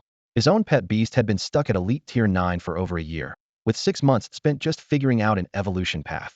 Moreover, Rong Ma's pet beast had taken an original evolution route, which, according to Director Yu, could take 3 years with good luck or never succeed at all. And yet, in just 3 weeks, a Bao had achieved what seemed impossible. Yang Yi struggled to believe it. "Rong Ma, this joke isn't funny. Go register next door." Before he could finish, the woman at the registration desk called out, "Next." "Yang Yi, I'll go ahead and register now," Rong Ma said with a smile, stepping toward the desk as Yang Yi stared after him in stunned silence. The young woman's eyes lit up the moment she saw Rong Ma. She sized up the handsome young man before her, who still had a hint of youthful innocence about him, and greeted him with a sweet smile. "Hello, this is the registration area for the commander-level group. The elite-level group is next door." Such misunderstandings were nothing new to Rong Ma. His youthful face and the lingering student-like demeanor often led people to underestimate his abilities. Just as he was about to explain with a resigned sigh, Yu Hao and the others caught up to him. Before they could say a word, Rong Ma raised his hand with a confident motion. In an instant, a massive summoning diagram appeared in the open air. 3 beast rings emerged one after another. The first emitted a faint blue glow, the second was slimmer and shimmered with green light, and the smallest third ring flickered weakly with white light, clearly indicating a newly awakened beast. Gasps of astonishment erupted from the surrounding crowd. "My goodness, he's already at commander level at such a young age? He must be from Yufeng City. There's no way someone could be this strong otherwise. Raising 3 beasts at once. How does he even have the energy for that? Probably some rich kid with a professional team backing him." Yang Yi, Yu Hao, and the others stared wide-eyed, their breaths momentarily caught. It wasn't until Rong Ma dismissed the summoning diagram that they snapped out of their daze. A wave of disappointment washed over Yu Hao's face. He had thought he could compete with Rong Ma, only to realize that Rong Ma had already left him far behind. "Rong Ma," Yang Yi sighed, "you've progressed way too fast. If I'd known, I would have pushed you to attend more training sessions with the security division. But raising this many beasts at your stage isn't practical." Yu Hao chimed in, trying to sound authoritative. "There are only 24 hours in a day. Dividing that time among 3 beasts leaves just 8 hours for each. That's bound to hinder their growth." Rong Ma raised an eyebrow and smirked. "But I don't need to train them myself." With that, he turned and walked away from the registration area. Yang Yi and Yu Hao exchanged confused looks. What does he mean? What kind of beast master doesn't train their own beasts? Zhang Xiuqing, recalling the melancholic fire lion beast, couldn't hide the envy in his eyes. Rong Ma's beasts are incredibly disciplined. They train themselves. Especially a Bao. Not only is he diligent, but he also uses his iron bamboo staff to keep the other beasts in line. The mention of the iron bamboo staff made Yang Yi instinctively rub his lower back, as if still feeling the sting from it. Yu Hao, though suddenly enlightened, couldn't help but mutter stubbornly, "Humph, managing a beast's skills, evolution paths, and their interactions isn't that simple. I refuse to believe Rong Ma can handle all that. Come on, let's go register." The news quickly reached Jiang Tianlei. As soon as he heard it, he couldn't sit still. "Quick, bring that brat Rong Ma to me right now." "Uncle Jiang, you called for me?" Rong Ma followed Ji Mulan to Jiang Tianlei's residence. The moment he stepped inside, he noticed Xuelan was also present and froze in place. "Aunt Shui, you're here too?" Am I interrupting something? Should I step out and come back in 5 minutes? Rong Ma blinked mischievously, his tone carrying a hint of teasing. Xuelan's face immediately flushed, her mature charm tinged with a rare shyness, which momentarily captivated Jiang Tianlei. What are you staring at? Get to the point already. Xuelan shot him a glare. Jiang Tianlei snapped out of it, cleared his throat, and adopted a serious tone as he addressed Rong Ma. You little rascal. I called you here to give you a good scolding, not to hear your nonsense.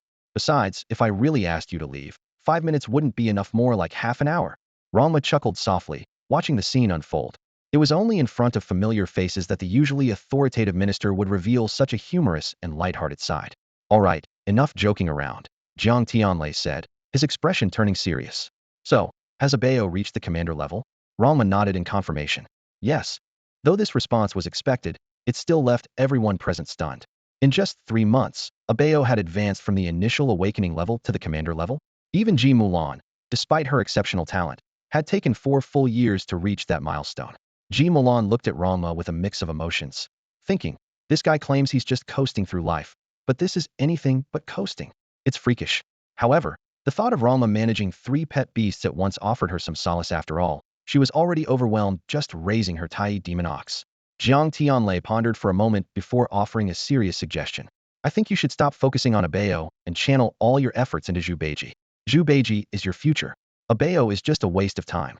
As for your 3rd pet beast, if it's an ordinary type, you might as well terminate the contract. No, I'm not listening to you, Rong Ma replied flatly. You're pretty useless yourself, so why should I take your advice? That remark immediately enraged Jiang Tianlei. Useless? Me? I'm the one who calls the shots in Ning City. Who doesn't try to curry favor with me? And what about Aunt Shui? Rong Ma retorted calmly. Jiang Tianlei was at a loss for words. Well, Rong Ma, this way of talking isn't very fun. Fine, if you won't admit to being under her thumb, that's your choice. Rong Ma shrugged. How about we make a bet?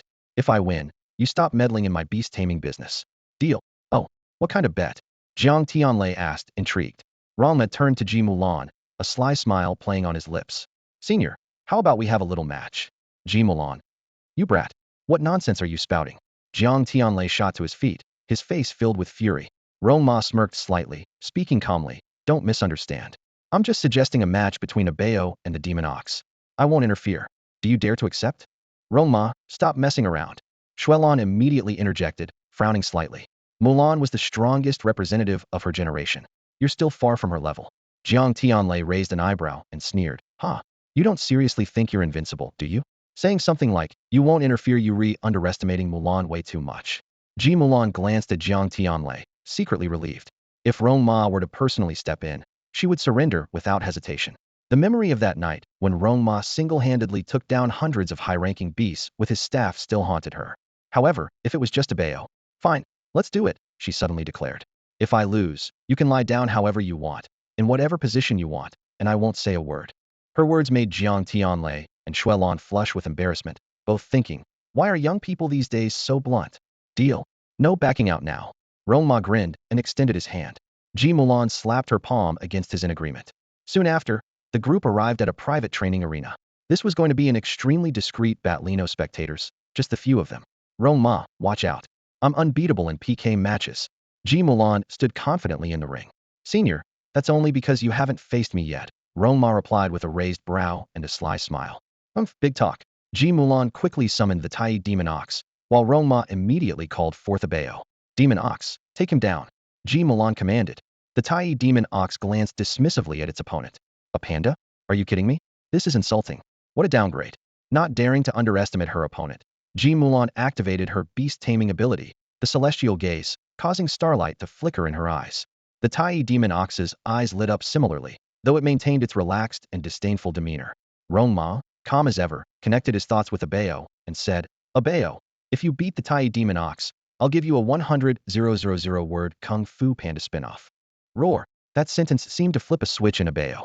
His eyes sparkled with excitement as he gripped his iron bamboo staff tightly, his aura surging. No one stands in my way. Jiang Tianlei and the others exchanged puzzled looks, completely clueless as to why Abeo was suddenly so fired up. In the ring, Abeo, holding his iron bamboo staff, locked eyes with his opponent, his gaze sharp and unwavering. The massive Tai demon ox exuded an overwhelming presence, its eyes filled with scorn, as if saying, Kid, go pick up trash somewhere else. Roar. The Tai demon ox let out a thunderous bellow and charged forward, its sharp horns aimed straight at Abeo. Its attack was ferocious and unrelenting. Watching this unfold, Jiang Tianlei shook his head inwardly. Abeo is doomed to lose. In an instant, images of the Tai demon bull's every move and attack route flashed through Abeo's mind with crystal clarity. His eyes burned with determination as his body transformed into a streak of light, effortlessly evading the bull's charge. The iron bamboo staff in his hand swept through the air, tracing a silver arc accompanied by a sharp, whistling wind. A glint of astonishment flickered in the demon bull's starry eyes. Though it had anticipated Abeo's attack, the ferocity of the strike forced it to retreat repeatedly.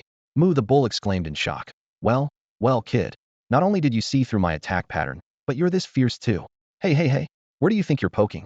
Keep this up, and I won't hold back. The crowd around the arena was utterly dumbfounded, rendered speechless by the scene unfolding before them. Ji Milan, in particular, could hardly believe her eyes was the once dominant Tai demon bull actually being pushed back. On the stage, Abeo wielded his iron bamboo staff with precision, relentlessly pursuing the demon bull, which yelped in protest every time it was struck. Moo, wait. I wasn't ready yet. You little rascal. You have no respect for the rules or your elders, the bull cried as it dodged. Moo, hey. Why are you jabbing me there? The sight left the audience in shock, their jaws practically on the floor. Ji Mulan had always been celebrated for her incredible ability to predict attack patterns, a rare and remarkable beast-taming talent. But Abeo's mastery was on an entirely different level. With an almost godlike perspective, he left the demon bull with no escape, sealing off every possible route. Cornered and desperate, the demon bull finally roared in defiance. If that's how it is, then let's go head-to-head. Let's see who's stronger. With a thunderous bellow, it launched a ferocious attack. Abeo remained calm and composed, skillfully using his iron bamboo staff to block the powerful strike. The clash of their forces sent shockwaves rippling through the air, creating a spectacle that left the audience awestruck. Abeo demonstrated exceptional martial prowess, his movements agile and precise as he counterattacked. His iron bamboo staff gleamed like a streak of silver as it slashed toward the demon bull.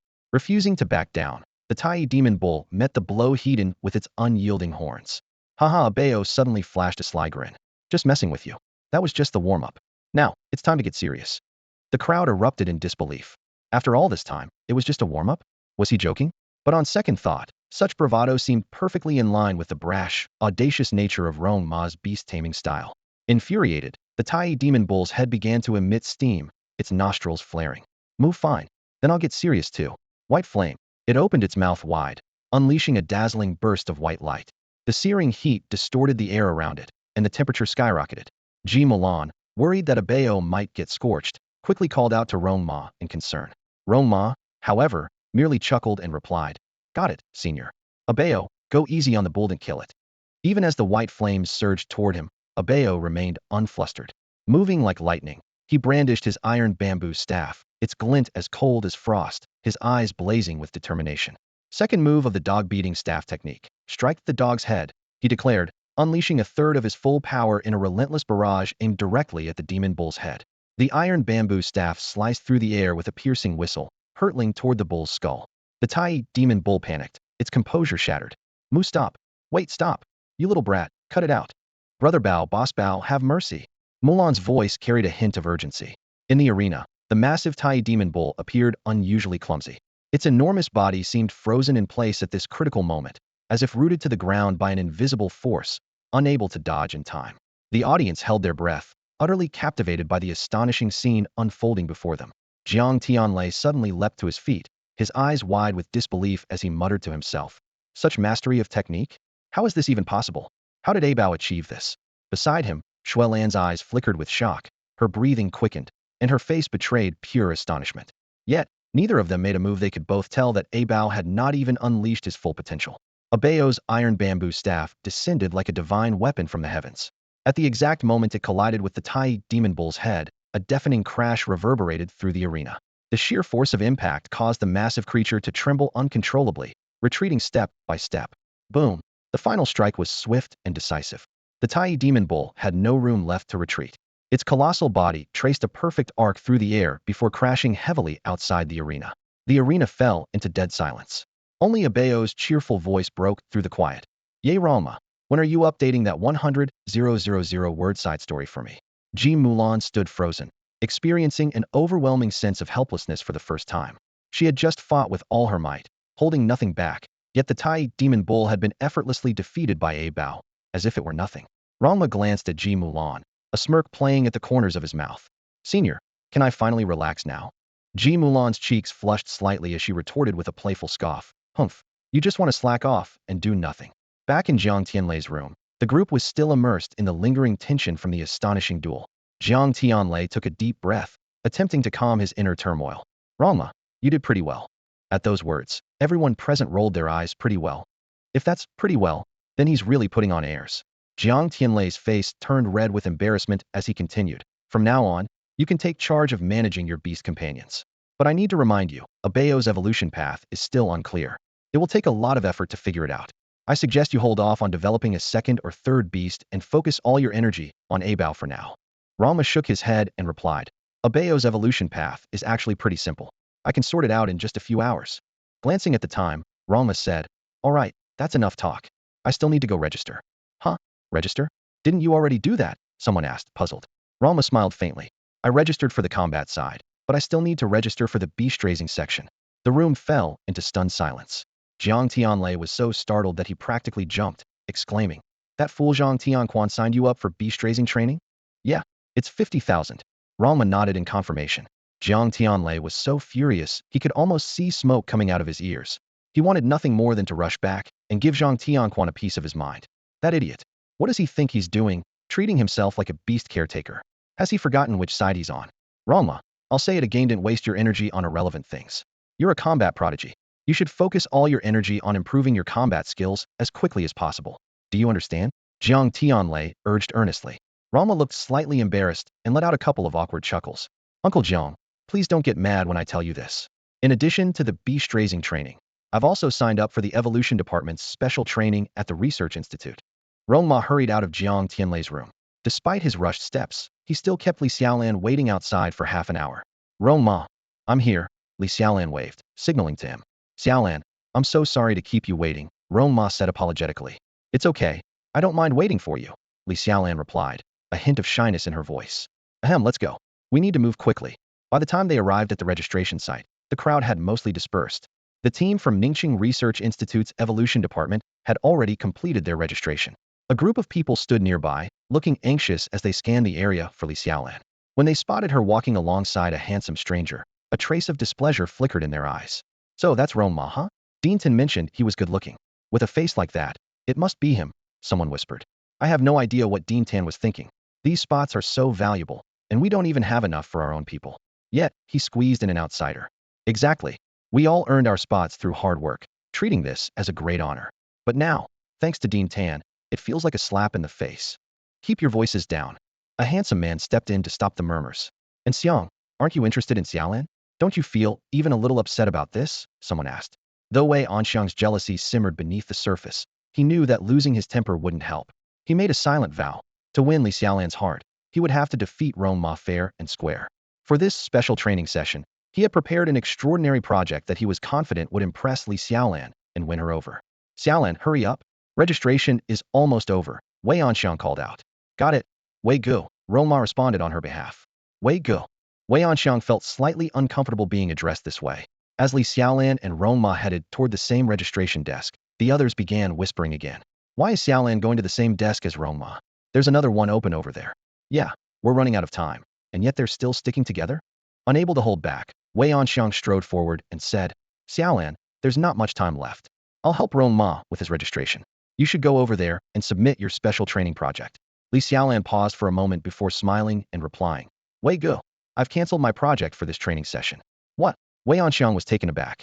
But you've been preparing for this for an entire year. Did something happen with that Qingyan worm? I told you before not to rely on it so much. You wouldn't listen. Letting it train with an incomplete method was bound to fail unless you got help from a Beast Valley cultivator. See, I was right, wasn't I? My judgment is always spot on. Li Xiaolan shook her head. That's not it, Wei Gu. The Qingyan worm's method has already been improved. Improved. Wei Anxiang quickly shifted gears, trying to mask his awkwardness. That's great. So why cancel your project? Li Xiaolan stood there, her cheeks slightly flushed, and her gaze involuntarily drifted towards Rong Ma. With a hint of shyness, she explained, Don't overthink it. That's not what I meant. I just want to work on the same research project with Rong Ma. Everyone rolled their eyes collectively at her words. With Li Xiaolan's bashful demeanor, how could they not overthink? But soon, Her next statement grabbed everyone's attention. What? The same research project as Rong Ma? Wei Onxiang exclaimed in disbelief, his eyes wide. You mean the one about compatibility in pet beast evolution routes? I remember you said before ya. Before he could finish, he yelped in pain as Li Xiaolan stomped hard on his foot. Li Xiaolan sneaked a glance at Rong Ma and quickly interrupted. Brother Wei, let's not bring up the past. Even though I don't have much progress on this project yet, I'm really enjoying the research. She turned to Rong Ma. Rong Ma, shall we go register? At the registration desk, a young woman with a professional smile was attending to them. May I see your identification documents? Also, could you tell me the topic of your research for this special training session? I need to log it for public display so others can be informed. Rong Ma calmly replied. We're researching the compatibility of existing pet beast evolution routes. His words were like a bomb going off in the room. What? The receptionist froze in surprise. People nearby began to gather, their discussions buzzing. Compatibility in evolution routes? What does that even mean? Are the people from Ning City serious this time? Others are researching the evolution paths of the green mountain wolf or the habits of the white striped tiger. But this compatibility thing sounds like they're just trying to grab attention. Evolution routes don't have compatibility, do they? Li Xiaolan's face turned red from the wave of skepticism. Rong Ma, however, remained composed and simply asked, is the registration complete? Oh, yes, right away. The receptionist replied hastily, jotting it down. While many people shook their heads in doubt, a few showed a hint of interest. Interesting. At least this training session won't be boring.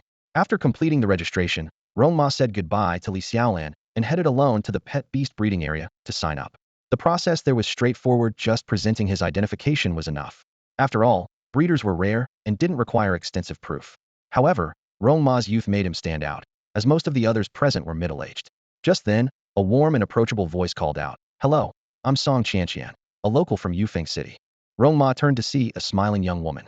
Hi, I'm Rong Ma, from Ning City, he responded politely. Can I treat you to a meal? Song Qianqian asked directly. Rong Ma hesitated for a moment, weighing whether or not to accept the unexpected invitation. Night had fallen.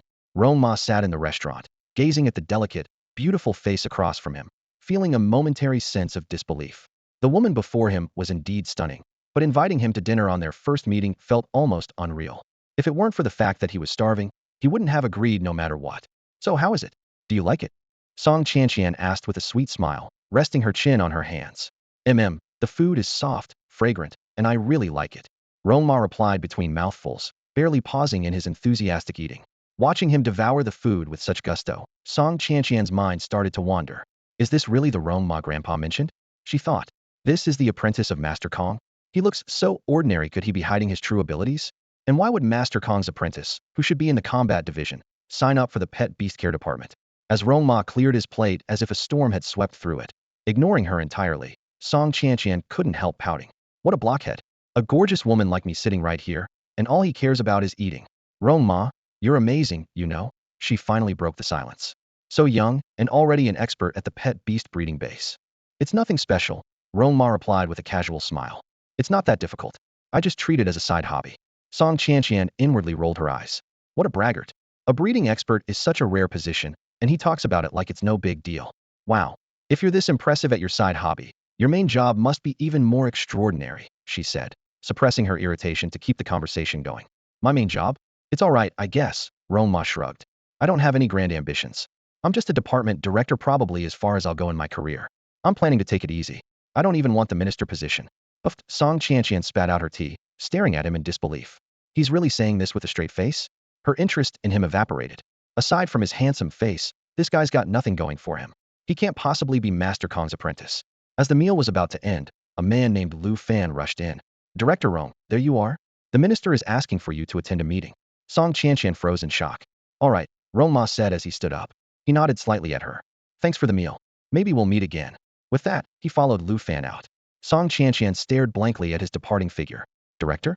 Could he have been telling the truth? No, they must be in on this together to trick me. Just then, her phone rang. Hello? Grandpa? Qianqian, weren't you curious about Rong Ma? He'll be attending a meeting soon. Come quickly if you want to see him. Song Qianqian's eyes lit up. She quickly ended the call and hurried away. In the conference room, Jiang Tianlei's face darkened the moment he saw Rong Ma. He glared at him with piercing eyes and snapped. You brat. I told you to register, and instead, you went off chasing girls. As he spoke, he discreetly glanced at Ji Mulan, who was standing nearby. Seeing that her expression remained calm, as if she hadn't taken his words to heart, he secretly sighed in relief. This kid doesn't even bother to hide it when he's messing around with girls. So brazen's bound to cause trouble sooner or later, Jiang Tianlei muttered to himself. Then, putting on a serious expression, he said, "Come on, Elder Song wants to see you. By the way, he might ask you to contact your master, Kong Lao." Huh? Rong Ma froze at the suggestion. Jiang Tianlei immediately scolded him. What, huh? If Elder Song personally requests it, you have to agree. Got it. I don't care if you can reach Kong Lao or not. Ningxing's reputation cannot be tarnished at such a critical moment. Hearing this, Xuelan rolled her eyes at Jiang Tianlei, thinking his words were too blunt, but ultimately, she chose to back him up. Rong Ma, ignore all that talk about reputation, it's just superficial. But this really is a significant matter, one that concerns the fate of humanity. Your Uncle Jiang is right, just agree to it for now. Although Rong Ma had no idea what kind of critical situation involving humanity's fate they were referring to, seeing how serious both Jiang Tianlei and Xuelan were, he could only nod in agreement. All right, I understand. Let's go. Meanwhile, Song Qianqian had already arrived by Song Xingha's side, politely greeting all the influential figures present. Zhu Zusong's eyes lit up at the sight of her, and he immediately turned to Song Xingha, asking, "Elder Song, does Qianqian have a boyfriend? My son is 28, single, just returned from a pilot program in the capital, and has decent abilities. How about introducing the young ones to each other?" Song Qianqian secretly scoffed in her mind. Someone who got eliminated from a pilot program dares to claim he has decent abilities? He might fool a naive girl, but not me. Before her grandfather could respond, she quickly interjected, "Uncle Xuesong, I already have a boyfriend." Thinking of Rong Ma, she added with a sly grin, "He's a department director and incredibly handsome." Song Xingha was momentarily stunned, his curiosity instantly piqued. Seeing Zhu Xuesong's awkward expression, Song Qianqian felt a surge of triumph. No one here knows him anyway. I can say whatever I want. Just then, Jiang Tianlei entered with a group of people. "Elder Song, we're here." Song Xingha immediately straightened in his seat. Song Qianqian hurriedly adjusted her outfit and put on a sweet smile, but the smile froze on her face as soon as she saw who had arrived. "Rong Ma, Qianqian, I didn't expect to see you again so soon. Dinner with you tonight was really enjoyable." Song Xingha was taken aback for a moment. Then, realizing Rong Ma's position as a director and his outstanding appearance, his thoughts began to churn. So this kid has already been secretly involved with Qianqian. But if he doesn't have enough strength, and the people in the capital find out, he's in for trouble. "Xuesong, move over." Song Xing had gestured for Rong Ma to come closer. Come, come, Rong Ma, sit here next to me." Zhu Xuesong looked bewildered, and everyone else in the conference room was equally stunned. Rong Ma froze in place upon hearing Song Xingha's words, a flicker of bewilderment flashing through his eyes. The scene reminded him of his early days at the Logistics Bureau, when Luo Heji had forcibly pushed him into the position of director. Looking at the seat clearly prepared for him, he felt completely uneasy. Elder Song, I'm just a young guy. Isn't this a bit inappropriate?" Rong Ma scratched his head awkwardly. "You brat." Jiang Tianlei immediately widened his eyes and leaned in close to Rong Ma, speaking urgently. "How could you pass up such a golden opportunity to show off? Elder Song clearly values you. It's something countless others couldn't achieve, no matter how hard they tried." He then lowered his voice and whispered in Rong Ma's ear, "Remember what I just said, no matter what Elder Song asks, don't refuse." Under everyone's gaze, Rong Ma had no choice but to muster his courage and walk to the seat. Seeing this, Song Xingha smiled with satisfaction. "All right, let's officially begin the meeting. Rong Ma, I have a small question I'd like to ask you. I wonder if you could help clear up some confusion for me." Faced with Song Xing's polite demeanor, Rong Ma knew he couldn't decline. He smirked slightly. Elder Song, you're too kind.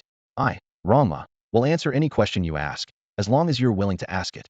As soon as he said this, the crowd looked puzzled, while only Jiang Tianlei and Xuelan appeared nervous, silently praying that Rong Ma wouldn't say something wrong.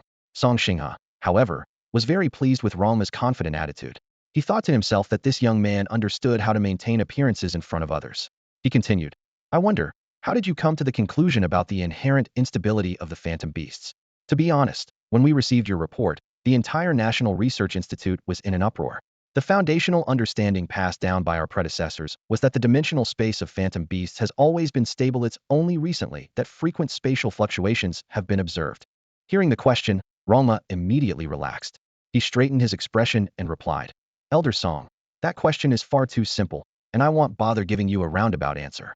If phantom beasts were truly stable, why would their independent space begin merging with Blue Star? Shouldn't it have remained separate? From a biological perspective, every living being is destined to die from the moment they are born. This process is inherently unstable. What you perceive as stability is actually a narrow interpretation. Just because something follows a certain pattern doesn't mean it's stable. In reality, it's slowly heading toward destruction." His words landed like a hammer, leaving everyone present speechless in shock. As Rong Ma spoke with ease and conviction, he seemed to radiate an aura of wisdom. Even Song Qianqian, who had previously harbored doubts about him, couldn't help but be impressed. She thought to herself, so strong. He's incredibly strong. And so handsome, too. As for Rong Ma's report, Song Xinghe had already done extensive research on it. He had pondered the theory for a long time, feeling that it made sense, but unable to fully articulate why. Now, with Rong Ma's clear and straightforward explanation, everything suddenly became crystal clear. Indeed, both the National Research Institute and I have been viewing things from far too narrow a perspective. Song Xinghe took a deep breath, his gaze falling on Rong Ma with a glimmer of approval in his eyes. Despite his humble background, this young man's abilities and insight were truly worthy of Qianqian. Xuesong, you've been taking notes on the meeting, right? Song Xinghe turned and asked. Yes, Elder Song, rest assured. I've also recorded the entire session, Zhu Xuesong replied promptly. The word recorded instantly made Rong Ma's back stiffen. Internally, he warned himself to choose his words carefully and speak with enough sophistication to impress them. Excellent. Song Xinghe said with a hearty laugh. They'll make sure to add your remarks to the records when I get back. Those Oldemers won't have a word to say against it. Who knows, they might even fight over who gets to take you as their apprentice. He chuckled a few more times before his tone shifted. Speaking of apprentices, let's talk about Elder Kong. Rong Ma froze. The sudden change in topic caught him completely off guard. Rong Ma, Tianlei should have mentioned to you that the Phantom Beast dimensional space will fully integrate with Blue Star within a year, right? Song Xing's gaze was sharp and unwavering. Instinctively, Rong Ma glanced at Jiang Tianlei. After a brief hesitation, he replied, the minister didn't tell me about this. What? Both Song Xinghe and Jiang Tianlei looked visibly surprised.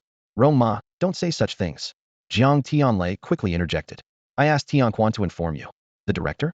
He only mentioned coming here to receive an award and something about a cash prize. Rong Ma explained truthfully. Hearing this, Jiang Tianlei's face turned a shade of green with frustration as he silently cursed Jiang Tianquan in his mind. Song Xinghe shot Jiang Tianlei a displeased look before turning back to Rong Ma with a kind smile. The timing isn't the issue.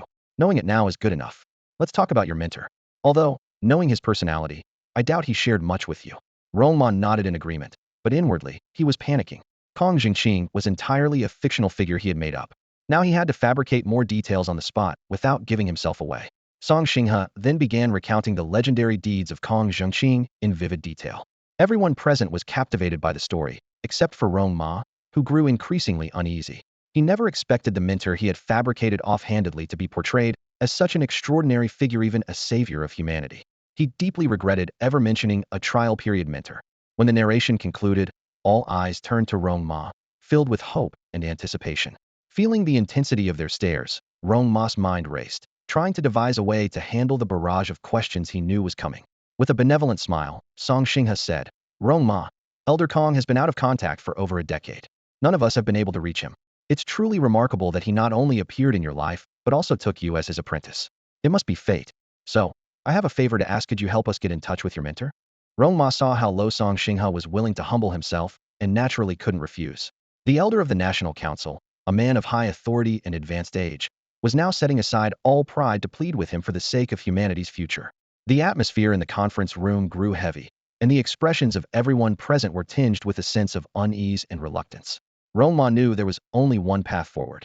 The thought of giving an esteemed elder some comfort in his twilight years made the effort seem worthwhile. Besides, even if he refused now, it would only be a temporary measure and wouldn't solve the root of the problem. He cleared his throat and offered a gentle smile. Elder Song, you're being too polite. This is such a trivial matter that we don't even need a meeting. A phone call would suffice, and I'd handle it for you. As for the awards and other formalities, let's skip those. Just transfer the prize money to my account directly. His words sounded magnanimous on the surface, but something about them felt oddly off. Jiang Tianlei and Shui Lan exchanged a glance, their eyes betraying a hint of disdain. Maintaining his composure, Rong Ma continued. As for contacting my master, Elder Kong, his phone really can't be reached. It's out of service. You might as well stop trying. Song Xinghe froze for a moment. You're absolutely right. We've been calling morning, noon, and night for years, and we still can't get through. This only solidified his belief in Rong Ma's identity. Rong Ma's lips curved into a faint smile. As he thought to himself, why even question it? In such a critical situation, how could they overlook any lead? He cleared his throat again. Actually, my master is no longer in this world. What? The words landed like a bombshell in the conference room, and everyone shot to their feet, fists instinctively clenched. Elder Kong, has he passed away? Song Xinghe's voice trembled. Rong Ma shook his head, smiling. Elder Song, You've misunderstood. No longer in this world doesn't necessarily mean he's dead. With multiple dimensional spaces now merging with Blue Star, there are many beings that don't belong to this world in the first place. My master has simply left Blue Star. As for which dimensional space he's gone to, I don't know. But I can assure you, he once said that the fusion issues with the Phantom Beast dimension would definitely be resolved within a year. These words immediately reignited hope in the room, and the atmosphere in the conference room turned electric with excitement. That's incredible. I knew Elder Kong wouldn't abandon us. His disappearance all these years might have been to find a solution. He possesses a time-space, beast-taming talent. While he can't predict the future with precision, he must have some kind of foresight. Exactly, that must be it. Watching the crowd's enthusiasm, Rong Ma thought to himself, back on Earth, I never got the chance to play the role of a prophet, but here I am, stepping into that role. Still, it's not a bad thing, it gives people hope. Humanity isn't incapable, they just need a shared belief to hold on to. The arrival of Rong Ma perfectly filled the gap. Standing in the center of the conference room, his steady gaze swept over each council member present. Regardless of whether his words were true or not, the council had tacitly accepted them as fact and silently chose not to probe further. However, Rong Ma paused briefly, his tone becoming more solemn. My master specifically emphasized that even if a solution exists, we must not let our guard down. After all, fate is unpredictable, and many things are beyond even his control. A relieved smile spread across Song Xinghe's face as he nodded gently. Of course, but with those words, I believe everyone can now face the future with renewed confidence. Rong Ma returned the smile, without saying more. He knew that today's task had been overachieved. Jiang Tianlei had only asked him to comply with Song Xinghe's requests, but he had gone beyond that, successfully boosting the morale of the entire nation. The meeting soon concluded. Ostensibly, it was to present an award to Rong Ma, but he was well aware that the council's true intention was to establish a connection with Kong Jingqing through him. Back in Jiang Tianlei's room, Rong Ma saw Jiang acting like a thief, peeking around the corridor to ensure it was empty before quickly shutting the door. You little rascal. Jiang Tianlei turned and fixed his eyes on Rong Ma, urgently asking. Be honest, were you bluffing Elder Song just now? How could I? Uncle Jiang, don't overthink it. Rong Ma replied nervously, his voice trembling slightly. Phew, Jiang Tianlei let out a long sigh of relief. Good thing you didn't mess around with Elder Song on this matter, or we'd be in big trouble. He's been sent by the Imperial Council to assess the situation, and he'll report back to his superiors. It won't be long before your master's prophecy spreads across the nation. Rong Ma's heart sank. What? Inform the entire nation? He suddenly realized that he was sinking deeper into a web of lies, with no way out. A chilling thought flashed through his mind. Could it be that he might end up deceiving all of humanity? As this unsettling idea crossed his mind, his heart raced, but he quickly consoled himself. Well, this is thrilling. Forget it. Let's just take it one step at a time. I've even watched The Wandering Earth. What else can I handle? Who knows? Maybe Kong Jingqing will actually show up one day. At that moment, Shuai Lan spoke sternly. Remember, if your master contacts you, you must inform us immediately. Rong Ma nodded in agreement and left the room. Having thought things through, he returned to his usual laid-back demeanor, ready to face the intensive training that would officially begin the next day. Early the following morning, Rong Ma arrived at the combat training venue to find the massive space packed to capacity. Over 2,000 people from 8 third-tier cities were gathered there. The training sessions were rather dull, with each city sending instructors to share their insights on beast taming.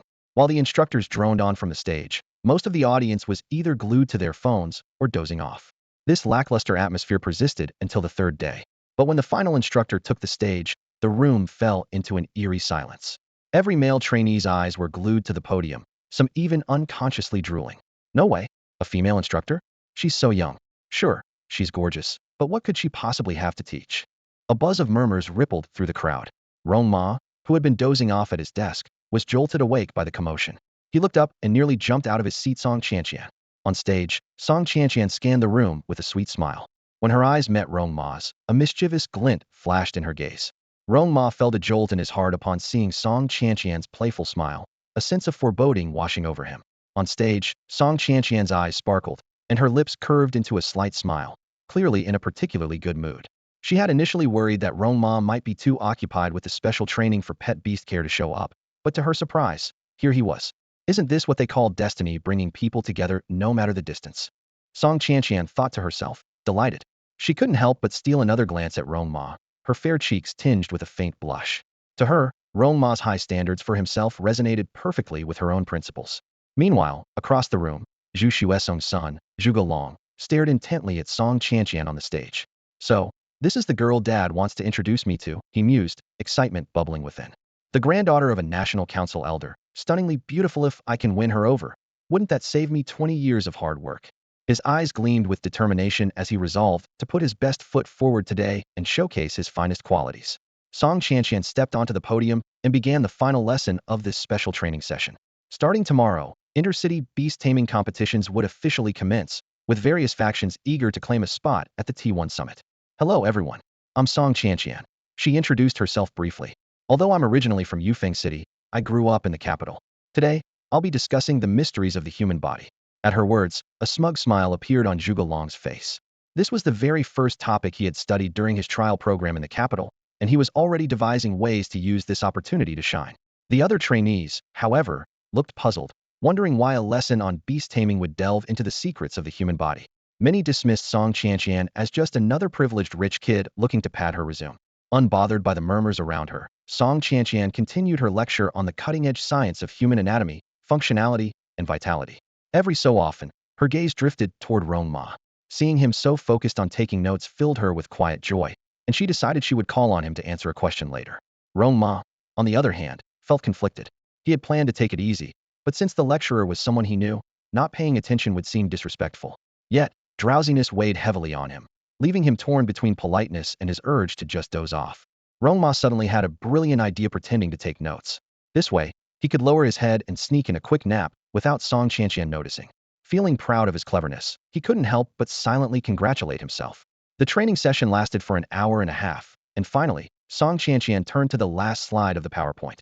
Just as everyone was ready to breathe a sigh of relief, her next words made the atmosphere in the meeting room immediately tense. All right, that concludes the course, Song Chanqian said with a faint smile, her gaze sweeping across the room, lingering a few extra seconds on Rong Ma. Now, I'd like to ask if anyone would like to come up and share their thoughts and takeaways from this session. The room instantly filled with tension, and the expressions on everyone's faces resembled that of students being called on by a teacher in class.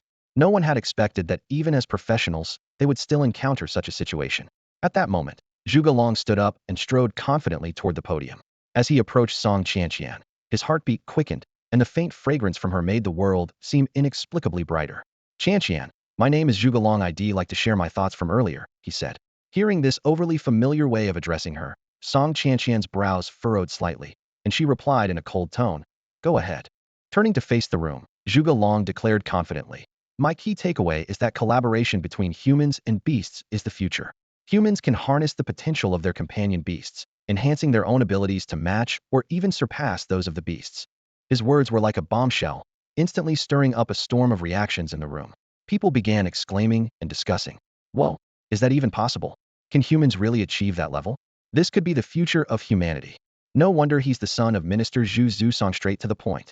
Way better than that girl's presentation. She talked for so long, and I still don't know what she was saying. Of course you don't get it. Your eyes were glued to her the entire time. Zhuge Long, brimming with confidence, asked, Chanqian, are you satisfied with my sharing? Song Chanqian's expression darkened instantly, and her sharp gaze locked onto Zhuge Long. This wasn't a genuine reflection, it was clearly stolen research from the imperial capital. Worse yet, the conclusion he presented hadn't even been officially announced by the Imperial Research Institute. Thankfully, this was just an internal training session. If it had been a public event, Zhuge Long's reckless statement could have caused serious trouble not just for himself, but for his father as well. Still basking in his self-assured smile, Zhuge Long waited expectantly for praise. Song Chanqian's voice turned icy as she said, if the Imperial National Research Institute finds out you've plagiarized their findings today, do you think they'll let you off the hook? Zhuge Long froze in place, cold sweat breaking out on his forehead. It was only then that he remembered the confidentiality agreement he had signed. Panic surged through him as he realized the gravity of his mistake. I'm doomed. I've really messed up. What do I do now? Song Chanqian cast a sidelong glance at Zhuge Long, a hint of disdain flickering in her eyes. His panicked demeanor only deepened her contempt. Unconsciously, her thoughts drifted back to the scene from the previous night. Rong Ma's composed and confident presence in the meeting room emerged vividly in her mind. Even surrounded by prominent figures, even seated beside her grandfather, that man maintained an air of calmness and poise. It was undeniably impressive, but now was not the time to indulge in memories. As a local special training instructor, she had to handle the current crisis adeptly to prevent Zhuge Long's mishap from tarnishing the reputation of Yufeng City. Everyone, please settle down. Song Chanqian raised her voice, skillfully steering the topic away. What Zhuge Long mentioned earlier pertains to information that hasn't been disclosed by the National Research Institute. However, I can share an even more exciting piece of news at the upcoming T1 summit. You will have the opportunity to witness humans and beasts fighting side by side. A buzz of astonishment rippled through the hall. Amid the crowd's reaction, Song Qianqian's gaze casually swept toward the corner. As expected, Rong Ma remained composed and unruffled, further elevating her admiration for him. Now that was real talent. All right, let's calm down, Song Qianqian said as she surveyed the audience. Now, I'd like to invite one of you to come up and share your thoughts. Her words instantly silenced the room, with many students lowering their heads, fearing they'd be called upon. Rong Ma, Song Qianqian said with a faint smile, please come forward and share your insights on exploring the mysteries of the human body. I'm eager to hear your unique perspective. Rong Ma's heart skipped a beat, and a fleeting thought of panic crossed his mind had been zoning out the entire time. But a man couldn't afford to falter in front of thousands. He quickly composed himself, his mind racing as he maintained a steady, confident stride toward the podium. As he approached, Song Qianqian couldn't help but admire his sharp, striking features. Rong Ma took the microphone, his voice calm and steady as he began. As we all know, the human body is one of the most intricate structures in existence. This complexity grants us remarkable resilience.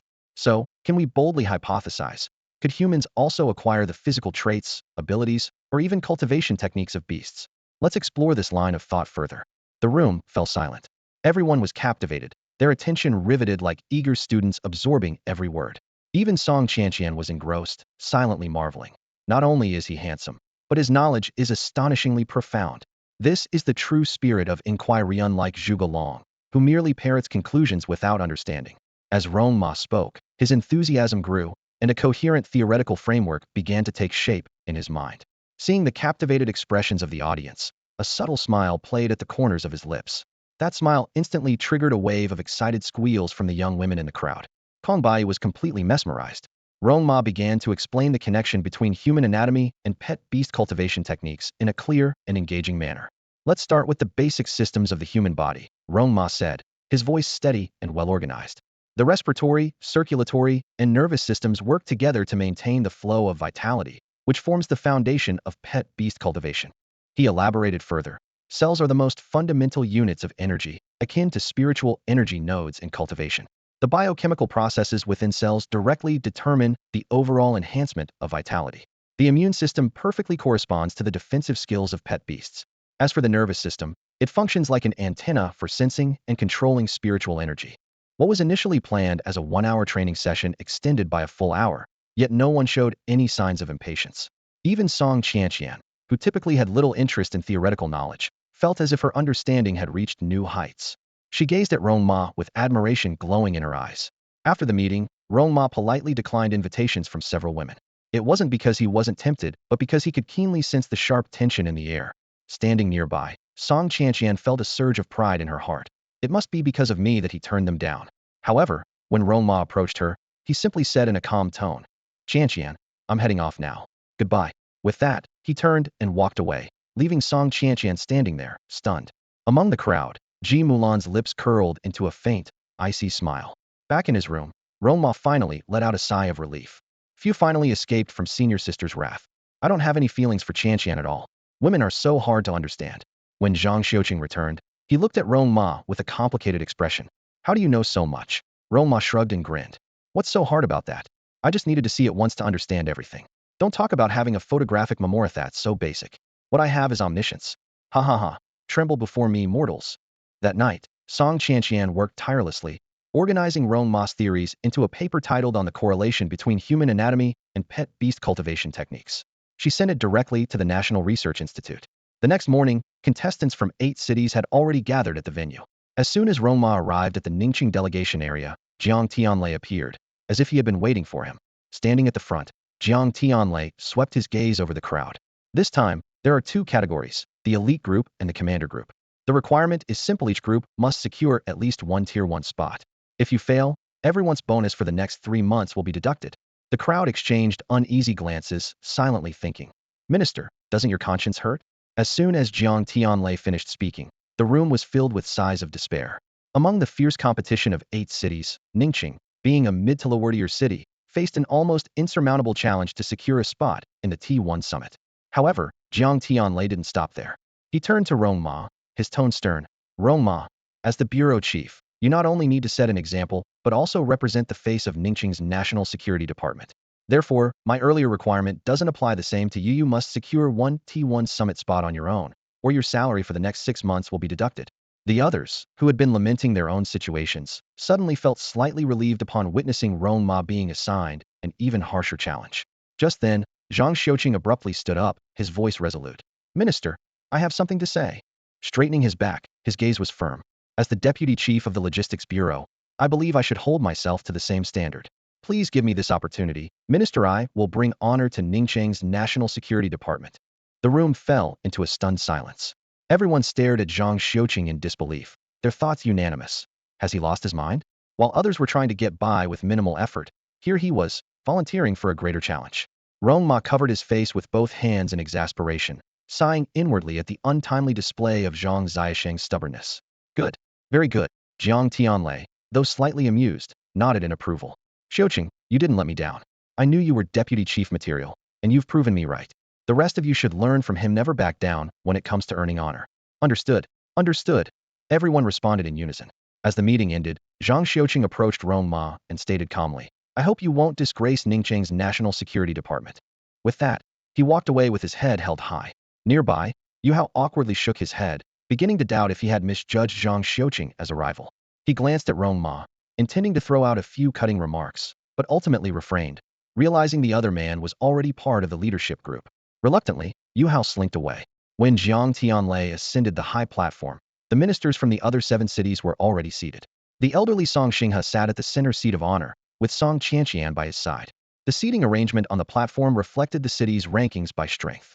As the youngest minister from one of the weakest cities, Jiang Tianlei quietly took the seat at the far edge, blending into the background like a small, unassuming figure.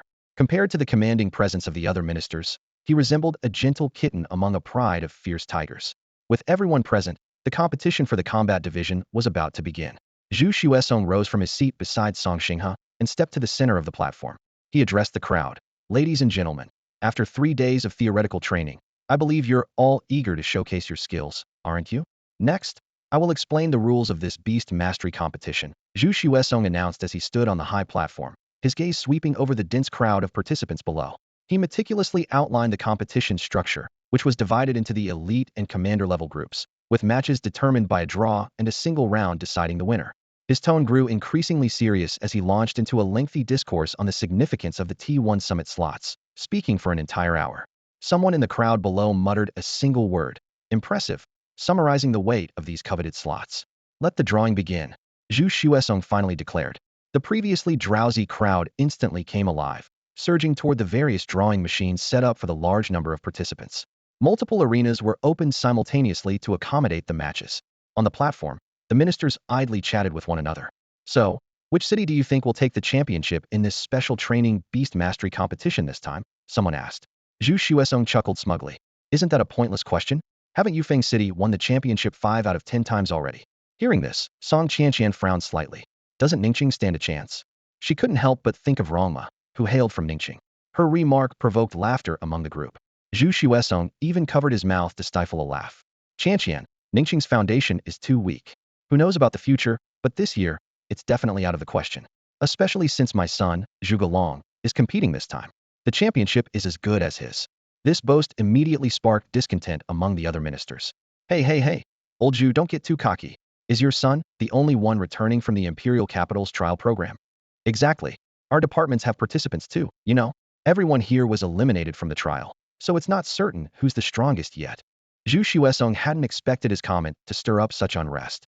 In truth, with the T1 summit slots at stake and Song Xinghe overseeing the event, each minister was determined to bring glory to their respective cities. In a quiet corner, Jiang Tianlei remained silent. Although Yu Hao had also been eliminated from the trial, consecutive losses had eroded Jiang Tianlei's confidence in him, to the point where he no longer placed any expectations on him. Tianlei, why so quiet? Don't you believe in your own department? Song Xinghe asked with a teasing smile. All eyes immediately turned to Jiang Tianlei. Straightening his back, he seized the opportunity to make a bold statement, declaring with unwavering confidence, of course I believe in my department. And let me tell you, I'm not exaggerating this year. Our department will secure 3 or more T1 summit slots. Wait, what? You're not even trying to sound realistic, the crowd exclaimed in shock. Jiang Tianlei stood amidst the crowd, silently vowing to himself that he would not show any weakness in front of everyone. He straightened his back, his gaze firm as he scanned the surroundings. Our department can secure 3 spots, maybe even more. The moment these words left his mouth, the entire room fell silent. All eyes turned to him, filled with disbelief, as if they were looking at a brash young man who had no grasp of reality. Song Xinghe chuckled softly, shaking his head with a hint of pity in his eyes. You're young, but I didn't expect you to be this bold. Even Xuesong wouldn't dare to make such a claim, would he? Zhu Xuesong let out a cold laugh. Indeed, Elder Song, I wouldn't dare. His tone was laced with sarcasm. There are only 3 spots per group, 6 spots across 2 groups. Over 2,000 people competing for just 6 positions. Needless to say, the difficulty is immense. He gave Jiang Tianlei a meaningful look. And you? You claim your department will take 3 spots, maybe more. So, you think we're all beneath you, Jiang Tianlei? Someone couldn't help but mock aloud. The ministers seated on the high platform cast disdainful glances at him, clearly regarding him as nothing more than a boastful clown seeking attention. Jiang Tianlei narrowed his eyes, deliberating for a moment before breaking into a confident smile. Elder Zhu, how about we place a bet? A bet? Zhu Xuesong raised an eyebrow. Ordinarily, he wouldn't bother with someone as insignificant as Jiang Tianlei, just a mere figure from Ning City. But with Song Xinghe present, avoiding the challenge would only make him appear cowardly. As the leader of the security division, how could he afford to show weakness? At that moment, Yu Qingwang from Shanghai City interjected with a laugh. Old Zhu, a junior has already thrown down the gauntlet.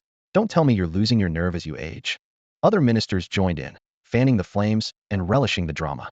Seeing the momentum shift, Zhu Xuesong decided not to back down. All right then, Tianlei, what's your wager? Jiang Tianlei, brimming with confidence, declared, I bet that Rong Ma will secure a spot at the T1 summit. Do you dare to take the bet? The wager left Zhu Xuesong momentarily stunned. He had expected Jiang Tianlei to propose something more favorable, like someone from his department making it to the top 8 or top 4. But to everyone's surprise, Tianlei had placed his bet entirely on Rong Ma. Zhu Xuesong, who had been inundated with news about Rong Ma recently, found this hard to believe. Tianlei, you can't be serious, Zhu Xuesong said incredulously. You're betting on a kid who just reached the commander level to secure a T1 summit spot? Are you trying to accuse me of bullying you later? Song Xinghe also spoke up, trying to dissuade him. Tianlei, stop fooling around. There's no need to make such an absurd move just to save face.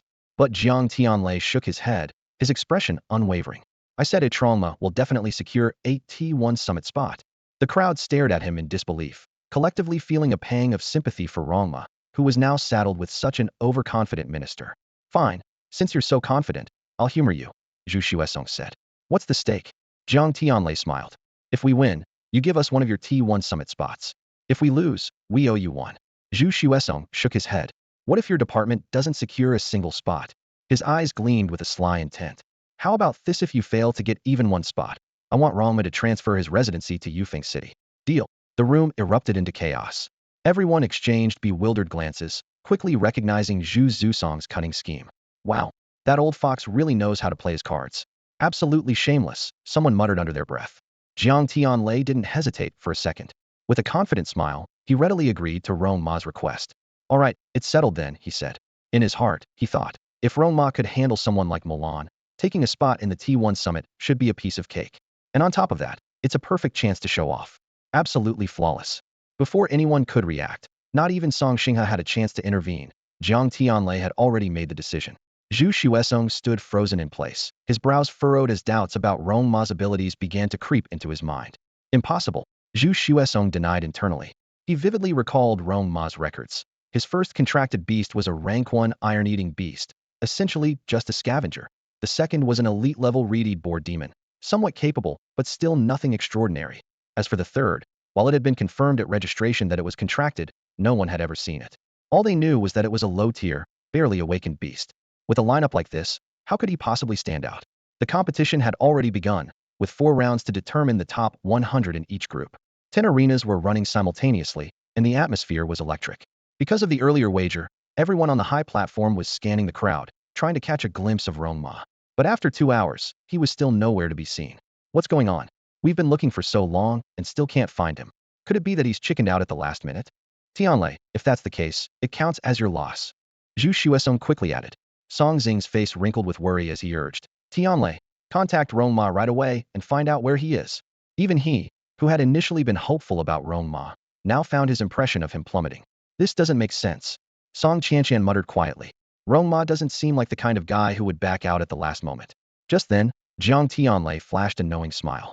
Rong Ma has already won 2 matches, both with clean and swift victories. Honestly, with how impressive it was, I thought you all would have noticed by now. What?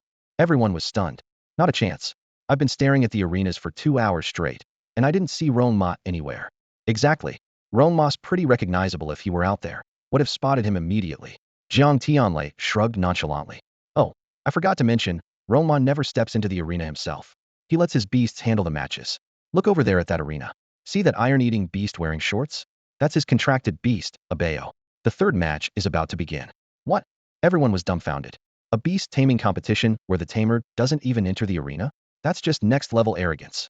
Even the well-informed Song Xinghe was utterly baffled. He had seen competitions in the capital where beasts weren't involved, and it was purely human versummon. But for Rong Ma to not show up and leave everything to his beasts? That was unheard of. Aside from calling it showing off, he couldn't think of any other way to describe it. A faint, almost imperceptible smile tugged at the corner of Jiang Tianlei's lips. This was exactly the reaction he had been aiming for, teasing their curiosity, drawing them in, and then hitting them with a jaw-dropping twist to maximize the dramatic effect. At that moment, Abeo's third match was about to begin. Abeo slowly stepped onto the arena, holding an iron bamboo staff, instantly drawing everyone's attention. The audience erupted into waves of chatter. Where's the owner of this panda? Looks like you missed the first 2 matches. This panda doesn't need an owner to fight, it wins every match with a single move. A beast battle without relying on the beastmaster? That's incredible. On the elevated platform, the gazes of the department heads were firmly fixed on Abeo in the arena. Isn't this Rong Ma's companion beast? Yu Chunwang smiled and turned to Zhu Xuesong. Old Zhu, what a coincidence. Abeo is up against someone from your Yufeng city in the third round. Zhu Xuesong remained calm. It's Qinmingxi. Tianlei, I'm afraid Rong Ma might not make it past the third round this time. Qinmingxi may not be the very best, but he's already at Commander Tier 3, and his techniques have reached mastery level. Jiang Tianlei, however, was unimpressed. That week, we better remind Rong Ma to make sure Abeo doesn't accidentally kill someone. This comment earned collective eye rolls from the big shots present. Even Song Xinghe was momentarily stunned, thinking to himself how unyielding Jiang Tianlei's words were. We'll see. Zhu Xuesong was about to respond when the referee stepped onto the stage and announced the start of the match. At that moment, Abeo completely ignored Qinmingxi across the arena, holding the staff in one hand while engrossed in a novel with the other. This scene thoroughly enraged Qinmingxi, who glared with wide eyes, burning with fury. With the referee's whistle, the match officially began. Abeo reluctantly closed the novel and lazily shouted, "Roar, let's go, little chicken. I'll finish this in a minute." Damn it, Qinmingxi gritted his teeth. 27 years, and this is the first time I've been looked down upon by a panda. He swiftly formed hand seals, and a summoning array appeared on the ground. A flash of blue light revealed a black night wolf, spreading its wings as it charged toward Abeo under its master's command. Abeo casually swung the iron bamboo staff. The two collided, creating a blinding spark. A shockwave of energy exploded outward, but Abeo remained completely unshaken, as steady as a mountain. This left Qinmingxi utterly stunned, momentarily forgetting to give further instructions. No way. How can a panda possibly be this strong? The Black Knight Wolf, lacking its master's commands, stood in confusion, while Abeo lazily lifted his gaze. The Black Knight Wolf's agonizing howl pierced through the silence of the arena. Abeo didn't even bother to use the dog-beating staff technique. With a simple, clean swing of his iron bamboo stick, he struck the wolf squarely in the waist. The sheer force of the blow sent the third-tier tame beast flying horizontally out of the ring, where it landed heavily and passed out cold. Had Rong Ma not specifically instructed beforehand that the competitors were not to deliver fatal blows, that single strike might have ended the wolf's troubles with constipation permanently. Abeo turned around and was about to approach the dumbfounded Qinmingxi when the referee quickly stepped in to block his way. This match is over. Victory goes to Rong Ma, the referee declared. The announcement plunged the arena into a stunned silence. The audience below stared in disbelief, and even the high-ranking officials in the VIP section exchanged bewildered glances. They had watched the entire match attentively and knew that while Qinmingxi's tame beast was only average in strength, its techniques had reached a state of mastery. More importantly, Qinmingxi had gone all out from the start without holding back, yet his beast was instantly defeated by a single strike from a first-tier tame panda. It was a result that defied all logic. The referee lightly patted Qinmingxi's face, snapping the dazed contestant out of his stupor. Don't lose heart. You're not the first to go through this, and you certainly won't be the last. As the closest observer, the referee had already concluded that with Abeo's effortless 3 consecutive wins without even using any special technique, she was bound to make it into the top 100 today. Qinmingxi finally came to his senses. His entire body trembled uncontrollably, His legs went weak, and he even wet himself from fear. In the end, he had to be helped off the stage by his colleagues. Meanwhile, Abeo, completely unbothered, pulled out a novel and began reading with a cheerful grin, casually walking off to rest. As for Rong Ma himself, his whereabouts remained unknown, with no one able to determine where he had gone. As the referee finished clearing the stage and was about to announce the next match, the high-ranking officials in the VIP section could no longer contain their curiosity. What the hell? Where did Rong Ma find such a freak? Could it be a mutated panda? Even if it is, where did this evolution path come from? Song Xinghe, equally intrigued, turned to Jiang Tianlei with a grin. Xiaolei, don't be so quiet. Why don't you enlighten us all? Jiang Tianlei smirked with satisfaction as he heard this. He was secretly delighted teaming up with Rong Ma was proving to be a golden opportunity to show off. By deliberately withholding information about Rong Ma's combat methods earlier, he had allowed everyone's curiosity to build up. Now that they had witnessed Abeo's power firsthand, there was no need for him to take the initiative. Someone would naturally come forward, giving him the perfect chance to flaunt. Ahem, Jiang Tianlei cleared his throat. Elder Song, since you're asking so sincerely, I'll graciously share the answer with you. Abeo's evolution path was entirely researched and developed by Rong Ma himself. The moment those words left his mouth, the entire VIP section fell into collective bewilderment. The officials stared at Jiang Tianlei in disbelief, some even questioning if they had misheard and hurriedly cleaning out their ears. Watching their stunned expressions, Jiang Tianlei was laughing internally. Ha ha ha, tremble mortals. The shock I experienced with Rong Ma must now be repaid tenfold through your reactions today. Rong Ma's self-developed evolution route. This question made everyone present widen their eyes in astonishment. Song Qianqian was especially anxious, clutching the hem of her clothes tightly.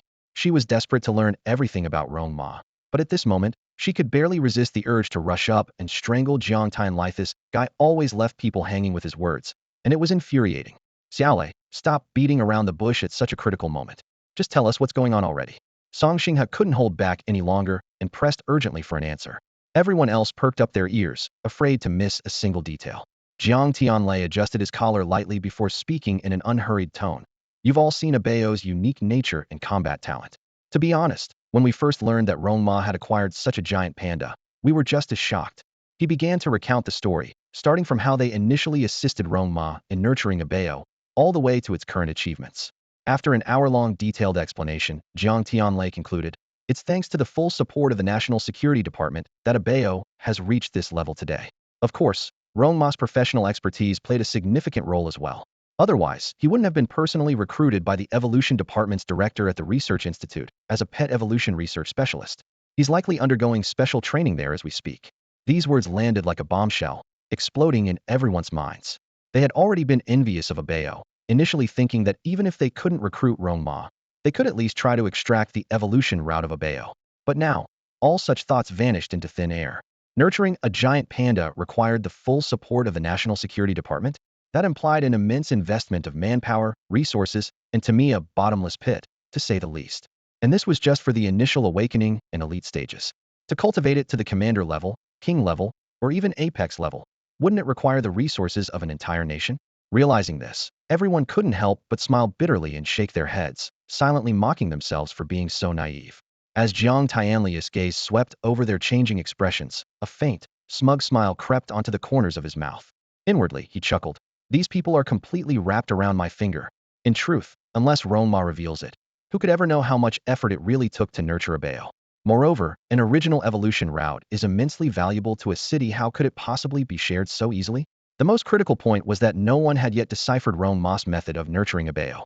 Even though Zhang Tianquan had classified giant pandas as a non-tradable resource and prioritized their supply to Ning City's evolution department for research, they were still at a complete loss. Jiang Tianlei had to admit that Abeo's evolution route might be impossible to replicate, as it was deeply tied to Rong Ma's unique beast-taming talent central neural synchronization.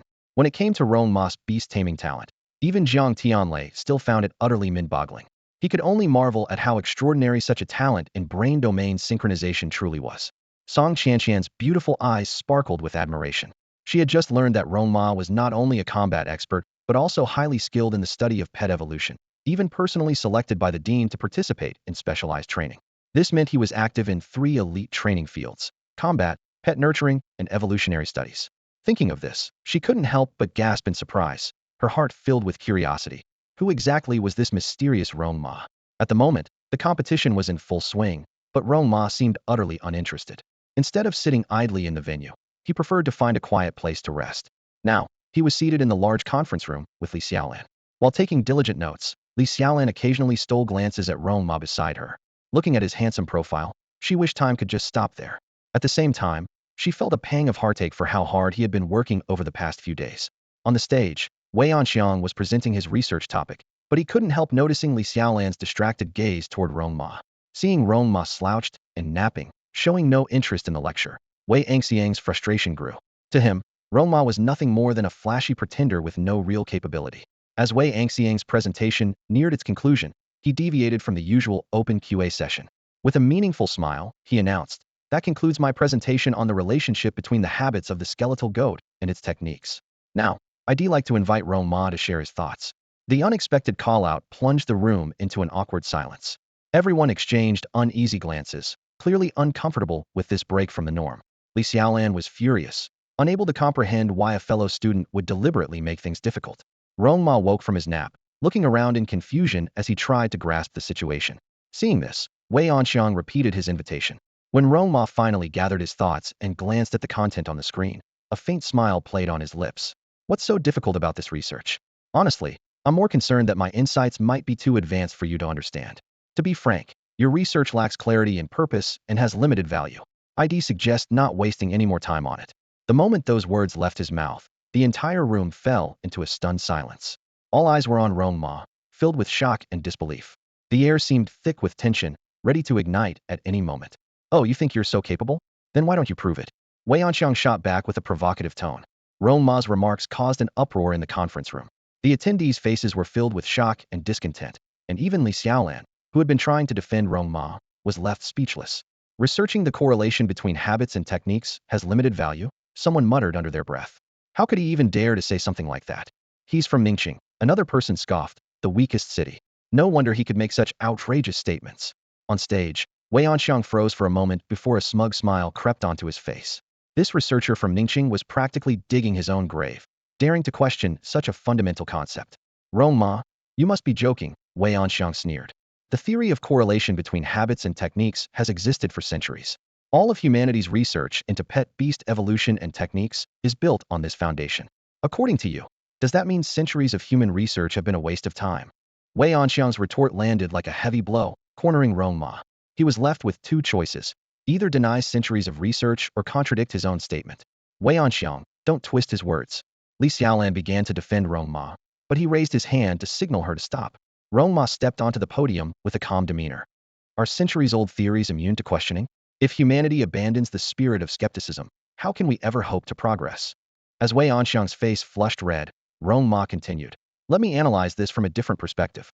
First, consider genetic adaptability. A pet beast's habits are closely linked to its environment and ecological role, while techniques are survival strategies developed to adapt to those conditions. For example, pet beasts living in extreme cold environments have evolved physiological traits and techniques centered around surviving, hunting, and reproducing in such harsh climates."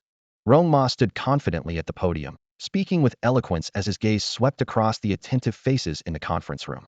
"The relationship between a pet beast's behavior and its cultivation techniques is far more intricate than we often assume," he began, his voice steady and authoritative. "First, there's ecological niche differentiation. Every type of pet beast has a unique role in its ecosystem, and their techniques often evolve to suit that role. For instance, herbivorous pet beasts might develop special techniques that involve interaction with plants." He continued at an unhurried pace. "Second, there's behavioral adaptability. How a pet beast responds to external stimuli can significantly shape the formation of its techniques. Lastly, there's group interaction. For beasts that live in social groups, their techniques might be influenced by factors like hierarchy and leadership dynamics." The audience was completely captivated by his expertise, and the room fell into a hushed silence. Looking at the astonished expressions in front of him, Rong Ma allowed a small smile to play on his lips. "I won't go into too much detail. You should all understand this by now, right?" The room remained silent. The attendees exchanged bewildered glances, their eyes filled with confusion. This was anything but easy to grasp. Without years of study, it seemed impossible to even scratch the surface. "Actually," Rong Ma continued, "the cultivation techniques of pet beasts are influenced by a variety of factors, including species, innate traits, and individual differences. Take my iron-eating beast, for example. It has a particular fondness for bamboo. Even within the same species, like cats, some prefer to stand while urinating, while others squat, but they can still cultivate the same techniques. So, focusing solely on behavior has limited value in understanding techniques. When the lecture concluded, thunderous applause erupted throughout the room. Li Xiaolan's eyes sparkled with admiration, while Wei Onxiang stood up in a daze, his voice trembling as he asked, "Then, what ultimately determines the cultivation techniques of pet beasts?" Rong Ma gave a cryptic smile. "Genes. The composition of genes determines everything about a pet beast." Class dismissed. With that, he glanced at the time, turned, and left the conference room with a sly smirk. If I can fool the dean, these kids are no challenge at all, he thought to himself. The attendees remained rooted in place, their faces etched with confusion. Genes? What could that possibly mean? Li Xiaolan didn't follow him out. Instead, she immediately sat down, eager to capture every detail of Rong Ma's brilliant insights before they faded from her memory. She grabbed her pen and quickly wrote the title, An Exploration of the Relationship Between Pet-Beast Behavior and Cultivation Techniques, at the top of her notebook. Then, she filled page after page with thousands of words of theories and evidence, signing Rong Ma's name at the end. It wasn't until late at night, after sending the completed paper to Tan Jianzi, that she allowed her thoughts to linger on Rong Ma's enigmatic figure. She murmured softly to herself, "Genes?" Just like Rong Ma himself, that word is so mysterious and fascinating. The next morning, just as Rong Ma stepped out of the door, he found Jiang Tianlei waiting for him. "Kid, was it you who blew up the evolution training arena yesterday?" Jiang Tianlei asked sternly, hands on his hips. "Uncle Jiang, how could you accuse me like that? I'm a law-abiding citizen," Rong Ma replied with a sly smirk, clearly knowing what Jiang Tianlei was referring to but feigning innocence. His mischievous expression made Jiang Tianlei grit his teeth in frustration. With a sigh of exasperation, Jiang Tianlei lowered his voice and warned, "You better keep a low profile. Don't draw too much attention. Every department is keeping an eye on you, hoping to recruit you. Think about it, where else would you find a place as easygoing as this?" "That's true," Rong Ma nodded in agreement. Jiang Tianlei never interfered with him, as long as he met the expectations. "By the way, today is Abeo's top 100 match. You should attend." "I'll try. I've got a beast training session today, so I'm pretty busy," Rong Ma shrugged. "Do I look like someone with nothing to do?" "Kid, stop pretending. Didn't you sleep in the conference room all day yesterday?" Jiang Tianlei started to scold him, but hesitated mid-sentence. He couldn't exactly accuse Rong Ma of slacking off when the boy had left everyone in the conference room stunned, asking him to focus more. But hadn't he just told him to avoid standing out too much? Jiang Tianlei found himself caught in a dilemma. "Damn it. How do I manage someone this talented?" Jiang Tianlei muttered in frustration. Hearing this, the people around rolled their eyes and gave him disdainful looks. Just then, Zhang Xiuqing stepped forward. "Rong Ma, don't listen to the minister. He doesn't know what he's talking about," Zhang Xiuqing declared boldly. The crowd was stunned. Someone had the guts to talk to the minister like that? He must be out of his mind. But Zhang Xiuqing didn't care about their reactions. In his world, if something felt wrong, he would call it out, regardless of who the other person was. He looked directly at Rong Ma and continued, "Don't listen to anyone, not even those stronger or higher ranked than you. Follow your heart and do as you please. If you've got the skills, why hide them?" Rong Ma smiled faintly, patted Zhang Xiuqing on the shoulder, and said, "I'll be on my way now. Good luck, and make sure to win that $500,000. With that, he turned and walked away. "I knew Idiyu and I are the same, just with different ways of showing it," Zhang Xiuqing murmured as he watched Rong Ma's retreating figure. "That 500,000. It's mine for the taking." Jiang Tianlei's face turned awkward. It was the first time he had been put in his place in front of his team. Still, he didn't hold it against Zhang Xiuqing. After all, he had watched him grow up and understood his temperament. At the competition venue, Jiang Tianlei's expression grew serious. His sharp gaze swept over the group as he addressed them. "Today is the top 100 battle. I want you to give it everything you've got. No holding back, understood?" "Understood," the team responded in unison. After 4 intense rounds of competition yesterday, fewer than 10 members from the 2 teams of Ning City's National Security Department had made it to the top 100. In the selection process across 8 cities, each group would choose 100 participants, and Ningxing's performance was undoubtedly at the bottom. Jiang Tianlei had no choice but to adopt this strategy, urging everyone to give it their all. Otherwise, they might not even make it into the top 100. Offstage, Yu Hao wore a confident smile, his eyes filled with provocation. "Zhang Xiuqing, don't get eliminated now. As for Rong Ma, I'll deal with him later. But for now, you just wait and see. Yu Hao, will never allow myself to fail a third time." Zhang Xiuqing glanced at him indifferently and replied in a calm tone, "Then see you in the finals. It's a deal." With that, he turned and walked toward the drawing area. On the high platform, representatives from various factions had gathered. Someone joked, "Tianlei, why are there so few people left from Ningxing? Are you guys going to be wiped out in the next round?" "Probably not," another person replied. At least Rong Ma should make it into the top 32. But if this is the extent of their strength, that's as far as they'll go. Song Xing had chuckled and asked, Tianlei, your command team still has 3 people. Who do you think can make it into the top 32? Hearing this, Jiang Tianlei was secretly delighted. Rong Ma's strategy was indeed working. Pretending to be nonchalant had lured someone into provoking him. All eyes were now on him. With a faint smile, Jiang Tianlei replied, barring any surprises, all 3 of them should make it to the top 32. Oh, sorry, I misspoke. Making it to the top 16 is practically guaranteed. This statement left the gathered leaders stunned. Even they couldn't guarantee that their own team members would make it to the top 16, yet this small group from Ningxing, with only 3 people left, could all succeed? Their eyes flashed with disdain, their expressions filled with mockery. Well, let's wait and see. The focus shifted to the arena, where Ji Mulan was now standing.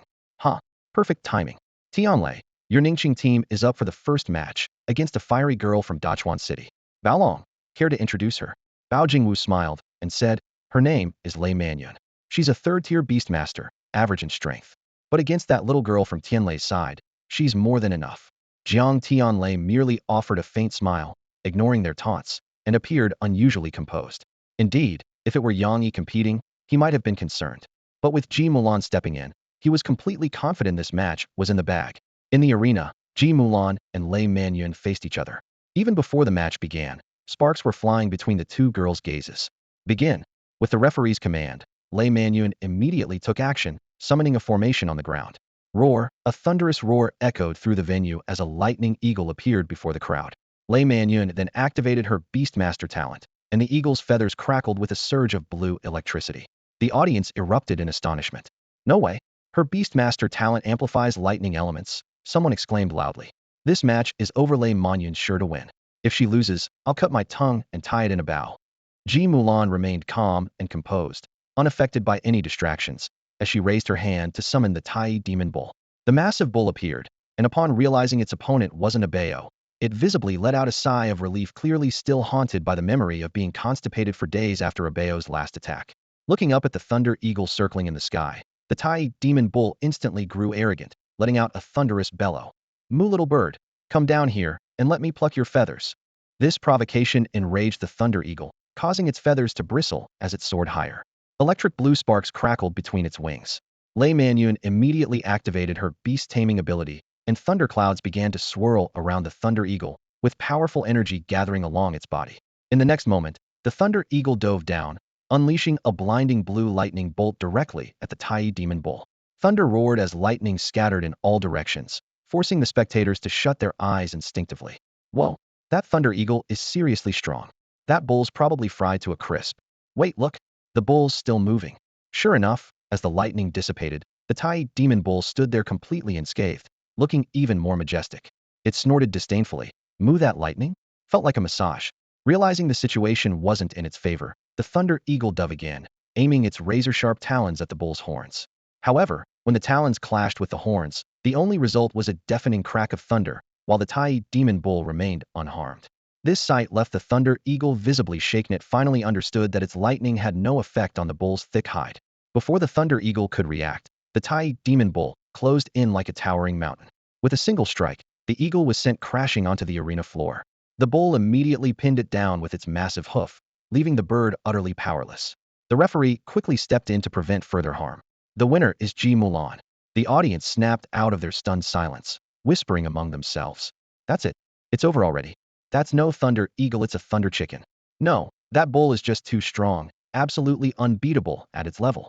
Even the dignitaries on the high platform were left speechless. Bao Jingwu nodded in agreement, saying, this loss was well-deserved. Ji Mulan is truly formidable.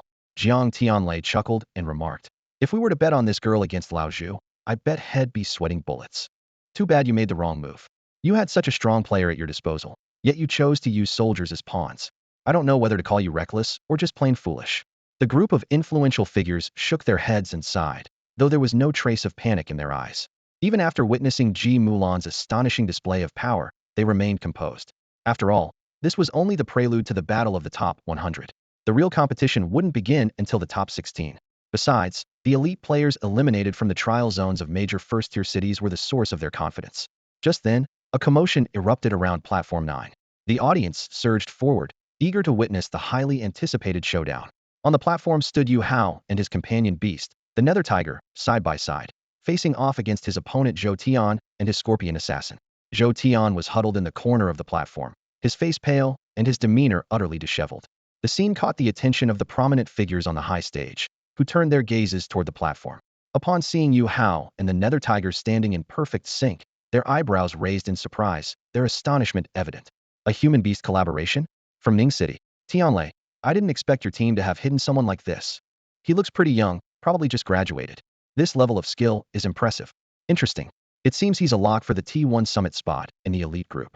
On the platform, the battle was about to begin. Yu Hao wore a confident smile. Watch closely and don't blink. The Nether Tiger made the first move, its agile body darting forward like an arrow released from a bow. Its black fur shimmered coldly under the lights. The scorpion assassin was not to be outdone, swinging its steel-like tail with deadly precision in a fierce counterattack. However, the Nether Tiger's movements were superior. It effortlessly evaded each strike and launched a ferocious counterattack with lightning speed. Simultaneously, Yu Hao sprang into action. With a light tap of his toes, he propelled himself forward like a cannonball, tracing a graceful arc through the air before landing directly in front of Zhou Tian. Zhou Tian's eyes widened in shock. Before he could react, Yu Hao grabbed him by the collar and lifted him off the ground. No matter how much Zhou Tian struggled, he couldn't break free from Yu Hao's grip and was ultimately forced to admit defeat. The battle concluded as Yu Hao called back the Nether Tiger and casually leaped off the platform. Zhou Tian watched his retreating figure, musing to himself. Could he actually be a beast disguised as a human? Even the seasoned referee was momentarily rendered speechless by the unprecedented battle style. As Yu Hao turned back with a charming smile, the crowd erupted into a frenzy of cheers, with countless young women screaming in excitement. However, as he passed by, Zhang Xiuqing casually remarked, "Idiot. Leaving the platform early means you could be disqualified." Yu Hao froze, his confident demeanor instantly shattered. Fortunately, the referee had recovered from his initial shock and didn't penalize him for the slip-up. The referee then announced, "This match goes to Yu Hao." As the result was declared, the audience seemed to awaken from a dream, erupting into a tidal wave of applause and cheers. Yu Hao let out a long sigh of relief. "Few almost ruined my moment." Although Yu Hao had already left the stage, the audience's discussions continued to buzz incessantly. Suddenly, a startled exclamation pierced through the noise. "Whoa, did I just see that right?" One spectator's eyes widened in disbelief. Yu Hao just tapped his toes and, in the blink of an eye, appeared right next to Zhou Tian. "You're not mistaken," the person next to him quickly chimed in. "But that kind of speed is unbelievable. Can someone explain what just happened?" This unprecedented style of combat completely shattered the understanding of everyone present. Up on the viewing platform, the prominent figures nodded in approval after witnessing Yu Hao's performance. This kid's physical capabilities have already reached the level of a low-tier elite. "Quite impressive," someone remarked. "Making it into the top 4 is practically a done deal. He might even take the championship." Song Xinghe turned to Jiang Tianlei with a grin. "Tianlei, having someone as talented as Yu Hao in Ning City means you've got a promising future ahead." "Not bad, not bad." Jiang Tianlei, however, remained unusually calm. "Him? He's far from it. His strength is passable, but his mind isn't sharp enough. At his level, talents like him are a dime a dozen in our national security department of Ning City." Hearing this, the others collectively rolled their eyes. Just as they were about to call out Jiang Tianlei for his overconfidence, he pointed toward another arena. "Take a look at the one who just stepped onto the stage over there. His strength is slightly above Yu Hao's." Following the direction of his finger, everyone's eyes landed on Zhang Xiuqing, who was walking slowly onto the platform. "This guy is stronger than Yu Hao?" Aside from looking aloof, there's nothing particularly remarkable about him. Could it be that his physical prowess is extraordinary too? The group remained skeptical. Jiang Tianlei shook his head. "No, he hasn't been to the test sites. But that actually works to his advantage. Just watch closely, you're in for a big surprise." His words instantly piqued everyone's curiosity. They unconsciously straightened up, their eyes fixed on the arena. On the stage, Zhang Xiuqing stood face-to-face with his opponent, Hu Kangyong. As soon as the referee gave the signal, Hu Kangyong made his move, summoning a crimson-eyed spider. "Spin your web and trap him," Hu Kangyong commanded with practiced ease. Zhang Xiuqing remained calm and composed. He summoned his fire lion beast and said softly, "Talent plunder." In an instant, metallic fragments flowed over Zhang Xiaosheng's upper body like liquid, extending down to his knees. At the same time, a gleaming, razor-sharp blade appeared above the fire lion beast's head. The audience below froze for a moment before erupting into gasps of astonishment. That beast-taming ability is incredible. It boosts both personal defense and the attack power of the summoned beast. However, the prominent figures on the platform furrowed their brows. While Zhang Xiaosheng's beast-taming talent was indeed remarkable, it didn't seem sufficient to validate Jiang Tianlei's earlier statement. The battle quickly escalated. The crimson-eyed spider lunged viciously at the fire lion beast, its 8 blood-red eyes gleaming with cunning. Suddenly, it shot out a web of crimson silk, glimmering with toxic light, hurtling straight toward the fire lion beast. What appeared to be an ordinary thread concealed deadly peril. The fire lion beast stood tall and proud, showing not a hint of fear. The flames within its mane burned even fiercer, exuding an overwhelming sense of intimidation. It then opened its massive jaws and unleashed a blinding jet of fire straight at the incoming crimson threads. Boom! The flames collided with the red threads midair, erupting in a deafening explosion. The aggressive red threads were instantly devoured by the blazing fire, leaving the air filled with the acrid stench of scorched remains. The crimson-eyed spider, engulfed in the inferno, let out a harrowing screech. Its once formidable figure now appeared utterly disheveled amidst the raging flames. Seizing the moment, the fire lion beast let out an earth-shaking roar and lunged toward its enemy with lightning speed. Hu Kongyong stood dumbfounded, his face pale as he struggled to believe the sheer power of the fire lion beast. Panicked, he shouted, "Crimson-eyed spider, retreat now." But it was too late. The fire lion beast's fiery blade sliced through the air with precision, cutting into the charred body of the crimson-eyed spider. Its defenses collapsed in an instant, and it was on the verge of being pierced through. At the critical moment, the referee intervened, halting the fight and announcing, "This match goes to Zhang Xiuqing." On the elevated platform, the senior figures exchanged puzzled glances. To them, the only noteworthy aspect of this battle was the fire lion beast's overwhelming defeat of its opponent. Nothing else stood out. Sitting nearby, Jiang Tianlei observed their confused expressions with satisfaction, hiding his delight. "Tianlei, this Zhang Xiuqing you recommended seems rather unimpressive," someone remarked. "His beast-taming talent is at best above average. With this level of skill, he'll be lucky to make it to the top 16. Jiang Tianlei smiled mysteriously. "Patience. Just wait and see." Half an hour later, Jiang Tianlei pointed toward another arena. "Look over there." Lu Fan was displaying his beast-taming ability, and the scene was strikingly similar to Zhang Xiuqing's performance. However, Lu Fan's armor only covered his upper body, and his strength was noticeably weaker. After a fierce battle, Lu Fan eventually claimed victory. This scene prompted the senior figures to rise from their seats in unison, their eyes fixed intently on the match for over 10 minutes. After the competition concluded, Song Xinghe could no longer contain his curiosity. "Tianlei, what's going on here?" The crowd's eyes gleamed with a desire for answers. Jiang Tianlei took a leisurely sip of tea before replying in an unhurried tone. "Zhang Xiuqing merely possesses the ability to steal talents, nothing particularly extraordinary." "What?" The crowd was so stunned their hearts nearly stopped. "Talent stealing? And you call that nothing extraordinary? Are you joking?" Jiang Tianlei shrugged. "What's the big deal?" He was still instantly defeated by Rong Ma during the newcomer beast-taming tournament. The crowd finally realized that Jiang Tianlei had orchestrated all of this to highlight Rong Ma's strength. Feeling triumphant, Jiang Tianlei decided to drop another bombshell. Smiling, he added, "Oh, by the way, I received a notification this morning from the Evolution Department's director at Ningxing Research Institute. Rong Ma has earned a spot at this year's T1 Summit Beast Evolution Symposium." Surprised? Excited? As soon as Jiang Tianlei spoke, it was like a bomb had gone off, shaking the entire room. Everyone present was instantly stunned, and even Song Xinghe sprang up from his seat, striding over to Jiang Tianlei's table in just a few steps. No, Tianlei, what did you just say? Say it again." Song Xing's voice trembled slightly. The other key players quickly moved in, surrounding Jiang Tianlei in an instant. The tension in the air was palpable, as if they were ready to tear him apart at any moment. Intimidated by the sudden pressure, Jiang Tianlei instinctively shrank back, forcing a nervous laugh. "Everyone, calm down. We're all civilized people. Harino need to get violent." "Civilized my foot. Spit it out, or I'll make sure you regret it." Zhu Xuesong roared, veins bulging on his forehead as he looked ready to pin Jiang Tianlei to the ground. As someone who had the most to lose if Rong Ma was indeed invited to the T1 summit, Zhu Xuesong was visibly on edge. "Xuesong, don't act rashly." Song Xinghe quickly intervened, trying to defuse the situation. "Let him finish first. If it's nonsense, we can drag him out and deal with him after." Seeing the escalating tension, Jiang Tianlei didn't dare keep them in suspense any longer. He quickly recounted everything he had heard about Rong Ma's involvement in the specialized training for pet evolution. Though most of it was second-hand information and highly technical, which he might not have fully grasped, he still managed to recount it vividly, taking a full half-hour to explain. It turned out that Jiang Tianlei had been floored when he received news from Tan Jianji earlier that morning. Apparently, during yesterday's specialized training, Rong Ma's unique insights into the relationship between pet habits and cultivation techniques had caused a sensation at the evolution department of the Gugong National Research Institute. The institute had even held an emergency meeting overnight, and decided to invite Rong Ma to this year's T1 summit to participate in the Pet Evolution Research Conference. When Jiang Tianlei finished explaining, the room fell into a heavy silence. Everyone turned to Zhu Xuesong with pity in their eyes. It was as if a guaranteed victory had suddenly been overturned in the most dramatic way possible. Minister Zhu, how about I give you a bit of leeway? Jiang Tianlei suddenly suggested. We could make it so that Rong Ma must secure the T1 summit spot through the combat division instead. His words left everyone in the room wide-eyed.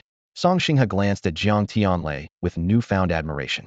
This young man, unassuming and willing to step aside, was indeed a rare gem. Actually, he had no idea that Jiang Tianlei was purely trying to show off. Zhu Xuesong pondered quietly for a moment, a self-deprecating smile tugging at the corners of his lips. He said softly, "Forget it. Why bother changing anything? I don't want people to say I can't take a loss. This bet, let's just say I lost." Before he could finish speaking, Jiang Tianlei sprang up from his seat. "No, Director Zhu. Let's keep betting. I'm just trying to put a little pressure on Rong Ma so he doesn't get too arrogant." Hearing this, everyone turned to Jiang Tianlei with admiration. "Tianlei, you're too strict with Rong Ma. He's such an outstanding talent. Even if he's a bit proud, it's understandable. Let him relax a little. All right, let's get back to watching the competition." Song Xinghe interjected at the right time, cutting off the conversation. Jiang Tianlei could only sigh and let it go. The day's competition quickly came to an end. Ning City performed exceptionally well this time. In the commander-level category, Rong Ma, Ji Mulan, and Yang Yi made it into the top 16, while in the elite-level category, Zhang Xiuqing, Yu Hao, and Kong Bai advanced. Although Lu Fan fell short of reaching the top 32 due to slightly weaker skills, Ning City's overall performance had completely changed everyone's perception of the place. It was no longer seen as a weak and insignificant city, but rather a rising star on the horizon. The next morning, Jiang Tianlei was waiting outside Rong Ma's door bright and early. "You brat, today's the day the champion is decided. Don't tell me you're planning to hide and not show up." Rong Ma froze for a moment. "The finals already? Did Abeo make it into the top 16? Are the others so weak that there's even a point in me going?" Jiang Tianlei shook his head, his expression serious. "Don't underestimate the top 16. Half of them are elites who trained in the Imperial Cities trial program. Their physical abilities are extraordinary, and some have even reached the lower ranks of the commander level. Abeo will have to face the equivalent of 2 commander-level opponents at the same time. It won't be easy. Only 2. Rong Ma shrugged with a grin. Even if he faced 100 opponents of the same level at once, they wouldn't last a minute against Abeo. "You little brat." Jiang Tianlei snapped. "Stop bragging. You're going to the competition today, no excuses. If you don't, they'll revoke all your T1 summit slots and withhold your salary." "What? Uncle Jiang, can you be reasonable for once?" Rong Ma rolled his eyes, fully aware that Jiang Tianlei was using this as an opportunity to boost Ning City's reputation. "Fine, I'll go. But first, I'm heading to the Pet Beast training competition. I'll join you afterward." At the Pet Beast training venue, there were fewer than 30 people scattered around. Each of the 8 cities could send up to 4 breeding experts, but many cities didn't fill their quotas. For instance, Ning City had only sent 3 participants. "Rong Ma, over here." A woman named Wen Xiaozi stood up and waved. She was 28 years old and single. Next to her sat a slightly chubby man, Qi Chong, whose looks were only a fraction as striking as Rong Ma's. It was their first time meeting Rong Ma, and they were stunned by his astonishingly handsome appearance. Wen Xiaozi's cheeks flushed slightly, but as a mature woman, she knew that looks alone wouldn't win her over. Qi Chong, on the other hand, eyed their new colleague warily, clearly feeling threatened by his charm. "Rong Ma, once we finish listening to Beast Valley's instructor, the competition will begin. Do you think you're ready?" Wen Xiaozi asked. Rong Ma nodded with a confident smile. "If I said I'm ready, you might not believe me. But the first place? That's mine, no question." Wen Xiaozi and Qi Chong exchanged bewildered glances, their eyes wide with shock. "What?" The moment Rong Ma spoke, his words shattered the initial impression Wen Xiaozi and Qi Chong had of him. Beneath his handsome exterior, such frivolous remarks emerged, prompting an involuntary shake of the head. As a 28-year-old professional woman, Wen Xiaozi was well past the age of being blinded by appearances. In her value system, a person's talent and character far outweighed their looks. Her attitude instantly turned cold, and she decided to keep her distance from Rong Ma. Observing this, Qi Chong secretly rejoiced, a faint smirk tugging at the corners of his mouth. "We should head over. The teacher's about to start the lecture," Qi Chong reminded. Soon, a man in his 60s confidently walked up to the podium. Though his hair was thinning, he carried an air of authority. "Hello, class. I am Fan Wulong, a nurturing instructor from Beast Valley. Today's topic is how to communicate deeply with your companion beasts." He scanned the room and continued. "To enhance the proficiency of your companion beast skills, the most critical prerequisite is effective communication with them. A single deep exchange can significantly boost nurturing efficiency. I'll now explain in detail how to achieve that level of communication." Fan Wulong spoke with passion, exuding the demeanor of a seasoned educator. In the classroom, everyone except Rong Ma was diligently taking notes, determined not to miss any crucial information. When Xiaoji noticed Rong Ma's laid-back attitude and frowned slightly, her impression of him further deteriorating. Still, as a colleague, she kindly reminded him, Rong Ma, do you realize how much it costs to have a nurturing instructor from Beast Valley teach a class? A full 1 million. And the booking period is as long as 2 months. This is such a rare opportunity. You really should make the most of it and jot down the key points. Hearing this, Rong Ma's eyes lit up. Wait, what did you say? One class earns 1 million? He exclaimed excitedly. That's amazing. I've decided I'll find a way to get certified as a nurturing instructor at Beast Valley. When Xiao Ji and Qi Chong exchanged glances, unsure of what to say, Qi Chong couldn't help but chuckle as he advised. It's good for young people to have ambition, but the most important thing is to have self-awareness. Only by understanding your own abilities can you keep improving. Instead of aiming too high, why not focus on the basics? If you really want to be a nurturing instructor, you should start by taking notes on what the teacher is sharing. When Xiaoji nodded in agreement, which made Qi Chong straighten his posture, a satisfied smile spreading across his face. Rong Ma, however, waved dismissively. Makes sense, but don't you guys know there's such a thing as electronic documents? He raised his hand to ask, Teacher, could we get a copy of your PowerPoint slides after class? Of course, anyone who needs them can come see me, Fan Wulong readily agreed. As soon as he finished speaking, the sound of pens being set down filled the room. The students, who had been busy taking notes, finally relaxed and focused on listening, and the atmosphere in the classroom became noticeably lighter. This made Qi Xiyuan's face flush red, as if he were the reincarnation of Guan Yu. After 2 hours of theoretical lessons, Wulong concluded, the key to establishing deep communication with your beast companion lies in building trust. The higher the level of trust, the more efficient the communication and the significantly higher the chances of successful cultivation. He swept his gaze across the trainees in the conference room. Next, we'll move on to the assessment phase. He'll demonstrate first, and my performance will serve as the benchmark. Whoever gets closest to my level will secure one of the top 3 spots for the T1 summit. Before he finished speaking, Rong Ma had already raised his hand high. Wulong looked at the young man who had left a good first impression on him and smiled. Go ahead. Teacher, what if someone surpasses your score? How would that be calculated? Rong Ma's question caused an uproar in the room. Is this guy crazy? Of course, he's from Ning City so young and already talking big. Probably just trying to grab attention and impress the teacher. I wouldn't even dare dream of such a thing. The teacher has spent his entire life researching cultivation. Sitting beside Rong Ma, when Xiao Ji and Qi Chong felt the weight of everyone's stares and turned red with embarrassment. Qi Chong silently regretted not sitting farther away, while when Xiao Ji resolved to distance himself from Rong Ma from now on. Unexpectedly, Wulong was not angered but instead burst into laughter. Young man, you may be young, but you've got guts. Looks like I've been too arrogant me bad. He paused. Since you've brought it up, I'll add a little extra incentive if anyone surpasses my score. They'll bow to them as my master. The crowd erupted in shock. Wulong's assistant quickly stepped forward to intervene. Master Wa, that's too much of a joke, it'll harm your reputation. Wulong's expression turned stern, and his gaze sharpened. What, do you think I can't even outdo these youngsters? Are my decades of cultivating beasts so worthless? Frightened, the assistant waved his hands repeatedly and stepped back into silence. While everyone else was at a loss, Rong Ma shook his head and said, No way, that's too easy on you. What? Wulong was taken aback. Rong Ma spoke with conviction. If you lose and then ask someone to take you as their apprentice, isn't that taking advantage? I'm not that easy to fool. The entire room was stunned. Everyone gawked at Rong Ma, shocked by his audacity. Wulong's face turned red, embarrassed that he had been cornered twice by the same person. Yet, instead of being upset, he began to appreciate Rong Ma's sharp and meticulous thinking. Then, in your opinion, what should be done? Wulong asked kindly. As long as you dare to say it, they'll dare to agree. Rong Ma's eyes lit up with excitement. Since you're asking, I won't hold back. Rong Ma's lips curved into a charming smile. The groundwork he had laid earlier had finally led to this moment. Wulong had said the words he had long been waiting to hear. Simply winning the competition was far too easy for him. Seeing Wulong's composed and upright demeanor, Rong Ma had no hesitation in deciding to take advantage of him. Teacher, my condition is quite simple, Rong Ma said, looking directly into Wulong's eyes. Since you mentioned that achieving a score close to the top 3 would grant access to the T1 summit, I propose that if anyone here surpasses your score, aside from the first place, there should be an additional 3 T1 summit slots. What do you think? Ugh, the other students collectively rolled their eyes, their expressions full of disdain as they glanced at Rong Ma. Don't drag us into this. Who else, but you would even dare to think about surpassing the teacher? Wulong raised an eyebrow slightly, a bit surprised by the simplicity of Rong Ma's request.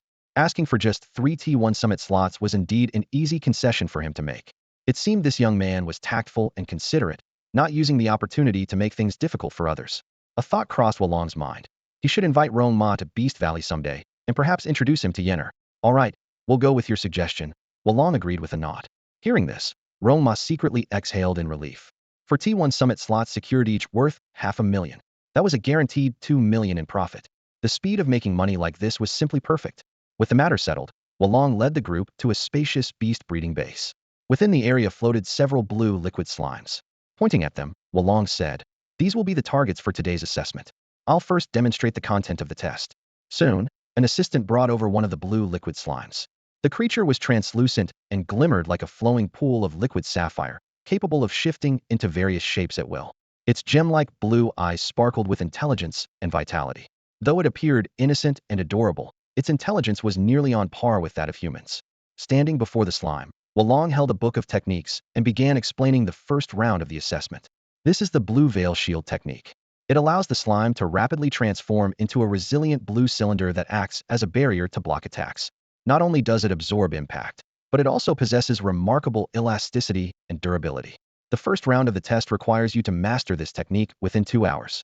The second round will involve training the slime to proficiently execute this defensive skill within the same time frame. Wow!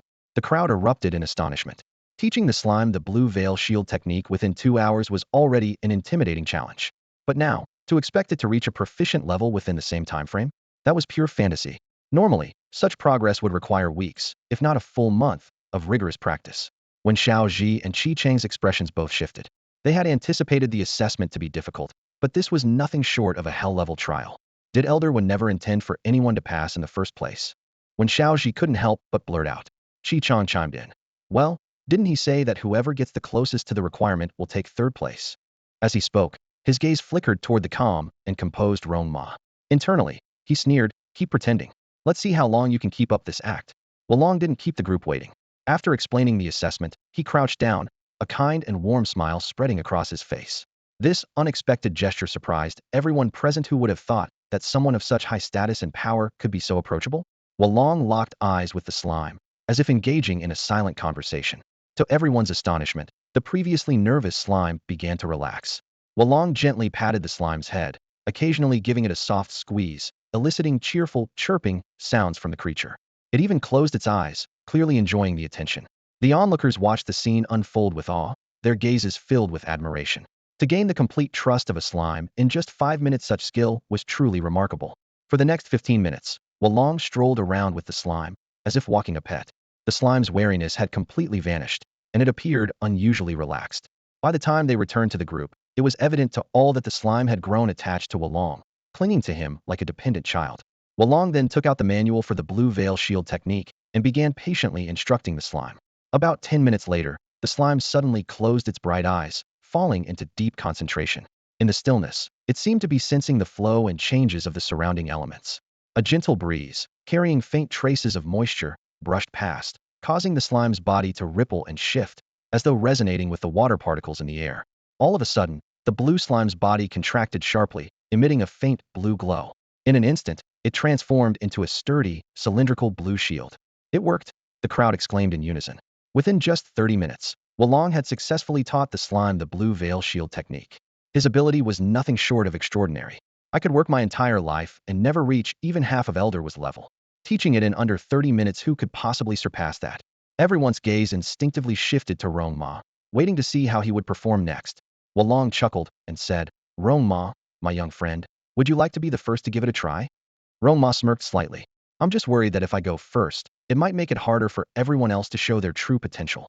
As Rong Ma's words fell, the entire crowd burst into laughter. The mocking glances directed at him shifted, replaced by looks of pity for a naive, inexperienced young man. His words were so excessively arrogant that they went beyond mere overconfidence. Wulong shook his head with a faint smile and said, "All right then. If that's the case, I'll humor you and let you take the final spot." He had encountered plenty of arrogant people before, but someone as unique as Rong Ma was truly a first. What made the situation even more amusing was Rong Ma's calm and composed demeanor, as if he genuinely possessed the skills he claimed.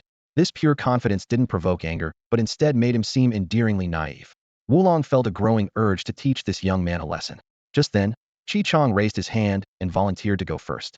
He had calculated his move carefully, Since he had no chance of ranking in the top 3, he might as well seize the opportunity to leave a positive impression on Wulong. Sure enough, his proactive attitude earned Wulong's approval, and Chi-Chong felt a surge of delight. As Chi-Chong approached the group of slimes, he cast a sidelong glance at Rong Ma, thinking, I can't speak for the others, but dealing with a rookie like you will be a piece of cake. However, reality quickly slapped him in the face. Standing before the slimes, he realized they were all liquid in form, their flowing nature making them nearly indistinguishable from one another. Panic set in, and sweat began to bead on his forehead. Seeing this, Wulong frowned deeply, his impression of Chi-Chong plummeting. Charging ahead without sufficient skill, such reckless behavior was nothing short of disgraceful. Left with no choice, Chi-Chong feigned composure and randomly picked a slime. Mimicking Wulong's earlier actions, he crouched down to make eye contact with the slime. But then, the unexpected happened. A soft splat echoed as the slime spat a mouthful of liquid onto his face. The viscous substance slowly dripped down his cheek, prompting an eruption of laughter from the crowd. Everyone doubled over, laughing until their sides hurt. Wulong's expression darkened, and he mentally wrote Chi-Chong off. Though generally kind and patient, Wulong, as a seasoned beast trainer, had little tolerance for students who only cared about appearances and lacked true capability. All right, let's continue. Line up to select your slimes, Wulong announced. Soon, over 20 people had each chosen a slime, though most of them did so cluelessly, with no understanding of how to assess the slime's potential. Well, young Rong Ma, now that everyone else has made their choice, it's your turn to shine as the finale, isn't it? Wulong said with a grin. Rong Ma nodded and, under the watchful eyes of the crowd, walked up to the group of slimes and stopped. In the next moment, Rong Ma's face suddenly broke into a meaningful smile as his gaze swept over the group of slimes before him. He asked, so, who's the smartest one here? Step forward, will you? His words were like a thunderclap, leaving everyone in stunned silence. The group of translucent slimes froze in unison, seemingly caught off guard by the unexpected question. Oh my goodness! The breeders present exchanged bewildered glances, their eyes filled with disbelief. This was one of the cardinal rules of the breeding world: never ask such a question in front of all the slimes. It would only provoke their rebellious instincts. Chi-Chong seized the moment, a mocking smile tugging at the corners of his mouth. Doesn't even know the basics. How did someone like that become a breeding expert? Save your breath. Time is short. Let's just get started.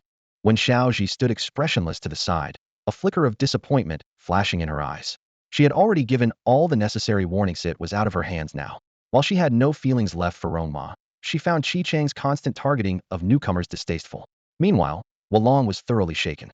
This was a glaring mistake, something emphasized in the very first lesson for any breeder. Sure enough, as soon as Rong Ma finished speaking, nearly 100 slimes simultaneously took a step back. But then, something unexpected happened. Amidst the uniform retreat, one seemingly dazed and clueless slime remained motionless, standing out conspicuously. Its silly demeanor suggested it hadn't yet grasped what was happening, but deep within its round, glossy eyes, a subtle glimmer caught Rong Ma's attention. A faint smile curved Rong Ma's lips as he turned to face the peculiar slime. Since you've stepped forward, you're the one. Is he out of his mind? The crowd was dumbfounded. Out of all the slimes, he picked the slowest one. Wulong couldn't help but try to dissuade him. Rong Ma, think this through. That slime, it's clearly not all there. But Rong Ma only chuckled and shook his head. And who says my mind is any better? The response nearly gave Wulong a heart attack, leaving him with no choice but to watch the situation unfold helplessly. Rong Ma approached the seemingly clueless slime and spoke gently. There are about 100 of you here, and only 20 of us. That means there are only 20 chances to be chosen for breeding. Instead of us choosing you, why not let you choose us? This is your chance to change your destiny. Why shouldn't it be your decision? I trust you understand this. His words shifted the atmosphere in an instant. The other slimes suddenly realized the implications. This was their final opportunity to change their fate. Without standing out, how could they hope to be selected? Once the realization hit, regret washed over them like a tide. The breeders around them stared at Rong Ma in astonishment, rendered speechless by his strategy. His reverse psychology was nothing short of brilliant. On the surface, he had chosen the slowest slime, but in reality, he had identified the one with the sharpest instincts. Among nearly 100 slimes, only this one had the awareness to seize the fleeting opportunity. Wulong's aged eyes gleamed with admiration as he couldn't resist clapping. Bravo! Wulong gazed at Rong Ma, his eyes sparkling with awe. He had never imagined that as an expert with profound knowledge in cultivation techniques, he would feel as though he were a student again in the presence of a young man. Young brother Rong Ma, I am truly enlightened. Wulong exclaimed sincerely. This feeling of having my perspective broadened is simply marvelous. It was only then that everyone present realized Rong Ma's true capabilities, especially when Xiaoji, whose bright eyes revealed undisguised admiration. Her gaze shifted back to Rong Ma, a sight that sent a chill through Chi Siyuan's heart. Rong Ma gave a modest smile. Elder Wa, you give me too much credit. The theories of the world hold no absolute right or wrong. It all depends on how they are applied. Just like people, there are no innate geniuses or failures, only those placed in the wrong circumstances. These words struck Wu Long like a thunderclap, shaking the foundations of his understanding. He murmured to himself, no absolute right or wrong in theories, no innate geniuses or failures. Yes, yes, that's brilliant. Young brother Rong Ma, to have such a perspective at your age is truly admirable. I am now eagerly looking forward to your upcoming assessment. Wu Long praised with genuine admiration. The crowd's gazes were filled with respect. Even if Rong Ma were to fail in his subsequent cultivation attempt, the insights he had demonstrated today were enough to earn everyone's esteem. Rong Ma nodded slightly, refraining from saying more. His mind was preoccupied with thoughts of a Bao, who had already advanced to the quarterfinals, and he wanted to finish his tasks here as quickly as possible. When Rong Ma began cultivating the slime, his methods left everyone dumbfounded. He did not crouch down to gently stroke it like Wu Long, nor did he attempt to establish any form of trust connection. Instead, he simply said to the slime, "Look at me." The moment the words left his mouth, the slime's eyes grew strikingly animated, its expression almost human-like, brimming with rich emotions. Before anyone could react, Rong Ma placed the blue-veiled defensive technique in front of the slime and softly said, "I've given you my mind. The rest is up to your own fortune." What? The crowd exchanged bewildered glances, understanding each word individually but unable to make sense of them together. "Wait, look at the slime," someone suddenly shouted. All eyes immediately turned to the scene before them. Leaving them utterly stunned, the slime was learning on its own. The sight struck Wen Xiaoji like a bolt of lightning, rendering her speechless and dazed as she muttered repeatedly, "Impossible. This is absolutely impossible. How could a pet beast possibly learn on its own?" Even the seasoned Wu Long fell into a prolonged silence. In less than 3 minutes, the slime seemed to have grasped some profound and mystical power, mastering the incredible ability to rapidly transform itself into a defensive barrier. With a single thought, Slime's body swiftly contracted and transformed into a resilient blue cylinder. A powerful protective force gathered around him, forming an invisible shield. The crowd stared in shock as time ticked by. Within just 3 minutes, Slime had completely mastered the blue barrier technique. This speed was 10 times faster than what Elder Wa had achieved. Wu Long's legs nearly gave out, and if not for his assistant's quick support, he might have collapsed on the spot. Rong Ma's cultivation methods had completely overturned his understanding. Rong Ma gently patted Slime on the head and said warmly, "Let me teach you a mantra. While using the blue barrier technique, recite it, all right?" "Chirp chirp," Slime responded cheerfully. Rong Ma then recited, "Blue watch, flowing strength, divine barrier, endless insight." This simple 16-word mantra was something he improvised, but Slime memorized it instantly. While others couldn't grasp its profound meaning, the blue blood within Slime began to stir restlessly, as if resonating with the words. The crowd began whispering among themselves. It was hard to believe that Slime could immediately comprehend the mantra, as it usually required a trainer to simplify it into more understandable terms. But soon, they were left speechless by what they witnessed. Slime moved to the side, reciting the mantra while repeatedly practicing the blue barrier technique. His movements grew smoother, his speed increased, and his proficiency visibly improved. In less than 3 minutes, a sudden surge of powerful energy erupted from within him. Blue mist enveloped his body before gradually merging into his form. "This is unbelievable," the crowd exclaimed in awe. From beginner to mastery in just 6 minutes. The competition's outcome was already decided. Only now did people truly understand the meaning behind Rong Ma's earlier words. If he takes the first test, no one else will be able to show their full potential. As they were parting ways, Wu Long enthusiastically tried to persuade him to stay. "Young brother Rong Ma, please wait a moment." "Elder Wa, I must head to the battle power competition now," Rong Ma politely declined. Watching Rong Ma walk away, Wu Long silently resolved to find an opportunity to invite this prodigy to Beast Valley and introduce him to his daughter, Yenner. He had intended to summarize Rong Ma's cultivation methods, but found himself at a loss. Such a unique approach simply couldn't be replicated. At that moment, Wu Long had a realization. Calling Rong Ma a genius would be an understatement. Someone like him could only be described as a true phenomenon. The atmosphere in the arena for the combat competition had reached a fever pitch. On the high platform, the prominent figures sat stiffly, cold sweat trickling down their backs as their eyes remained fixed on the 16 contestants in the ring, their pupils trembling slightly. These 16 individuals were the top 8 contestants from both the elite and commander divisions. What was shocking, however, was that 5 of them hailed from Ning City. Even more astonishing was the fact that in the commander division's top 8, Ning City held 3 spots: 2 contestants and a panda clad in light yellow shorts. In stark contrast to the tense expressions of the other dignitaries, Jiang Tianlei exuded calmness. He gracefully lifted his teacup, taking a small sip of the now lukewarm tea, and occasionally glanced at the others beside him, a smug smile tugging at his lips. This is amazing. Finally, Ning City is on the rise, he thought to himself, barely able to contain his excitement. However, the absence of Rong Ma still irked him, prompting him to mutter a few curses under his breath. Even so, Jiang Tianlei was reluctant to take away Rong Ma's T1 summit slot. After all, Rong Ma was on his own, and life wasn't easy. A slot worth $500,000 could serve as a helpful state-endorsed subsidy. Even if Rong Ma managed to break into the top 3 of the commander division, he would at most secure 2 slots, totaling $1 million. Though the amount was significant, the Ning City National Security Department's budget could just about handle it with some effort. The referee announced the start of the quarterfinals, and the draw results were revealed. Jiang Tianlei let out a sigh of relief upon seeing that the 5 contestants from Ning City wouldn't face each other. However, his face darkened immediately when he saw the matchup for the first round. Yang Yi was likely to be eliminated in the top 8. In contrast, Zhu Zusong's previously stern face broke into a wide smile. Yu Chengwang noticed and teased. Old Zhu, congratulations, Galong's got a clear path to the semifinals this time. Zhu Xuesong waved it off modestly, saying, don't jinx it. It's still the quarterfinals. If Galong can't even pass this round, I'll have to teach him a lesson when we get back. As he spoke, he shot a sidelong glance at Jiang Tianlei, finally feeling a sense of relief. Since the start of the special training, Zhu Xuesong had been bottling up his frustrations, nearly doubting if he was falling into depression. Now, he finally had a chance to gain the upper hand over Jiang Tianlei. In the ring, the 2 contestants were ready. Yufeng City Zhu Galong, Ning City Yang Yi. Zhu Galong's gaze swept over to Song Chanqian on the high platform, and he thought to himself, Chanqian, just watch. A truly strong man proves himself in real combat. Someone like Rong Ma, who doesn't even dare step into the ring, is nothing but a coward. If he ever faced me, he'd be crushed without mercy.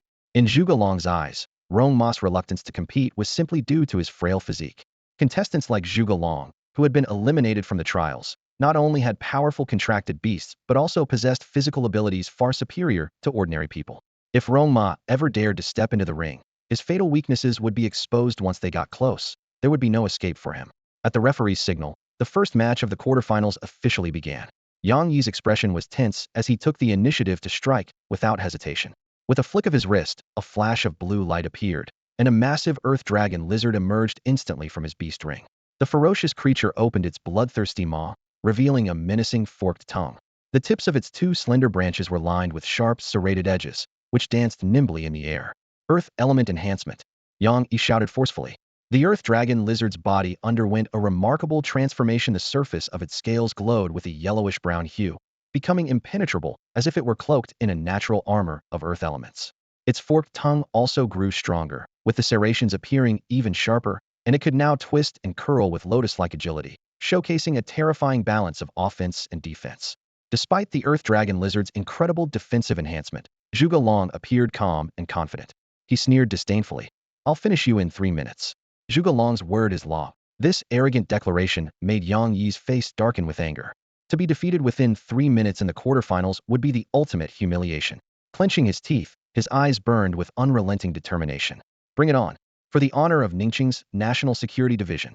With a wave of his hand, Zhu Galong summoned his trump card, a towering green mantis over 2 meters tall. The ferocious beast was entirely emerald-hued, exuding an intimidating aura.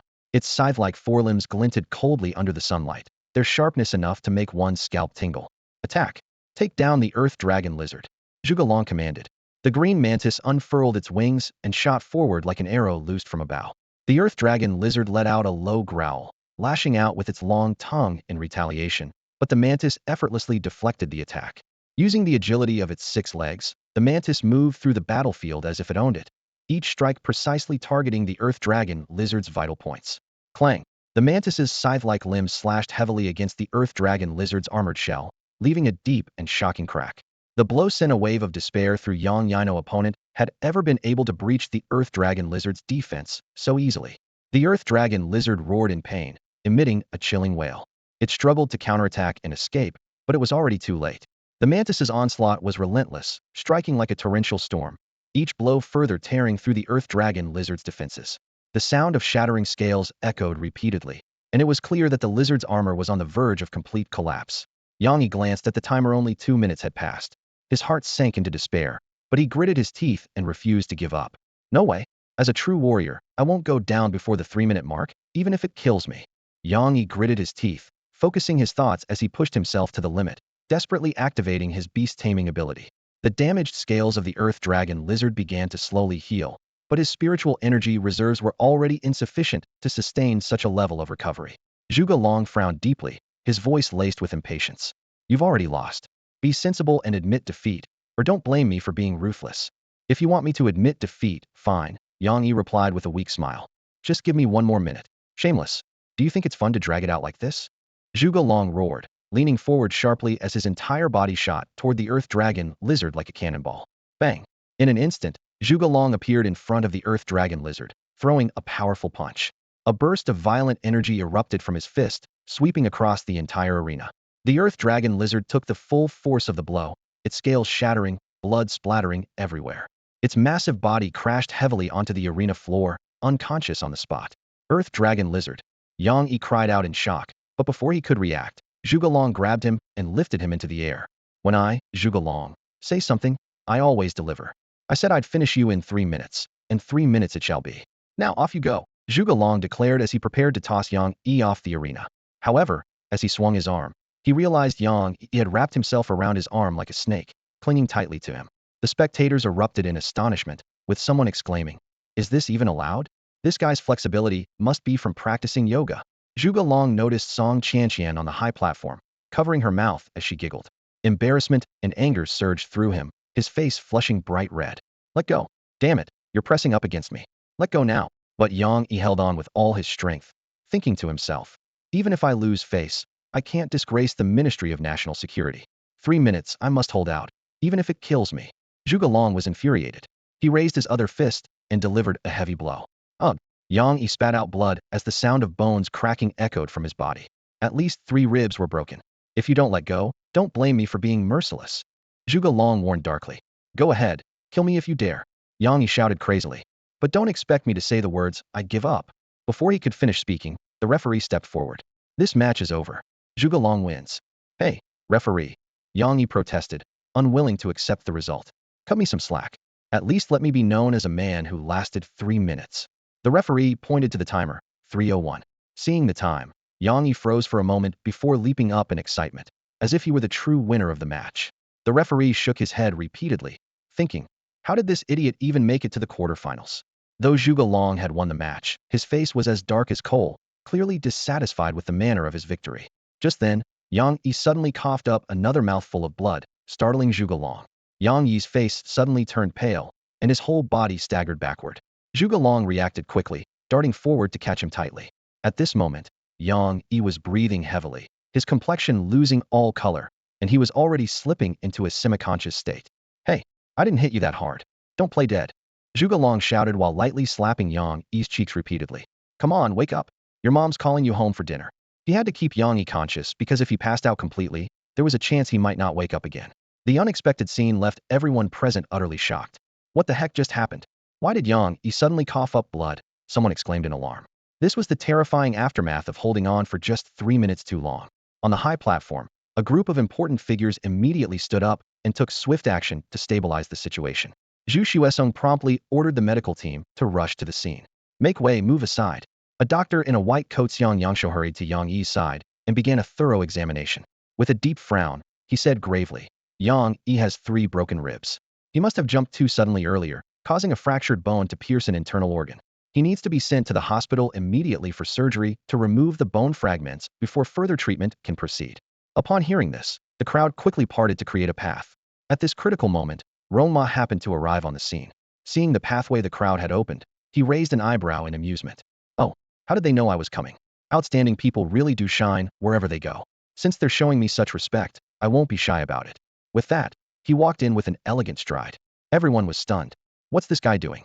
The situation is so urgent, and he's strolling in like he's on a red carpet? Hey, young man, don't block the way. There's an injured person who needs urgent medical attention, someone shouted. Hearing this, Rong Ma frowned and looked toward the commotion, only to see Yang Yi lying on the ground. Without another word, he rushed over. Senior, what happened? He asked. Rong Ma. Ji Mulan was momentarily surprised before quickly summarizing the situation. Rong Ma nodded. Oh, so it's just a rib puncturing an internal organ? That's easy. The crowd was speechless. Even the doctor had declared the situation critical, yet this young man spoke as if it were a minor issue. Xiang Yongshou stood up, his tone dripping with disdain as he addressed the younger Rong Ma. Young man, if you don't understand, don't speak nonsense. Internal injuries are extremely dangerous. If I hadn't arrived in time, he might not have made it. Rong Ma glanced at the unconscious Yang Yi and replied indifferently. Well, he's not awake now either. Before Xiang Yongshou could respond, Rong Ma summoned Niu Air. Out of nowhere, a muscular, towering bull with a hulking physique appeared, standing upright on two legs. This bizarre sight sent the onlookers stumbling back 3 steps in shock. Niu Air, can you treat him? Rong Ma asked. Niu Air crouched down and briefly examined Yang Yi's condition. 3 fractured ribs, 1 puncturing an internal organ. A minor procedure. I can perform a minimally invasive surgery in 3 minutes. No scars guaranteed. But we need to act fast. Thess already lost a lot of blood. Rong Ma nodded in satisfaction, smiling. Good, I'll leave it to you. This scene left everyone utterly dumbfounded, especially Xiang Yongshou. A powerful, fearsome bull was a doctor? And what shocked him even more was that Niu Air had accurately diagnosed the injuries with just a quick check. Although he suspected Rong Ma might have fed the bull this information in advance, he had previously stated that hospitalization and surgery were necessary. For the bull to claim it could handle the situation with just a minimally invasive procedure felt like a slap in the face. In such a critical and public setting, Xiang Yongshou couldn't accept this humiliation. There's no proper medical setup here. Who will take responsibility if something goes wrong? Xiang Yongshou anxiously stepped forward to object, his face filled with worry. Rong Ma gave him a cold glance, his tone calm, yet laced with sarcasm. And if something happens at the hospital, will you take responsibility? This question left Xiang Yongshou speechless. Deep down, he had to admit taking responsibility? He couldn't. As a doctor, all he could do was try his best. Niu Air, go ahead. Rong Ma had unwavering confidence in this unique subordinate. In his eyes, anyone bold enough to modify their own body must possess an unparalleled understanding of human anatomy. Coupled with his unconventional and unorthodox techniques, Niu Air was destined to be an indispensable member of the team. The others wanted to continue persuading Rong Ma, but they noticed that Niu Air had already crouched down and started the procedure with swift precision. Faced with Yang Yi's fractured ribs, he demonstrated remarkable expertise. He pulled out a set of custom-made microsurgical tools, including a finely crafted bone clamp, and a special biological adhesive so strong that even 2 adults working together couldn't pull apart anything it bonded. With practiced skill, Niu Air used a specially designed bone scalpel to make a tiny incision, no larger than a fingernail, at the affected area. Manipulating the bone clamp with precision, he aligned the fractured ribs flawlessly. He then carefully applied the biological adhesive to the fracture site, ensuring the bones would heal securely. After suturing the small incision, he performed a few mysterious additional treatments on Yang Yi. Standing up, Niu Air began to count down. 5 seconds, for seconds. The crowd exchanged puzzled glances, unsure of what he was doing. 1 second. As soon as the words left his mouth, a faint cough broke the silence. Cough, cough. Yang Yi, lying on the ground, opened his bewildered eyes, as though he had just been brought back from the brink in a miraculous recovery. What the hell? The onlookers were dumbfounded, their jaws nearly hitting the floor. Not only had the patient regained consciousness in an instant, but the timing of his revival had been predicted with uncanny accuracy. Niu Air's medical skills were nothing short of extraordinary. The prominent figures watching from the platform fell into silence. Niu Air's mere presence was shocking enough, but this display of almost supernatural medical expertise had completely upended their understanding. Can someone explain to me what kind of creature this is? One of them finally asked. Why does Rong Ma always have such bizarre creatures under his command? Tianlei, do you know? Jiang Tianlei looked utterly baffled. I don't even know when Rong Ma tamed this bull, so how am I supposed to explain anything to you? At this moment, Song Xinghe spoke up to clarify. It's a hybrid demon bull. As for whether it's called Niu Yi or Niu Air, I'm not sure. Strictly speaking, it's not a purebred companion beast. It was cultivated in a lab, using a combination of various hybrid genetic factors. Lab cultivated. The crowd grew even more puzzled. Everyone froze for a moment, exchanging bewildered glances. Weren't these companion beasts specifically bred for humans? Why would such a statement be made? Song Xinghe looked at Rong Ma in the audience with a hint of regret in his tone and explained in detail. This bull is actually an incomplete product, or more accurately, a failed experiment. It was the result of early tests when the technology was still immature. He briefly recounted the origins of Niu Air. After hearing the explanation, the audience shook their heads, abandoning any thoughts of extracting information from Rong Ma. These kinds of companion beasts are meant to serve humans by nature. However, since they are hybrid creations, their growth levels and evolution paths are riddled with limitations, making them essentially worthless for further development. Song Xinghe aside. Rong Ma probably signed the contract without knowing the truth. Someone should tell him not to waste his time and energy on such a beast. The competition, which had been interrupted, was about to resume. Rong Ma stepped aside, as he was set to compete in the fourth match, while Ji Mulan was up in the third. After the second match concluded, Ji Mulan walked confidently onto the field. Senior, good luck. Okay, Ji Mulan replied with confidence. The expressions of the high-ranking officials on the platform grew serious. They were well aware of Ji Mulan's unique beast-taming talent, her precognition eyes, which could simultaneously affect both humans and companion beasts. This meant that to land a hit on Ji Mulan, her opponent would have to predict her predictions. The officials collectively shook their heads, dismissing the possibility. How could anyone achieve such a feat? The winner is Ji Mulan. The referee's announcement was followed by the expected looks of recognition among the officials, their eyes betraying a hint of superiority and disdain. They silently congratulated themselves. Just as I predicted, her opponent couldn't even touch her shadow. How could these people's judgment possibly match mine? Standing nearby, Jiang Tianlei suddenly scrutinized them curiously. Strange. Why do they seem to exude an air of loneliness? It's just a competition. The quarterfinals, fourth match, is about to begin. Contestants, please step onto the stage. The referee's voice echoed once more. Xie Bailan, a fiery girl from Dachuan City, nervously walked onto the stage. She had watched Rong Ma's previous matches, and the scenes of his strikes were still fresh in her memory. Her body instinctively tensed, and she felt a growing unease, even entertaining the thought of forfeiting. Suddenly, she froze. The crowd erupted in surprise as well. Huh, why did they switch? Where's A Bao? Where did Boss Bao go? The audience, accustomed to Boss Bao's presence, finally realized this was a beast-taming battle, not a human versus beast duel. Looking at the dignified man standing opposite her, Xie Bailan suddenly dismissed her thoughts of surrender. Rong Ma was so handsome. Surely, he must also be gentle and considerate. He probably wouldn't let A Bao go too hard on her, right? Dachuan City, Xie Bailan. Ning City, Rong Ma. Let the match begin, the referee declared. Xie Bailan spoke nervously. All right, show me what A Bao can do. Rong Ma smiled faintly. I'm afraid you'll be disappointed. Today, A Bao won't be your opponent. What? Ba Jie begged me endlessly, saying he had to make an appearance and show off no matter what. Rong Ma raised his hand, and with a flash of green light, a red man, crimson-eyed pig demon, holding a large megaphone appeared before the crowd. Oink oink, a deafening roar echoed. Behold my grand entrance. When I show up, the world stops spinning. Mortals, I, Zhu Beiji, have arrived. The crowd was utterly dumbfounded. The moment Zhu Beiji made his entrance, the entire arena fell into a stunned silence. A green flash streaked across the stage, revealing an elite-grade scarlet-eyed boar demon. What caught everyone's attention the most was the absurdly out-of-place loudspeaker in his hands. Xie Bailan's face turned ashen, her lips quivering with anger. Rong Ma, you've gone too far. Just because I'm a woman, you look down on me like this? Send A Bao to fight me with everything he's got. Rong Ma shook his head gently, a composed smile on his face. A Bao only needs 2% of his strength to deal with you. As for Beiji, as long as he doesn't get carried away, handling you will be a piece of cake. You. Xie Bailan's eyes burned with fury as she gritted her teeth. With that attitude, no wonder you can't get a girlfriend. The referee, observing the scene, shook his head and thought to himself, this guy bragging in front of a girl is bound to end up single forever. He stepped forward and announced, the fourth match of the quarterfinals officially begins. As soon as the words left his mouth, Xie Bailan summoned a flame wasp. This creature, about 1.2 meters long, glowed with a fiery, orange-red light, resembling a living flame. Its translucent wings shimmered with faint flickers of fire, and its body was adorned with flowing, flame-like patterns radiating intense heat. Flame wasp, attack. Turn that ugly pig into a roasted tomato. Xie Bailan commanded sharply. As the flame wasp charged toward him, Zhu Beiji bared his sharp tusks and grinned. Little bee, today I'm using my brain. The crowd erupted with laughter and murmurs of disbelief.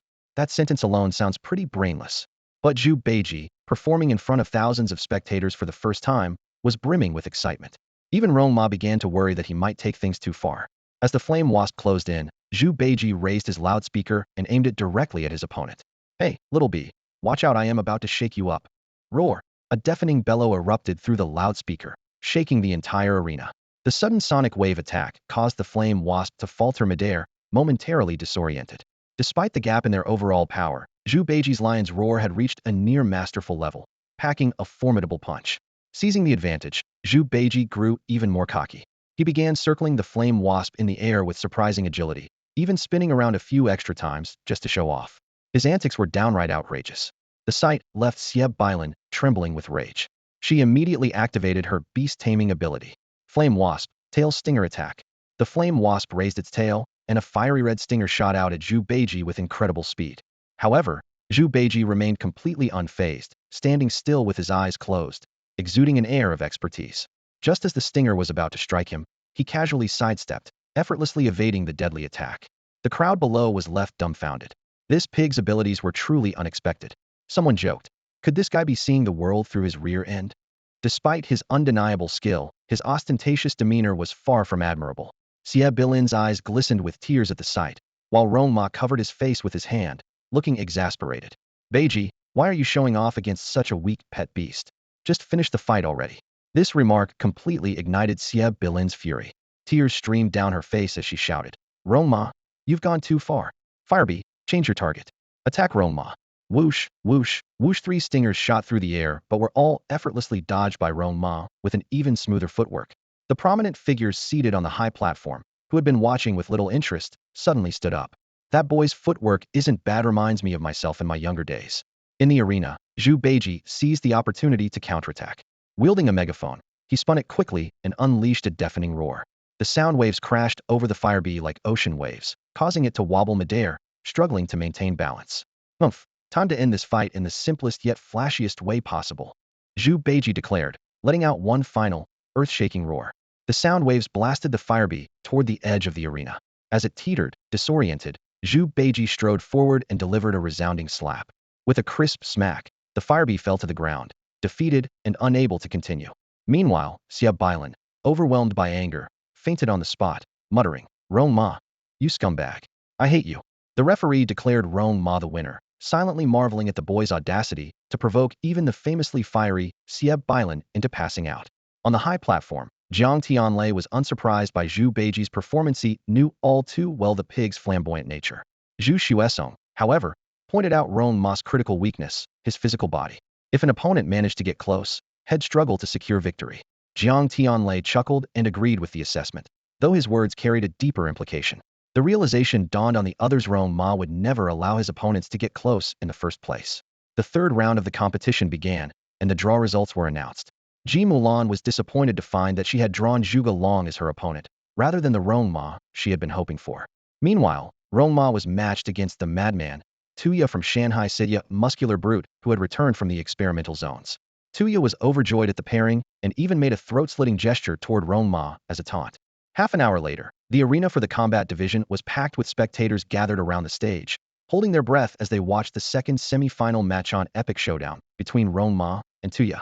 The first match had already concluded, with Zhuge Long defeating Ji Mulan thanks to his exceptional physical prowess. Despite Ji Mulan's stellar eye ability to foresee her opponent's moves, her physical reaction speed couldn't keep up with her mental acuity, a fatal flaw that ultimately led to her defeat. This match once again showcased the astonishing power humans could achieve after breaking through physical limitations, filling the audience with anticipation for the forthcoming era of human-beast collaboration. However, the second match took an unexpected turn that no one anticipated. Many had believed that the formidable Tuya would undoubtedly advance to the finals and face Zhuge Long in a battle of the new era's strongest contenders. Yet, on the stage, Tuya now lay on the ground in disarray, blood seeping from the corner of his mouth, his eyes wide with disbelief. His clothes were shredded, riddled with holes. What shocked everyone even more was that Rong Ma had remained motionless throughout the match, standing calmly in place. His pet beast, a Bao, wielded an iron bamboo staff and stood like an unyielding mountain in front of him, displaying an impenetrable defense. Tuya couldn't break through a Bao's guard and was instead utterly defeated by it. This match goes to Rong Ma, the referee announced with trembling legs, attempting to maintain composure. The final match of this special training session will commence in 30 minutes. As the referee declared the result, the crowd erupted into deafening cheers. The spectators marveled at how the previous match had given them a glimpse of the human-beast era's dawn, while this one had overturned their understanding entirely. Even someone as powerful as Tuya had failed to even get close to Rong Ma, and Abao's strength was nothing short of awe-inspiring. Tuya, suppressing his pain, limped off the stage.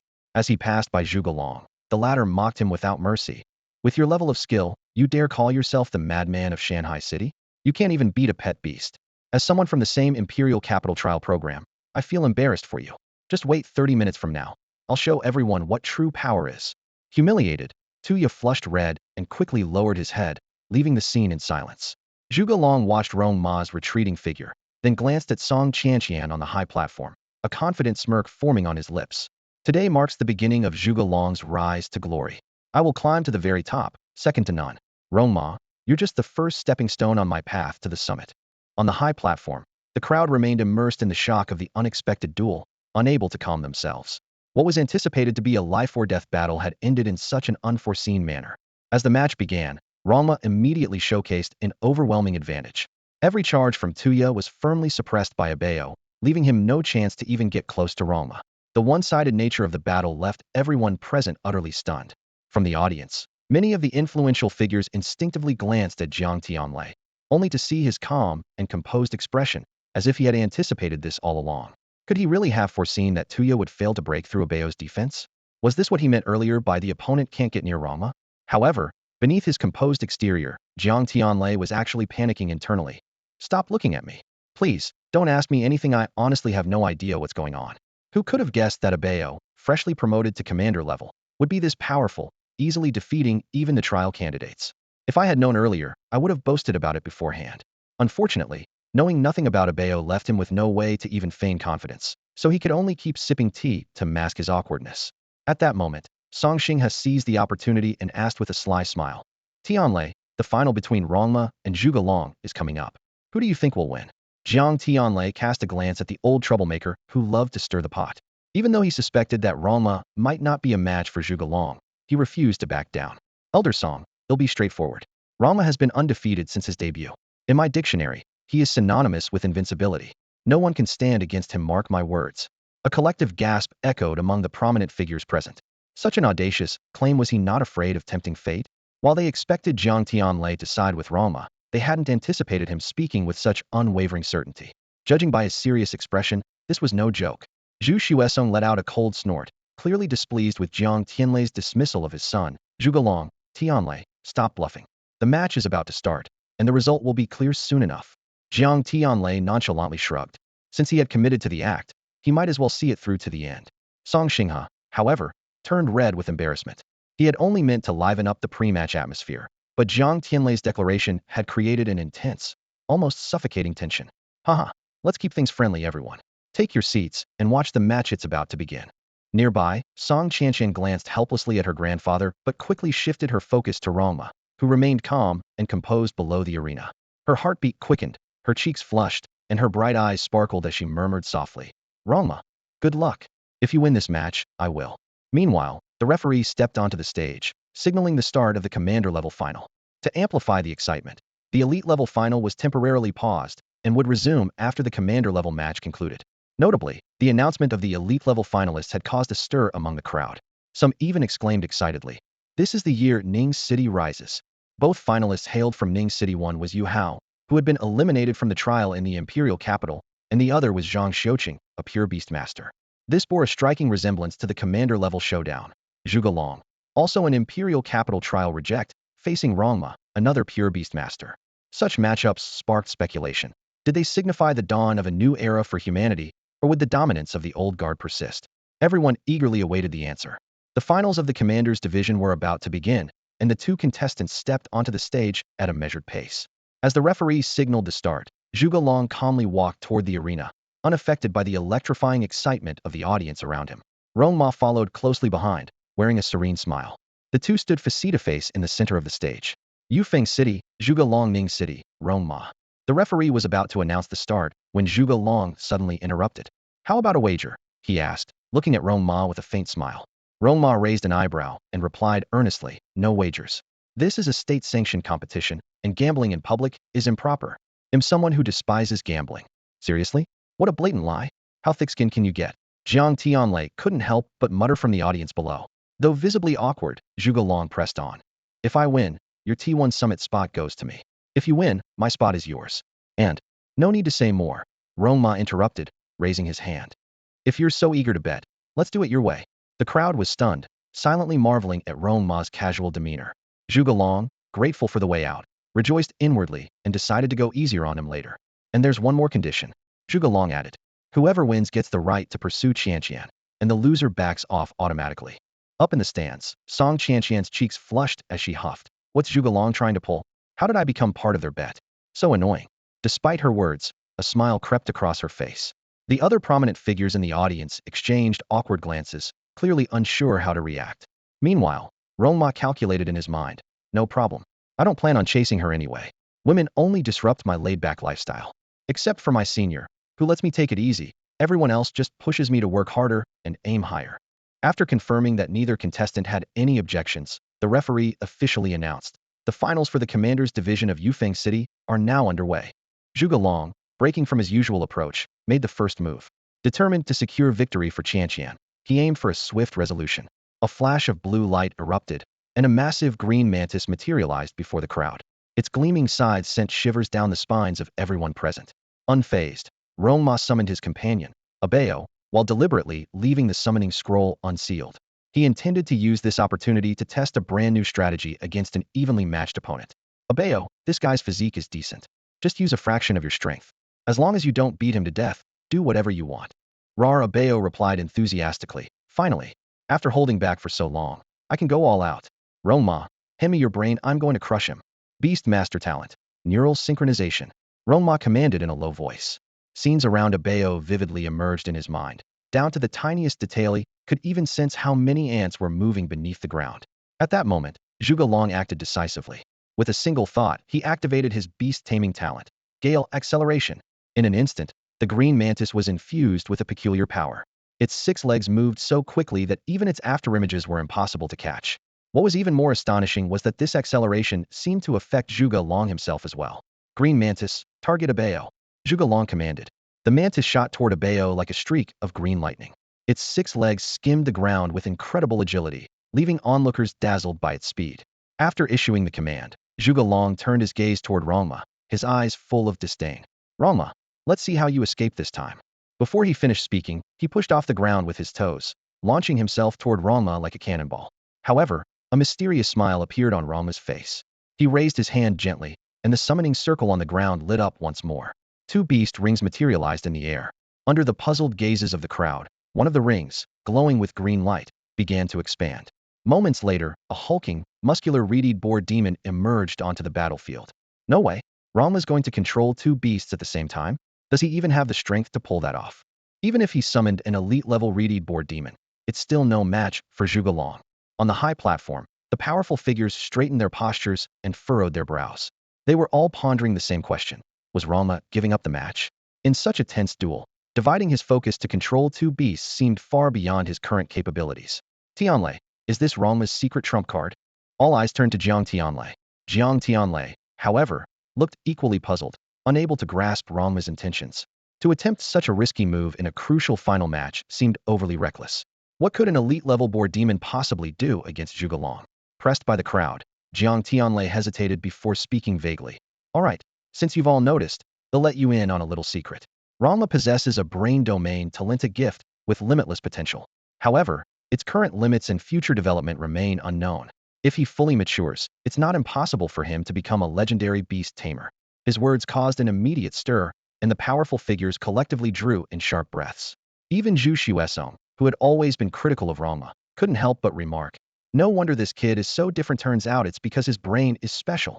Though the comment was meant as praise, it earned eye rolls from everyone present. Song Xing's eyes sparkled with intrigue as he remarked with great interest, fascinating, truly fascinating. Now I'm curious to see how Rong Ma manages to control 2 beasts at once.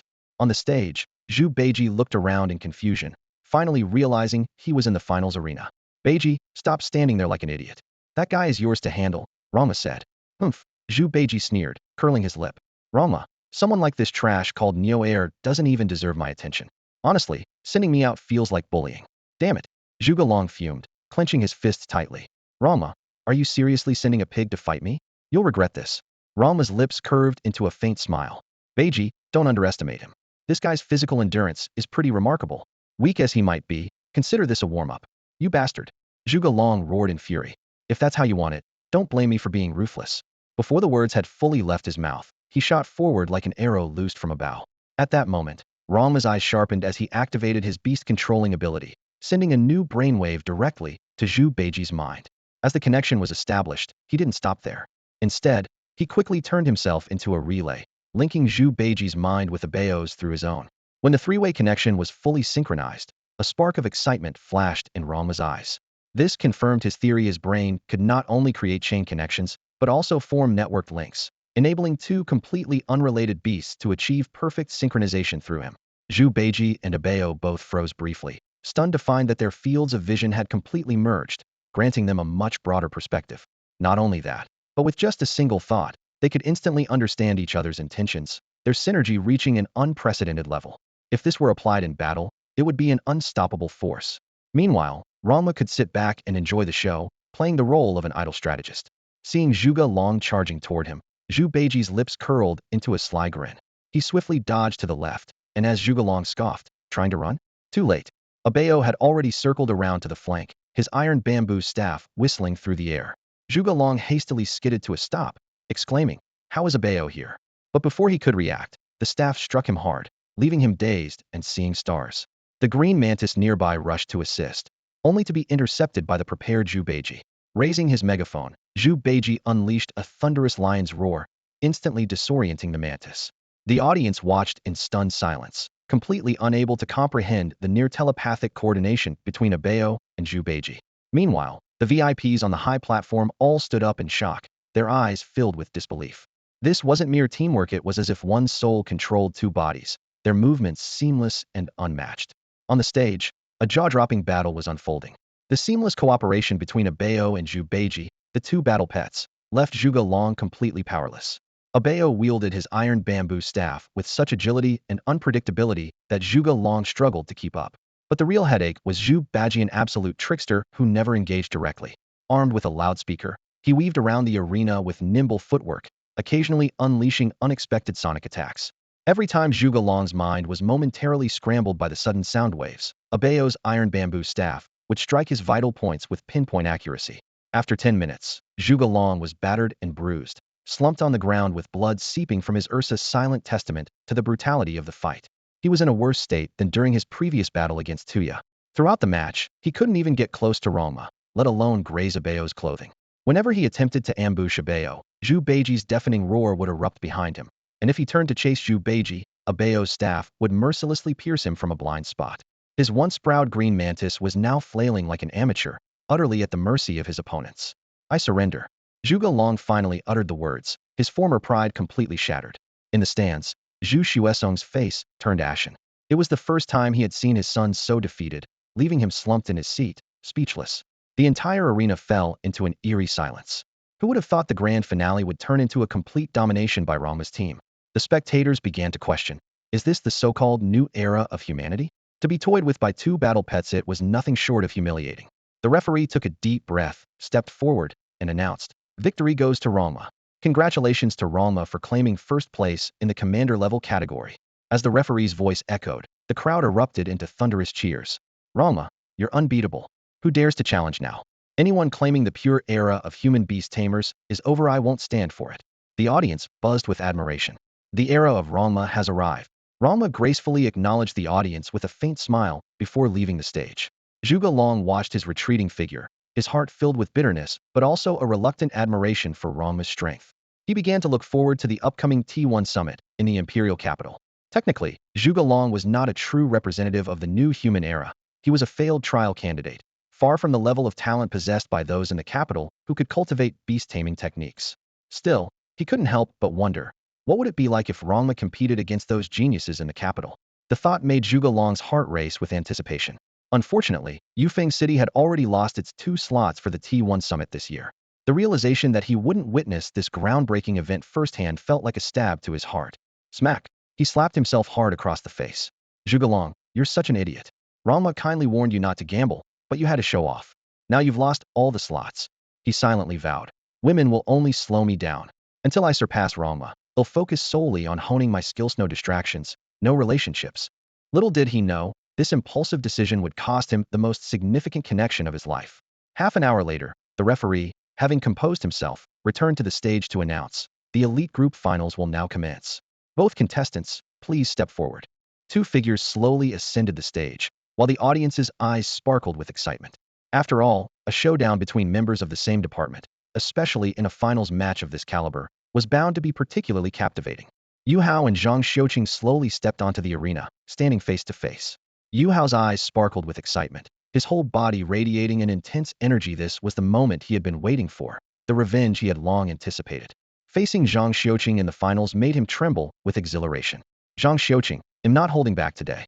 Be ready for it," Yu Hao said with a grin. But Zhang Xiuqing seemed to ignore his words, his gaze fixed firmly on Rong Ma in the audience. This unexpected reaction left Yu Hao momentarily stunned. Suddenly, Zhang Xiuqing shouted at the top of his lungs, "Rong Ma, watch closely.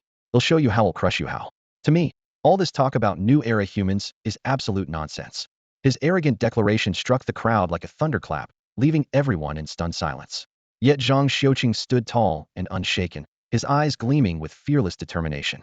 The audience below whispered among themselves, shocked by his audacity, but grudgingly admiring his courage. Rong Ma smiled and nodded. "All right then, give it your all. Take down Yu Hao first, and then head to the imperial capital and deal with the rest of those clowns." Zhang Xiuqing smirked knowingly, thinking to himself, as expected, a rival is a rival. Rong Ma, just wait and see, I'll leave you completely astonished. On the high platform, Jiang Tianlei was so startled by the sudden turn of events that he fell out of his chair. Internally, he was seething. These two reckless fools have no sense of timing. The imperial capital, as the nation's trendsetter, has already begun promoting human-beast collaboration. This is clearly the direction the country is heading. Struggling to his feet while gripping the chair for support, Jiang Tianlei realized that Rong Ma and Zhang Xiuqing were bound to become targets of widespread criticism. Yet, on second thought, he found himself oddly looking forward to the chaos they might stir up in the imperial capital. Thinking about the research institute there, which extracted essence by cruelly harming companion beasts, he couldn't deny that while the morality of it was debatable, the practice itself was undeniably repugnant. Back in the arena, Yu Hao's face had turned red with fury. "Zhang Xiuqing, you're unbelievably arrogant. They'll make you regret this. Referee, what are you waiting for? Start the match already." The referee sighed in exasperation. "Damn it, this is by far the most absurd match I've officiated this year. Both sides ready? Let the match begin."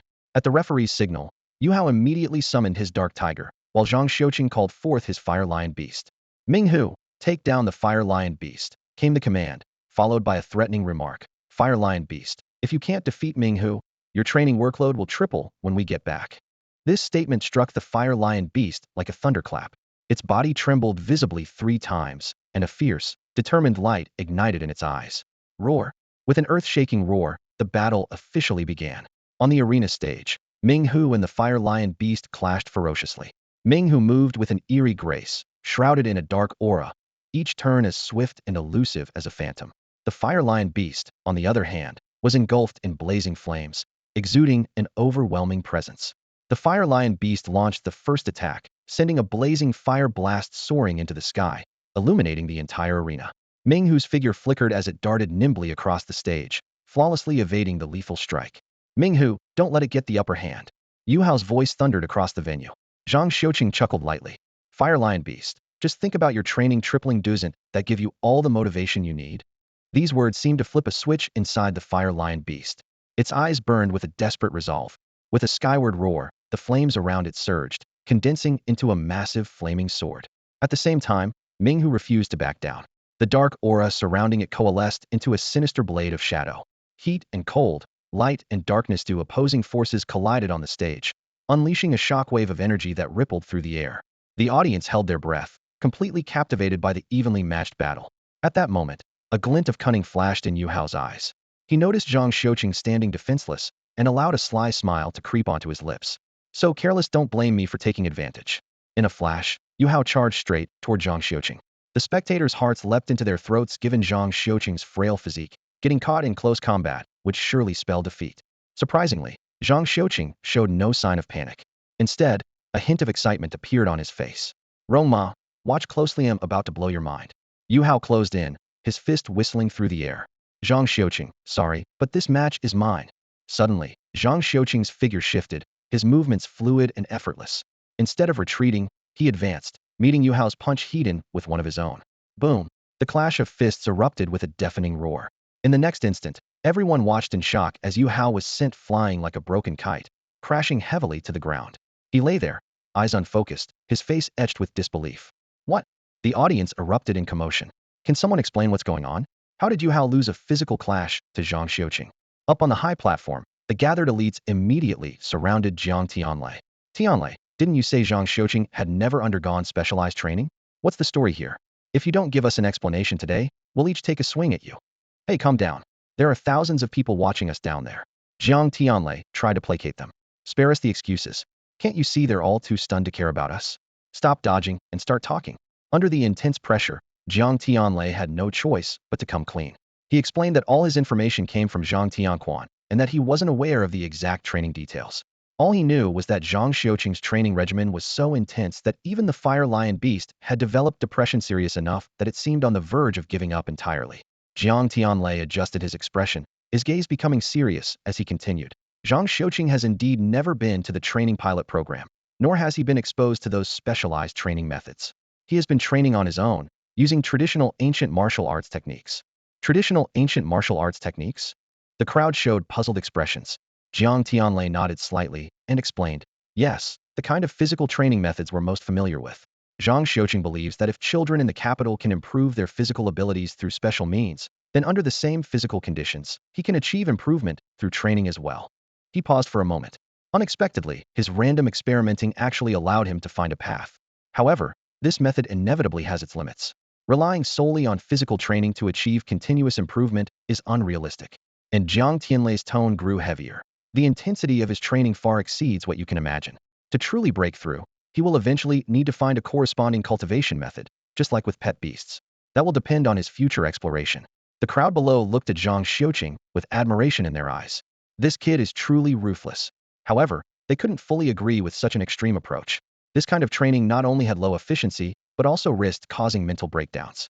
Just looking at his Fire Lion beast was enough. Merely hearing about tripling the training load had already pushed it to its absolute limit. In comparison, the training methods from the capital's pilot program were clearly superior, more efficient, and faster to yield results. Furthermore, the National Research Institute had already begun the process of isolating cultivation methods for pet beasts, which would likely be widely implemented soon.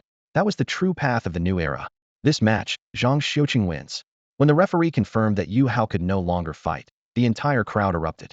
Another victory for the pure Beast Master style? Strictly speaking, Zhang Xiuqing isn't purely Beast Master style, right? How come now he's not considered pure Beast Master style? Weren't people shouting about it earlier? Lying on the ground, Yu Hao couldn't help but shed tears.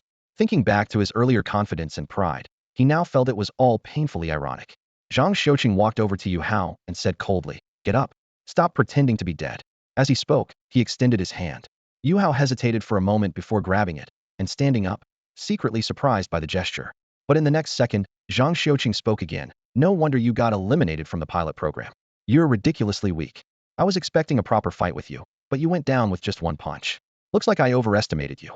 From now on, you don't even qualify to be my opponent. Let's just be friends instead." Yu Hao felt like every word was a stab to his heart, but he couldn't help retorting, Hey. Talking like that is a great way to lose friends. Besides, even though I was eliminated from the pilot program, I'm still one of the strongest among those who were cut."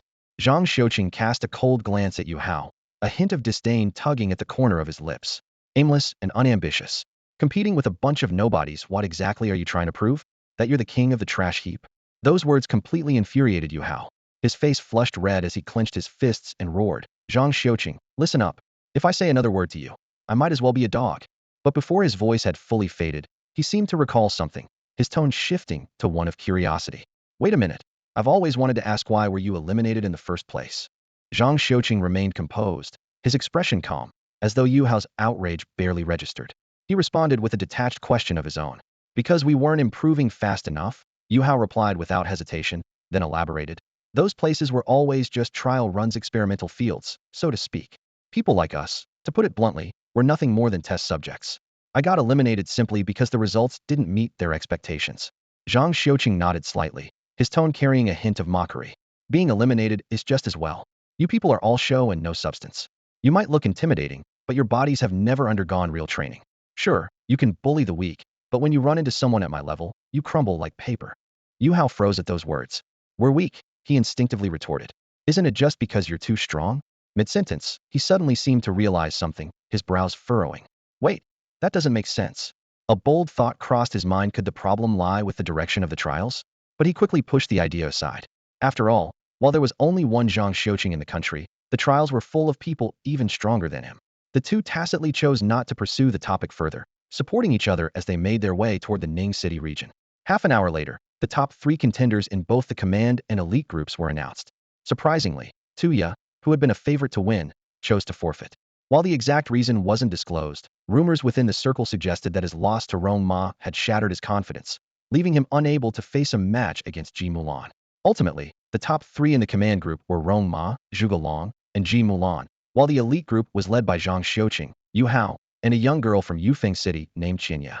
At the award ceremony, Song Xinghe presented the top three in the command group with medals, a cash prize of 100,000 yuan, and gleaming gold T1 summit tickets.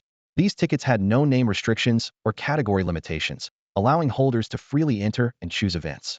However, Zhuge Long barely had a chance to warm his ticket in his hand before Rong Ma snatched it away, leaving Zhuge Long looking utterly defeated, as if his very soul had been taken. As the three stepped off the stage, Zhu Xuesong appeared seemingly out of nowhere, holding a T1 summit ticket, which he handed to Rong Ma. "This is what your department head won for you in a bet." "Shameless old man," Jiang Tianlei muttered, though he had always intended to give the ticket to Rong Ma. Still, seeing Zhuge Long lose a spot stung, and the thought of owing Rong Ma 1.5 million yuan made his heart ache. This meant the National Security Department would have to tighten its belt for the next 6 months. Just then, Li Xiaolan walked over with another T1 summit ticket in hand, making Jiang Tianlei's heart skip a beat. "Rong Ma, congratulations," she said with a smile. "This ticket is from Dean Tan. He asked me to pass it along to you." Jiang Tianlei was dumbfounded. "FO4 tickets now? 2 million. This kid is insane, he's draining me dry." Before anyone could respond, an elderly man approached, accompanied by his assistant. Song Xinghe raised an eyebrow. "Wolong, what brings you here?" The visitor was Wolong, a renowned Beast Valley cultivator. Smiling, he held up 4 dazzling T1 summit tickets. "I'm here to deliver tickets to Rong Ma." Jiang Tianlei was completely stunned. "Are you kidding me? This guy's practically a ticket-collecting machine." When Rong Ma held 8 tickets in his hand, Jiang Tianlei felt like his heart was bleeding. He stared at the stack of tickets worth 4 million yuan, his face as pale as a sheet of paper. In a small city like Ningxing, not to mention the National Security Department tightening its belt, even if all the officers ate dirt for a year, they could never scrape together such an astonishing amount of public funds. All eyes in the room instantly focused on Rong Ma. T1 summit tickets, nearly impossible to get, and he managed to secure 8 of them. This made everyone present start scheming silently, calculating how they could buy a ticket from him. The awards ceremony began, and the elite contestants took the stage one by one. Zhang Xiuqing stood proudly in the center position, his demeanor exuding confidence. His performance had clearly left a deep impression on the prominent figures on stage.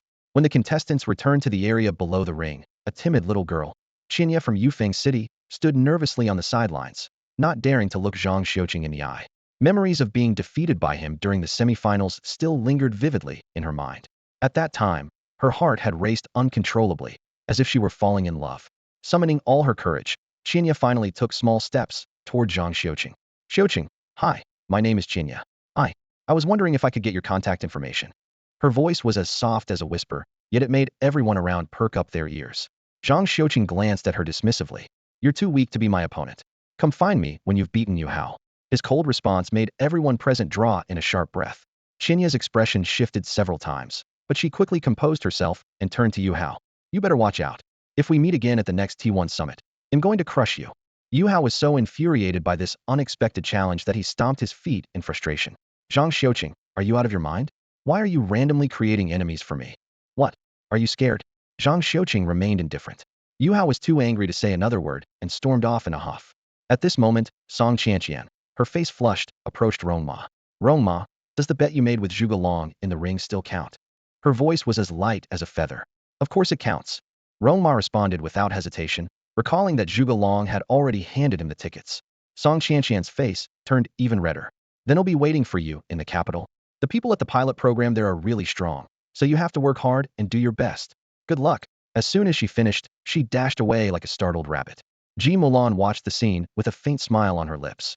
Meanwhile, Rong Ma stared at Song Qianqian's retreating figure and muttered to himself, "Does this woman have some kind of misunderstanding about me?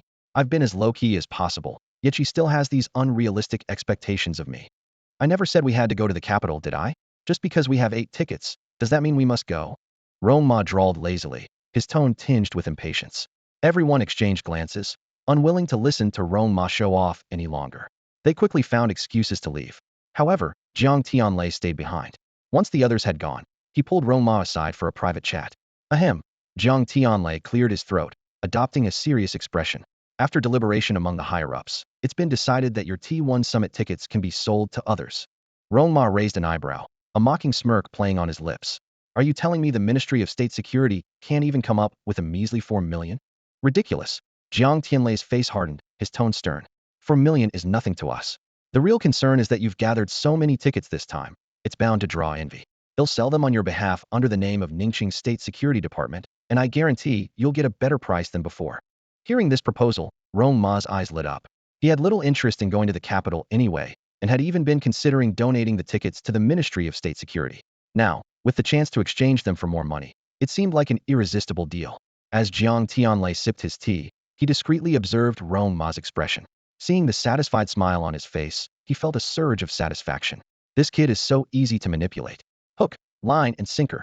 All right, Uncle Jiang, Rong Ma shrugged. Go ahead and sell all the tickets. I was planning to give them to the Ministry of State Security anyway. What? Jiang Tianlei nearly jumped out of his chair. You want to sell all the tickets? Realizing his plan was falling apart, he quickly shifted tactics. Rong Ma, that's not acceptable. Elder Song has high hopes for you. Dean Tin fought hard to secure those spots for you. And Elder Wa's reputation has taken a hit because of you. At least keep 3 tickets. Hey, race the deal. You keep 3 tickets, and he'll still give you the full amount of money. Plus, he lowered his voice conspiratorially. The capital has prepared a generous reward of spirit stones. At the mention of spirit stones, Rong Ma's interest was immediately piqued. He recalled that if a Bao wanted to advance to the king level, spirit stones were essential. Nutritional fluids alone wouldn't suffice. Fine, I'll go. Rong Ma agreed without hesitation. Jiang Tianlei breathed a sigh of relief, but then suddenly remembered something. By the way, has Elder Tan ever mentioned the research on evolutionary pathway compatibility to you? Rong Ma looked utterly baffled. Jiang Tianlei noticed the look of confusion on Rong Ma's face and immediately realized that Tan Jianzi must have decided not to inform him yet in order to avoid affecting the competition. Do you know why your project was suddenly put on hold? Jiang Tianlei got straight to the point. The evolution department at the Gugang Research Institute contacted Mr. Tan.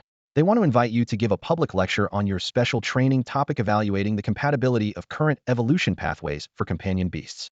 Even as he said this, Jiang Tianlei himself found the situation hard to believe.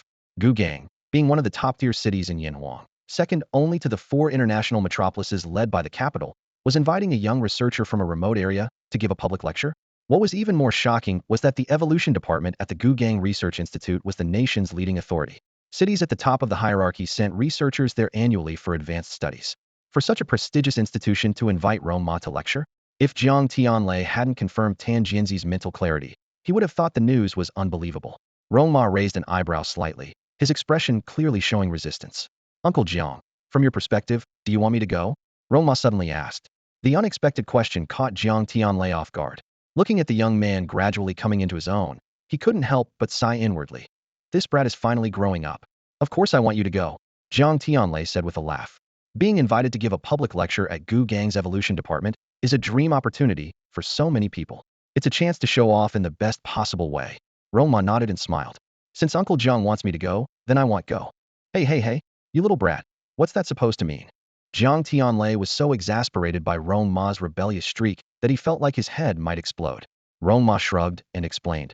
Places like that have too many rules and restrictions. I don't like being constrained. Besides, unlike you, Uncle Jiang, I don't enjoy showing off. I prefer to quietly develop my skills and survive in chaos by keeping a low profile. And honestly, what would I gain from giving them a public lecture? 1 million a day, Jiang Tianlei said calmly. Gu Gang is offering you the highest teaching fee for an evolution researcher. They're willing to schedule up to 3 days of lectures, which means 3 million in total. That's after taxes. They'll also provide full accommodations, meals, lodging, and travel. Rong Ma froze for a moment, taking a deep breath. When do I leave? In 3 days. Meanwhile, Yang Yi, feeling nervous, arrived at Rong Ma's residence. Ever since he learned that Rong Ma had 8 tickets to the T1 summit, he had been scheming about how to get his hands on one. Beyond anything else, he wanted to witness this groundbreaking showdown in the capital firsthand. Jiang Tianlei's words echoed in Yang Yi's mind. Whoever secures a spot at the T1 summit will be promoted to team leader. That position was the opportunity he had longed for the most. Standing in the hallway, Yang Yi was filled with regret. He recalled the time he had once called Rong Ma big brother, only to take it back out of pride. Looking back now, he wished he could slap himself. Rong Ma was no longer the same person he used to be, and calling him big brother now would only make him seem desperate and servile. At that moment, he saw Ji Mulan approaching and blurted out instinctively. Mulan, why are you looking for Rong Ma? Ji Mulan glanced at him coldly. Do I need to report to you if I'm looking for Rong Ma? Frustrated, Yang Yi raised his hand and gave himself a loud slap across the face. The sharp smack echoed down the hallway, startling Ji Mulan. Blushing, he awkwardly explained, Milan, is Rong Ma around? I need to talk to him about something. He's meeting with the minister, G. Milan replied. The minister asked him to sell off the extra T1 summit spots. He should be back any moment. Her words hit Yang Yi like a bolt of lightning, and his face turned pale. Missing this chance might mean waiting an indefinite amount of time for another opportunity to get promoted. Forcing himself to remain calm, he said, Could you let him know for me? I'll take my leave now. Just as he was about to walk away, a familiar voice called out behind him, Yang Yi. Rong Ma had returned. Yang Yi turned around stiffly. Congratulations, he said. Wait a moment, Rong Ma said with a smile, handing him a gleaming golden ticket. This is for you. Yang Yi froze in place, his lips trembling. Why? You helped me during the Beast Tamer Association evaluation. Think of this as my way of saying thank you. You showed me kindness, and am returning it tenfold. As he spoke, Rong Ma placed the ticket firmly into Yang Yi's hand. Yang Yi's eyes reddened, and he pretended to rub them. Damn it, must be something in my eye. Deep down, he wanted to call Rong Ma Big Brother again, but he knew that some missed opportunities could never be reclaimed. Clutching the ticket tightly, he expressed his gratitude sincerely and made a silent vow if they couldn't be brothers, then he would fight alongside Rong Ma to build their future together. That same day, Jiang Tianlei sold off all of Rong Ma's extra T1 summit spots for 1 million each, in addition to keeping 3 reserve spots worth 1.5 million. Although Rong Ma had gifted Yang Yi a spot, Yang Yi insisted on paying a bonus. In the end, Rong Ma walked away with 6 million in total, which not only allowed him to improve the benefits for Abeo and the others, but also enabled him to begin planning Neo Air's evolution. The week-long special training in Yufeng City finally came to an end. That evening, everyone returned to Ning City, and Rong Ma fell into a deep sleep. It wasn't until the next morning that he had time to review the system's accumulated notifications from the past week. The system prompts appeared one after another. Abeo, this giant panda's martial soul, advanced to Commander Tier 2, granting Rong Ma a tenfold reward of 300 points of vitality. Not only that, Abeo also comprehended the Dao rhythm of the low-level dog beating staff technique, which earned Rong Ma a tenfold reward of the Dao rhythm for the mid-level dog beating staff technique.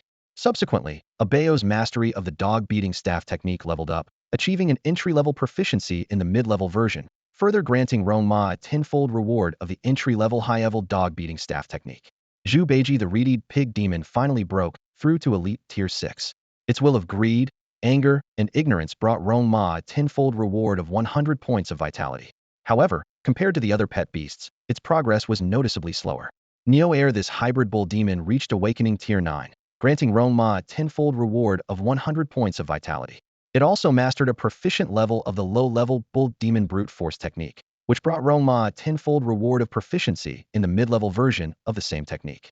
It took Rong Ma an entire hour to go through all the system notifications. Afterwards, he stood in the courtyard, his gaze falling on Zhu Beiji, whose figure had become noticeably bloated. His brows furrowed deeply. The pig demon had gained an additional 300 pounds since their first meeting. Its excessive fat had significantly weakened the effectiveness of its EN absorption combat technique, and even the cooling effects of the refrigerator were proving futile. I must find a way to solve this problem, Rong Ma muttered to himself before raising his voice. Abeo, all 3 of you come over here. As the 3 pet beasts approached with puzzled expressions, Rong Ma fixed his gaze on Zhu Beiji. In a calm tone, he said, Beiji, your cultivation progress is the slowest, and we need to take action. The first step is to implement a weight loss plan. I'm giving you 2 options, it's up to you to decide. Zhu Beiji was dumbfounded. It had never heard of a pig needing to lose weight. Weren't pigs supposed to be fatter the better? Rong Ma raised an eyebrow and continued, the first option is a 7-day weight loss plan that guarantees you'll lose 100 pounds. Don't worry, my plan is very reliable, I promise it won't kill you. Oink oink, Zhu Beiji was instantly terrified, its soul nearly leaving its body. Lose 100 pounds in 7 days? Rong Ma, are you sure you're not joking? Rong Ma raised an eyebrow slightly. It seems you're not too fond of the first option. Then listen carefully to what I have to say next. The second option is to have Neo Air perform liposuction on you. Rong Ma spoke in a calm tone. It only takes 2 hours to lose 100 pounds. However, I must warn you, this method will definitely lead to rebound weight gain. Given your current physique, you'd likely need liposuction every week. And, he paused meaningfully, liposuction might affect your endurance. Zhu Beiji was immediately torn after hearing this. His face was filled with distress, as both options seemed unbearable to him. But judging by Rong Ma's demeanor today, it was clear that he had to make a choice. After much internal struggle, Zhu Beiji finally made up his mind. Rong Ma, I'll choose the first option. For the sake of his future happiness with Chang'ai after ascension, he gritted his teeth and opted for the weight loss plan involving exercise and dieting. Rong Ma nodded knowingly, as if he had anticipated this outcome. Then, he shifted the conversation. The second topic is about your training. The energy absorption from the refrigerator is no longer effective for you. Moving forward, we'll switch to liquid nitrogen freezing to train your endurance techniques. Humph. Zhu Beiji shivered all over. Liquid nitrogen freezing?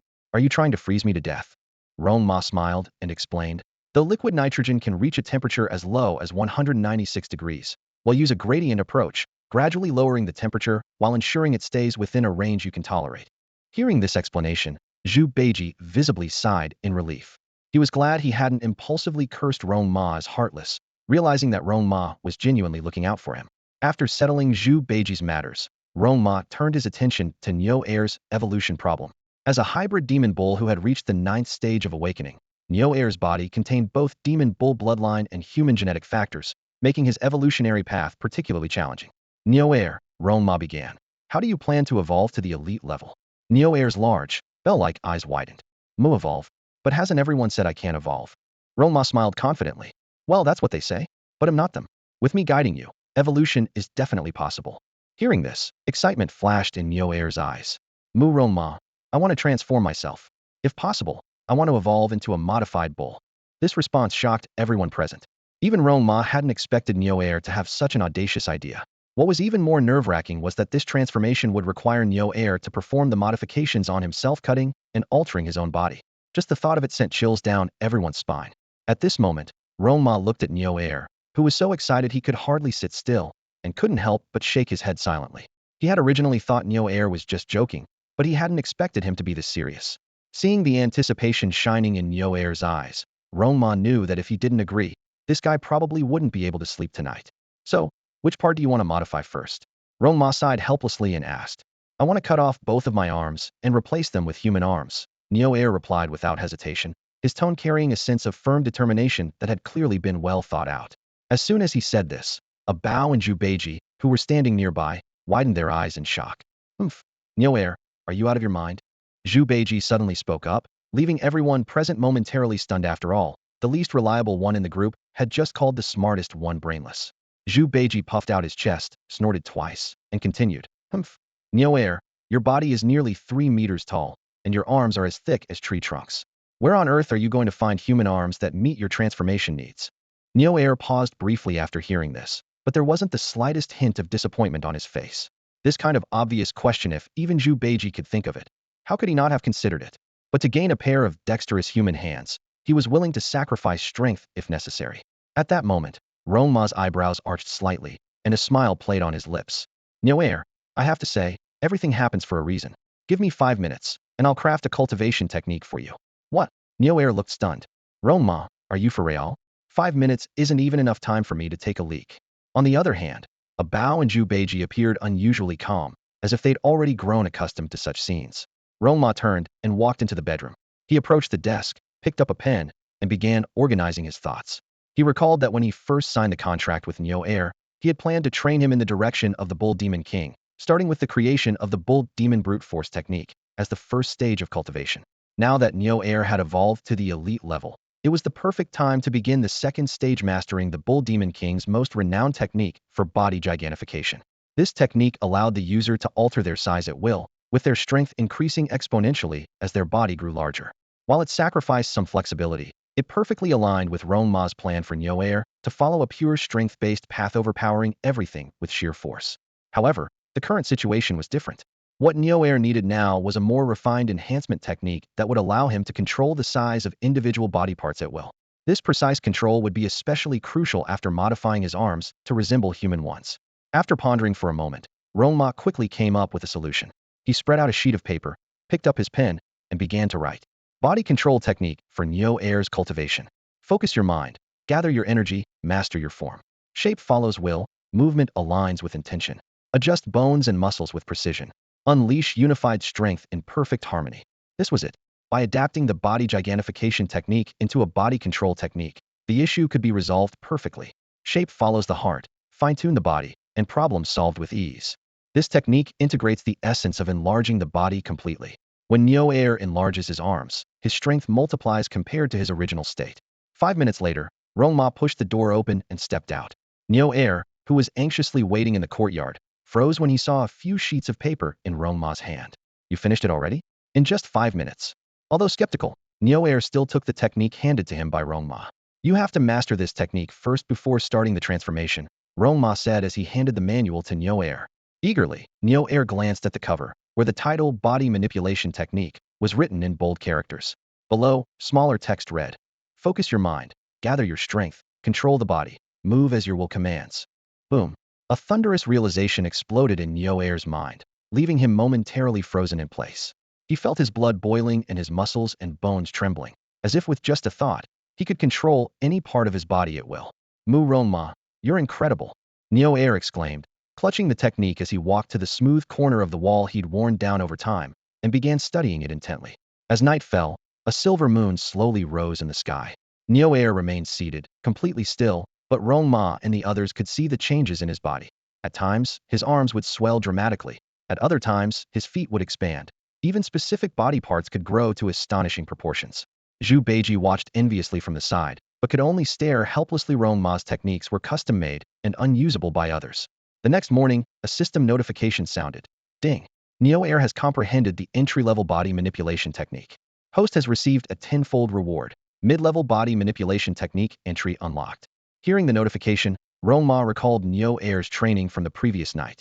He jumped out of bed, rushed to the bathroom without even changing his clothes, and emerged 5 minutes later with a beaming smile, thinking, this technique is amazing. It can control the size of any part of the body at will. As he opened the door and stepped into the courtyard, Rong Ma suddenly froze. What is that? He exclaimed. Standing nearby, a Bao and Zhu Beiji were hiding in a corner, staring up at the sky. Next to them, a massive cow hoof, the size of a small car, loomed over them. Following the hoof upward, Rong Ma gasped. Neo, who was usually less than 3 meters tall, had grown to nearly 30 meters. The body manipulation technique had enlarged his entire body tenfold, and naturally, his strength had increased tenfold as well. Though Rong Ma was curious about how much his mid-level technique could enhance, seeing Neo in this state made him hesitate to try it himself. At that moment, the sight of everyone standing at the base of the towering Neo was both overwhelming and a bit comical. That's incredible, Rong Ma shouted. Neo, shrink back down. Showing off like this without clothes is going to scare the neighbors. Snapping out of his excitement, Neo awkwardly reduced his size and returned to his original form. He eagerly tried to hug Rong Ma, but Rong Ma quickly stopped him. Don't come near me. I'm not used to that. Your appreciation is enough. Once Neo had changed into proper clothes and rejoined the group, everyone understood Neo's transformation and evolution were about to begin. In the morning, Rong Ma stepped into the doors of the Research and Development Department at the Ningqing Research Institute. The moment Su Yifa saw him, he hurried over like an eager grandfather, his eyes brimming with anticipation. Rong Ma, you're here? Where's Neo? Let me see if it has lost any weight. Rong Ma couldn't help but chuckle and shook his head. Mr. Su, it's a cow. It can build muscle just by eating grass. How could it possibly lose weight? As he spoke, he focused his thoughts and summoned Neo. When the explosive aura emanating from Neo filled the room, Su Yifa froze in place. He stared at Rong Ma in shock, momentarily speechless. How long has it been? Neo has already reached the 9th level of the awakening stage? This speed, it's faster than a rocket. Come, have a seat and drink some tea, Su Yifa said, snapping out of his astonishment and quickly inviting him to sit. Rong Ma settled into a seat and sipped the tea before explaining the purpose of his visit. 10 minutes later, Su Yifa sat there in a daze, a cigarette in his hand burned down to his fingertips without him noticing. Rong Ma, are you saying you figured out Neo's evolution route, and the first step is to modify it by giving it human arms? Su Yifa's voice was filled with disbelief. You're not joking, are you? Rong Ma sighed helplessly. He had anticipated this reaction before coming here. However, acquiring human arms was something he couldn't manage on his own, not to mention the need for a professional laboratory and precise equipment for the modification surgery. Mr. Su, Rong Ma said, switching tactics and offering a faint, resigned smile. Why don't you communicate with Neo directly? If it wants to give up, I won't object. Su Yifa turned his gaze to Neo, his expression complicated. I want it. Neo's bellow instantly struck Su Yifa's soft spot. All right then. Su Yifa finally nodded. There's a body in the lab that passed away from illness this morning. The individual signed an agreement to donate it for research. Those arms, you can use them. Neo's excitement was palpable as it trembled with joy. Su Yifa led them to the lab and pointed to the body on the operating table. There it is. Rong Ma nodded and summoned a Bao and Zhu Beiji to assist with the procedure. The surgery would involve removing Neo's arms, and it was clear that these two companion beasts would be performing the operation. Su Yifa watched the absurd scene before him, his face full of worry. In all his years, this was the first time he'd witnessed companion beasts performing surgery on another beast, let alone replacing a cow's arms with human ones, a concept that defied all logic. Rong Ma, he hesitated before speaking. Maybe it would be better to have someone from the RD department perform the surgery. These two companion beasts of yours. Rong Ma shook his head, a confident smile playing at the corners of his mouth. Mr. Su, you can rest assured. If it were someone else, I might have my doubts. But with those three working together, this is as good as done. Su Yifa, seeing Rong Ma so certain, had no choice but to step aside silently, observing from the background. He resolved to step in and take over the surgery immediately if anything went awry, couldn't let Nyoair suffer any lasting disability. Mu senior brother, Beiji, hold on a moment, Nyoair said as he strode toward the operating table. Let me remove this corpse's arm first. 2 minutes, that's all I need. As Nyoair stood before the operating table, his demeanor shifted dramatically. The bold and passionate glint in his eyes was instantly replaced by a calm, focused intensity as he locked his gaze on the corpse lying before him. This sudden transformation left Abayo and Beiji utterly dumbfounded. Zhu Beiji couldn't help but comment. Senior brother, look at Nyo he's like a completely different person. How strange. Before he could finish, Nyo still laser-focused, suddenly turned his head, his eyes flashing with a terrifyingly sharp aura. Mu, if you say one more word, I'll take your pig trotters and braise them. Zhu Beiji froze in place, paralyzed by the unexpected threat. The chilling air emanating from Nyo made it clear he wasn't joking. Rong Ma, watching the scene unfold, allowed a faint smile to tug at his lips. Nyo quickly adjusted the surgical tools, his movements swift and precise. Holding the scalpel, he meticulously examined the surgical site, leaving no detail unchecked. His methodical approach stood in stark contrast to his usual carefree demeanor, revealing an almost unrecognizable rigor and discipline. With practiced precision, he measured the position against the corpse and began the operation. The scalpel traced a smooth arc across the skin, and the blood was immediately suctioned away by the equipment. The sharp scent of antiseptic filled the room. Every movement Nyo made was seamless, as if he had rehearsed it countless times. The onlookers couldn't help but marvel at his skill. 2 minutes later, Nyo straightened up, carefully placing the fully detached pair of arms into a tray. Turning to Rong Ma, he said, Mu Rong Ma, we're ready to begin. With that, he walked over to a larger operating table and lay down on it. Rong Ma gave a slight nod, and with a thought, 3 streams of neural signals radiated from his mind, instantly linking the consciousness of Abayo, Beiji, and Nyo together. Su Yifa watched in astonishment as Abayo and Zhu Beiji moved to either side of Nyo. They each picked up a scalpel and began examining the neural pathways in Nyo's arms. What shocked him even more was the uncanny synchronization of their every action, from their steps to their grip on the tools, from their breathing to their expressions. It was as if they had become extensions of Nyo himself, completely overturning everything Su Yifa thought he knew from years of research. 3 minutes later, under the guidance of Nyo consciousness, Abayo and Zhu Beiji had fully mapped out the nerve structure in Nyo arms. They were ready to proceed with the operation. The laboratory was enveloped in silence. The dim lighting left the room in shadows, except for the surgical lamp casting a bright circle over the operating table, where Nyo lay under its glow. Abayo and Zhu Beiji stood on either side of the table, their eyes sharp and focused on the transformation about to take place. In stark contrast to their tension, Nyo, lying on the table, appeared extraordinarily calm. His composure stemmed from a profound understanding of his own body. The two surgeons moved in perfect synchrony as they donned their surgical gloves, exuding professionalism and steadiness in every detail. Off to the side, Su Yifa looked on, utterly dumbfounded, felt as though he were watching 2 Nyo operating on the Nyo lying down. The bizarre sight left his mind struggling to process the scene. Abayo and Zhu Beiji concentrated intently on the guide displayed on the screen, carefully mapping out the surgical area. After double-checking their work, they exchanged a quick glance and nodded in silent agreement. Moments later, the scalpel made a precise incision on Nyo arm. Blood gushed out, but was promptly suctioned away by the blood extractor. They meticulously followed the neural pathway map, ensuring that each cut avoided damaging Nyo's nerves. Midway through the operation, they had completed the dissection of the arm. The next step was the most critical, the precise attachment of a human arm to Nyo's body. Su Yifa's heart pounded in his chest, his palms damp with sweat. Suddenly, Abayo and Zhu Beiji began attaching the human arm without hesitation, startling Su Yifa. Hold on. Why are you moving so quickly without even double-checking? He shouted, his voice trembling with anxiety. Mu, old man, shut up. Your loud voice is interrupting my surgery. Nyo suddenly spoke, his words leaving Su Yifa completely stunned. He stared in confusion. Abayo and Zhu Beiji were the ones performing the surgery, so how could they possibly be disturbing Nyo? Rong Ma chuckled softly from the side, but offered no explanation. In truth, Neo Air was the one in control at that moment. Thanks to the shared consciousness among the three, Abeo and Zhu were acting entirely under Neo Air's mental guidance. This was the real reason Rong Ma trusted them to perform the operation on Neo Air. The surgery continued. Abeo and Zhu moved with fluid precision, placing the human arm perfectly into the incision site. All right, begin the connection. Abeo commanded. At his signal, the two operated the instruments in unison, gently pressing the arm into place. Under the guidance of the advanced equipment, blood vessels and nerves began aligning and fusing seamlessly, weaving together into a flawless integration. The entire operating room seemed frozen in time, with only the soft hum of the surgical instruments breaking the stillness. Abeo and Zhu heartbeats seemed to synchronize as they focused entirely on the final stage of the surgery. As the sound of the surgical instruments gradually steadied, the human arm was successfully integrated with Neo Air's body.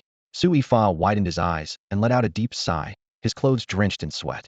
He stared intently at the operating table, deeply shaken.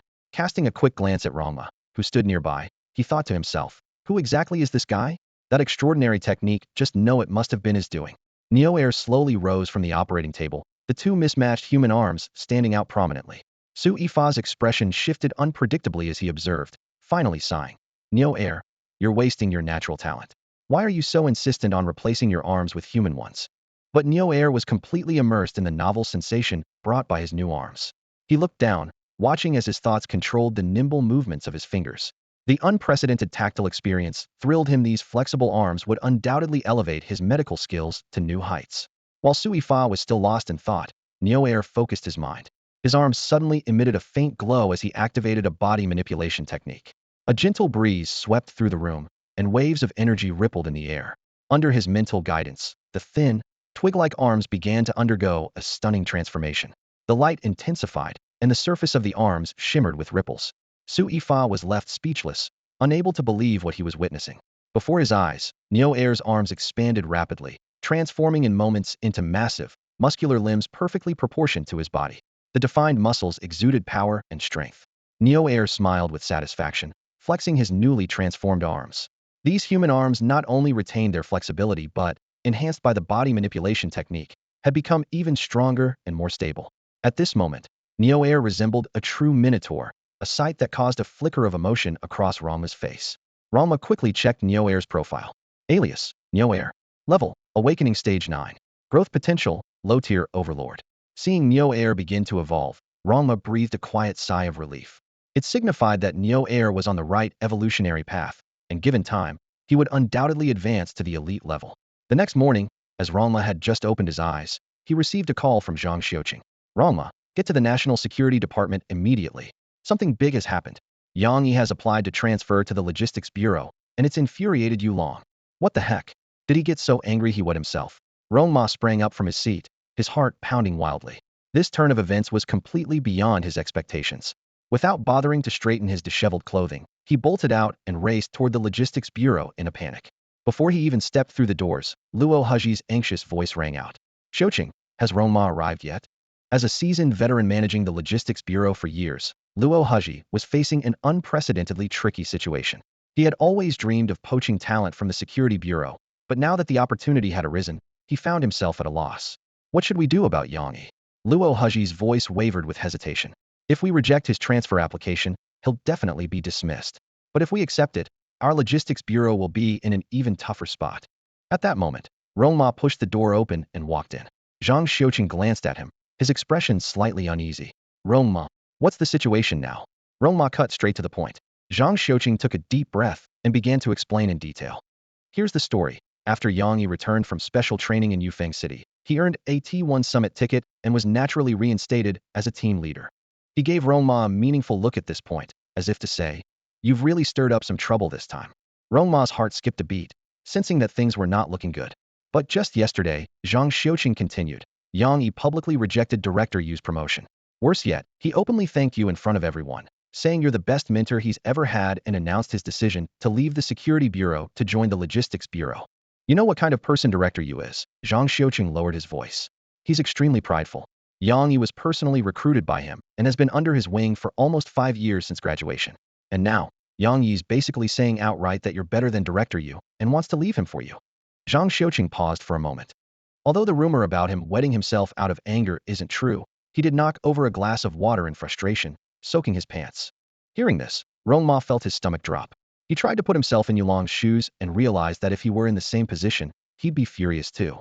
Knowing Yulong's temperament, the water spilling incident seemed perfectly plausible.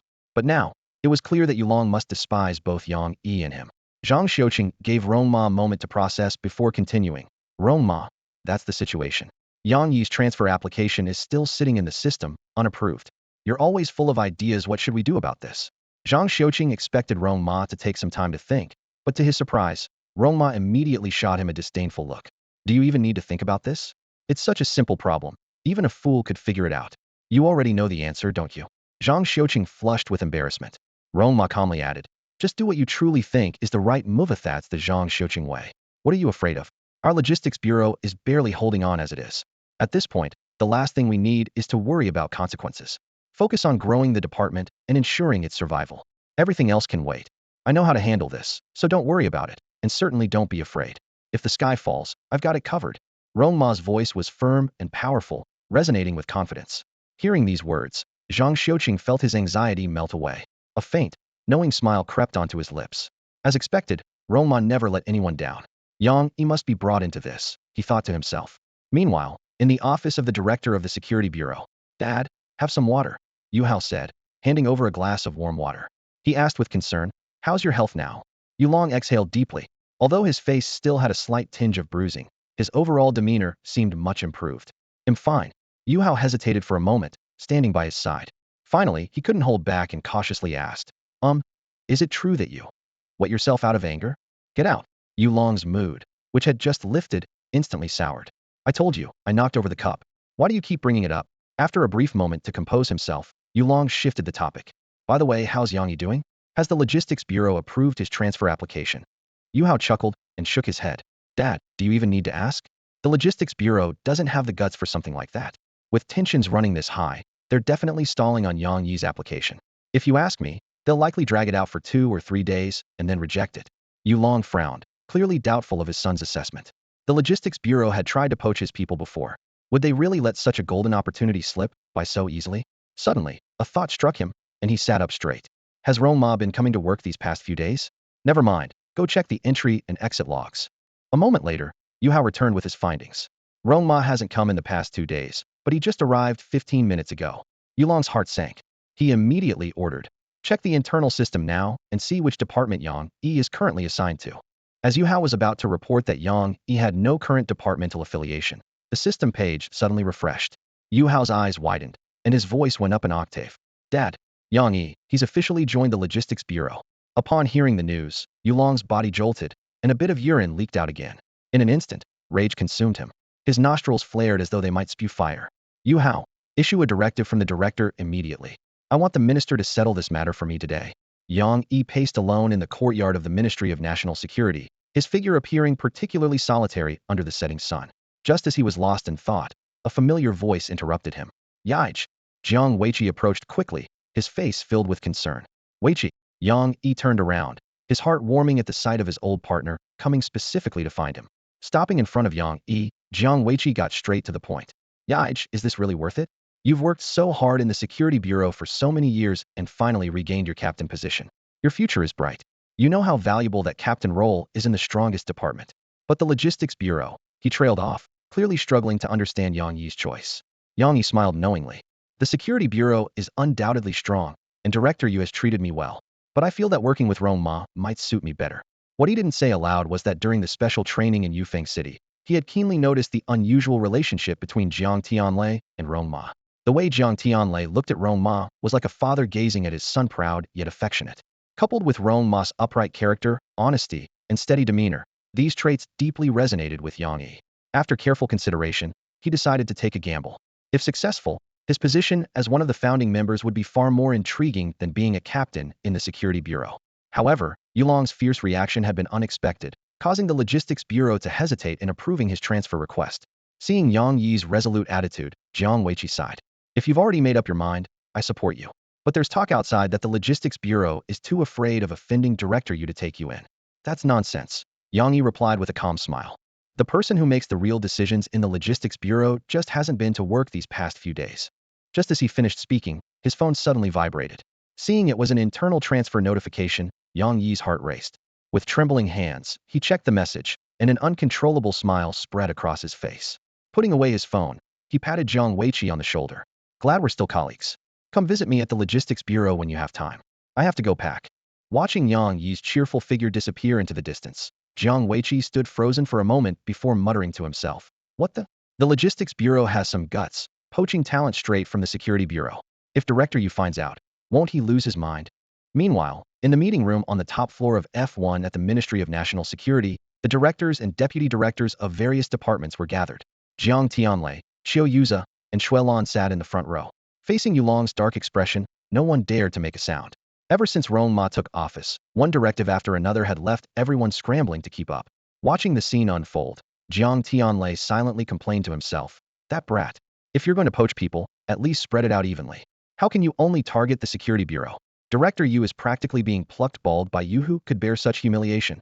He stole a glance at Yulong's livid face and couldn't help but feel a twinge of worry for his son.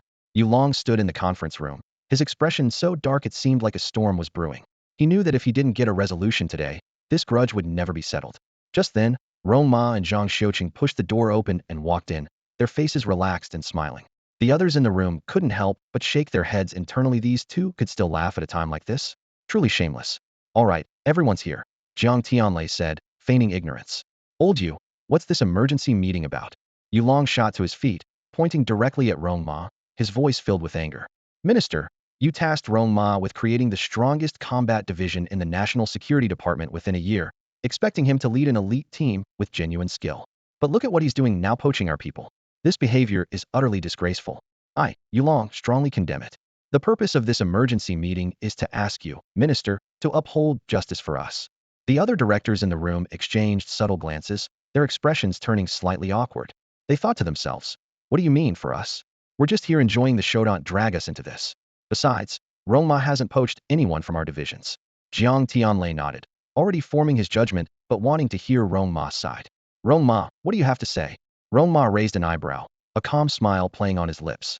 Everyone had to admit, his composure and steadiness made him a natural leader. Poaching, Rong Ma said, meeting Yulong's gaze directly. I don't accept that accusation. Director Yu, let me ask you this: if you were Yang Yi, a captain in the security bureau, and I tried to recruit you without offering any benefits, would you even consider it? Besides, the logistics bureau has less than a year left. Would you even find it appealing? Yulong didn't respond immediately, but his face grew visibly uncomfortable. The truth was, not just Yulong, but everyone present looked down on the logistics bureau. They all knew Yulong was simply upset and unwilling to let this go. Director Yu, Rong Ma continued, his faint smile still in place. You're just worried that it'll take all your people from the security bureau. Fine, they'll make this promise in front of everyone here today. Moving forward, we won't accept any transfer applications from your bureau. Does that satisfy you? The conference room fell silent. Everyone was stunned what was going on. Since when was Rong Ma this agreeable? Yulong, who had prepared for a heated argument, was now at a loss for words. Even Jiang Tianlei, who knew Rong Ma best, couldn't quite figure out what he was up to. Still, Jiang Tianlei was relieved that the matter seemed to be resolved. Old Yu, Rong Ma has already made such a statement. What do you think? Before the meeting, Rong Ma had already seen through Yulong's motives. His strategy was simple: shut Yulong down and prevent the issue from escalating further. As for Yang Yi's transfer, it would naturally be resolved quietly. Declining future transfers from the security bureau? For Rong Ma, that was no problem at all. In Rong Ma's vision, the so-called strongest combat division was never about replicating the security bureau. He aimed to build a specialized unit where every member's individual combat skills were pushed to the limit, ideally creating warriors who could take on 100 enemies single-handedly. If he could assemble such a team, he could finally take it easy. Otherwise, he'd end up like Yulong, overworked and constantly busy. How exhausting would that be? Yulong shook his head helplessly, a trace of compromise flickering in his eyes. Since Rong Ma had already made concessions, he decided not to press further. I have nothing more to say, Jiang Tianlei said gravely, nodding as his gaze swept across the room, meeting the eyes of each department head present. Let this matter rest here. But I must emphasize one point: these competitions are strictly internal. If we face external threats, I expect everyone to unite and stand as one. He paused briefly.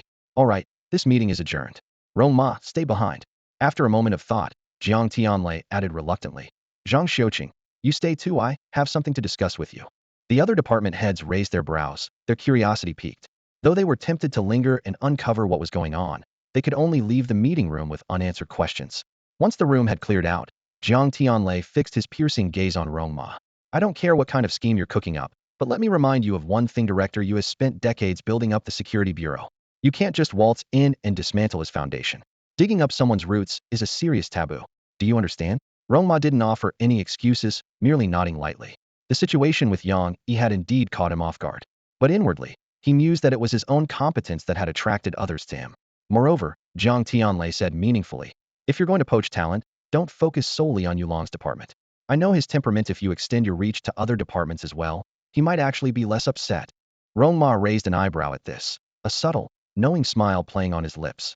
Beside him, Zhang Xiuqing's eyes widened in realization. Before coming to the meeting, Rong Ma had already shared his plan for dealing with Yulong, stating he wouldn't accept any transfer requests from the Security Bureau. Now, with Jiang Tianlei's hint, Zhang Xiuqing finally understood Rong Ma's backup plan. If he couldn't take people from the Security Bureau, he could target other departments instead. Zhang Xiuqing glanced at Rong Ma's profile, his expression filled with admiration. This move of retreating to advance was masterfully executed. He couldn't help but wonder, though, how the other department heads would react when they realized they'd become the targets. Would they regret not siding with Yulong earlier? Don't worry, Uncle Jiang, Rong Ma promised earnestly. I'll make sure to leave Director you some breathing room. As for the other departments, I won't make any moves. But if anyone voluntarily comes to me, I hope you'll put in a good word for me. Jiang Tianlei snorted derisively, his tone laced with sarcasm. Voluntarily come to you? Who do you think you are? You think that face of yours is enough to make you so confident? Besides, your outdated logistics bureau, who would even want to join? Fine, as long as you don't actively cause trouble, I'll back you up. Hearing this assurance, Rong Ma's enigmatic smile deepened. All right, let's put this matter to rest. Don't let it affect internal cohesion, Jiang Tianlei concluded, before transitioning to the main topic. I originally planned to take you to Gugong tomorrow for a public lecture. But last night, I received a last-minute notice from the National Council. I need to head over for a meeting tomorrow, Jiang Tianlei said with a serious expression. I suspect Elder Song has reported your master's situation. The National Council likely wants to share this information with all the cities to boost their morale. After all, just the news that your master, Kong Jingqing, is still alive is enough to inspire people. Hearing this, Rong Ma felt a pang of anxiety. Internally, he groaned. Oh no, now even the National Council has been roped into this. How are we supposed to explain this later? But at this point, there was no turning back. He had to keep playing along, or the consequences could be disastrous. Zhang Xiuqing, standing nearby, was wide-eyed with shock as he looked at Rong Ma. To him, Rong Ma's trip to Gugang to hold a public lecture was nothing short of extraordinary. This guy had quietly accomplished something so significant it was truly impressive. Jiang Tianlei continued. Since I have to attend the meeting, I can't take you to there myself. I've already arranged for Elder Tan to take you to Gugang. He's very familiar with the area. He paused and sighed. But you must protect Elder Tan at all costs. Make sure nothing happens to him while you're there. Remember, even if you get attacked, you absolutely cannot fight back. What? Rong Ma and Zhang Xiuqing were both stunned. Zhang Xiuqing immediately protested. Minister, you can't be serious, right? Getting attacked and not fighting back. Rong Ma, don't listen to him. If someone dares to hit you, hit them back. I'm not afraid, even if it ends in a fatality.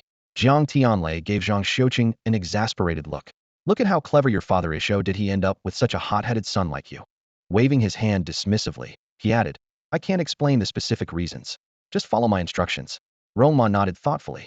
Although he found it strange, he agreed nonetheless. After the two left, Jiang Tianlei muttered to himself. Let's hope Elder Tan doesn't end up getting killed. Rong Ma, this responsibility is on you. Zhang Xiaosheng's not exactly the sharpest tool in the shed. Meanwhile, in the hallway, Zhang Xiuqing was still brimming with excitement. For a top-tier city like Gugang, hosting a public lecture, there was a monumental achievement worthy of the history books. Jiang Tianlei picked up his phone and sent a voice message to Zhang Tianquan. I don't understand you. Why insist on shoving your dim-witted son onto Rong Ma? Zhang Tianquan quickly replied, I trust you. Back in the day, didn't I stick to you like glue and end up soaring? If you think Rong Ma has potential, then I believe you. Letting Xiuqing follow him might not become a big shot, but he won't turn out too badly either. Hearing this, Jiang Tianlei's expression softened with nostalgia as he recalled the younger Zhang Tianquan trailing him relentlessly in their youth. He sent another voice message, cut the flattery. Got any big news lately? Zhang Tianquan responded, actually yes. Top secret intel from the Dawan National Security Department thief discovered a site that might be linked to the legendary Beastmaster Dan 1. The next morning, Rong Ma and Li Xiaolan were already waiting at the agreed location. Mr. Tan, we're over here. Rong Ma waved toward Tan Jianzi, who was approaching from a distance. Rong Ma. Li Xiaolan's face flushed slightly as she greeted him softly. For the past 2 days, she had been unable to sleep. her mind constantly filled with images of Rong Ma, knowing they would soon be heading to Gu Gang together to give a public lecture. Regardless of how the lecture turned out, the opportunity to teach at the Gu Gang Research Institute would be a significant highlight on her resume and an immense boost to her career. She owed all of this to Rong Ma's support. Tan Jianzi's eyes still sparkled with undisguised excitement when he saw Rong Ma. A few days earlier, he had been stunned upon receiving a paper titled A Discussion on the Habits and Evolutionary Techniques of Companion Beasts from Li Xiaolan. Knowing her personality well, he immediately called to inquire and learned that the content stemmed from Rong Ma's specialized training course. Once he discovered that Rong Ma was the author, Tan Jianzi was instantly reassured this was precisely the kind of unique approach Rong Ma was known for. That same evening, Tan Jianzi forwarded the paper to an old friend, Chai Mingyuan, at the Gu Gang Research Institute.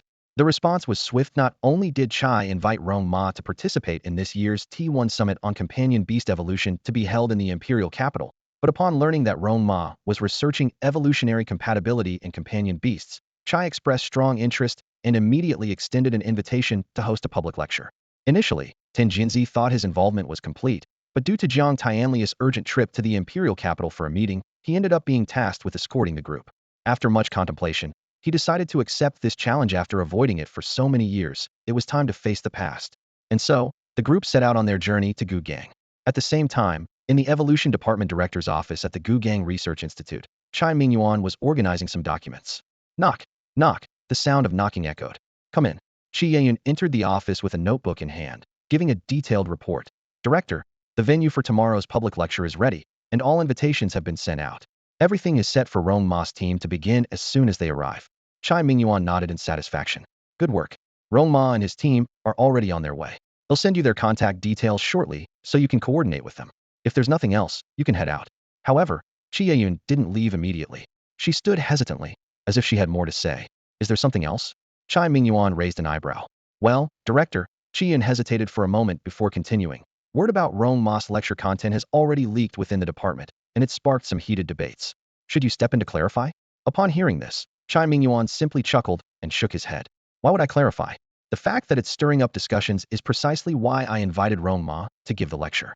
Qi Yeyun's eyes widened, momentarily unable to grasp the deeper meaning behind the director's words. Chai Mingyuan's lips curled into a meaningful smile as he countered. From your perspective, why do you think I invited Rong Ma to give a public lecture? Qi Yeyun furrowed her brows slightly, deliberating before cautiously replying. Is it because Rong Ma's research topics are innovative, and you wanted to hear his unique insights?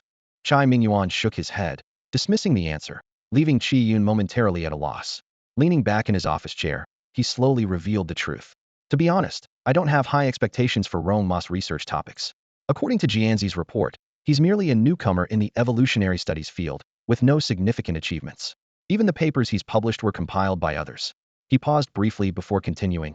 The reason I asked him to give a public lecture, aside from his distinctive perspective on evolutionary paths, is primarily to spark debates among our evolutionary researchers. Only through debate can humanity make progress. Lowering his voice as if sharing a secret, Chai added. To put it bluntly, Rong Ma is essentially a stepping stone for our evolutionary studies team, helping us stand taller and see further. Of course, let's keep this just between us. I understand, Director. Qi Yeyun's eyes shone with admiration as she bowed respectfully. Just as she was about to leave, Chai called out to her again. Make sure to lead them around Director Gu Ye's office. Though puzzled, Qi Yeyun wisely refrained from asking further questions and left. As she departed, a shadow quietly slipped away from the corner. Meanwhile, inside Director Gu Ye's office, the seasoned and insightful woman sat behind her desk, her sharp eyes reflecting profound wisdom. Junyi, has Qi Yeyun gone to receive them? Gu Yu asked. Zheng Junyi nodded. She just left. Good. Let's go greet them as well, Gu Yu said, rising from her seat. At the same time, Rong Ma and his group had arrived at the gates of the Gugong Research Institute. Tan Jianzi gazed up at the gleaming institute name, memories flooding his mind. Just then, the youthful and vibrant Qi Yeyun approached, greeting Tan Jianzi warmly. When her eyes landed on Rong Ma, she froze for a moment. She couldn't deny that Rong Ma was indeed strikingly handsome. At that moment, Gu Yu, accompanied by Zheng Junyi, walked toward them. That's all for today. Thank you so much for watching. I hope you guys enjoyed. If you wish to have another part of this recap, please give us at least 1,000 likes. Please don't forget to comment and subscribe to our channel for more content like this. Until next time.